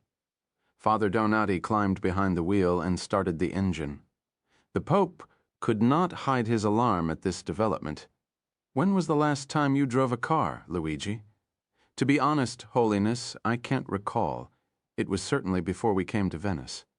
"That was 18 years ago. May the Holy Spirit protect us on our journey, and all the angels and saints," added the Pope. Donati forced the car into gear and guided it timidly up a winding, darkened ramp. A moment later, the car emerged into the night. The priest hesitantly pushed the accelerator toward the floor and sped along the Via Belvedere toward St. Anne's Gate. "Duck down, Holiness." "Is that really necessary, Luigi?" "Francesco, please help His Holiness conceal himself." "I'm sorry, Holiness."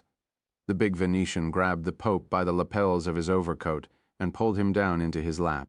The Fiat sped past the Pontifical Pharmacy and the Vatican Bank. As they approached St. Anne's Gate, Father Donati switched on his headlights and sounded his horn. A stunned Swiss guard leapt out of the path of the speeding car.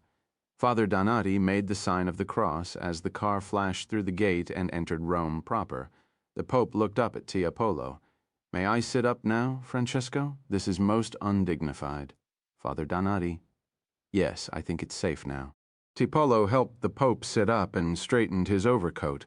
It was Chiara, standing on the terrace of the safe flat, who spotted the Fiat entering the piazza. The car stopped in front of the building, and 3 men climbed out. Chiara ducked into the sitting room. "There's someone here," she said. "Tiepolo and 2 other men. I think one of them might be him." A moment later, there was a sharp knock. Gabriel quickly crossed the room and pulled open the door. He was greeted by the sight of Francesco Tiepolo and a priest in a clerical suit, flanking a small man in a long overcoat and a fedora hat. Gabriel stepped aside. Tiepolo and the priest ushered the man into the safe flat. Gabriel closed the door. As he turned around, he saw the little man remove his fedora and hand it to the priest. Perched on his head was a white zucchetto. Next he removed the fawn overcoat, revealing a soutane of brilliant white. "His Holiness, Pope Paul VII said, 'I'm told that you gentlemen have some important information you'd like to impart to me. I'm all ears, 30. Rome. The door of the flat opened to Lang's touch. just as the Italian had said it would. He closed it again and pushed the dead bolt into place before switching on the lights. He was greeted by the sight of a single room with a bare floor and watermarked walls. There was a steel bed, more like a cot than a real bed, with a wafer-thin mattress. No pillow, a scratchy woolen blanket folded at the foot stains. Piss, semen, Lang could only guess.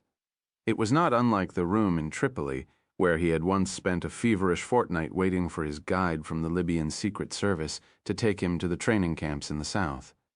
There were distinct differences about this place, though, namely the large carved wood crucifix hanging above the bed, adorned with a rosary and a length of dried palm leaf. Next to the bed was a small chest. Lang wearily pulled open the drawers. He found underpants, bald black socks, and a dog-eared breviary. With some trepidation, he ventured into the bathroom, a rust-stained basin with twin taps, a mirror that barely cast a reflection, a toilet with no seat. He opened the closet. 2 clerical suits hung from the rod. On the floor was a pair of black shoes, well worn but polished, the shoes of a poor man who took care of his appearance. Lang pushed the shoes out of the way with the toe of his loafer and saw the loose floorboard. He bent down and pried it up. Reaching into the small space, he found a bundle of oilcloth. He unfolded the cloth, a Stechkin pistol, a silencer, 2 magazines of 9mm ammunition. Lang rammed one magazine into the butt and slipped the Stechkin into the waistband of his trousers, the silencer and the second magazine he rewrapped in the oilcloth. He reached into the compartment a second time and found 2 more items, a set of keys to the motorcycle parked outside the apartment house, and a leather billfold. He opened the billfold. Inside was a Vatican Security Office identification badge, quite obviously the real thing. Lang looked at the name Manfred Beck, Special Investigations Division, then at the photograph. It was the one he had given Casagrande in the hotel room in Zurich. It was not him, of course, but the vague resemblance could easily be enhanced with a bit of preparation. Manfred Beck, Special Investigations Division. He returned the billfold to the compartment, then replaced the floorboard and covered it with the shoes. He looked around at the barren, lonely room. A priest's room, this a sudden memory overtook him, a winding cobblestone street in Fribourg, a young man in a black cassock drifting through the mist rising from the river Seine. A young man in crisis, Lang remembered, a tormented man, a man who could not bear the acute loneliness of the life that lay ahead of him, a man who wanted to be on the front lines. How odd that the path he had chosen had resulted in a life more lonely than a parish priest's. How odd that it had led him back here to this desperate room in Rome. He went to the window and pushed open the glass. The wet night air washed over his face. The Stazione Termini stood in the distance, about a half-kilometer away. Directly across the street lay a straggly, unkempt park. A woman was making her way along the puddled walkway. A street lamp briefly caught the Breton red highlights in her hair. Something made her look up at the open window. Training, instinct, fear. Seeing his face, she smiled and started across the road. 31, Rome, Eri Shamron, had decided that there would be no misleading the Vicar of Christ. Gabriel was to tell him everything with no regard for protecting sources or methods. He also ordered Gabriel to give the account chronologically, for Shamron, a man who had briefed a half-dozen prime ministers, knew the value of a good story. He believed that the dirty details of how intelligence was acquired often made the conclusions more credible to the target audience, in this case, the Supreme Pontiff of the Roman Catholic Church. They settled themselves in the sitting room. The Pope sat in a comfortable armchair, knees together, hands folded. Father Donati sat next to him, a notebook open on his lap. Gabriel, Shamron, and Eli Levin squeezed shoulder to shoulder on the couch, separated from the Pope and his secretary by a low coffee table and a pot of tea that no one touched. Chiara and Shimon Pasner stood watch on the balcony. Francesco Tiepolo, his work complete, kissed the papal ring and left for Venice in the back of an office car. Gabriel spoke to the Pope in his native tongue, while Father Donati took furious notes. Every few minutes, Donati would interrupt Gabriel by raising his silver pen and peering at him over his half-moon spectacles. Then he would force Gabriel to backtrack in order to clarify some seemingly mundane detail or quibble with Gabriel on a point of translation. If it conflicted with what was written in his notebook, he would make a vast show of expunging the offending passage. When Gabriel recounted his conversation with Peter Malone and the words crux vera were mentioned for the first time, Donati shot a conspiratorial glance at the Pope, which the pontiff pointedly ignored. For his part, the Pope remained silent. Sometimes his gaze was focused on his intertwined fingers, sometimes his eyes would close as though he were at prayer. Only the deaths seemed to stir him from his reverie. With each killing, Benjamin Stern, Peter Malone, Alessio Rossi, and the 4 carabinieri in Rome, the crux vera operative in the south of France, the Pope made the sign of the cross and murmured a few words of prayer. He never once looked at Gabriel or even at Father Donati. Only Shamron could capture his attention. The Pope seemed to find kinship with the old man. Perhaps it was the closeness of their age, or perhaps the Pope saw something reassuring in the fissures and ravines of Shamron's rugged face. But every few minutes, Gabriel would notice them staring at each other over the coffee table, as though it were a chasm of time and history. Gabriel handed Sister Regina's letter to Father Donati, who then read it aloud. The Pope wore an expression of grief on his face, his eyes tightly closed. To Gabriel, it seemed like a remembered pain, the pain of an old wound being torn open. Only once did he open his eyes, at the point when Sister Regina wrote of the boy sleeping on her lap. He looked across the divide at Shamron, holding his gaze for a moment, before closing his eyes once more and returning to his private agony. Father Donati handed the letter back to Gabriel when he was finished. Gabriel told the Pope of his decision to return to Munich to search Benjamin's apartment a second time, and of the document Benjamin had entrusted to the old caretaker, Frau Ratzinger. "It's in German," Gabriel said. "Would you like me to translate it, Your Holiness?" Father Donati answered the question for the Pope. "The Holy Father and I both speak German fluently. Please feel free to read the document in its original language." The memorandum from Martin Luther to Adolf Eichmann seemed to cause the Pope physical pain. At the halfway point, he reached out and took Father Donati's hand for support. When Gabriel finished, the Pope bowed his head and joined his hands beneath his pectoral cross. When he opened his eyes again, he looked directly at Shamron, who was holding Sister Regina's account of the meeting at the convent. "A remarkable document, is it not, Your Holiness?" Shamron asked in German. "I'm afraid I would use a different word," the Pope said, answering him in the same language. "Shameful is the first word that comes to mind, but is it an accurate account of the meeting that took place at that convent in 1942? Gabriel looked first at Shamron, then at the Pope. Father Donati opened his mouth to object, but the Pope silenced him by gently placing a hand on his secretary's forearm. "It's accurate, except for one detail," said Pope Paul VII. "I wasn't really sleeping on Sister Regina's lap. I'm afraid I just couldn't bear to say another decade of the Rosary." And then he told them the story of a boy from a poor village in the mountains of northern Italy, a boy who found himself orphaned at the age of 9, with no relatives to turn to for support. A boy who made his way to a convent on the shores of a lake, where he worked in the kitchen and befriended a woman named Sister Regina Carcassi. The nun became his mother and his teacher. She taught him to read and write. She taught him to appreciate art and music. She taught him to love God and to speak German. She called him Cicciotto, little chubby one. After the war, when Sister Regina renounced her vows and left the convent, the boy left too. Like Regina Carcassi, his faith in the church was shaken by the events of the war, and he found his way to Milan, where he scratched out an existence on the streets, picking pockets and stealing from shops. Many times he was arrested and beaten up by police officers. One night he was beaten nearly to death by a gang of criminals and left for dead on the steps of a parish church. He was discovered in the morning by a priest and taken to a hospital. The priest visited him each day and saw to the bills. He discovered that the filthy street urchin had spent time in a convent, that he could read and write and knew a great deal about Scripture and the church. He convinced the boy to enter the seminary and study for the priesthood as a way to escape a life of poverty and prison. The boy agreed, and his life was forever changed.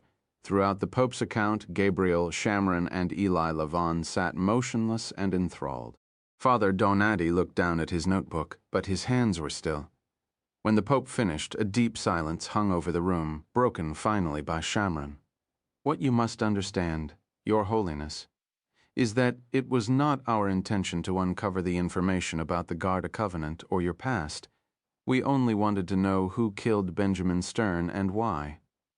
I am not angry with you for bringing me this information, Mr. Shamron.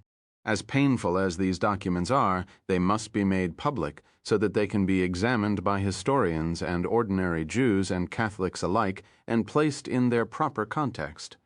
Shamron laid the documents in front of the Pope. We have no desire to make them public. We leave them in your hands to do with them what you will.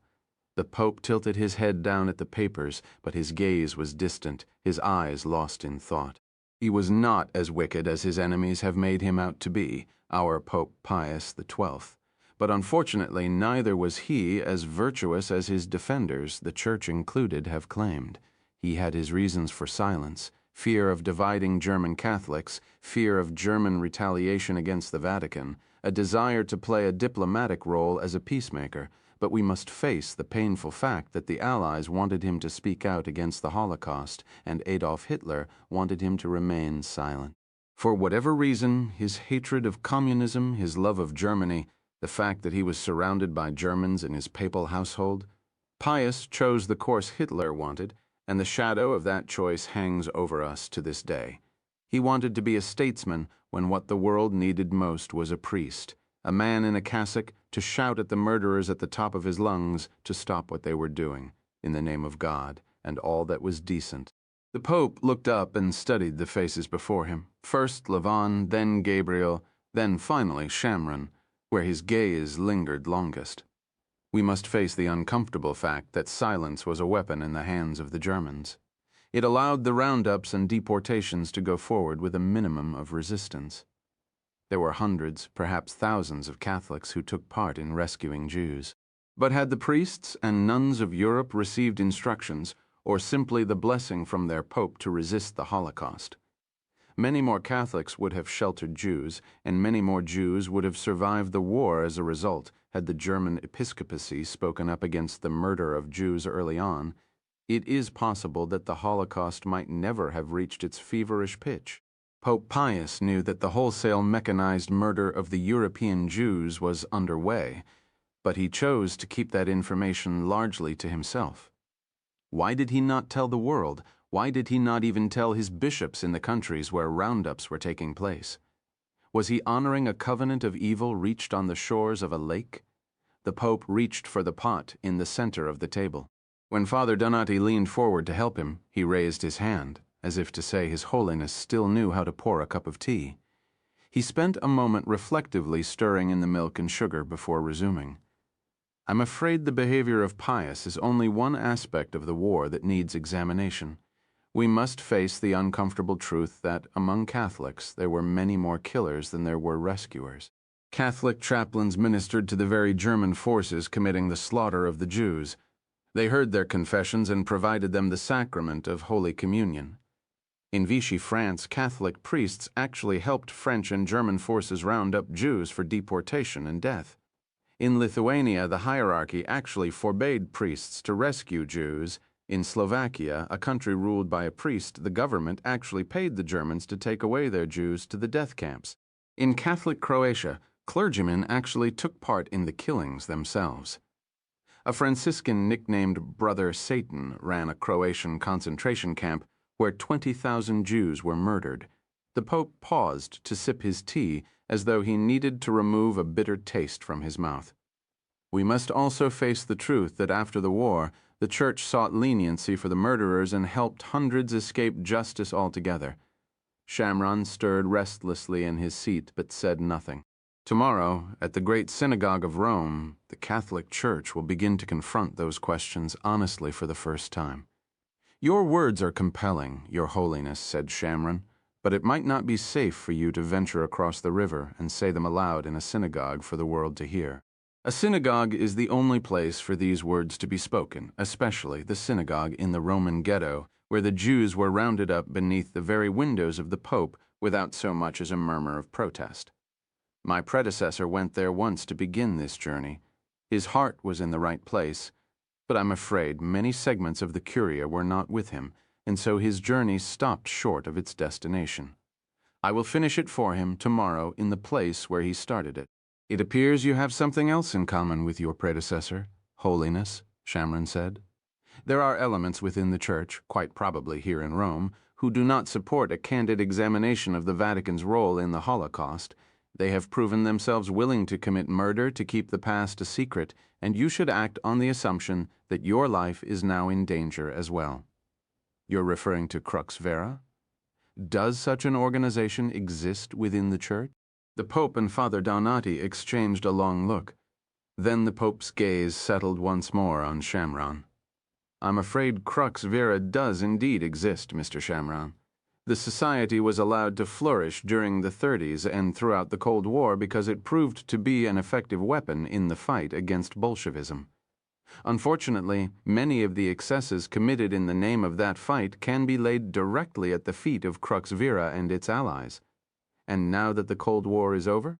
Asked Gabriel. Crux Vera has adapted with the times.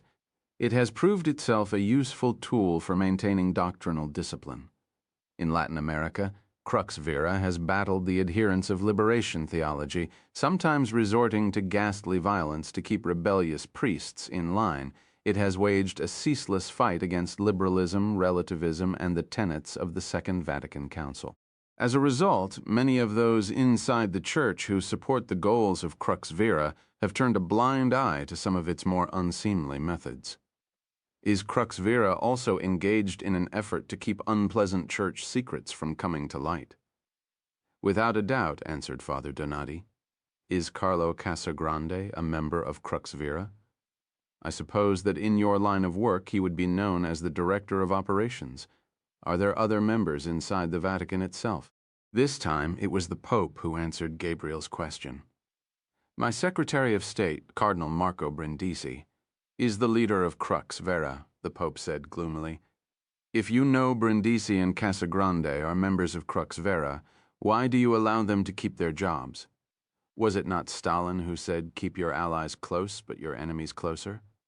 A smile flashed over the Pope's face, then quickly evaporated.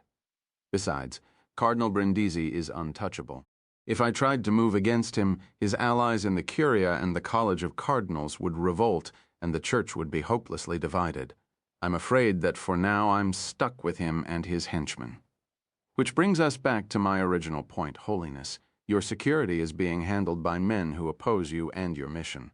Under the circumstances, I think it would be wise for you to postpone your visit to the synagogue until a safer moment presents itself. Then Shamron laid a file on the table and opened it, the dossier on the assassin codenamed the Leopard that he had taken from King Saul Boulevard. We believe this man is working for Crux Vera. He is without a doubt one of the world's most dangerous assassins. We're virtually certain he was the man who killed Peter Malone in London. We suspect he also killed Benjamin Stern. We must assume that he will now try to kill you. The Pope looked at the photographs, then at Shamron. What you must remember, Mr. Shamron, is that I am under the protection of these men wherever I am, inside the Vatican walls or beyond them. The threat to me is the same whether I am standing in the papal apartments or in the great synagogue of Rome. Point taken, Holiness. Father Donati leaned forward. Once the Holy Father steps beyond the walls of the Vatican onto Italian soil, his security is augmented by Italian police. Thanks to the false papal assassin plot engineered by Carlo Casagrande, security for tomorrow's event at the synagogue will be unprecedented. We believe that it is safe enough for His Holiness to make the appearance. And what if this man is a member of the Pope's security contingent? The Holy Spirit will protect me during this journey, the Pope replied. With all due respect, Holiness, I would feel better if someone else was looking over your shoulder as well. You have a suggestion, Mr. Shamron? I do, Holiness. Shamron put a rough hand on Gabriel's shoulder. I'd like Gabriel to accompany you and Father Donati into the synagogue. He's an experienced officer who knows a thing or two about this sort of business. The Pope looked at Father Donati. Luigi, surely this can be accomplished, can it not? It can, Holiness. But there is one problem.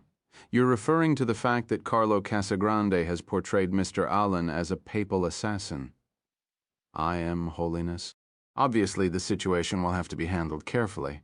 But if there's one person the Swiss guards will listen to, it's me. He looked at Shamron.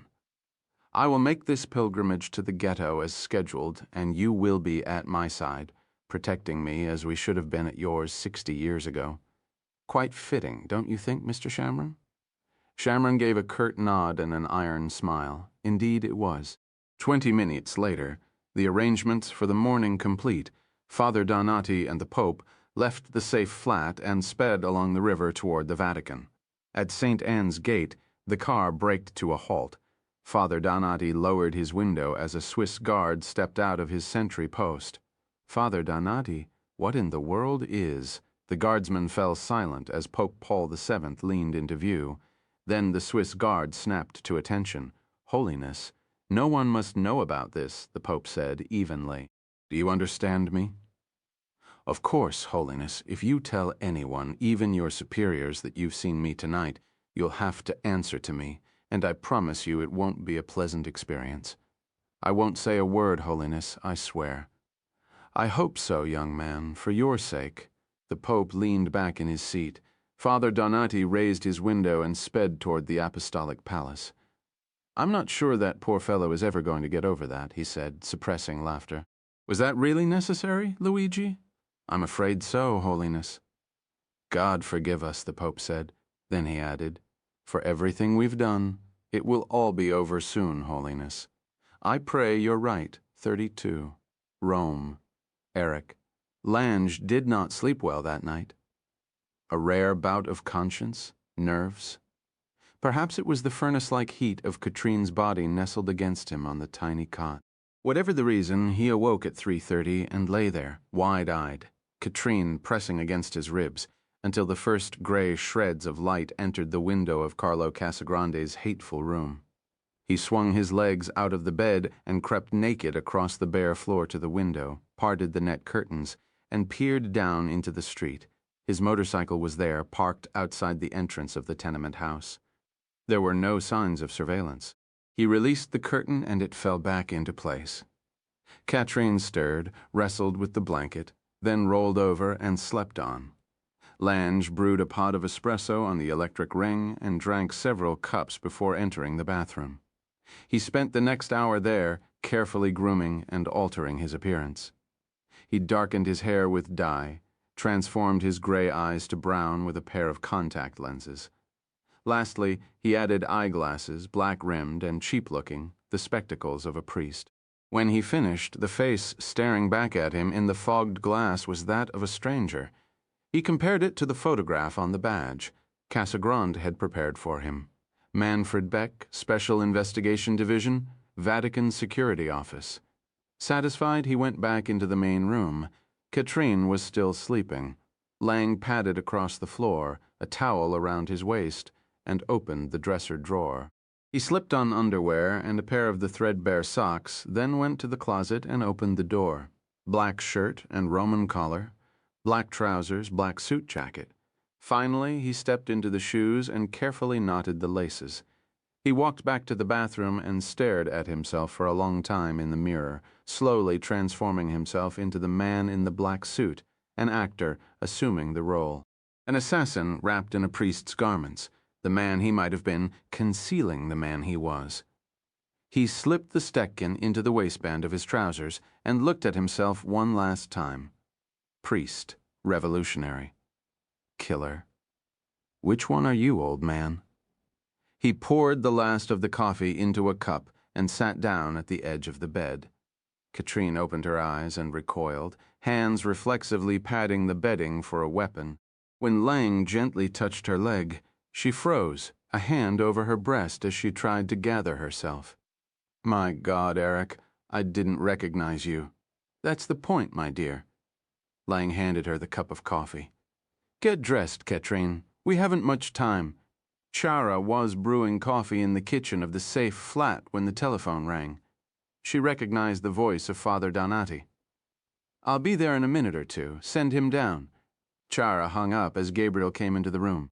He was wearing a gray suit, white shirt, and dark tie, all compliments of Shimon Pasner's Rome station. Chiara brushed a bit of lint from his sleeve. You look very handsome.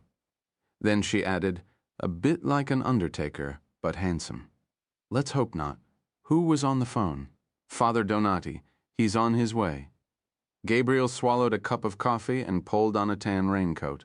Then he kissed Chiara on the cheek and held her in his arms for a moment.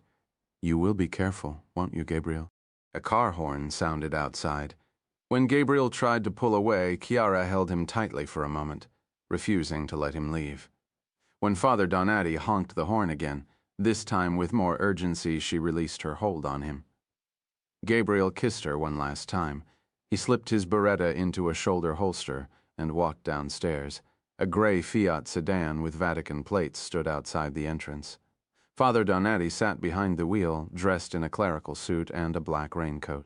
Gabriel climbed into the passenger seat and closed the door. Donati turned toward the Tiber embankment. It was a gray morning, low, dark clouds, a gusty wind making whitecaps on the river. The priest was hunched over the wheel, eyes wide, foot heavy on the accelerator. Gabriel squeezed the armrest, thinking that it was a miracle the Pope had made it back to the Vatican alive last night. Drive much, Father Donati. Last night was the first time in about 18 years. I wouldn't have guessed. You're a terrible liar, Mr. Allen. I thought people in your line of work were supposed to be good at deception. How's the Holy Father this morning? He's quite well, actually. Despite the events of last night, he managed to get a few hours of sleep. He's looking forward to his journey across the river. I'll be happy when it's over and he's safely back in the papal apartments. That makes two of us. As they sped along the Tiber, Father Donati briefed Gabriel on the security arrangements. The Pope would travel to the synagogue in his usual armor-plated Mercedes limousine, accompanied by Donati and Gabriel. Immediately surrounding the Pope would be a ring of plainclothes Swiss guards.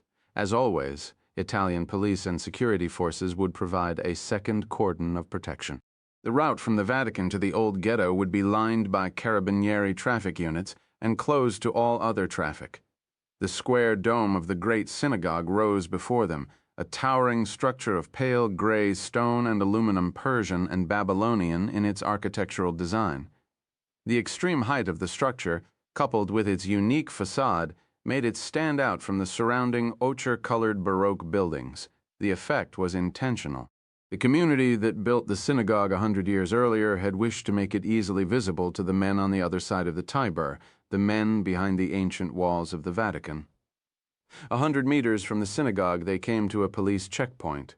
Father Donati lowered his window, flashed his Vatican identification, and exchanged a few words in Italian with an officer. A moment later, they pulled into the courtyard at the front of the synagogue and braked to a halt. Before Father Donati could shut down the engine, they were set upon by a carabinier with an automatic weapon slung over his shoulder. Gabriel liked what he saw so far. They climbed out of the Fiat. Gabriel could not help but feel the shadow of history hanging over the place. Rome was the oldest diaspora settlement in Western Europe, and Jews had been living in its center for more than 2,000 years. They had come to this place long before the fisherman named Peter from the Galilee. They had seen the assassination of Caesar, witnessed the rise of Christianity and the fall of the Roman Empire, vilified by popes as murderers of God. They had been ghettoized on the banks of the Tiber, humiliated and ritually degraded, and on a night in October 1943, 1,000 were rounded up and sent to the gas chambers and ovens of Auschwitz, while a pope on the other side of the river said nothing. In a few hours' time, Pope Paul VII, a witness to the sins of the men in the Vatican, would come here to atone for the past. If he lives long enough to accomplish his mission. Father Donati seemed to sense Gabriel's thoughts, for he placed a hand gently on his shoulder and pointed toward the river. The protesters will be kept behind barricades over there next to the embankment. Protesters? We're not expecting anything terribly large, just the usual lot. Donati shrugged helplessly. The birth control crowd, women in the priesthood, gays and lesbians, that sort of thing. They climbed the steps of the synagogue and went inside. Father Donati seemed perfectly at ease. He sensed Gabriel was looking at him, and he smiled confidently in response. When we were still in Venice, it was my job to build better relations between the patriarch and the Jewish community there. I'm quite comfortable in a synagogue, Mr. Allen. I can see that, Gabriel said. Tell me how the ceremony will unfold. The papal procession would form at the entrance of the synagogue. Father Donati explained. The Pope would walk up the center aisle accompanied by the chief rabbi and take a seat next to him in a gilded chair on the bima. Father Donati and Gabriel would trail the Holy Father during the walk to the front of the synagogue, then take their position in a special VIP section, a few feet from the Pope. The chief rabbi would make a few introductory remarks. Then the Holy Father would speak. In a break with usual protocol, an advance text of the Pope's remarks would not be released to the Vatican press corps. The speech was bound to provoke an immediate reaction among the reporters, but no one would be permitted to leave their seat until the Pope had completed his remarks and left the synagogue. Gabriel and the priest walked to the front of the synagogue, the spot where they would be standing during the Pope's remarks. A carabiniere with a bomb-sniffing dog straining at its leash was making steady progress up the left side of the hall. A second dog team was working the opposite side. A few meters from the bima, a handful of television cameramen were setting up their equipment on a raised platform under the watchful gaze of an armed security man. What about the other entrances to the synagogue, Father Donati? They've all been sealed. There's only one way in and out now, and that's the main entrance. Donati looked at his watch. I'm afraid we haven't much time, Mr. Allen. If you're satisfied, we should be getting back to the Vatican. Let's go. Father Donati waved his Vatican ID badge at the Swiss guard standing watch at St. Anne's Gate. Before the guard could question the identity of the man in the passenger seat, the priest pushed his foot to the floor and sped along the Via Belvedere toward the Apostolic Palace. Father Donati left the car in the San Damaso courtyard, hustled Gabriel around the security checkpoints, and headed upstairs toward the papal apartments.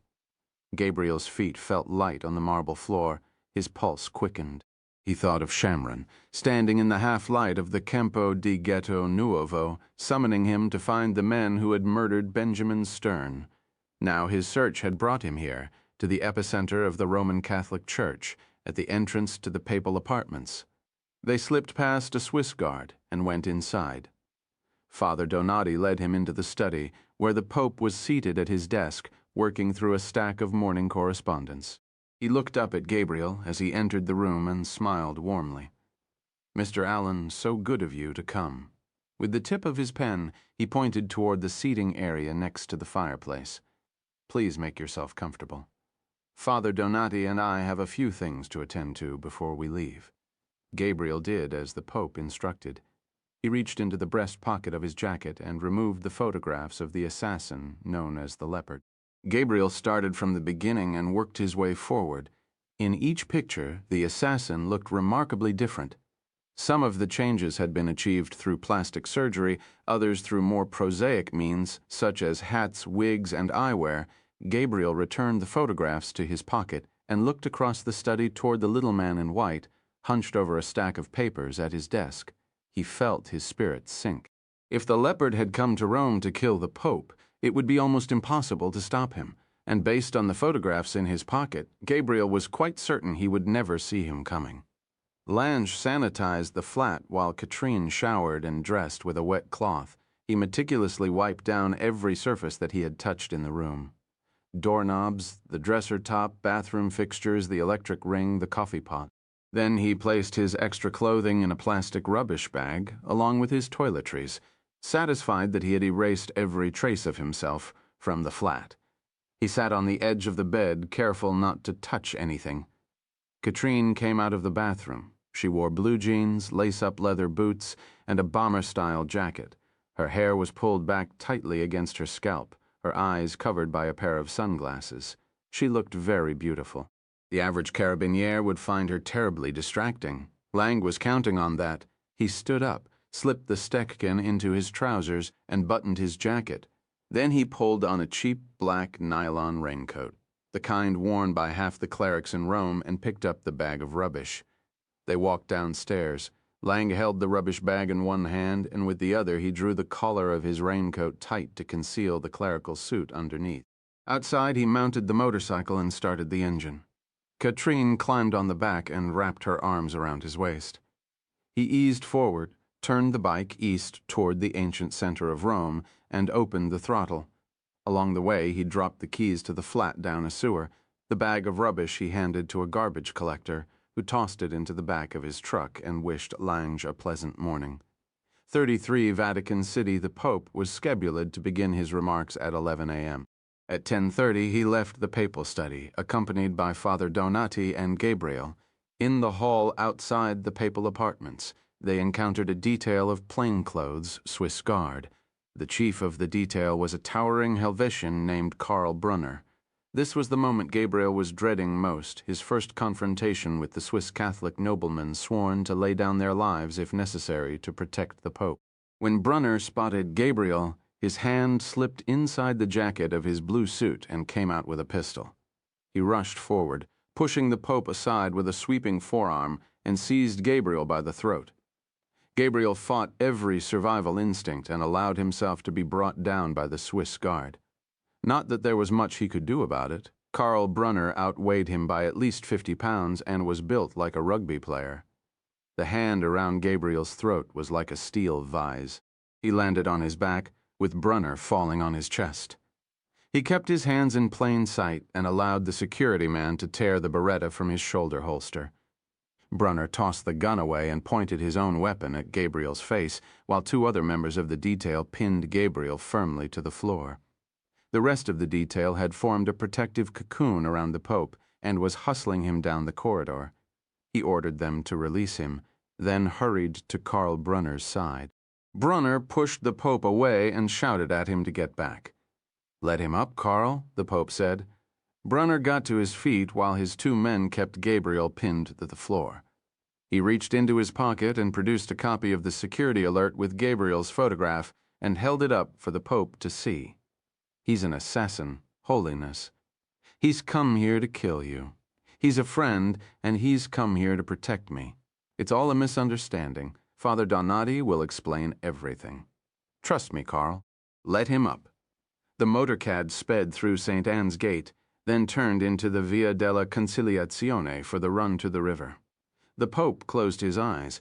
Gabriel looked at Father Donati, who leaned over and whispered into Gabriel's ear that His Holiness always passed the time in motorcades by praying. A motorcycle outrider moved into position a few feet from the Pope's window. Gabriel looked carefully at his face, at the hinge of his jaw and the shape of the cheekbones showing beneath the visor. Mentally, he compared the features to those of the man in the photographs, as if he were authenticating a painting, comparing the brushstrokes of a master to those in a newly discovered work. The faces were similar enough to make Gabriel reach into his jacket and put his hand on the butt of his Beretta. Father Donati noticed this. The Pope, who was still praying with his eyes tightly closed, was oblivious. As the motorcade turned onto the Lungotevere, the outrider dropped back a few meters. Gabriel felt his tension subside. The street had been cleared of traffic, and there were only a few knots of onlookers here and there along the river.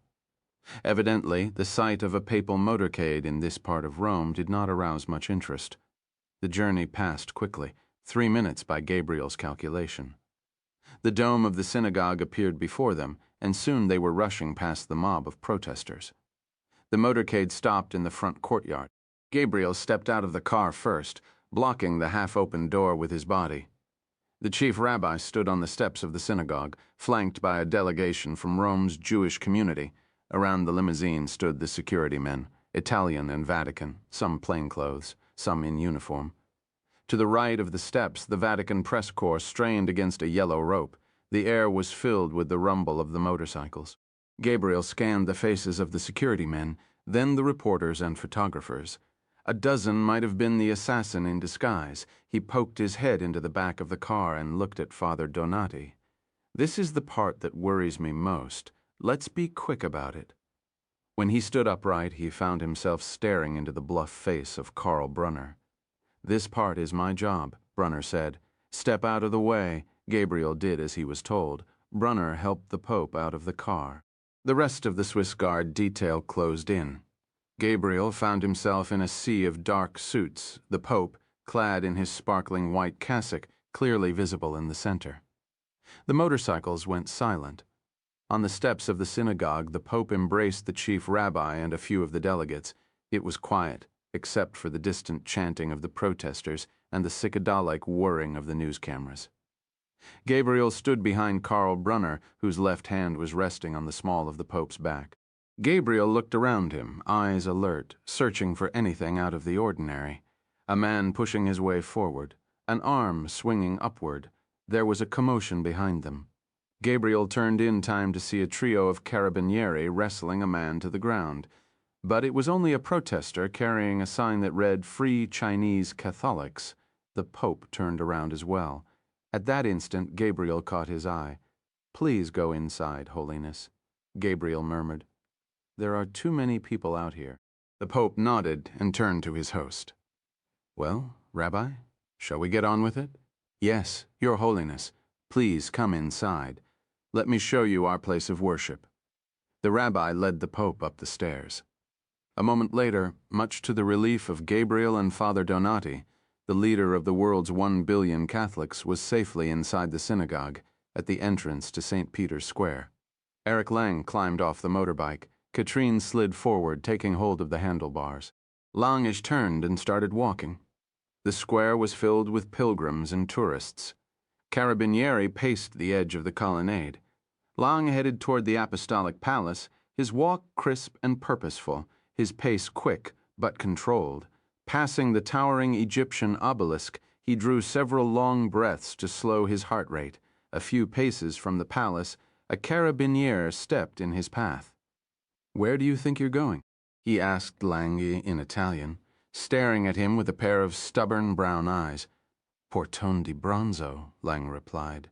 "You have an appointment inside?" Lang removed his wallet and flashed the identification badge. The carabinier took a step backward. "I'm sorry, Father Beck, I didn't realize." Lang put the wallet away. "Tell me your name, young man. It's Matteo Galeassi." Lang looked directly into the policeman's eyes.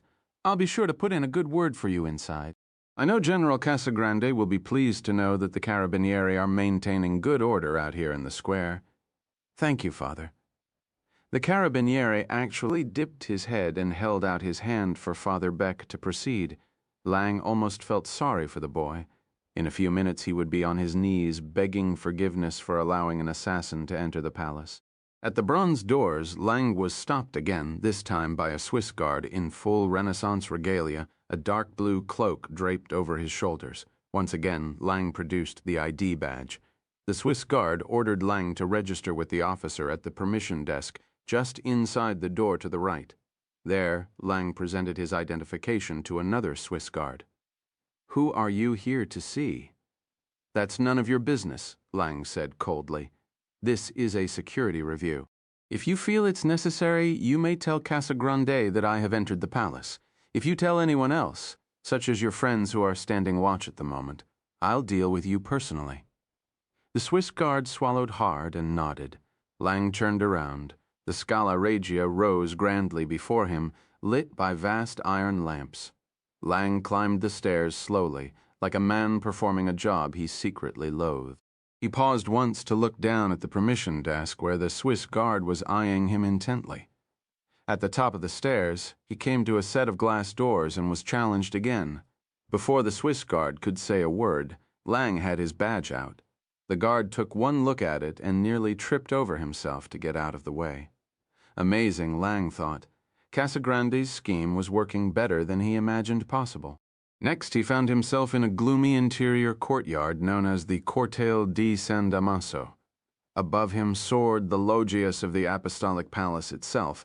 He passed beneath a stone archway, came to a staircase, and climbed quickly upward, footsteps echoing on the marble.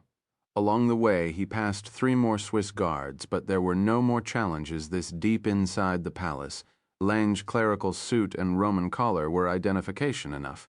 On the top floor, he came to the entrance of the papal apartments. A Swiss guard stood there, halberd in hand, blocking Lange's path. Lange held the ID badge in front of his face. "I need to see Father Donati." "He's not here at the moment. Where is he?" "He's with the Holy Father." He hesitated, then added, "At the synagogue." "Ah, yes, of course. I'm sure Father Donati would appreciate knowing that you told a complete stranger his whereabouts." "I'm sorry, Father, but you—" Lange cut him off. "I need to leave something for Father Donati. Can you take me to his office? As you know, Father Beck, I'm not allowed to leave this post under any circumstances." "Very good," Lange said with a conciliatory smile. "At least you got something right. Please point me in the direction of the good Father's office." The Swiss guard hesitated for a moment, unsure of himself, then told Lange the way. The papal apartments were deserted but for a single nun in gray habit, busy with a feather duster. She smiled at Lange as he walked past the entrance to Father Donati's office and entered the next room. He closed the door behind him and stood for a moment while his eyes adjusted to the gloom. The heavy curtains were drawn, obscuring the view of St. Peter's Square, and the room was in deep shadow. Lange moved forward across the simple oriental carpet toward the wooden desk. He stood next to the high-backed chair and ran his palm over the pale plush covering while he surveyed the desk. It was too simple for so powerful a man, too severe. A blotter, a cylindrical container for his pens, a pad of lined paper for jotting down his thoughts, a white telephone with an old-fashioned rotary dial looking up. He noticed a painting of the Madonna. She seemed to be peering at Lange through the shadows. He reached into the breast pocket of his clerical suit, removed an envelope, and dropped it on the blotter. It landed with a muffled metallic thump. He took one last look around the study, turned and walked quickly out. At the entrance of the appartamento, he paused to glare sternly at the Swiss guard. "You'll be hearing from me," Lange snapped. Then he turned and disappeared down the corridor. The desk in the office of Secretary of State, Marco Brindisi, was quite different from the austere one in the papal study. It was a large Renaissance affair with carved legs and gold inlay. Those who stood before it tended to be uncomfortable, which suited Brindisi's purposes nicely. At the moment, he sat alone, fingers formed into a bridge, eyes focused somewhere in the middle distance. A few minutes earlier, from his window overlooking St. Peter's Square, he had seen the Pope's motorcade speeding toward the river along the Via della Conciliazione. By now, he was probably inside the synagogue. The cardinal's gaze settled on the bank of television screens on the wall opposite his desk. His goal was to restore the church to the power it had enjoyed during the Middle Ages, but Marco Brindisi was very much a man of the modern age. Gone were the days when Vatican bureaucrats wrote their memoranda on parchment with quill and ink. Brindisi had spent untold millions upgrading the machinery of the Vatican Secretariat of State in order to make the bureaucracy of the church run more like the nerve center of a modern nation. He tuned the television to BBC International. A flood in Bangladesh, thousands killed, hundreds of thousands homeless. He jotted a minute to himself to make a suitable donation through Vatican charitable organizations to ease the suffering in any way possible. He switched on a second TV and tuned it to RAI, the main Italian network. The third TV he set to CNN International. He had made good on his threat not to accompany the Pope on this disgraceful journey. As a result, he was now supposed to be working on a benign-sounding letter of resignation, one that would cause the Holy See no embarrassment and raise no uncomfortable questions for the rabble in the Vatican press corps to ponder in their infantile columns. Had he any intention of resigning, his letter would have stressed a deep desire to return to pastoral duties, to tend to a flock, to baptize the young and anoint the sick. Any Vaticanisti with a bit of intelligence would recognize such a letter as deception on a grand scale. Marco Brindisi had been raised, educated, and nurtured to wield bureaucratic power within the Curia. The notion that he would willingly yield his authority was patently absurd.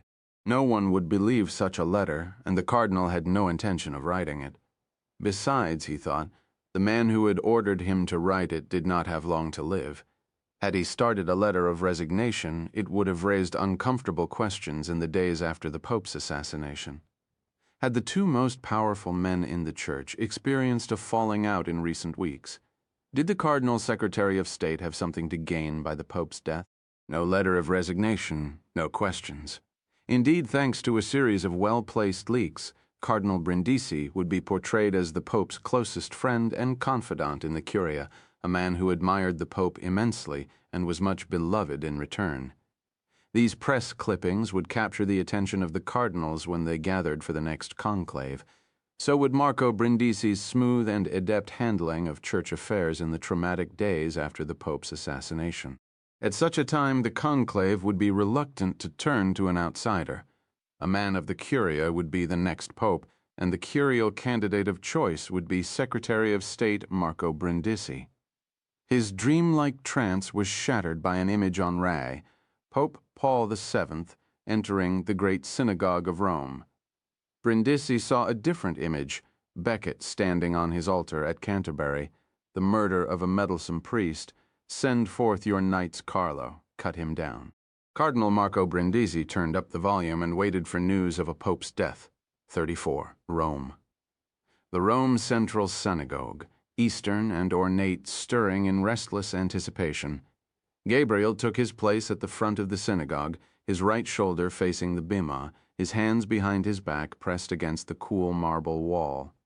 Father Donati stood next to him, tense and irritable. The vantage point provided him perfect sight lines around the interior of the chamber. A few feet away sat a group of curial cardinals, dazzling in crimson cassocks, listening intently as the chief rabbi made his introductory remarks. Just beyond the cardinals stirred the fidgety denizens of the Vatican press corps. The head of the press office, Rudolf Gertz, appeared nauseated. The rest of the seats were filled with ordinary members of Rome's Jewish community. As the Pope finally rose to speak, a palpable sense of electricity filled the hall.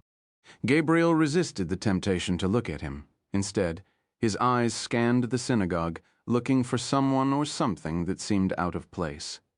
Karl Brunner, standing a few feet from Gabriel, was doing the same thing. Their eyes met briefly. Brunner, Gabriel decided, was no threat to the Pope. The Pope expressed his gratitude to the rabbi and the community at large for inviting him to speak here this day. Then he remarked on the beauty of the synagogue and of the Jewish faith, stressing the common heritage of Christians and Jews. In a term borrowed from his predecessor, he referred to Jews as the elder brothers of Roman Catholics. It is a special relationship, this bond between siblings, the Pope said, one that can pull apart if not tended to properly. Too often over the past 2,000 years, the siblings had quarreled, with disastrous consequences for the Jewish people. He spoke without a text or notes. His audience was spellbound. In April 1986, my predecessor, Pope John Paul II, came to this synagogue to bridge the divide between our two communities and to begin a process of healing. Over these past years, much has been accomplished. The Pope paused for a moment, the silence hanging heavy in the hall. But much work remains to be done. A round of warm applause swept over the synagogue. The cardinals joined in. Father Donati elbowed Gabriel and leaned close to his ear. "Watch them," he said, pointing to the men in red. "We'll see if they're clapping in a few minutes." But Gabriel kept his eyes on the crowd as the Pope resumed. "My brothers and sisters, God took John Paul from us before he could complete his work. I intend to continue where he left off. I intend to shoulder his burden and carry it home for him." Again, the Pope was interrupted by applause. How brilliant, Gabriel thought. He was portraying his initiative as merely a continuation of the Pole's legacy, rather than something radically new. Gabriel realized that the man who liked to portray himself as a simple Venetian priest was a shrewd tactician and political operator. The first steps of the journey of reconciliation were easy compared with the difficult ones that lie before us. The last steps will be hardest of all. Along the way, we may be tempted to turn back. We must not. We must complete this journey for Catholics and Jews alike. Father Donati touched Gabriel's arm Here we go. In both our religions, we believe that forgiveness does not come easily. We Roman Catholics must make an honest confession if we are to receive absolution. If we have murdered a man, we cannot confess to taking the Lord's name in vain and expect to be forgiven. The Pope smiled, and laughter rippled through the synagogue. Gabriel noticed that several of the cardinals seemed not to find the remark humorous. On Yom Kippur, the Jewish Day of Atonement, Jews must seek out those they have wronged, make an honest confession of sin, and seek forgiveness. We Catholics must do the same. But if we are to make an honest confession of sin, we must first know the truth. That is why I am here today. The Pope paused for a moment. Gabriel could see him looking at Father Donati, as if gathering strength, as if saying there was no turning back now. Father Donati nodded, and the Pope turned once more to the audience. Gabriel did the same thing, but for a very different reason. He was looking for a man with a gun. This morning, in this magnificent synagogue, I am announcing a new review of the Church's relationship with the Jewish people and the Church's actions during the Second World War, the darkest period in Jewish history, the time in which 6 million were lost to the fires of the Shoah. Unlike previous examinations of this terrible time, all relevant documents contained in the Vatican's secret archives, regardless of their age, will be made available to a panel of scholars for review and evaluation. The Vatican press corps was in tumult. A few of the reporters were whispering into cellular phones. The rest were scribbling wildly on notepads. Rudolf Goetz sat with his arms folded and his chin resting on his chest. Evidently, His Holiness had neglected to tell his chief spokesman that he intended to make a bit of news today. The Pope had already entered uncharted territory. Now he was about to go even further. The Holocaust was not a Catholic crime, he resumed, but far too many Catholics, lay and religious alike, took part in the murder of Jews for us to ignore. We must acknowledge this sin, and we must beg forgiveness. There was no applause now, just stunned and reverential silence. To Gabriel, it seemed that no one seated in the synagogue could believe that words such as these were being spoken by a Roman pontiff. The Holocaust was not a Catholic crime, but the Church sowed the seeds of the poisonous vine known as anti-Semitism and provided the water and nourishment those seeds needed to take root and thrive in Europe. We must acknowledge this sin, and we must beg forgiveness. Gabriel thought he could detect unrest among the cardinals, dark looks, heads shaking, shoulders rising and falling. He looked at Father Donati and whispered, "Which one is Cardinal Brindisi?" The priest shook his head. "He's not here today." "Why not?" "He said he was under the weather. Truth is, he'd rather be burned at the stake than listen to this speech." The Pope pressed on. "The Church could not have halted the Shoah, but it is quite possible we could have lessened its severity for many more Jews. We should have put geopolitical interests aside and shouted our condemnation from the top of our mighty basilica. We should have excommunicated those members of our Church who were among the murderers and the enablers. After the war, we should have spent more time caring for the victims instead of tending to the perpetrators, many of whom found sanctuary in this blessed city on their way to exile in distant lands." The Pope spread his arms wide. "For these sins and others soon to be revealed, we offer our confession and we beg your forgiveness. There are no words to describe the depth of our grief.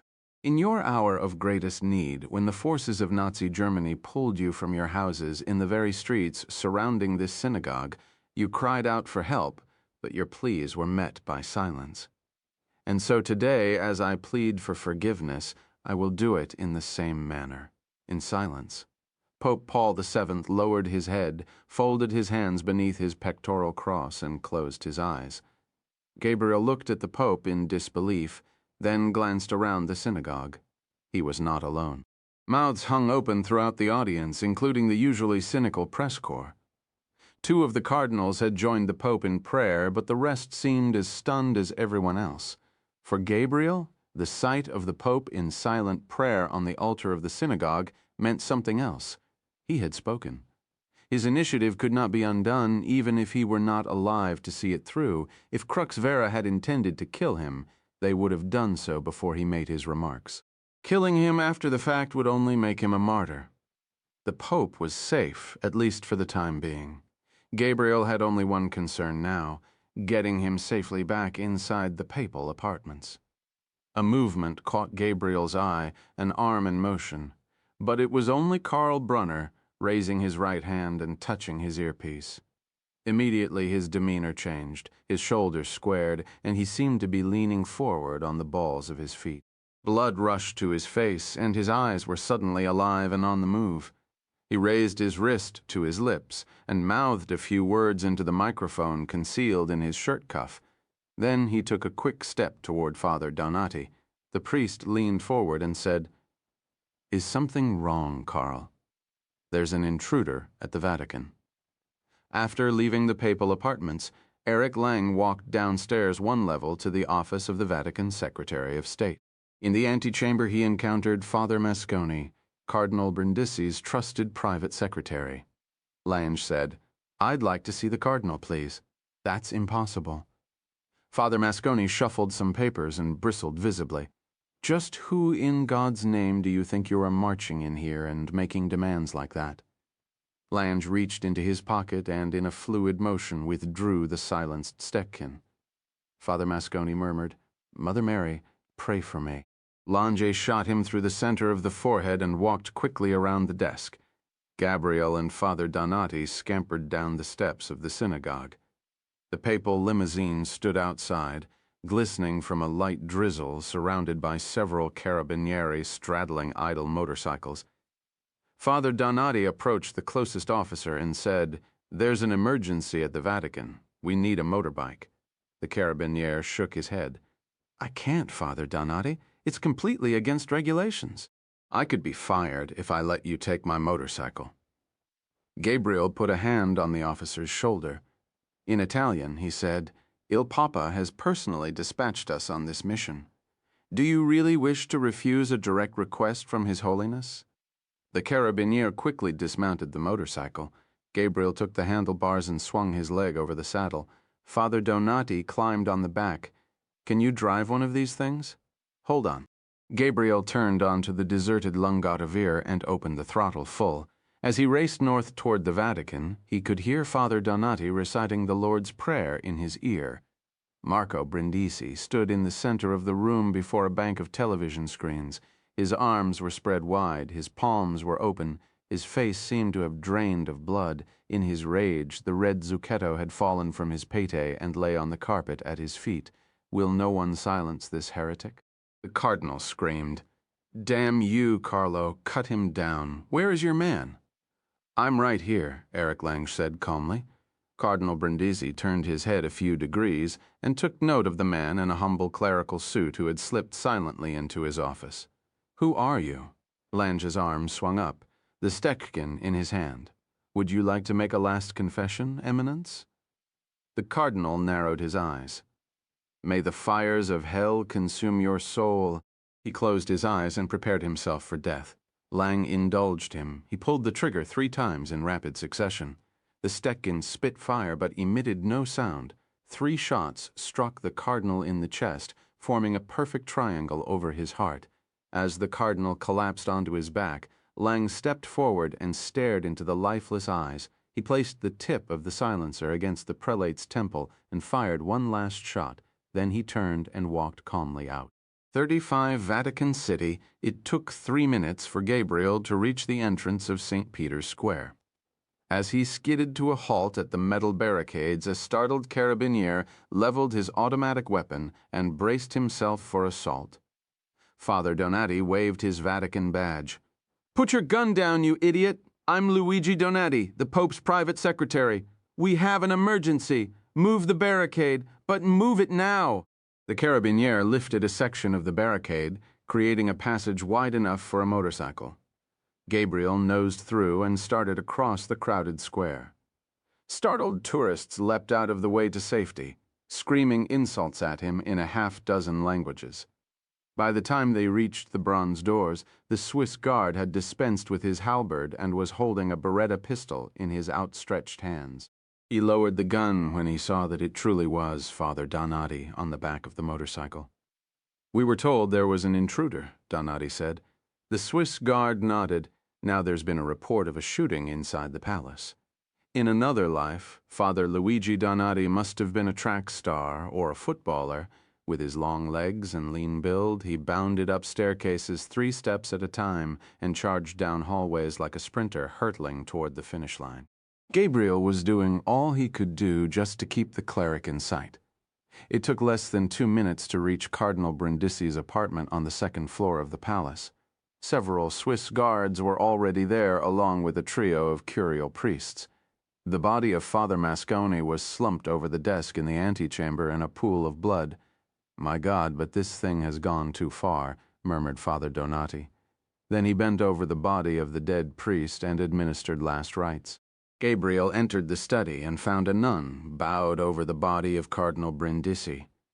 Father Donati followed a moment later, his face ashen. He walked wearily across the room, then collapsed to the floor next to the nun, oblivious to the fact that he was kneeling in blood. From her position at the end of the colonnade, Catherine Boussard had seen everything: the arrival of the 2 men on motorcycle, the confrontation between the carabiniere and the priest who claimed to be the Pope's secretary, the mad race across the square. Clearly they knew something was taking place inside the palace. She started the engine, gazed across the square toward the bronze doors, and waited. Lange's hopes of slipping quietly out of the Vatican were all but gone. The entrance hall of the palace was filled with Swiss guards and Vatican police, and it appeared as though the bronze doors had been sealed. Obviously, someone had ignored his warnings and sounded an alarm. Lange would have to use other means of escaping. In a hasty attempt to alter his appearance, he removed his eyeglasses and shoved them into his pocket. Then he headed calmly toward the bronze doors. A Swiss guard put a hand on his chest, no one in or out for the time being. "I'm afraid I can't be detained," Lange said calmly. "I need to leave at once for a pressing appointment." "Orders are orders, Monsignor. There's been a shooting. No one can leave." "A shooting? In the Vatican? Dear God." For the benefit of the Swiss guard, Lange made the sign of the cross before reaching inside the jacket of his clerical suit and drawing the Steckchen. The Swiss guard fumbled in his Renaissance costume, trying desperately to remove his own weapon. But before he could bring it into play, Lange shot him twice in the chest. A scream filled the hall as Lange lunged toward the bronze doors.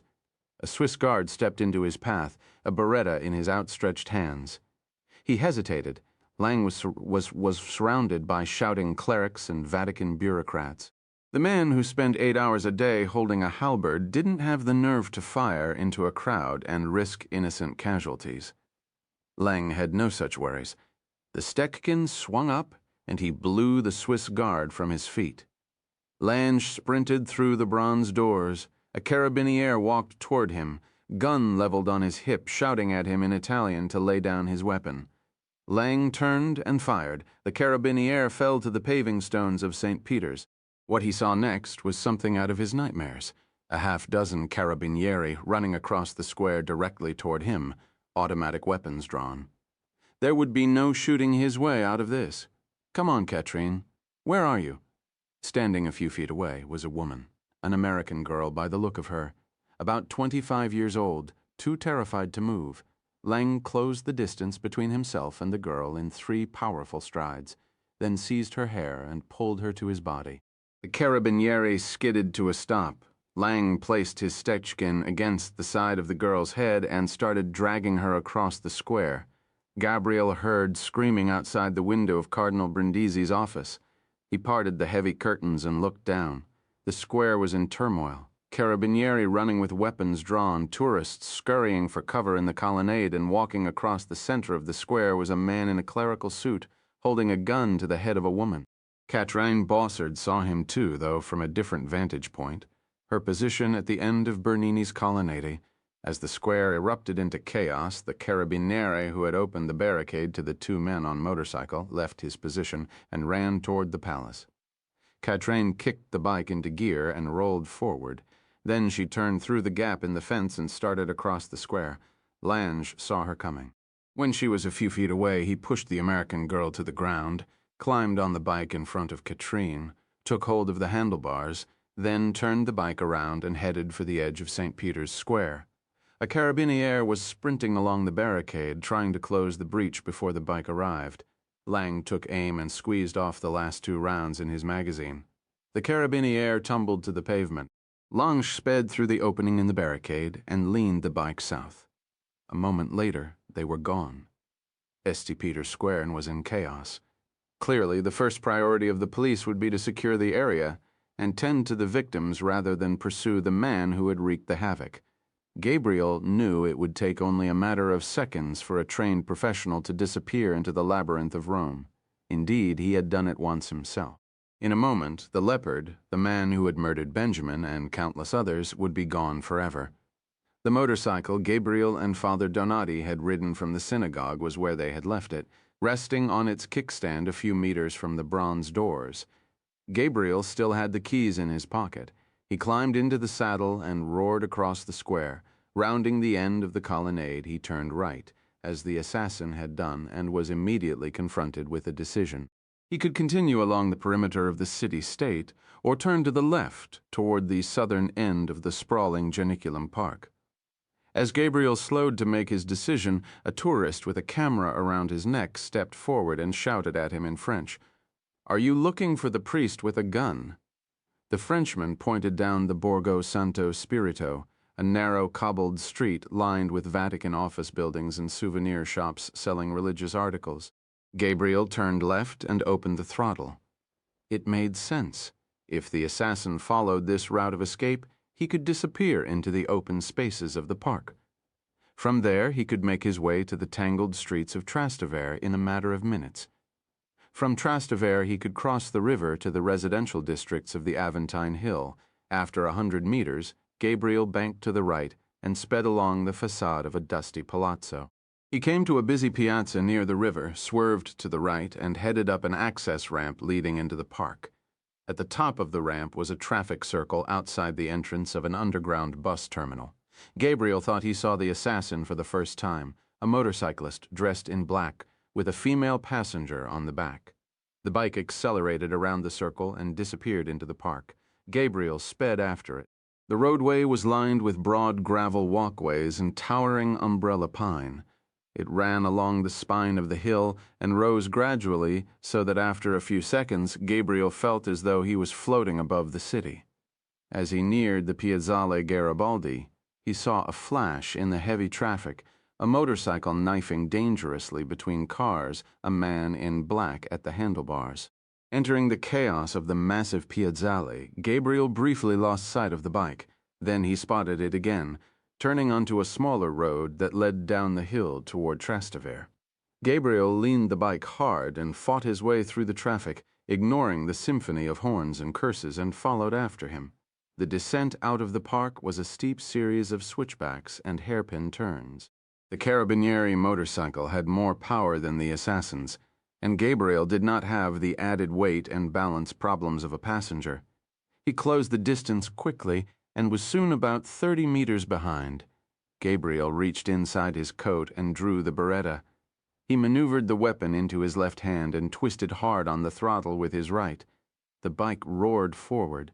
The woman glanced over her shoulder, then turned and took awkward aim at him with an automatic pistol. Gabriel barely heard the sound of the shots over the drone of the motorcycles. One of the rounds pierced the windscreen. The bike bucked from the impact. Gabriel's hand slipped from the throttle. The leopard began to pull away. Gabriel managed to get his hand back on the throttle. With agonizing slowness, he gradually closed the gap. Lange took his eyes off the street long enough to glance into his rear-view mirror at the man pursuing him. Dark hair, olive skin, narrow features, a look of sheer determination in his eyes. Was he Gabriel Allen? The agent code-named Sword who had coldly walked into a villa in Tunis and assassinated one of the most heavily protected men on the planet. The man whom Casagrande had promised would not be a problem. Longa hoped someday to repay the favor. For now he focused his thoughts on the task at hand, finding some avenue of escape. A car was waiting across the river on the Aventine Hill. To get there, he needed to navigate the maze of Trastevere. He was confident he could lose the Israeli there if they survived that long. He thought of his home in Grindelwald, of skiing beneath the face of the Eiger, and bringing women home to his enormous bed. Then he pictured the alternative, rotting in an Italian jail, subsisting on rancid food, never touching a woman again for the rest of his life. Anything was better. Even death. He opened the throttle full and drove perilously fast. The streets of Trastevere lay before him. Freedom. He glanced into the rearview mirror and saw that the Israeli had closed the gap and was preparing to fire. Lang tried to increase his speed, but couldn't. It was Katrine. Her weight was slowing him down. Then he heard the gunshots, felt the rounds shearing past him. Katrine screamed, her grip on his pelvis weakened. "Hold on," Lang said, but there was little conviction in his voice. He left the park and entered Trastevere, racing along a street lined with faded tenement houses. Then he turned into a smaller street, narrow and cobblestoned cars parked on both sides. At the head of the street rose the spire of a Romanesque church, a cross on top like the sight of a rifle. Long made for it. Katrine's grip was slackening. Long glanced over his shoulder. There was blood in her mouth, and her face was the color of chalk. He looked into the mirror. The Israeli was about 30 meters behind, no more, and making up ground quickly. Lange murmured, "Forgive me, Katrine." He grabbed her wrist and twisted it until he could feel the bones cracking. Katrine screamed and tried to grab hold of his torso, but with only one hand it was futile. Lange felt the weight of her body tumbling helplessly off the back of the bike. The sound of her body striking cobblestones was something he would never forget. He did not look back. The woman fell diagonally across the street. Gabriel had less than a second to react. He squeezed the brakes in a vice grip, but realized that the powerful motorcycle was not going to stop in time. He leaned hard to the left and laid the bike on the cobblestones. His head slammed to the pavement as he slid along the street. Skin was torn from his body. At some point, he saw the bike cartwheel into the air. He came to rest atop the body of the woman and found himself staring into a pair of beautiful, lifeless eyes. He lifted his head and saw the leopard roar up the street and vanish into a church steeple. Then he blacked out. In the turmoil of St. Peter's Square, no one took notice of the old man making his way slowly across the time-worn paving stones. He glanced at a dying Swiss guard, his vibrant uniform stained with blood. He paused briefly near the body of a young carabiniere. He saw a young American girl screaming in the arms of her mother in a few minutes. The horror would be amplified when news of the cardinal's assassination was made public. The stones of St. Peter's, awash in blood, a nightmare. Worse than that day in 1981, when the Pole was nearly killed. "I have wrought this," thought Casagrande. "It is my doing." He slipped through the colonnade and made for St. Anne's Gate. He thought of what lay ahead, the inevitable exposure of the conspiracy, the unmasking of Crux Vera. How could Casagrande explain that he had actually saved the life of the Pope, indeed that he had saved the life of the Church itself by killing Cardinal Brindisi? The blood in St. Peter's was necessary, he thought. It was a cleansing blood, but no one would believe him. He would die in shame, a disgraced man, a murderer. He stopped outside the door of the Church of St. Anne. A Swiss guard was standing watch. He had been hastily called to duty and was dressed in jeans and a windbreaker. He seemed surprised to see Casagrande climbing slowly up the steps. "Is there anyone inside?" Casagrande asked. "No, General. We cleared the church as soon as the shooting began. The doors are locked." "Unlock them, please. I need to pray." The tiny nave was in darkness. The Swiss guard remained near the door, watching curiously as Casagrande made his way forward and fell to his knees in front of the altar. He prayed feverishly for a moment, then reached into his coat pocket. The Swiss guard sprinted forward up the center aisle, screaming, "No, General, stop!" But Casagrande seemed not to hear him. He placed the gun in his mouth and pulled the trigger. A single shot echoed throughout the empty church. He remained balanced upon his knees for a few seconds, long enough for the Swiss guard to hope that the general had somehow missed. Then the body slumped forward and collapsed onto the altar. Carlo Casagrande, savior of Italy, was dead. Part 5. A Chirk in Venice, 36. Rome. There are rooms on the 11th floor of the Gemelli Clinic that few people know. spare, and Spartan. They are the rooms of a priest. In one there is a hospital bed, in another there are couches and chairs. The third contains a private chapel. In the hallway outside the entrance is a desk for the guards. Someone stands watch always, even when the rooms are empty. In the days following the shootings at the Vatican, the rooms were occupied by a patient with no name. His injuries were severe: a fractured skull, a cracked vertebra, 4 broken ribs, abrasions, and lacerations over much of his body. Emergency surgery relieved the life-threatening pressure caused by swelling of the brain, but he remained deep in a coma. Because of the terrible wounds on his back, he was placed on his stomach, his head turned toward the window. An oxygen mask obscured the swollen face. The eyelids, darkened by bruises, remained tightly closed. There was a great deal of evidence to suggest he was a man of some importance. Father Luigi Donati, the papal secretary, called several times a day to check on his progress. A pair of bodyguards stood watch outside his door. Then there was the striking fact that he was in the room at all, for the suite on the 11th floor of the Gemelli is reserved for only one man, the Supreme Pontiff of the Roman Catholic Church. For the first 4 days there were only 2 visitors, a tall, striking woman with long curly hair and black eyes, and an old man with a face like desert stone. The girl spoke Italian. The old man did not. The nursing staff assumed, wrongly as it turned out, that he was the patient's father. The visitors made a base camp in the sitting room and never left. The old man seemed concerned about the patient's right hand, which struck the nursing staff as odd since his other injuries were much more serious. A radiologist was summoned. X-rays were taken. An orthopedic specialist concluded that the hand had come through the accident remarkably intact, though she did take note of a deep scar in the webbing between the thumb and forefinger, a recent wound that had never healed properly. On the 5th day, a prie-dieu was placed at the bedside. The Pope arrived at dusk, accompanied by Father Donati and a single Swiss guard. He spent an hour kneeling over the unconscious man, his eyes closed in prayer. When he was finished, he reached down and gently stroked the hand. As the Pope rose to his feet, his gaze fell upon the large carved wood crucifix above the bed. He stared at it for a moment before extending his fingers and making the sign of the cross. Then he leaned close to Father Donati and whispered into his ear. The priest reached over the bed and gently removed the crucifix from the wall. 24 hours after the Pope's visit, the right hand began to move, the same motion over and over again, a tap followed by 3 swift stroking movements. Tap, stroke, stroke, stroke, tap, stroke, stroke, stroke. This development caused much debate among the team of doctors. Some dismissed it as spasmodic in nature. Others feared it was the result of a seizure. The tall girl with black eyes told them it was neither spasm nor seizure. "He's just painting," she assured them. "He's coming back to us soon."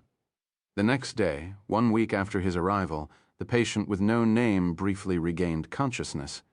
He opened his eyes slowly, blinking in the sunlight, and looked quizzically at the old man's face, as if he did not recognize him. "Ari? We've been worried about you. I heard everywhere. I don't doubt it." He raised his eyes toward the window. "Jerusalem? Rome? Where?" The old man told him. The injured man smiled weakly beneath the oxygen mask. "Where's Chiara? She's here. She never left. Did I get him?" But before Shamron could answer, Gabriel's eyes closed and he was gone once more. 37 Venice. It would be a month before Gabriel was fit enough to return to Venice. They settled in a canal house in Cannareccio, with 4 floors and a tiny dock with a skiff. The entrance, flanked by a pair of ceramic pots overflowing with geraniums, opened onto a quiet courtyard that smelled of rosemary. The security system, installed by an obscure electronics firm based in Tel Aviv, was worthy of the Accademia. Gabriel was in no condition to resume his battle with the Bellini.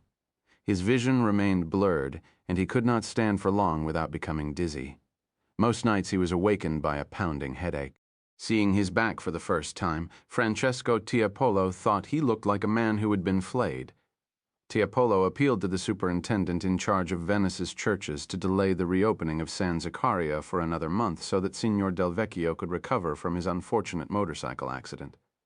The superintendent suggested in turn that Tiepolo scale the scaffolding himself and finish the Bellini on time. "The tourists are coming, Francesco.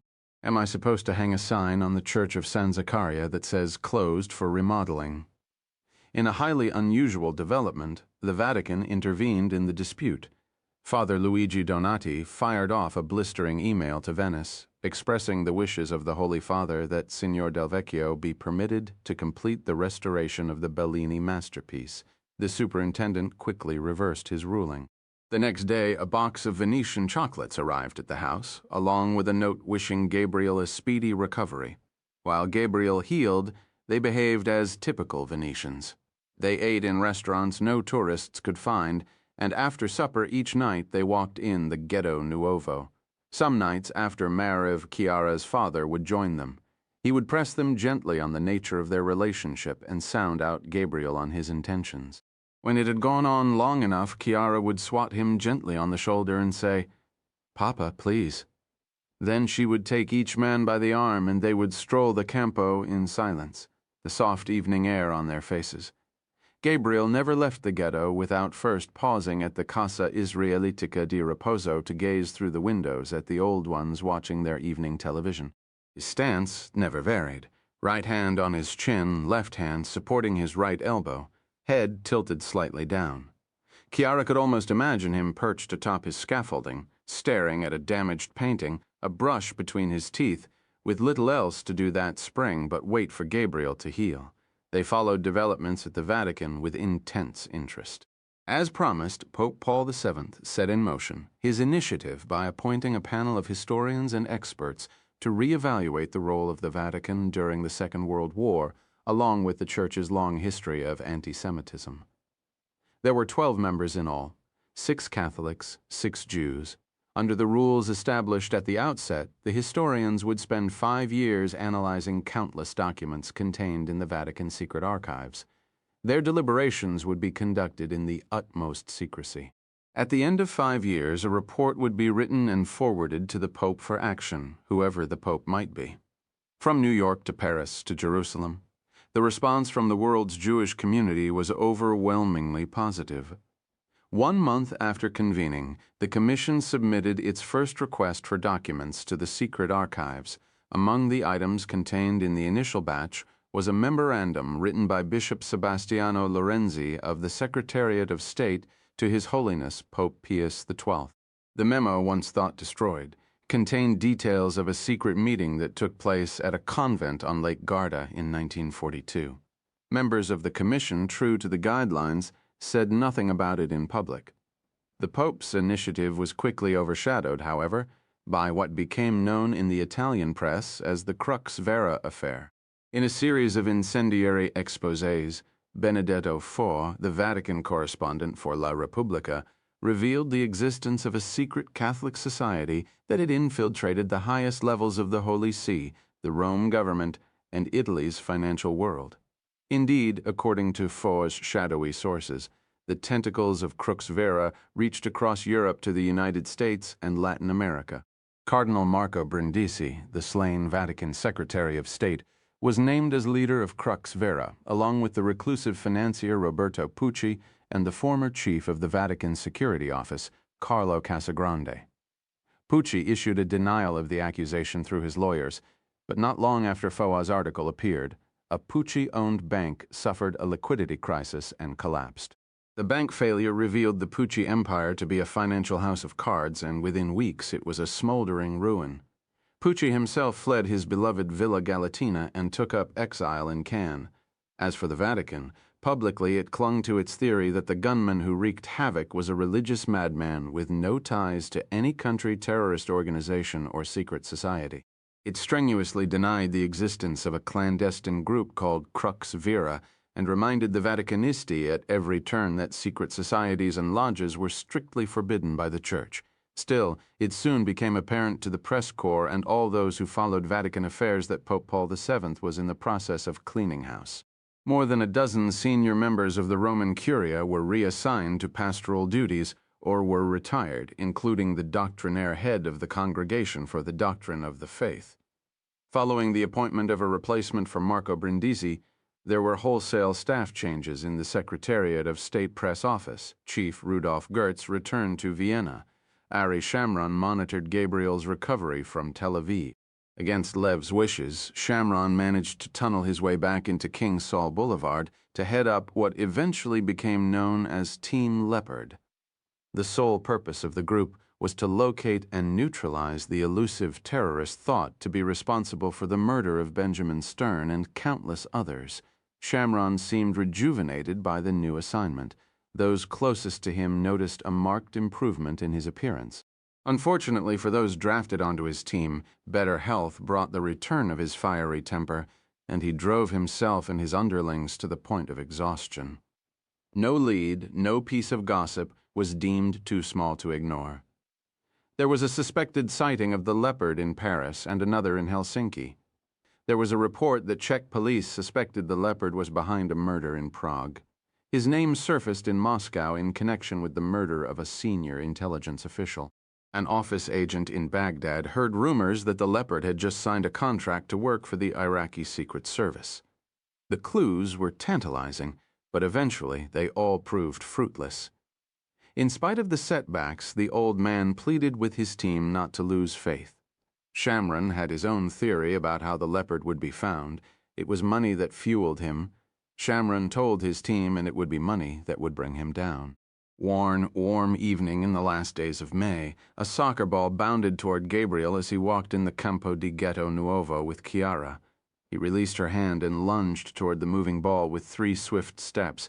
"Gabriel, your head!" she shouted, but he did not listen. He drew back his foot and met the ball with a solid thump that echoed off the facade of the synagogue. It sailed through the air in a graceful arc and landed in the hands of a boy about 12 years old, with a kippah clipped to his head of curly hair. The child stared at Gabriel for a moment, then smiled and ran off to rejoin his friends.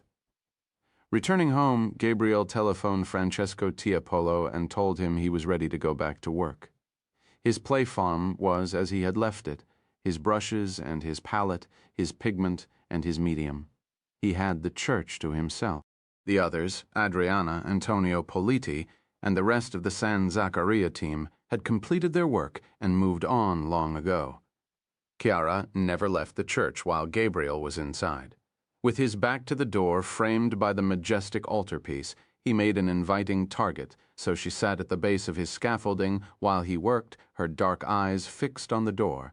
She made only one demand, that he remove the shroud, and uncharacteristically, he agreed. He worked long hours, longer than he would have preferred under normal circumstances, but he was determined to finish as quickly as possible. Teopolo stopped by once a day to bring food and check on his progress. Some days he would linger for a few minutes to keep Chiara company. Once he even hauled his lumbering frame up the scaffolding to consult with Gabriel on a difficult section of the apse. Gabriel worked with renewed confidence. He had spent so much time studying Bellini and his works that some days he could almost feel the presence of the master standing next to him, telling him what to do next. He worked from the center outward, the Madonna and Child, the saints and the donors, the intricate background. He thought about the case in much the same way. As he worked, he was troubled by 2 questions that ran incessantly through his subconscious. Who had given Benjamin the documents on the Garda Covenant in the first place, and why? One afternoon late in June, Chiara looked up and saw him standing on the edge of the scaffolding, right hand on his chin, left hand supporting his right elbow, head tilted slightly down. He stood motionless for a long time, 10 minutes by Chiara's watch, his eyes traveling the length and breadth of the towering canvas. Chiara took the scaffolding in hand and shook it once the way Tiepolo always did. Gabriel looked down at her and smiled. "Is it finished, Signor Del Vecchio?" "Almost," he said distantly. "I just need to talk to him one more time." "What on earth are you talking about?" But Gabriel made no reply.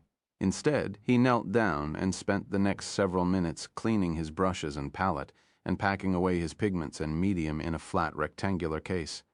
He climbed off the scaffolding, took Chiara by the hand, and walked out of the church for the last time. On the way home, they stopped by Tiepolo's office in San Marco. Gabriel told him that he needed to see the Holy Father. By the time they arrived home in Canareccio, A message was waiting on the answering machine. Bronze doors tomorrow evening, 8 o'clock. Don't be late. 38 Vatican City. Gabriel crossed Speeder's Square at dusk. Father Donati met him at the bronze doors. He shook Gabriel's hand solemnly and remarked that he looked much better than he had the last time they had met. "The Holy Father is expecting you," Father Donati said. "It's best not to keep him waiting." The priest led Gabriel up the Scala Regia, a 5-minute walk along an archipelago of looming corridors and darkened courtyards brought them to the Vatican gardens. In the dusty sienna light, it was easy to spot the Pope. He was walking along a footpath near the Ethiopian College, his white soutane glowing like an acetylene torch. Father Donati left Gabriel at the Pope's side and drifted slowly back toward the palace. The Pope took Gabriel's arm and led him along the pathway. The evening air was warm and soft and heavy with the scent of pine. "I'm pleased to see you looking so well," the Pope said. "You've made a remarkable recovery. Shamron is convinced it was your prayers that brought me out of the coma. He says he'll testify to the miracle of the Gemelli Clinic at your beatification proceedings. I'm not sure how many in the church will support my canonization after the commission has finished its work." He chuckled and squeezed Gabriel's bicep. "Are you pleased with the restoration of the San Zaccaria altarpiece?" "Yes, Holiness. Thank you for intervening on my behalf." "It was the only just solution. You started the restoration. It was fitting that you complete it. Besides, that altarpiece is one of my favorite paintings. It needed the hands of the great Mario del Vecchio." The Pope guided Gabriel onto a narrow pathway leading toward the Vatican walls. "Come," he said, "I want to show you something." They headed directly toward the spire of Vatican Radio's transmission tower. At the wall, they mounted a flight of stone steps and climbed up to the parapet. The city lay before them, rustling and stirring, dusty and dirty, eternal Rome. From this angle, in this light, it was not so different from Jerusalem. All that was missing was the cry of the muezzin, calling the faithful to evening prayer. Then Gabriel's eye traveled down the length of the Tiber to the synagogue at the entrance of the old ghetto, and he realized why the Pope had brought him here. "You have a question you wish to ask me, Gabriel?" "I do, Holiness. I suspect you want to know how your friend Benjamin Stern got the documents about the covenant at Garda in the first place." "You're a very wise man, Holiness. Am I? Look at what I have wrought." The Pope was silent for a moment, his gaze fixed on the towering synagogue. Finally, he turned to Gabriel. "Will you be my confessor?" Gabriel, metaphorically speaking, of course. "I'll be whatever you want me to be, Holiness." "Do you know about the seal of confession? What I tell you here tonight must never be repeated. For a second time, I place my life in your hands." He looked away. "The question is, whose hands are they? Are they the hands of Gabriel alone? Or are they the hands of Mario del Vecchio, the restorer? Which would you prefer?" The Pope looked across the river once more toward the synagogue, and leaving Gabriel's question unanswered, he began to speak.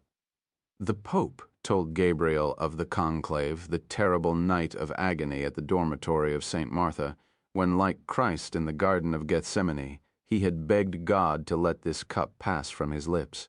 How could a man with knowledge of the terrible secret of the Garda covenant be chosen to lead the church? What would he do with such knowledge? The night before the final session of the conclave, he summoned Father Donati to his room and told the priest he would refuse the papacy if chosen. Then, for the first time, he told his trusted aide what had happened at the convent by the lake. That night in 1942, Father Donati was horrified, the Pope said. He believed that the Holy Spirit had chosen me for a reason, and that reason was to confess the secret of the Garda covenant and cleanse the church. But Father Donati is a very clever man and a skilled operative. He knew the secret had to be revealed in such a way that it would not destroy my papacy in its infancy. It had to be revealed by someone other than you. The Pope nodded. Indeed, Father Donati went looking for Sister Regina Carcassi. In retrospect, it was probably Father Donati's relentless search of church records that alerted the hounds of Crux Vera. He found her living alone in a village in the north. He asked about her memories of that night in 1942, and she gave him a copy of a letter she had written the night before her wedding. Father Donati then asked whether she would be willing to speak publicly. Enough time had passed. Regina Carcassi said she would do whatever Father Donati asked. As powerful as Sister Regina's letter was, Father Donati knew he needed more. There had been rumors inside the Curia for years that the KGB had been in possession of a document that had the power to inflict serious damage on the Church. According to the rumor mill, the document was almost leaked during the showdown with the Polish Pope, but calmer heads inside the KGB prevailed, and it remained buried in the KGB archives. Father Donati traveled secretly to Moscow and met with the chief of the KGB's successor, the Russian Foreign Intelligence Service. After 3 days of negotiation, he took possession of the document, captured by advancing Russian forces in the final days of the war. It was a memorandum written by Martin Luther to Adolf Eichmann about a meeting at a convent on Lake Garda. When I read it, I knew the battle that lay ahead would be a difficult one, the Pope said. You see, the document contained 2 ominous words. Crux vera, said Gabriel, and the Pope nodded in agreement. Crux vera. Father Donati began searching for the right man to bring these documents to the attention of the world. A man of passion. A man whose past work made him above reproach. Father Donati settled on an Israeli Holocaust historian attached to Ludwig Maximilian University in Munich, Professor Benjamin Stern. Father Donati traveled to Munich and met with him secretly at his flat on the Adalbertstrasse. He showed Professor Stern the documents and promised full cooperation. Senior Vatican officials, who for obvious reasons could not be named, would attest to their authenticity. At the time of publication, the Vatican would refrain from public attacks on the book. Professor Stern accepted the offer and took possession of the documents. He secured a contract for the work from his publisher in New York and a leave of absence from his department at Ludwig Maximilian. Then he began his work at Father Donati's suggestion.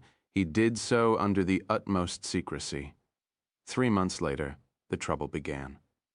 Father Cesare Felici disappeared. 2 days after that, Father Manzini vanished. Father Donati tried to warn Regina Carcassi, but it was too late. She, too, disappeared. He traveled to Munich to meet with Benjamin Stern and warn him that his life was in grave danger. Professor Stern promised to take precautions. Father Donati feared for the professor's life and for his own stratagem. Skilled operative that he was, he began to prepare a backup plan, and then they killed Benjamin, Gabriel said. It was a terrible blow. Needless to say, I felt responsible for his death. Father Donati was outraged by the murder. The Pope resumed. He vowed to use the secret of the Garda Covenant to destroy Crux Vera, or, better still, to force Crux Vera to destroy itself. He hastily scheduled the appearance at the synagogue. He whispered secrets into the ears of known Crux Vera members, secrets he knew would eventually reach Carlo Casagrande and Cardinal Brindisi. He enlisted Benedetto Foa of La Repubblica to ask questions about the Pope's childhood at the press office, which was run by Rudolf Goertz, a member of the society. Father Donati was waving a red flag in front of the bull, Gabriel said. And you were the red flag. That's right, the Pope replied. He was hoping he could goad Crux Vera into an act so repulsive that he could use it as justification to destroy them once and for all and purge the group's influence from the Curia. A tale as old as time, Gabriel said. A Vatican intrigue with your life hanging in the balance. And it worked out better than Father Donati could have hoped. Carlo Casagrande sent his assassin against Cardinal Brindisi and then killed himself. Then Father Donati rewarded Benedetto Foa by giving him the dirt on Crux Vera. The group is discredited and disgraced, and the Curia is free of its poisonous influence, at least for the moment.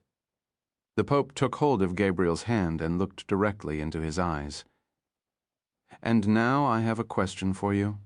Will you grant me forgiveness for the murder of your friend? It's not mine to give, Holiness. The Pope lifted his gaze toward the river. Some nights, when the wind is right, I swear I can still hear it. The rumble of the German trucks, the pleading for the Pope to do something. Sometimes now, when I look at my hands, I see blood. The blood of Benjamin. We used him to do our dirty work. It is because of us that he is dead." He turned and looked at Gabriel. "I need your forgiveness. I need to sleep." Gabriel looked into his eyes for a moment, then nodded slowly. The Pope raised his right hand, fingers extended, but stopped himself. He placed his palms on Gabriel's shoulders and pulled him to his breast. Father Donati saw him out. At the bronze doors, he handed Gabriel an envelope. Somehow, the leopard managed to get into the papal study before he killed Cardinal Brindisi. He left this on the Pope's desk. I thought you might like to see it. Then he shook Gabriel's hand and disappeared into the palace once more. Gabriel crossed the deserted expanse of St. Peter's Square as the bells of the basilica tolled 9 o'clock. An office car was waiting near St. Anne's Gate. There was still time to catch the night train for Venice. He opened the envelope. The short handwritten note was a photocopy.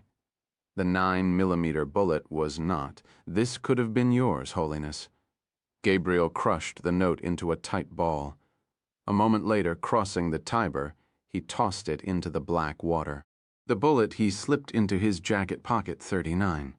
Grindelwald, Switzerland. 5 months later, snows had come early.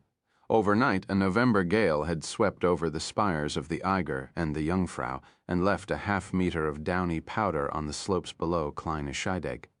Eric Lang pushed himself clear of the chairlift, the last of the day, and floated gracefully down the slope through the lengthening shadows of late afternoon.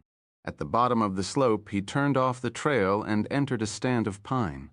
The sun had slipped behind the massif, and the grove was deep in shadow. Lang navigated by memory, picking his way effortlessly between the trees. His chalet appeared, perched at the edge of the woods, staring out over the valley toward Grindelwald. He skied to the back entrance, removed his gloves, and punched the security code into the keypad located next to the door. He heard a sound footfalls on new snow. He turned and saw a man walking toward him. Dark blue anorak, short hair, gray at the temples, sunglasses. Lang ripped open his ski jacket and reached inside for his Stetkin. It was too late. The man in the blue anorak already had a Beretta aimed at Lange's chest, and he was walking faster now. The Israeli Lang was sure of it. He knew the way they were trained to kill: advance on the target while shooting. Keep shooting until the target is dead. Lange seized the grip of the Stetkin and was trying to bring it into play when the Israeli fired, a single shot which struck Lange perfectly in the heart. He toppled backward into the snow. The Stetkin slipped from his fingers. The Israeli stood over him. Lange braced himself for the pain of more bullets. But the Israeli just pushed his sunglasses onto his forehead and stood there, watching Lange curiously. His eyes were a brilliant shade of green. They were the last thing Lange ever saw. Hate down the valley through the gathering dusk. The car was waiting for him, parked at the edge of a rocky stream. The engine turned over as he approached. Chiara leaned across the passenger seat and pushed open the door. Gabriel climbed in and closed his eyes. "For you, Benny," he thought. "For you, author's note, The Confessor is a work of fiction. The cardinals and clergy, spies and assassins, secret policemen and secret church societies portrayed in this novel are products of the author's imagination or have been used fictitiously. Any resemblance to any person, living or dead, is entirely coincidental.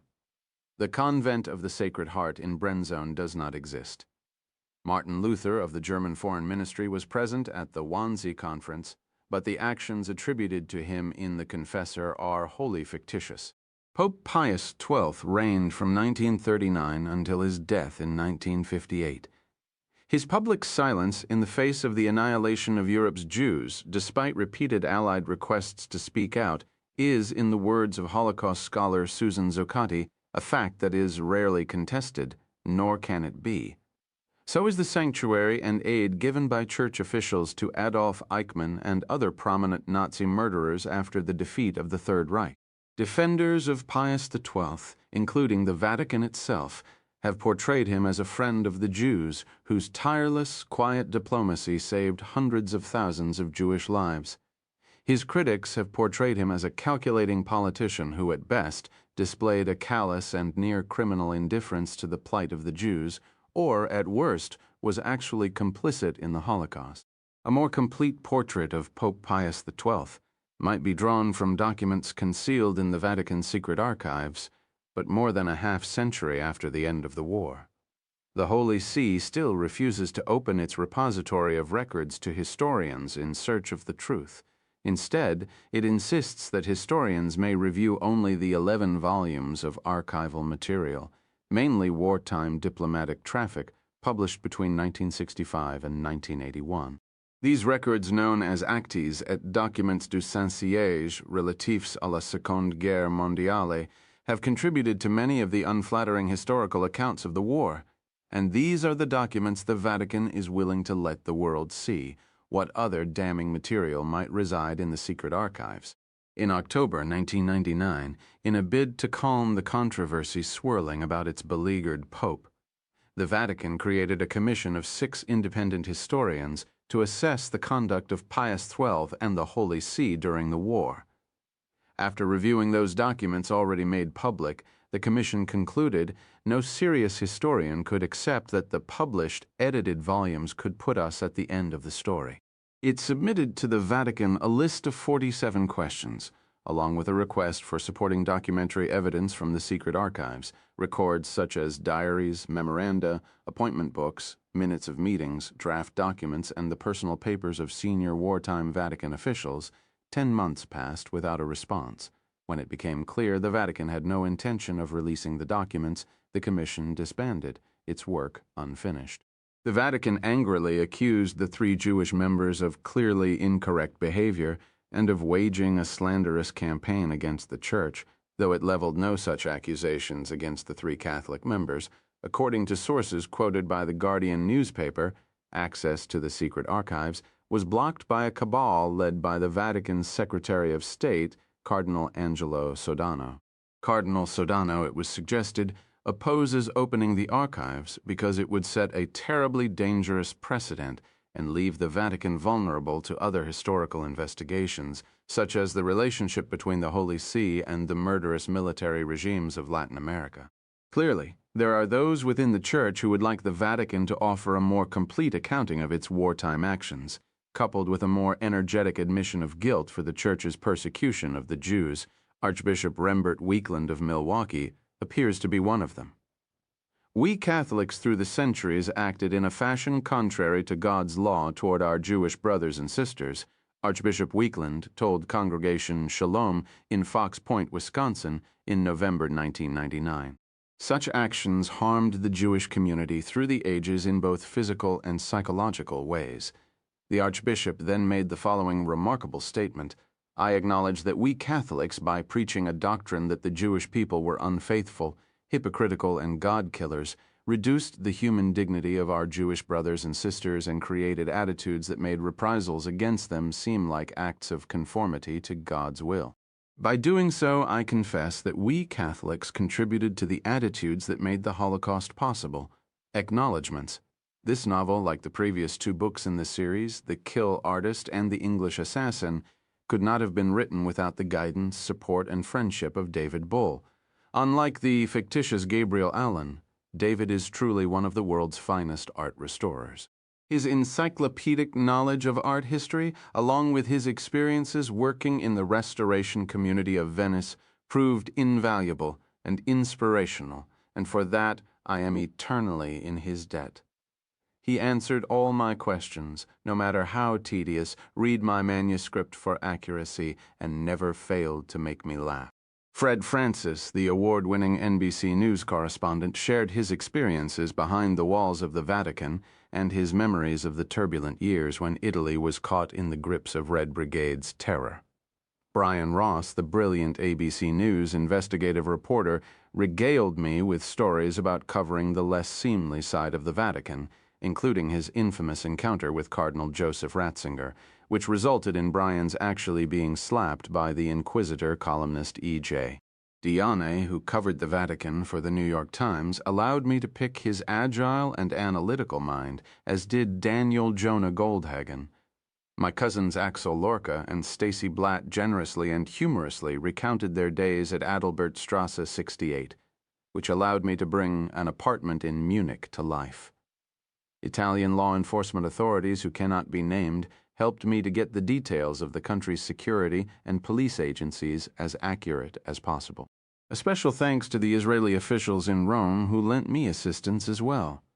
One of my dearest friends, journalist and author Louis Toscano, read my manuscript and, as always, made marked improvements.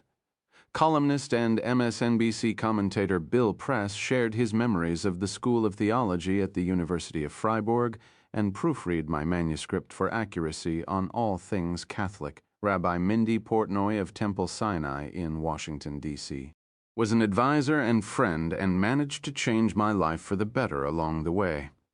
The evidence of Europe's new anti-Semitism is all too visible in Rome, where members of the Jewish community pray each evening in a synagogue surrounded by heavily armed carabinieri units. Like the Jews of Venice, they treated me kindly and provided me with experiences I will never forget. My tour guide in Venice, Valentina Ronzan of the Museo Ebraico di Venezia, showed me corners of the ancient ghetto no history book could reveal. While writing the Confessor, I consulted dozens of books, articles, and websites dealing with the papacy of Pope Pius XII, the Shoah, and the history of the Roman Catholic Church. Among those writers whose work proved especially helpful were John Cornwell, Susan Zuccotti, Gary Wills, David I, Kurtzer, James Carroll, Michael Fayer, Gitta Sereni, Gwenter Louis, Michael Novak, Ronald Reichlach, Robert S. Wistrich, Kevin Madigan, Carl Bernstein, Thomas Rees, Daniel Jonah Goldhagen, Mark Ahrens, and John Loftus, Peter Hebblethwaite, and Tad Sulk. Without their meticulous scholarship, it would not have been possible for me to construct this work of fiction. I am fortunate to be represented by the finest agent in the business, Esther Newberg of International Creative Management, and as always, her friendship, encouragement, and editorial suggestions were invaluable. Her talented assistant, Andrea Barzvivi, was always there when I needed her. Also, a heartfelt thanks to the unbelievable team of professionals at Penguin Putnam, Carol Barron, Dan Harvey, Marilyn Ducksworth, and especially my editor, Neil Nyron, whose brilliant suggestions and steady hand made The Confessor a better book. His contribution was enormous, matched only by my gratitude. Finally, I would be remiss if I did not acknowledge my wife, Jamie, who listened patiently while I fleshed out my ideas, skillfully edited my early drafts, and helped me find the essence of the story when it eluded me. She made this one possible, and everything else, for that matter.